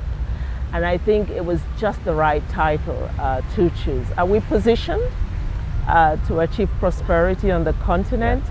I think that depends on a lot of things. One, I think actually the Africa Continental Free Trade Area positions the continent to achieve prosperity, because for the first time, Africa will be able to trade with itself and also increase its competitiveness in trading with the world. The share of Africa's trade with the rest of the world and within Africa is low. So if we are to really implement the AFCFTA and make it inclusive, I think that's a great positioning. Another thing that positions Africa is its youthful population. In the rest of the world, we have declining, the age levels are going higher, and you have an aging population out there. Africa is probably the only region that offers the future of development and labor. So that also positions the continent quite well. And in fact, the youth bulge comes with its own challenges for the continent. We'll talk about that shortly. But I was asking about the positioning because of where we find ourselves as a continent that was worst hit by the COVID-19 pandemic, not necessarily because of the virus, but because of the economic shocks that were received. And the latest is also the Russian-Ukraine war and the disruptions in the food supply chain. Do you feel that Africa can build back better and to be more resilient going into the future? Africa definitely can build back better, and that is the approach, I think, because if you just imagine for a second what happened during COVID, where we had the lockdown and supply chains disappeared. We realized that Africa was dependent on the rest of the world for 70% of what it needed to sustain life, whether it was in the form of medicines or food. That is a shocking, rude awakening, isn't it? That you then say to yourself, what if this happens again, right? Where will the continent look? So it really woke up many governments and also those in private sector to realize that we have to produce locally. So the structural transformation that we've been preaching for years, that's never really materialized, can now become a thing. It is now the subject of every policy conversation. How can Africa increase its productivity? How can we make our supply and productive chains resilient? How can we mobilize resources domestically, and how can we increase our productivity and be able to export so that you can also earn currency? But above all, how do we transition from just exporting raw materials to adding value to our products so that you can also create jobs at home? So the whole industrialization issue has suddenly become a major priority in Africa's cabinet. And yet what we see is that many governments are shifting priority, maybe because of the exigencies of the time, external factors affecting many of our economies, and experts are equally worried that there's a debt crisis looming because of the approach many governments have taken over the years. Are you equally worried that this may affect the debt issue, the desire to produce locally, as you're pointing to? The debt issue is a problem, and it needs to be tackled. And this is why at the UN we're calling for really a reform, if you like, of the global financial architecture. Because if you see what happened during COVID, where did the money go to rescue stimulus money? It didn't go to countries that needed it most. For instance, the special drawing rights that the IMF released, only 33 billion came to Africa. It was 600 billion, right, in size. So there is a kind of an unfair formula out there for how you address financial crises when they occur. Those who have less seem to get less, and this needs to be turned around. So, of course, African countries need to deal with the present risks and threats to their population, whether it's occasioned by climate change or the impact of the war in Ukraine, which is bringing imported inflation.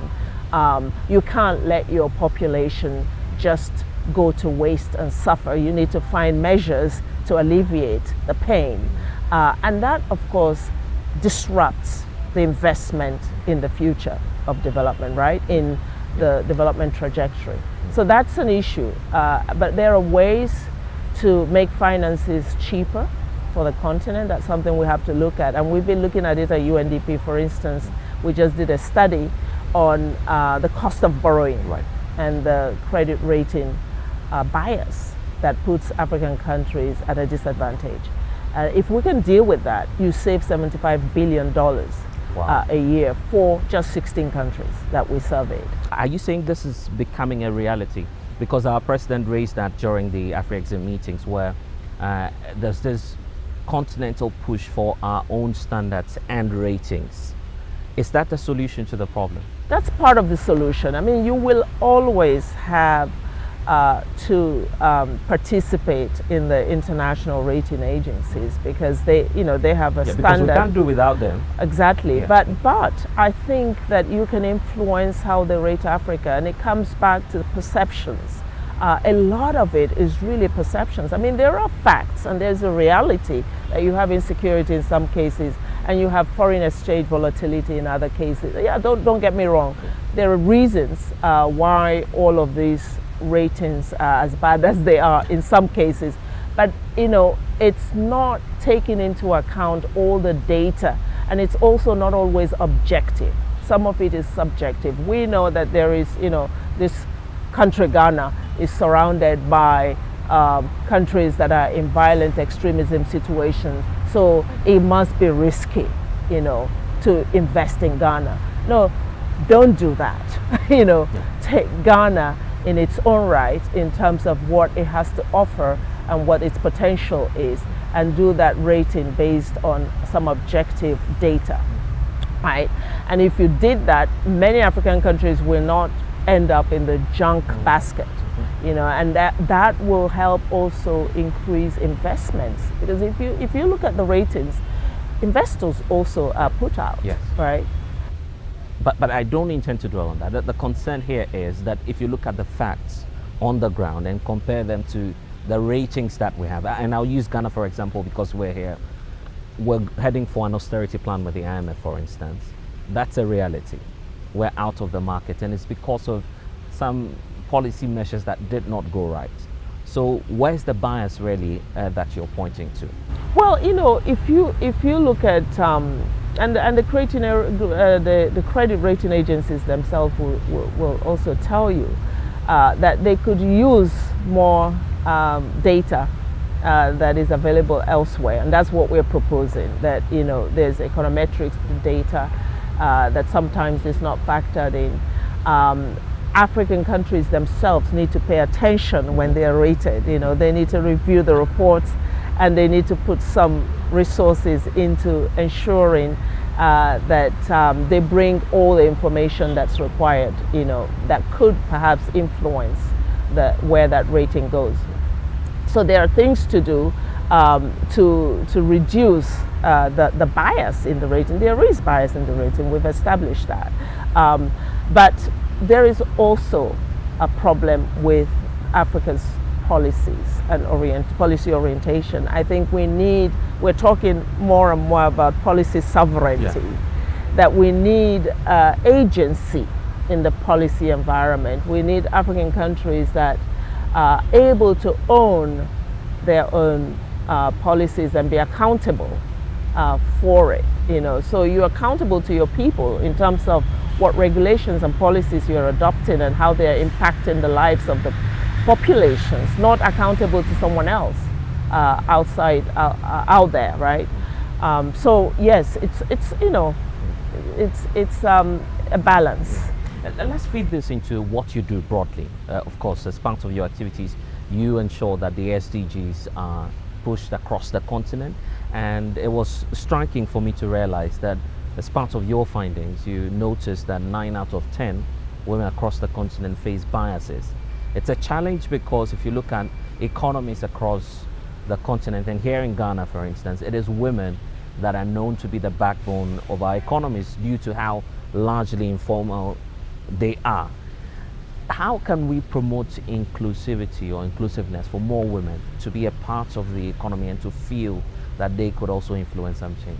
Brilliant question, especially coming from a man. I think it's really crucial, and it's an existential issue for Africa, right? Because we're going nowhere unless we deal with the gender biases that we see on this continent, whether it's in the political sphere, the economic sphere, or the social sphere. Why is it important? It's important because it's not just in terms of the calculations, the rights issue. It's important because it's a rights issue. Every woman has a right to have equal access to what the other gender has. But it's also important in terms of economics. We did a study a few years ago that showed that Africa was losing close to $90 billion a year as a result of gender inequality, as a result of not empowering its women. This is serious. Yeah. I mean, if you think about it and the needs that we have today. So it's a win-win situation, right? And the case is made for promoting this. But there are lots of challenges around this, They exist in the realm of the social and cultural. People just not used to seeing women in leadership positions, for instance, and then not believing that a woman in a political leadership position can make changes and can do it, right? So we need to push and insist that women participate in political life, that they have opportunities to be elected, not just appointed, and that is a thing of cultural shift. And then we need to look at the economic sphere. Today we're talking about AFCFTA, right? If we make the face of AFCFTA feminine, I think we will get further, because who is doing the cross-border trades? Who are the market women that you see across the world? And when women are successful in their business, what happens? The rest of the social sectors benefit. A woman who is in business and is successful, the first thing they do, they invest in their children's education. They invest in their health. They invest in their nutrition.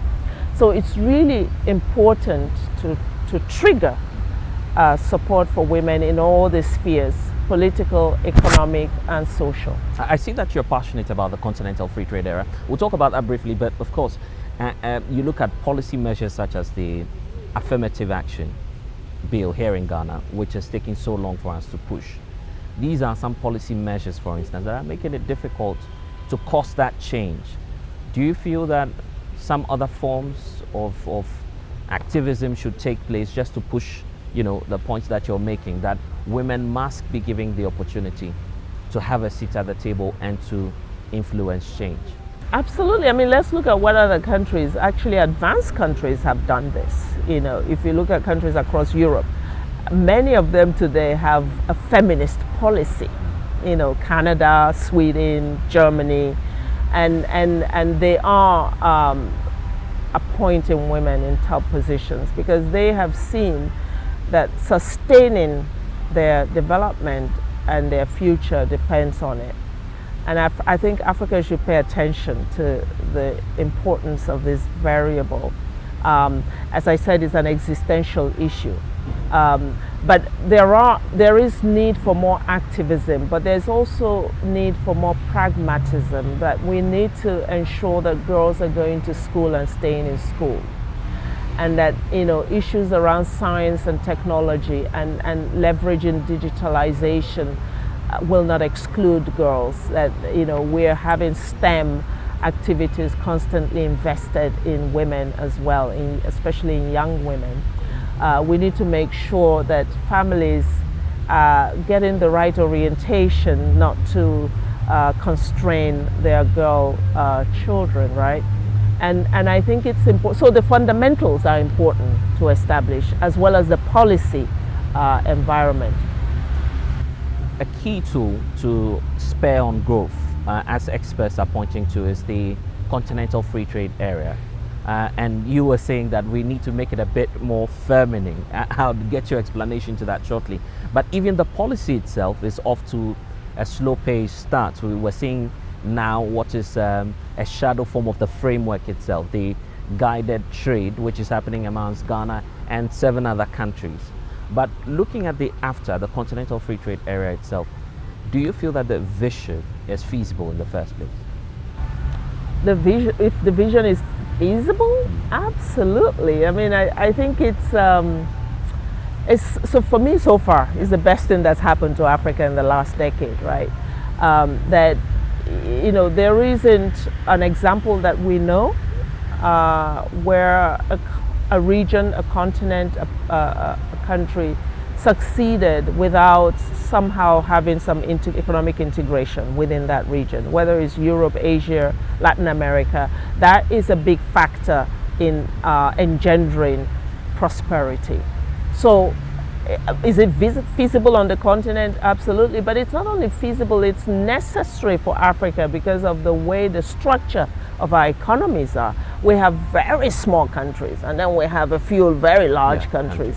And there are some countries that will just not survive unless they're able to trade across their borders, right? So we need to do this.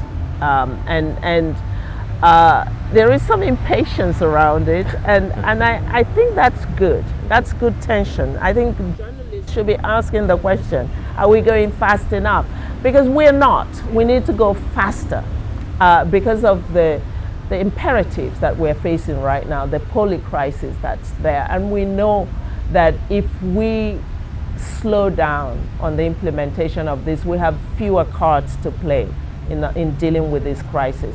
But also, this could be a zone where we tackle inequality.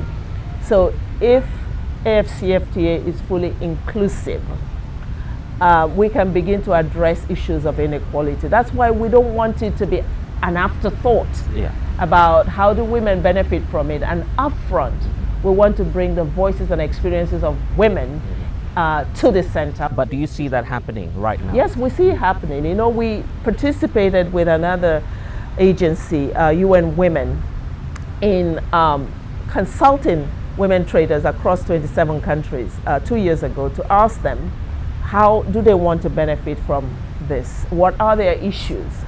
And we assembled all the thoughts from that, and it got into a report which we call the Engine of Trade, how we empower women in the trade and facilitate trade for women.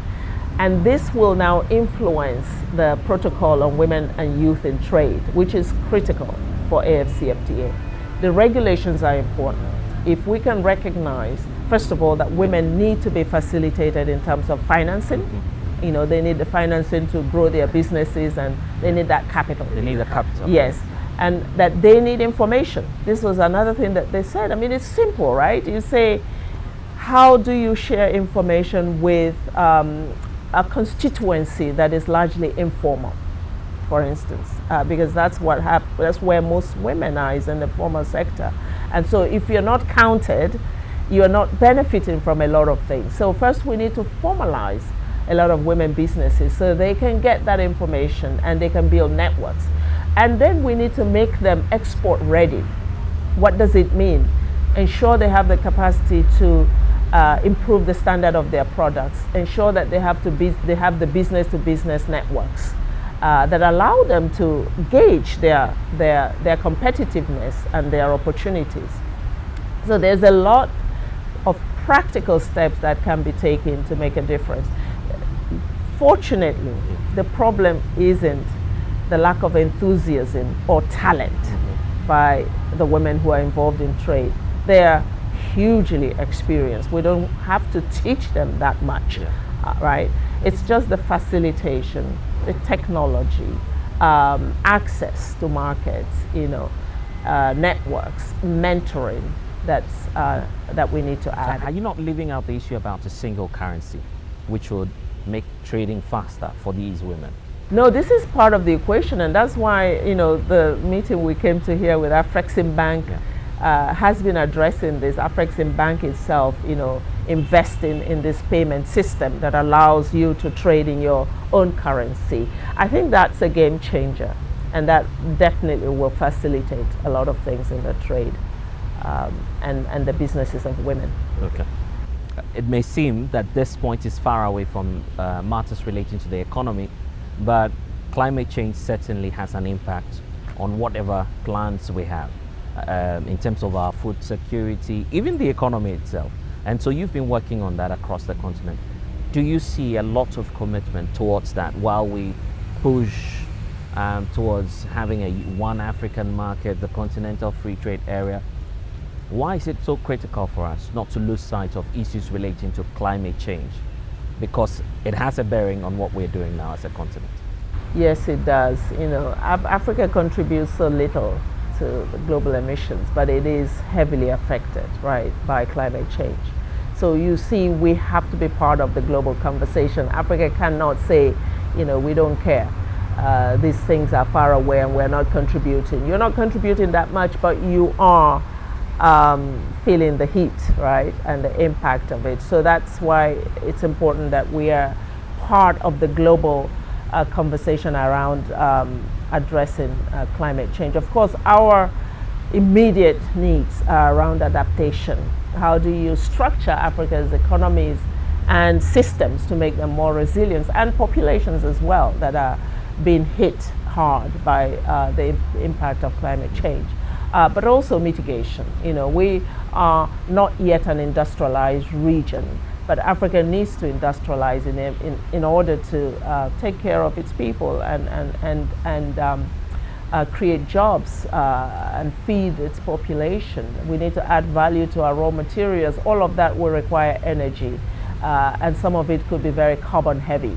But today, Africa is also developing in the age of technology and new technologies, advanced technologies. How do we leverage all of that to have a greener pathway to development? And I think that's the conversation we should be having. The first imperative is that we need to reduce, actually eliminate energy poverty. You were in Egypt when, of course, the whole conversation around loss and damage reparations, you know that best. The conversation came up for many of these African countries asking the polluter to pay more. Where's that conversation now, and how do you situate that into the commitment by these African countries towards tackling issues of climate change? So COP27 was Africa's COP, and I think it was really important that we secured that commitment to loss and damage. And the question now is to unpack it. What does it mean for each African? What does it mean for Mozambique? Or for Cameroon, when you have a big flood that wipes out all the development gains that you've made over the years, right? And I believe in the principle of the polluter pays more. So I think it's really important to hold advanced countries that contribute to the lion's share of the pollution to pay for the impact that is having in many countries. So the loss and damage agreement is an important one to ensure that it gets implemented. But then it's also the need to invest in adaptation funds for each country. Africa has really ambitious, nationally determined contributions. We know because we supported governments to develop them. And they have objectives and targets that, if achieved, will make Africa a leading partner in tackling climate change. But they need support, they need to be funded, they need to be financed. Africa should not be expected to borrow money to deal with climate change impacts, right? And finally, the Sustainable Development Goals. We're just 7 years plus away from achieving the targets that we've set for ourselves. We know that the ultimate aim is that no one will be left behind. Are we certain that after 7 years, we'll not be sitting back here in Accra again to say, well, some people were left out and we need more work to be done? It's a challenge. We need a big push to make it happen because we've had a setback because of COVID. and because of the war in Ukraine, and also effects of climate change. So this poly crisis, it's really a big obstacle for achieving the 2030 agenda and the SDGs. So if we're going to overcome them, we need an extra push. You know, we can't do business as usual. And it's quite clear that if we follow the pace that we're going right now, we will not achieve the SDGs by 2030. And that's why the Secretary General is saying, let's have a stimulus, inject $500 billion a year in the most critical sectors in the countries that need that most. And also look at all the environment of debt, for instance, the things that constrain countries from, you know, unleashing their full potential. Let's see if we can ease some of that, you know, like debt restructuring, like the cost of borrowing, as I said earlier. So it's possible, but it's not possible without that push, that extra push. Well, I'd have to thank you, and I'm sure that you spent some time in Accra, and it's been worthwhile. It has been. Thank you, Blessed. It's been a pleasure talking to you. Nice talking to you.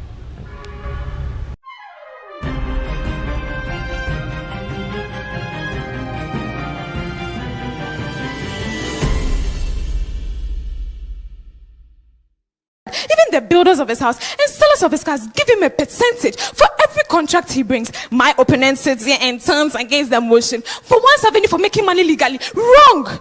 Hey. The biggest debate competition in Ghana is back. Which side do you represent? For or against the motion? Stay glued to your superstation Love 99.5 FM, Joy Learning and Joy Prime as we bring to you the biggest stage where schools in Ashanti show their prowess through debate. Rally behind your alma mater to glory as gallant young men and women from the various senior high schools in Ashanti elucidate their stance on matters of national interest. Venue is the Christian Service University College. Catch us live on Love 99.5 FM, on Facebook at Love 99.5 FM, Joy Learning and Joy Prime, 2 p.m. each day. The Love FM High Schools debate, trumpeting the voice of young ones on issues of national interest. This event is brought to you by your superstation Love 99.5 FM, the Ashanti Regional SRC, and the Regional Directorate of Ghana Education Service Ashanti and CHAS. This program is in partnership with Pepsodent, Rasta Choco Molds from Twillium Industries,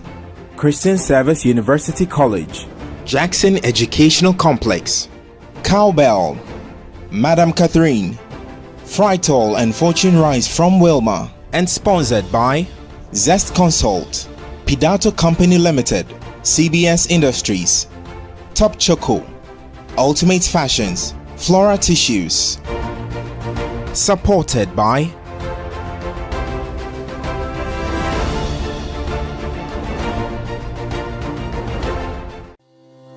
For crystal clear and thrilling podcasts and live shows, download and listen to us on Apple, Spotify, TuneIn, Google Podcasts, MyJoy Online, Amazon services like Echo, Amazon Music, and Audible, Stitcher, Adom Online, Overcast, and Pandora. Take note of everything. Sign up for the multimedia digital platforms now to stay updated. In partnership with National Theatre and Joy FM, Roverman Productions present I Like What You Like, an original Ego White play. Hey, Kwesi Trumpet. What kind of misfortune follows you that when your rich auntie dies, the only thing she leaves you is her ashes? Boy, my friend, you are not going to keep this in this household. Go and put it outside the gates. You can stay with it and regard it as waykeeping. Oh, or you can use it for tea. Your share. Well, his auntie named him a sole beneficiary to her estate. I'm his wife. May I know how much it's worth? Roughly $350 million. What? I Like What You Like shows at the National Theatre on July 7th, 8th, 9th, 14th, 15th, and 16th. One show on Friday at 7 p.m. 2 shows on Saturdays at 4 p.m. and 8 p.m. 3 shows on Sundays at 1 p.m., 4 p.m., and 8 p.m. You can buy tickets at a cool 150 Ghana cedis via short code *365 *535 hash and all the usual outlets sponsored by Ebony Condoms, Gino, GCP, and M Notify. Roverman Productions. Be the difference.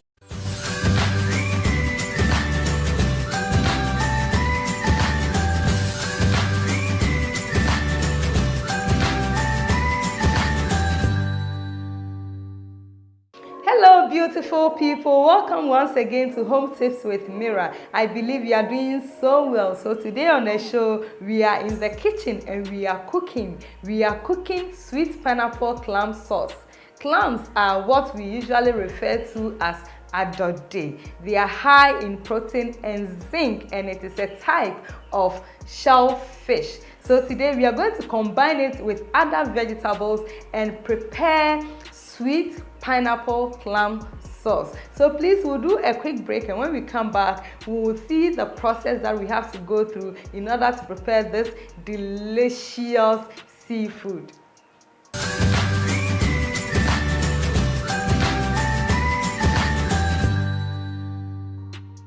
The first thing to do is to wash your clams or adode in a bowl of water. And when you are washing, make sure that you remove the black thing there. I don't like that thing, but some people keep it there. So you remove it, and I'll wash it like 2 or 3 times, because this adode, they like burying themselves in the sand. So it's sand. Although it's been washed, you have to wash it like 2 or 3 times in order to get rid of all the sand. So when you are done washing, put it in a saucepan, and I have my spices. I have aniseed, which is called nkete. I have shallot, I have ginger, I have garlic, and I have cloves. So I've grinded everything together, and I'm going to put it on the clams that I have already washed and prepared. And I'll add my sea salt. Please, a note of caution. Salt is used to preserve the clams. So when you buy it, just taste to know whether the quantity of salt is okay, or you would want to add additional salt when cooking it. Keep it aside for like 30 minutes so that it can marinate very well, and then I'll put it on fire and set it to boil. While it's on fire, I'll set to cut my vegetables. So you have to cut the vegetables into desirable sizes. You know, don't just chop them, cut them nicely into beautiful shapes. Okay, so I'll cut my sweet peppers. I have the yellow bell pepper, the red bell pepper, and the green pepper. I'm going to cut them, and I'll also chop my carrots. I'll chop my spring onions, and then if you are somebody who likes pepper, I'm going to chop my habanero pepper, but I'll chop it into pieces. It won't be bigger chunks. I'll cut it into pieces, and then I'll also chop my onions. Oh my goodness, see how beautiful the chopped vegetables look. You know, one thing about clams is that you have to boil it a bit before you use it, because it can be a bit hard and chewy if it is not well cooked. So the clams are well cooked now. I'm going to remove it from the fire and allow air to pass on it for a minute or 2. I'm setting my saucepan on fire. I'll pour my oil inside. One way of finding out whether an oil has heated up, if you have a wooden ladle, you dip it into the oil and you see that it will start frying. You see the bubbles around it. It shows that the oil is heated up, so you can use it for whatever you want to use it for. Now I'm going to pour my clams inside and fry it for like 2 to 3 minutes. I want it to brown a bit. While the clams is on fire frying, I will add 2 tablespoonfuls of cornstarch. You can use flour, or you can use any thickening agent. So I'm using cornstarch. I'll mix 2 tablespoonfuls of cornstarch with the sauce, and I'll add 1 tablespoonful of honey to the sauce. Remember, we are doing sweet pineapple clam sauce. So right now I have the mixture ready, and I'm going to pour it on my clams. Now I'm going to add my vegetables. Because the carrot is hard, I will add the onion first, followed by the carrot, and let it simmer for a minute or 2, and then I'll add the remaining vegetables and stir. And I'll add my shrimp powder and wait for about a minute for it to be well cooked with the stock. And you will leave it on fire for like a minute or 2 so that the heat can cook up the vegetable. We don't want to overcook it. Oh my goodness, it's almost ready. So at this point, we already have our peeled and chopped pineapple, and we are going to add our pineapple to the sauce. Stir and leave it for about a minute, and our sweet pineapple clam sauce is ready, and it is looking delicious, and I bet you it will also taste delicious. All too soon, we've come to the end of the cooking episode. I hope you enjoyed the cooking process of sweet pineapple clam sauce. Thank you so much for sticking and staying with me on Home Taste with Mira, and please don't forget to like and follow me on Facebook, and also subscribe and like my videos on YouTube. It is time for tasting, and I'm going to taste it for you. Let's go for the sauce. Ooh.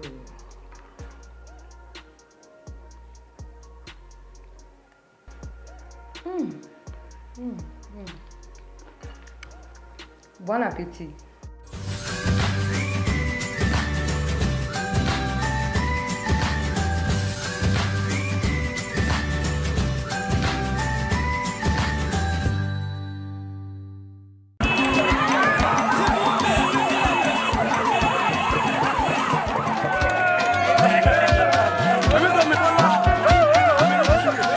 We have begun the One Village, One Dam initiative, and you here in Bogo can see for yourself. 570 are being built.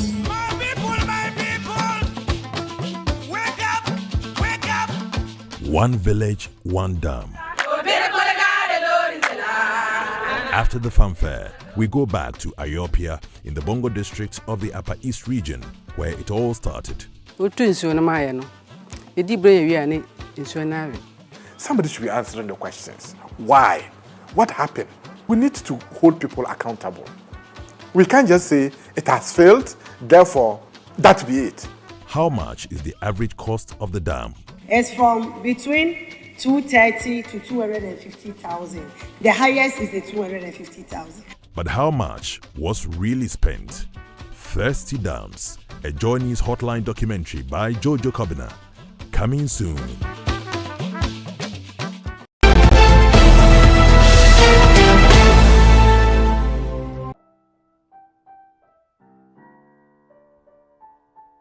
Ghana Club goes back to my childhood.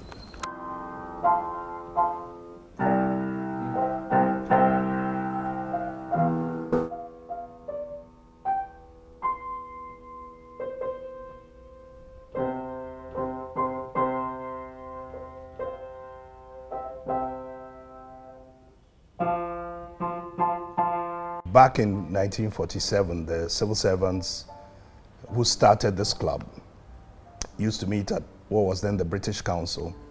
They didn't have their own place, as the Europeans did then, and had their whites-only European club. And it was only in 1947 that we got given, the governor gave us this place. And you know, it was the first Speaker of Parliament, Niyama Olenu, who was the first president.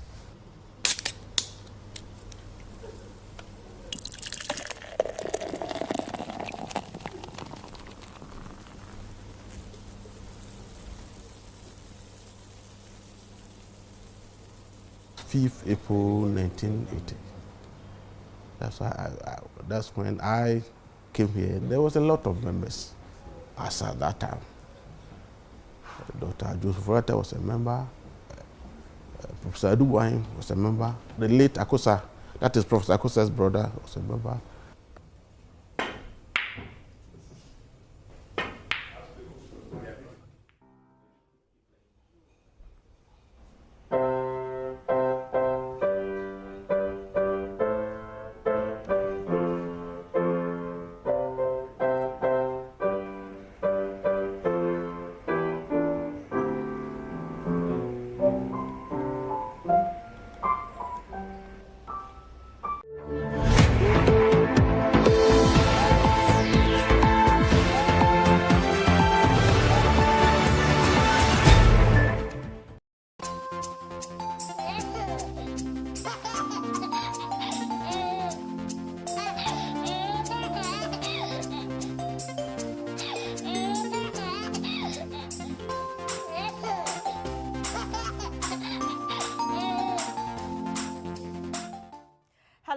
It's a pleasure to have you on another edition of The Baby Doctor with me, Bernice Abubeidulansa. Today we're going to discuss something very topical and urgent. 8 out of 10 preterm and 6 out of 10 full-term babies develop jaundice. Now, usually people say it's harmless and it's common, but it can also be fatal and dangerous to your child's health. Here in Ghana, the Pediatric Society has dedicated the entire month of May to raise awareness on the condition. And today, I've got a very seasoned pediatrician to help us have that discussion. You don't want to go away. Today's will be super exciting.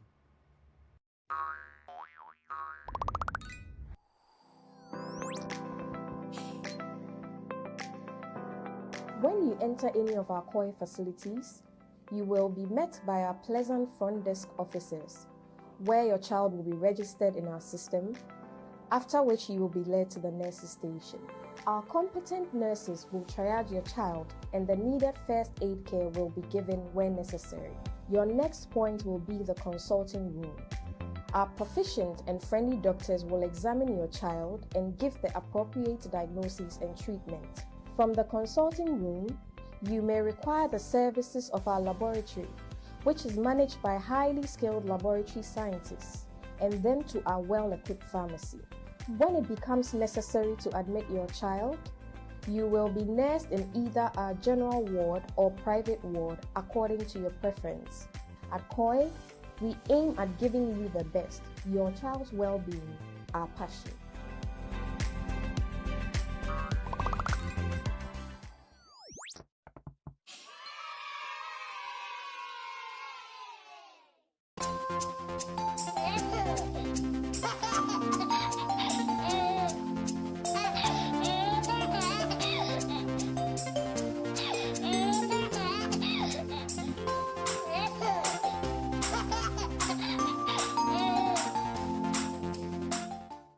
Thank you for staying on The Baby Doctor. Today, like I said, we will be treating the condition jaundice. We'll be looking at what causes it and what the remedies are. And I've been joined today by Dr. Christine Osei-Yeboah. We love to call her Dr. Koi because that's like, you know, friendly and exciting because she's a pediatrician, a consultant pediatrician and a public health specialist. And today she'll be helping us delve into this issue. She's with Koi Pediatrics located in Tema. Doc, it's a pleasure to have you here today. And thank you so much for agreeing to have this very important conversation with us. And I see that you're wearing your yellow hair, yellow month shirt. Basically tell us about why this is important and why the Pediatric Society of Ghana is embarking on this campaign. Then we'll zoom into the conversation. Okay, thank you, Bernice. And I must say I'm happy to be here. Yes, why are we dedicating a whole month to talk about neonatal jaundice? It's simply because if it is missed, the effects are fatal and most of the damage caused cannot be reversed. But then it is avoidable. No child needs to go through that process. And so that's why we believe that with the right knowledge and the right interventions at the right time, every child will be spared the damage that they get from neonatal jaundice. The jaundice, the damage affects the brain and it is permanent. And so the child has a lot more disabilities than he ever bargained for. And nothing can be done to reverse them. What we are able to do is to just help the child manage the disability. But that we think that is an unnecessary harm done to a child who was hitherto born well. So Doc, what is neonatal jaundice? Neonatal jaundice. Okay, neonate is a child, a newborn. So a baby born in the first month of life, we call you a neonate. Okay. Good. Jaundice, jaune or jaune, that's the French word for yellow. Oh. Yes, so a yellow baby is neonatal jaundice. Basically. Basically. And so when we say the baby is yellow, it means that the skin and then the eyes, or let's say the mucosa, that's if you look in the mouth, it looks yellow because we are dark skinned. So sometimes you can miss it. But when we say somebody is yellow, that's jaundice. The person's eyes have turned yellow. the skin is looking more yellow than it should be, the person is jaundiced. Simple. Simple. Yes. So, in my introduction, I shared some statistics. 8 out of 10 preterm babies, Yes. and 6 out of 10 term babies end up having jaundice. What causes it? Okay, it is caused by some changes that happen when a child is born. And so to put it in context, let me start from when the child is in the mother's womb. Okay. When a child is in the mother's womb, he needs a lot more of red blood cells. That's the blood cells that, the cells in the blood that carries oxygen to the brain and to every part of our body. We all use our red blood cells to make sure we get enough oxygen to the different parts of our body. And so that's what happens to a newborn. Because he's drawing from mommy in the womb, he needs a lot more. Okay.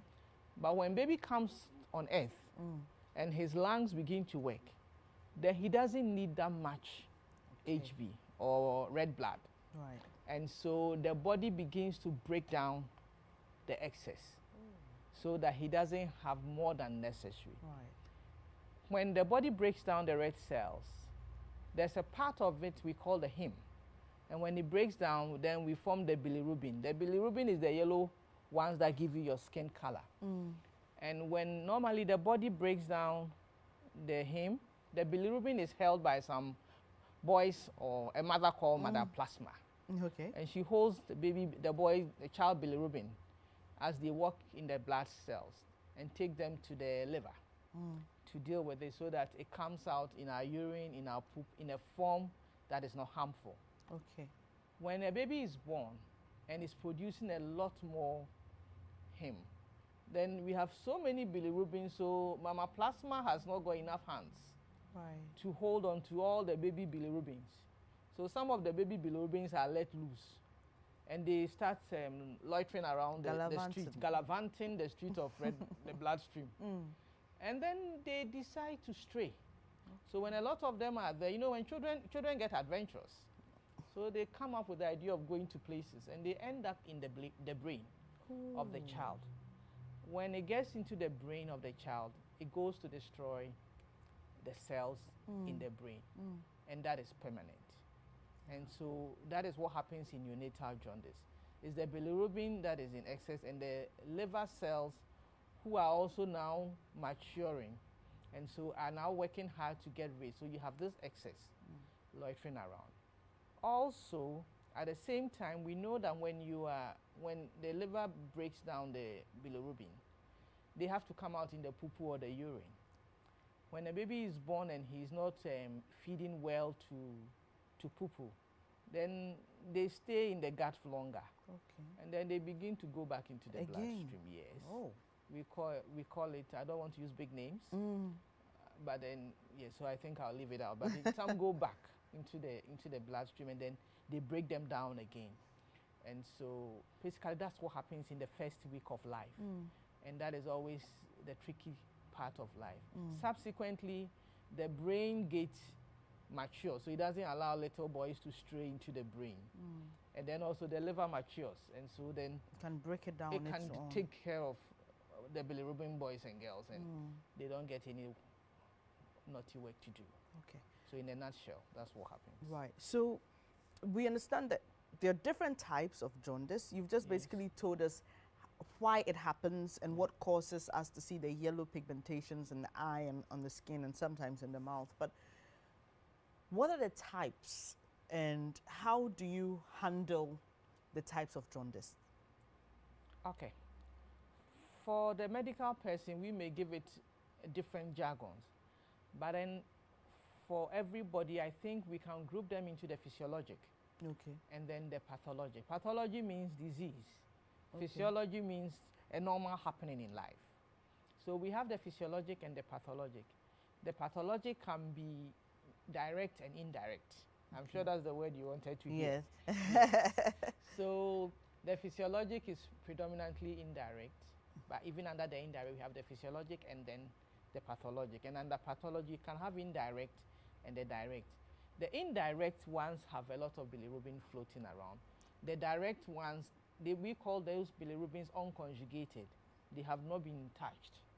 And then the conjugated ones are the bilirubin that has gone through the liver, has undergone necessary changes, but there is a problem.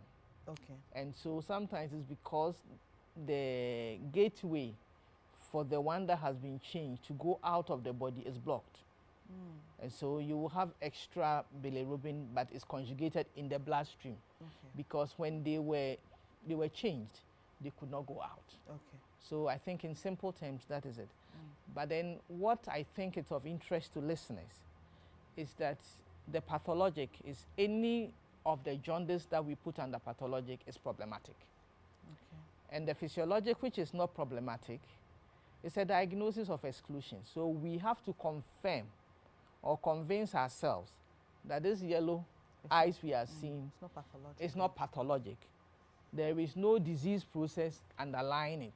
Okay. And when we have convinced ourselves of that, and the level won't harm anybody or will not have enough of the bilirubin boys going to the brain, then we say physiologic. And that normally will clear within a week. Okay. Yes, even with or without any intervention.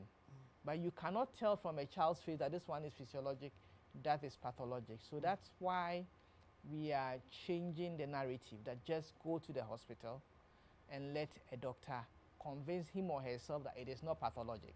Then you can go home and wait for your baby's eyes to get white again. Right.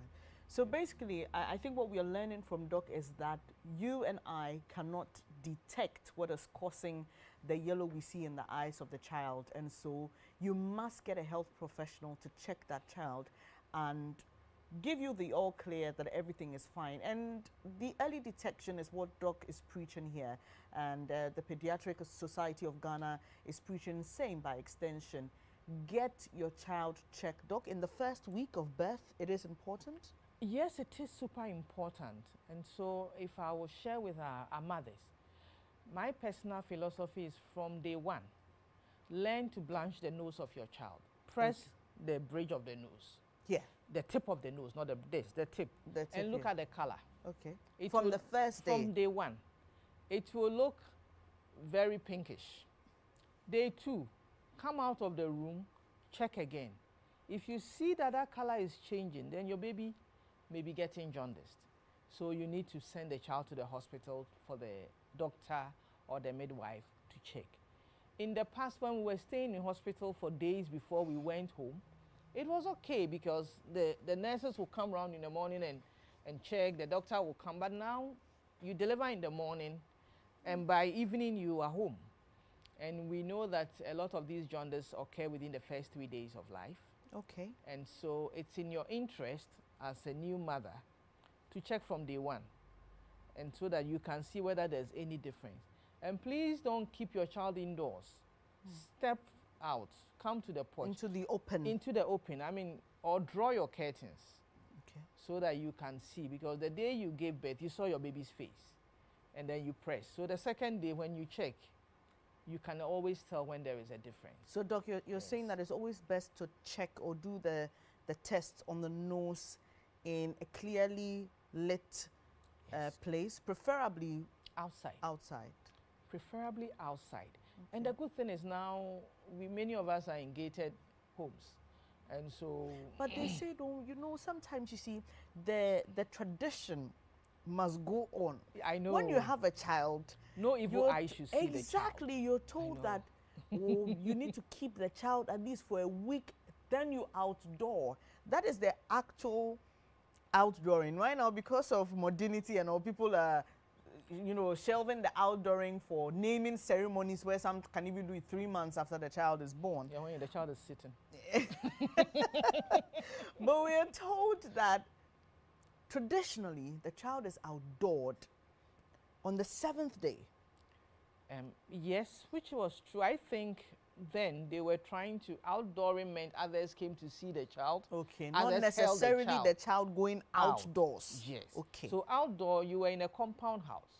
If you came out of the room with a baby, everybody will come and see the baby, whether it's a boy or a girl, and congratulate you. And that came with the challenge of infections and other things. But I think stepping out, now we know better. it's heart-rendering when you see a child coming after days of being so jaundiced, and you know that so much harm has already been done. So I think for our new dispensation, there is wisdom in stepping out every day to at least check. It doesn't mean go around the whole neighborhood showing off your new baby, but then you should come out and make sure that your baby is well. Yes. Right. So, Doc, I mean, I want to believe there's absolutely no way a child can be jaundiced without presenting the yellow pigmentation, right? So, so then, I mean, these are the ways you can detect. Are there other ways beyond that? No, jaundice is yellow, yellow skin. So Right. if there's no yellow, then the there's no child is not jaundice. jaundiced. But then we know that when there's yellow, then sometimes the poo-poo may give us some idea of which type of jaundice we are dealing with. Okay. But for us, for me, I think for the new mothers, the key thing is that when you see the color, move and leave the other decisions for the health worker. But then you should take note of the poo-poo color. If we go and the poo-poo is all pale and white, then we are looking at direct that we talked about, yes. And if it's all the normal baby poo-poo, then we know that, okay, it may be indirect. So it guides us. So when you go to the hospital, those pieces of information are useful to the health care provider.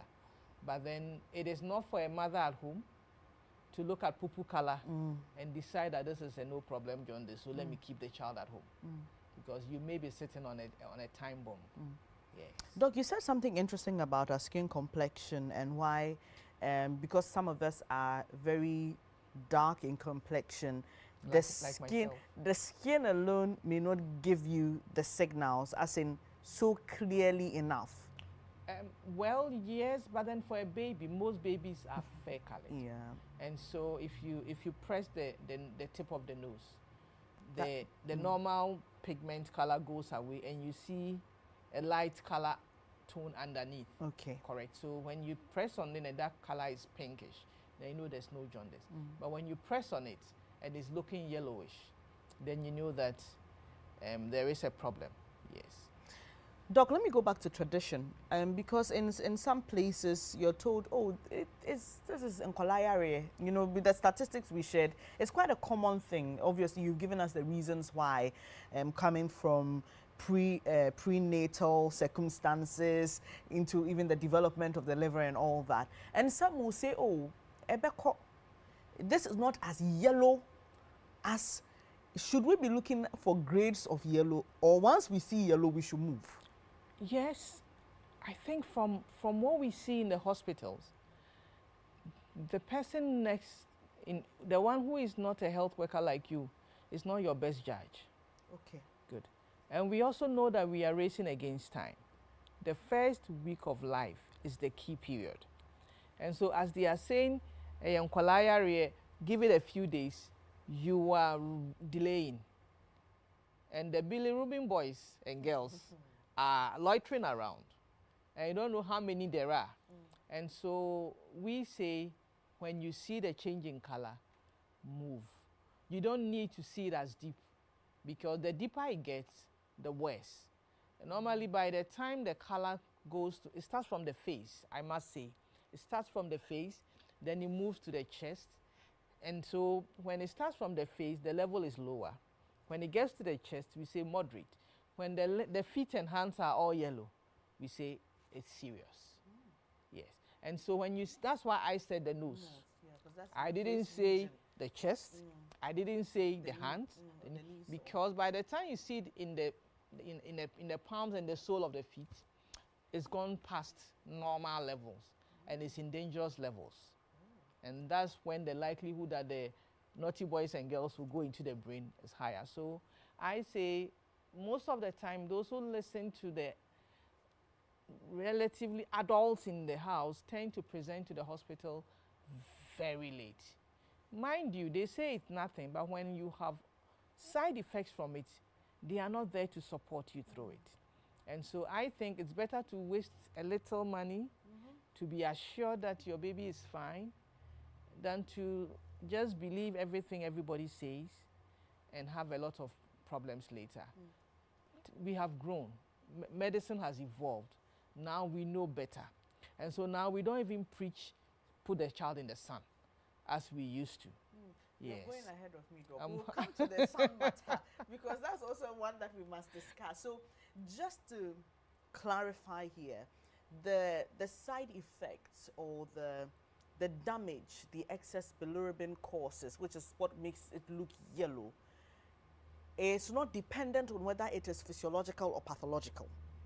Right? So, because we started the foundation, we say the physiological is not a disease. I just want us to clarify that so that mothers and caregivers can understand that even if it is physiological, if you do not go to the hospital early enough, it can cause some damage to the child.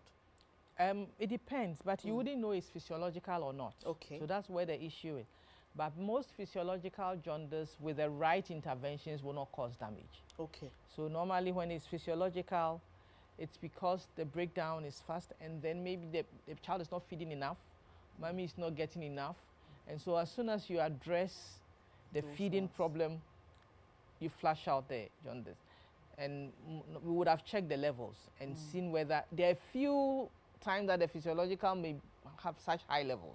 And so then we will put the child under light. But if we check, and then the rate of increase in the bilirubin in the blood tells us it's okay. So the doctors look at so many parameters, not just the skin color. We will take a blood sample, and then we'll say we'll repeat the following day. And it's because we want to see whether this is something we should worry about, or this is the type that we can encourage mommy to just go and feed. And come home. And so in the past, when there's no cause for alarm, then they will talk about sunbath.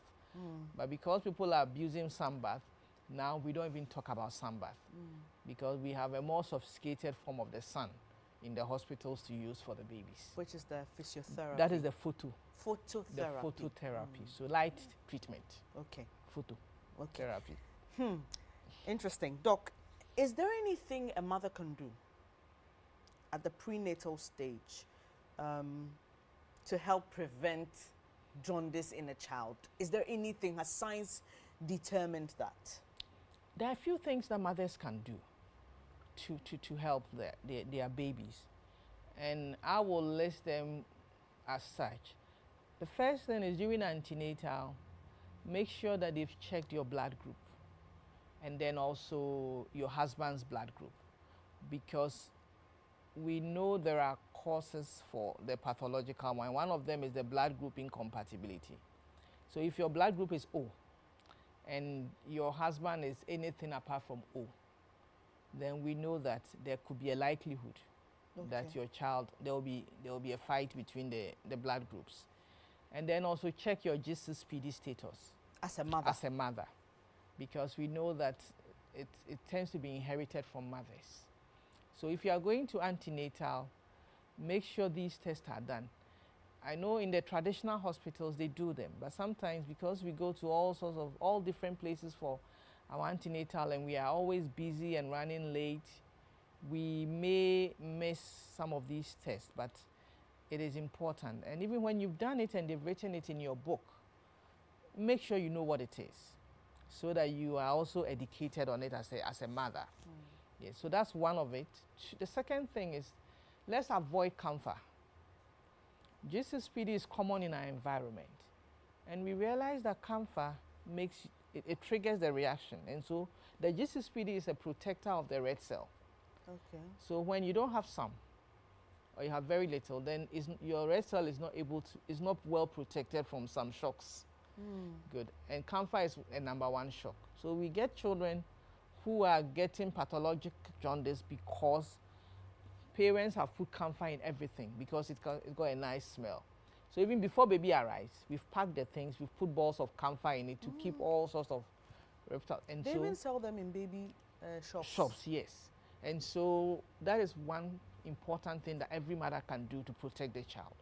Okay. And with that, you save your child pathologic jaundice. Wow. We are learning something today.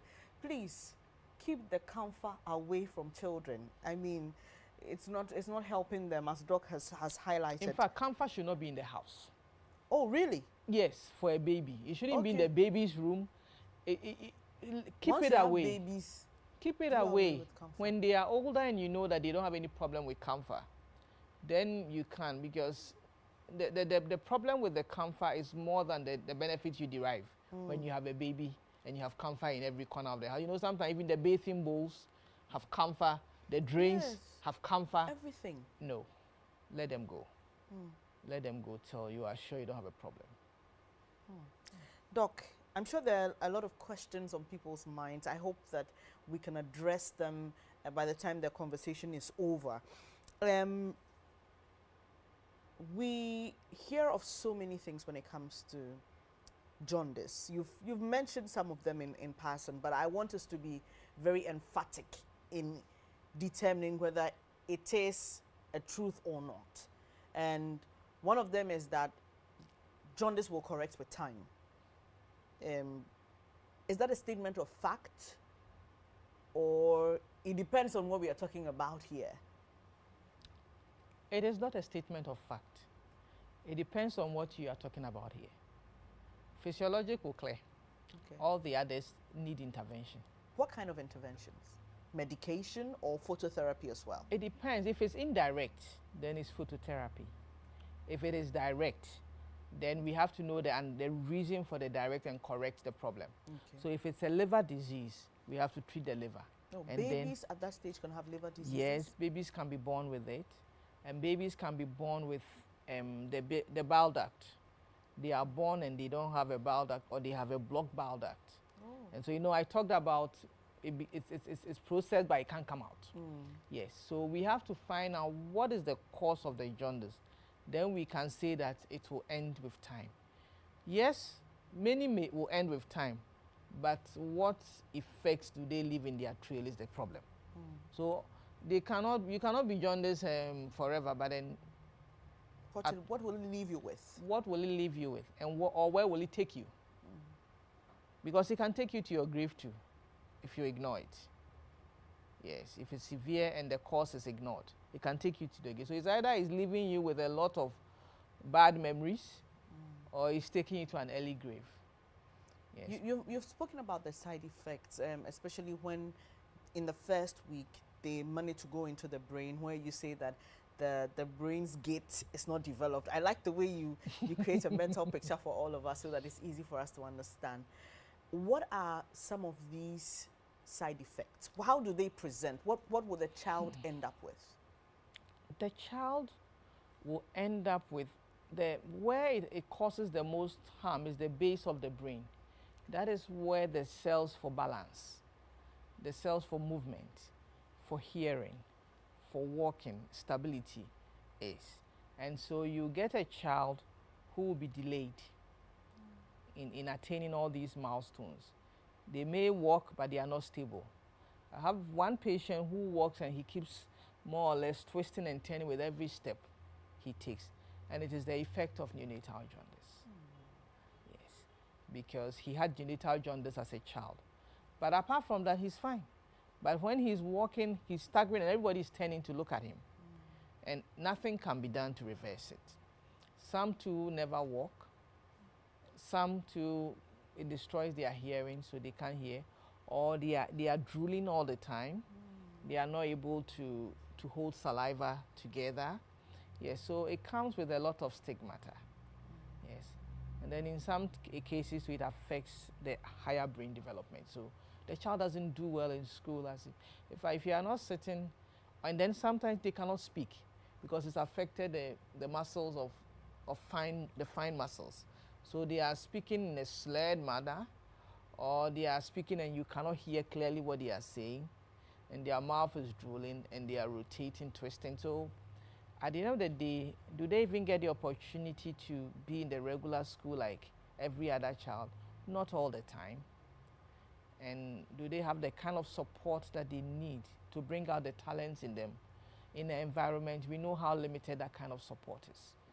And so if you can spare your child and yourself that pain, I think it's worth sparing yourself. And Doc, it's at these interventions, you spoke about phototherapy, and in some cases having to give the child medication. Are they expensive, or are they readily available anywhere in the country? Yes, they are available. Now we have a lot more phototherapy units in Ghana. But I must say, when I was training, we used to get the bulbs, a particular type of bulb, and create our own. We get a carpenter and make the wood.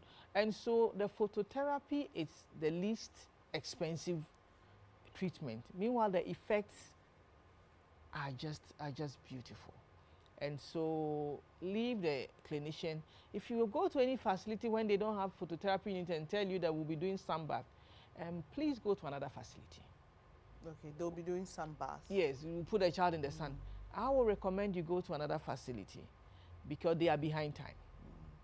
And you are better off going to another facility and getting your child the needed help. If you go and they confirm there's no cause for alarm and you want to come back home and do sunbath so that the jaundice will go faster, fine. But do not put breast milk in the ice and do sunbath.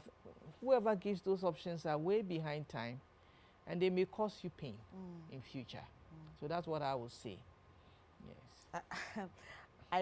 I don't know why when it comes to babies and mothers and pregnancy, there are all these myths and all these ideas about how you can deal with them apart from seeing a healthcare provider. Because I also heard a bit about putting milk in the baby's eyes, and I asked myself, how is that going to solve the problem? It's a good question. I take it that, we always want to be seen to be doing something. And so that's what people try to do something about the situation. And mind you, many of the physiologic ones would clear. So by the time they do their co-minini by day 3, it's clearing and they think the co-minini has done the trick. But the co-minini didn't do anything. It's just that God saved you because it was nothing serious. Because we know that a good percentage of these children is nothing serious. Yes. So I think that's the best explanation I have been able to put to all those maneuvers that we put in. Because the key thing for me is to feed the baby well and make sure that you are maybe topping up with express breast milk and then seek help and let's make sure that the baby is fine. If you come and it's just on the tip of the nose on day 3, baby is feeding well, baby is fine, the health worker knows that there's no cause for alarm. Or he will take the blood sample. The results comes, it's so low, you don't have to worry about. Then we will assure you and send you home. But then you have your peace of mind. And then you are also assured that you will not have any effects when the child is growing up. But assuming the doctor at home, with all the knowledge, paramedics you have who are as good as yourself, does not help your child in any way.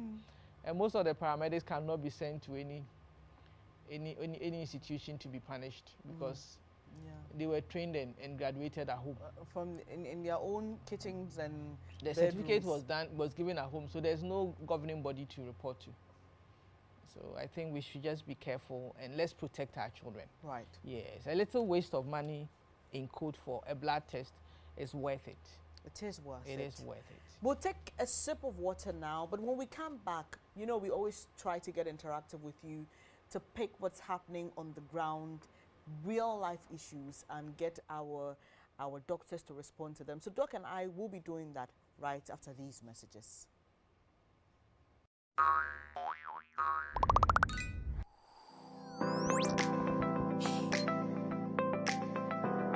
When you enter any of our COI facilities, you will be met by our pleasant front desk officers, where your child will be registered in our system, after which you will be led to the nurses' station.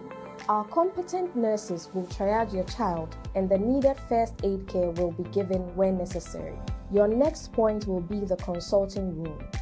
Our proficient and friendly doctors will examine your child and give the appropriate diagnosis and treatment.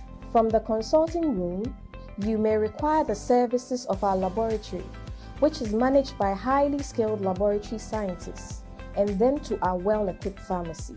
When it becomes necessary to admit your child, You will be nursed in either our general ward or private ward according to your preference. At COI, we aim at giving you the best. Your child's well-being, our passion.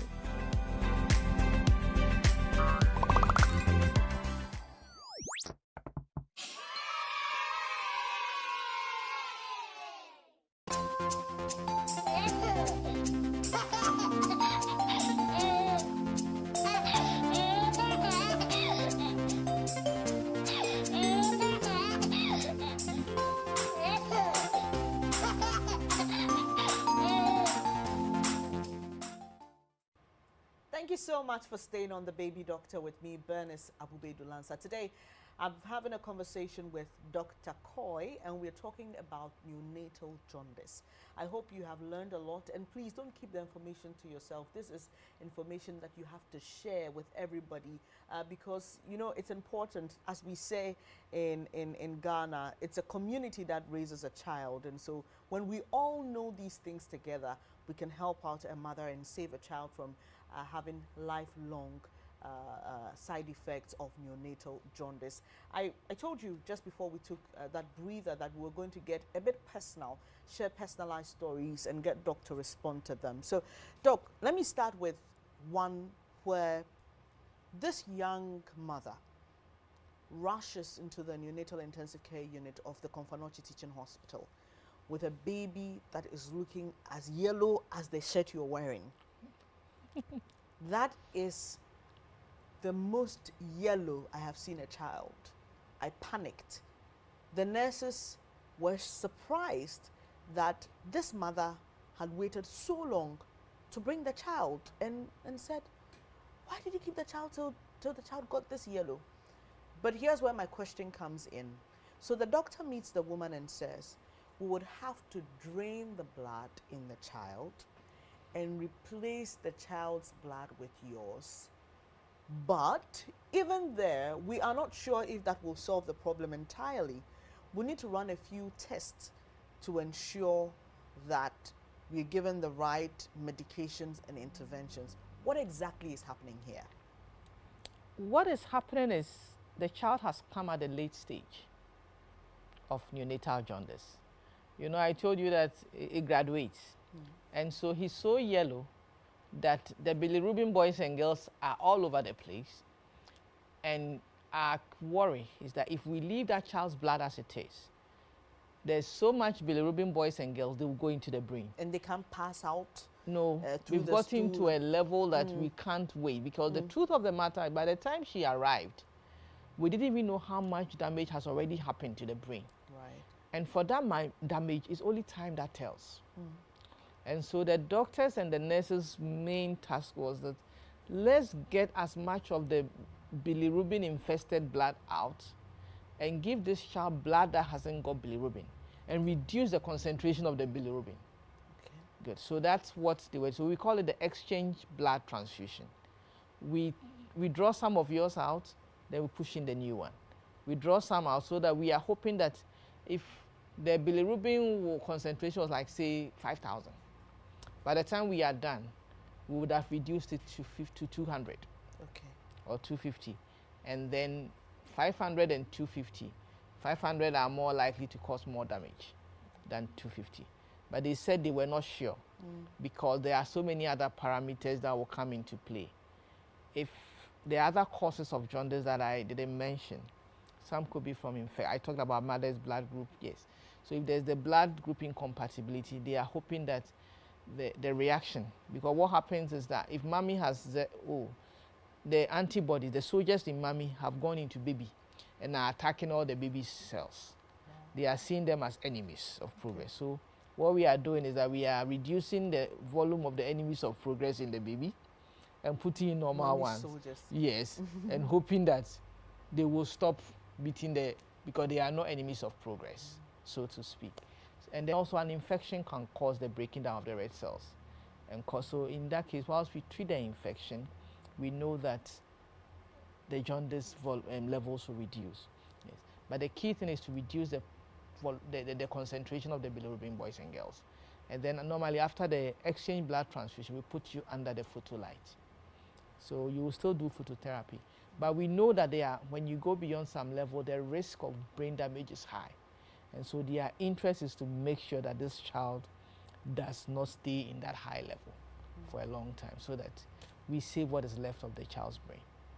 Do you record fatalities in jaundice? Yes, we do.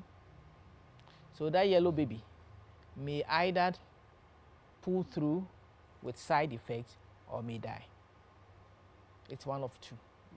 And so I'm sure you saw how they were all alarmed and they all reacted. They're like, oh my God, how could you do this to your child? Yes, so we record fatalities. You can do all the exchange and everything, the child will still pass on. Yes, and sometimes when there's so much damage, the child may be better off going back to the maker, because the quality of life later on is stressful. It's stressful. So there are two questions here. It's about whether or not this woman had enough information on what to do and what to look out for, or it was just a sheer case of negligence. In your practice, what do you see to be the issue when it comes to delayed reports to the hospital when it comes to jaundice? Is it a case of lack of knowledge or sheer negligence? I wouldn't say sheer negligence. I think it would be unfair to say that, because after 9 months of carrying a baby, you had enough time not to do the child any good if you didn't want this child that bad. And so it's more of lack of knowledge and misinformation. Okay. It's lack of knowledge and then misinformation. And you know, in our setting, the decision maker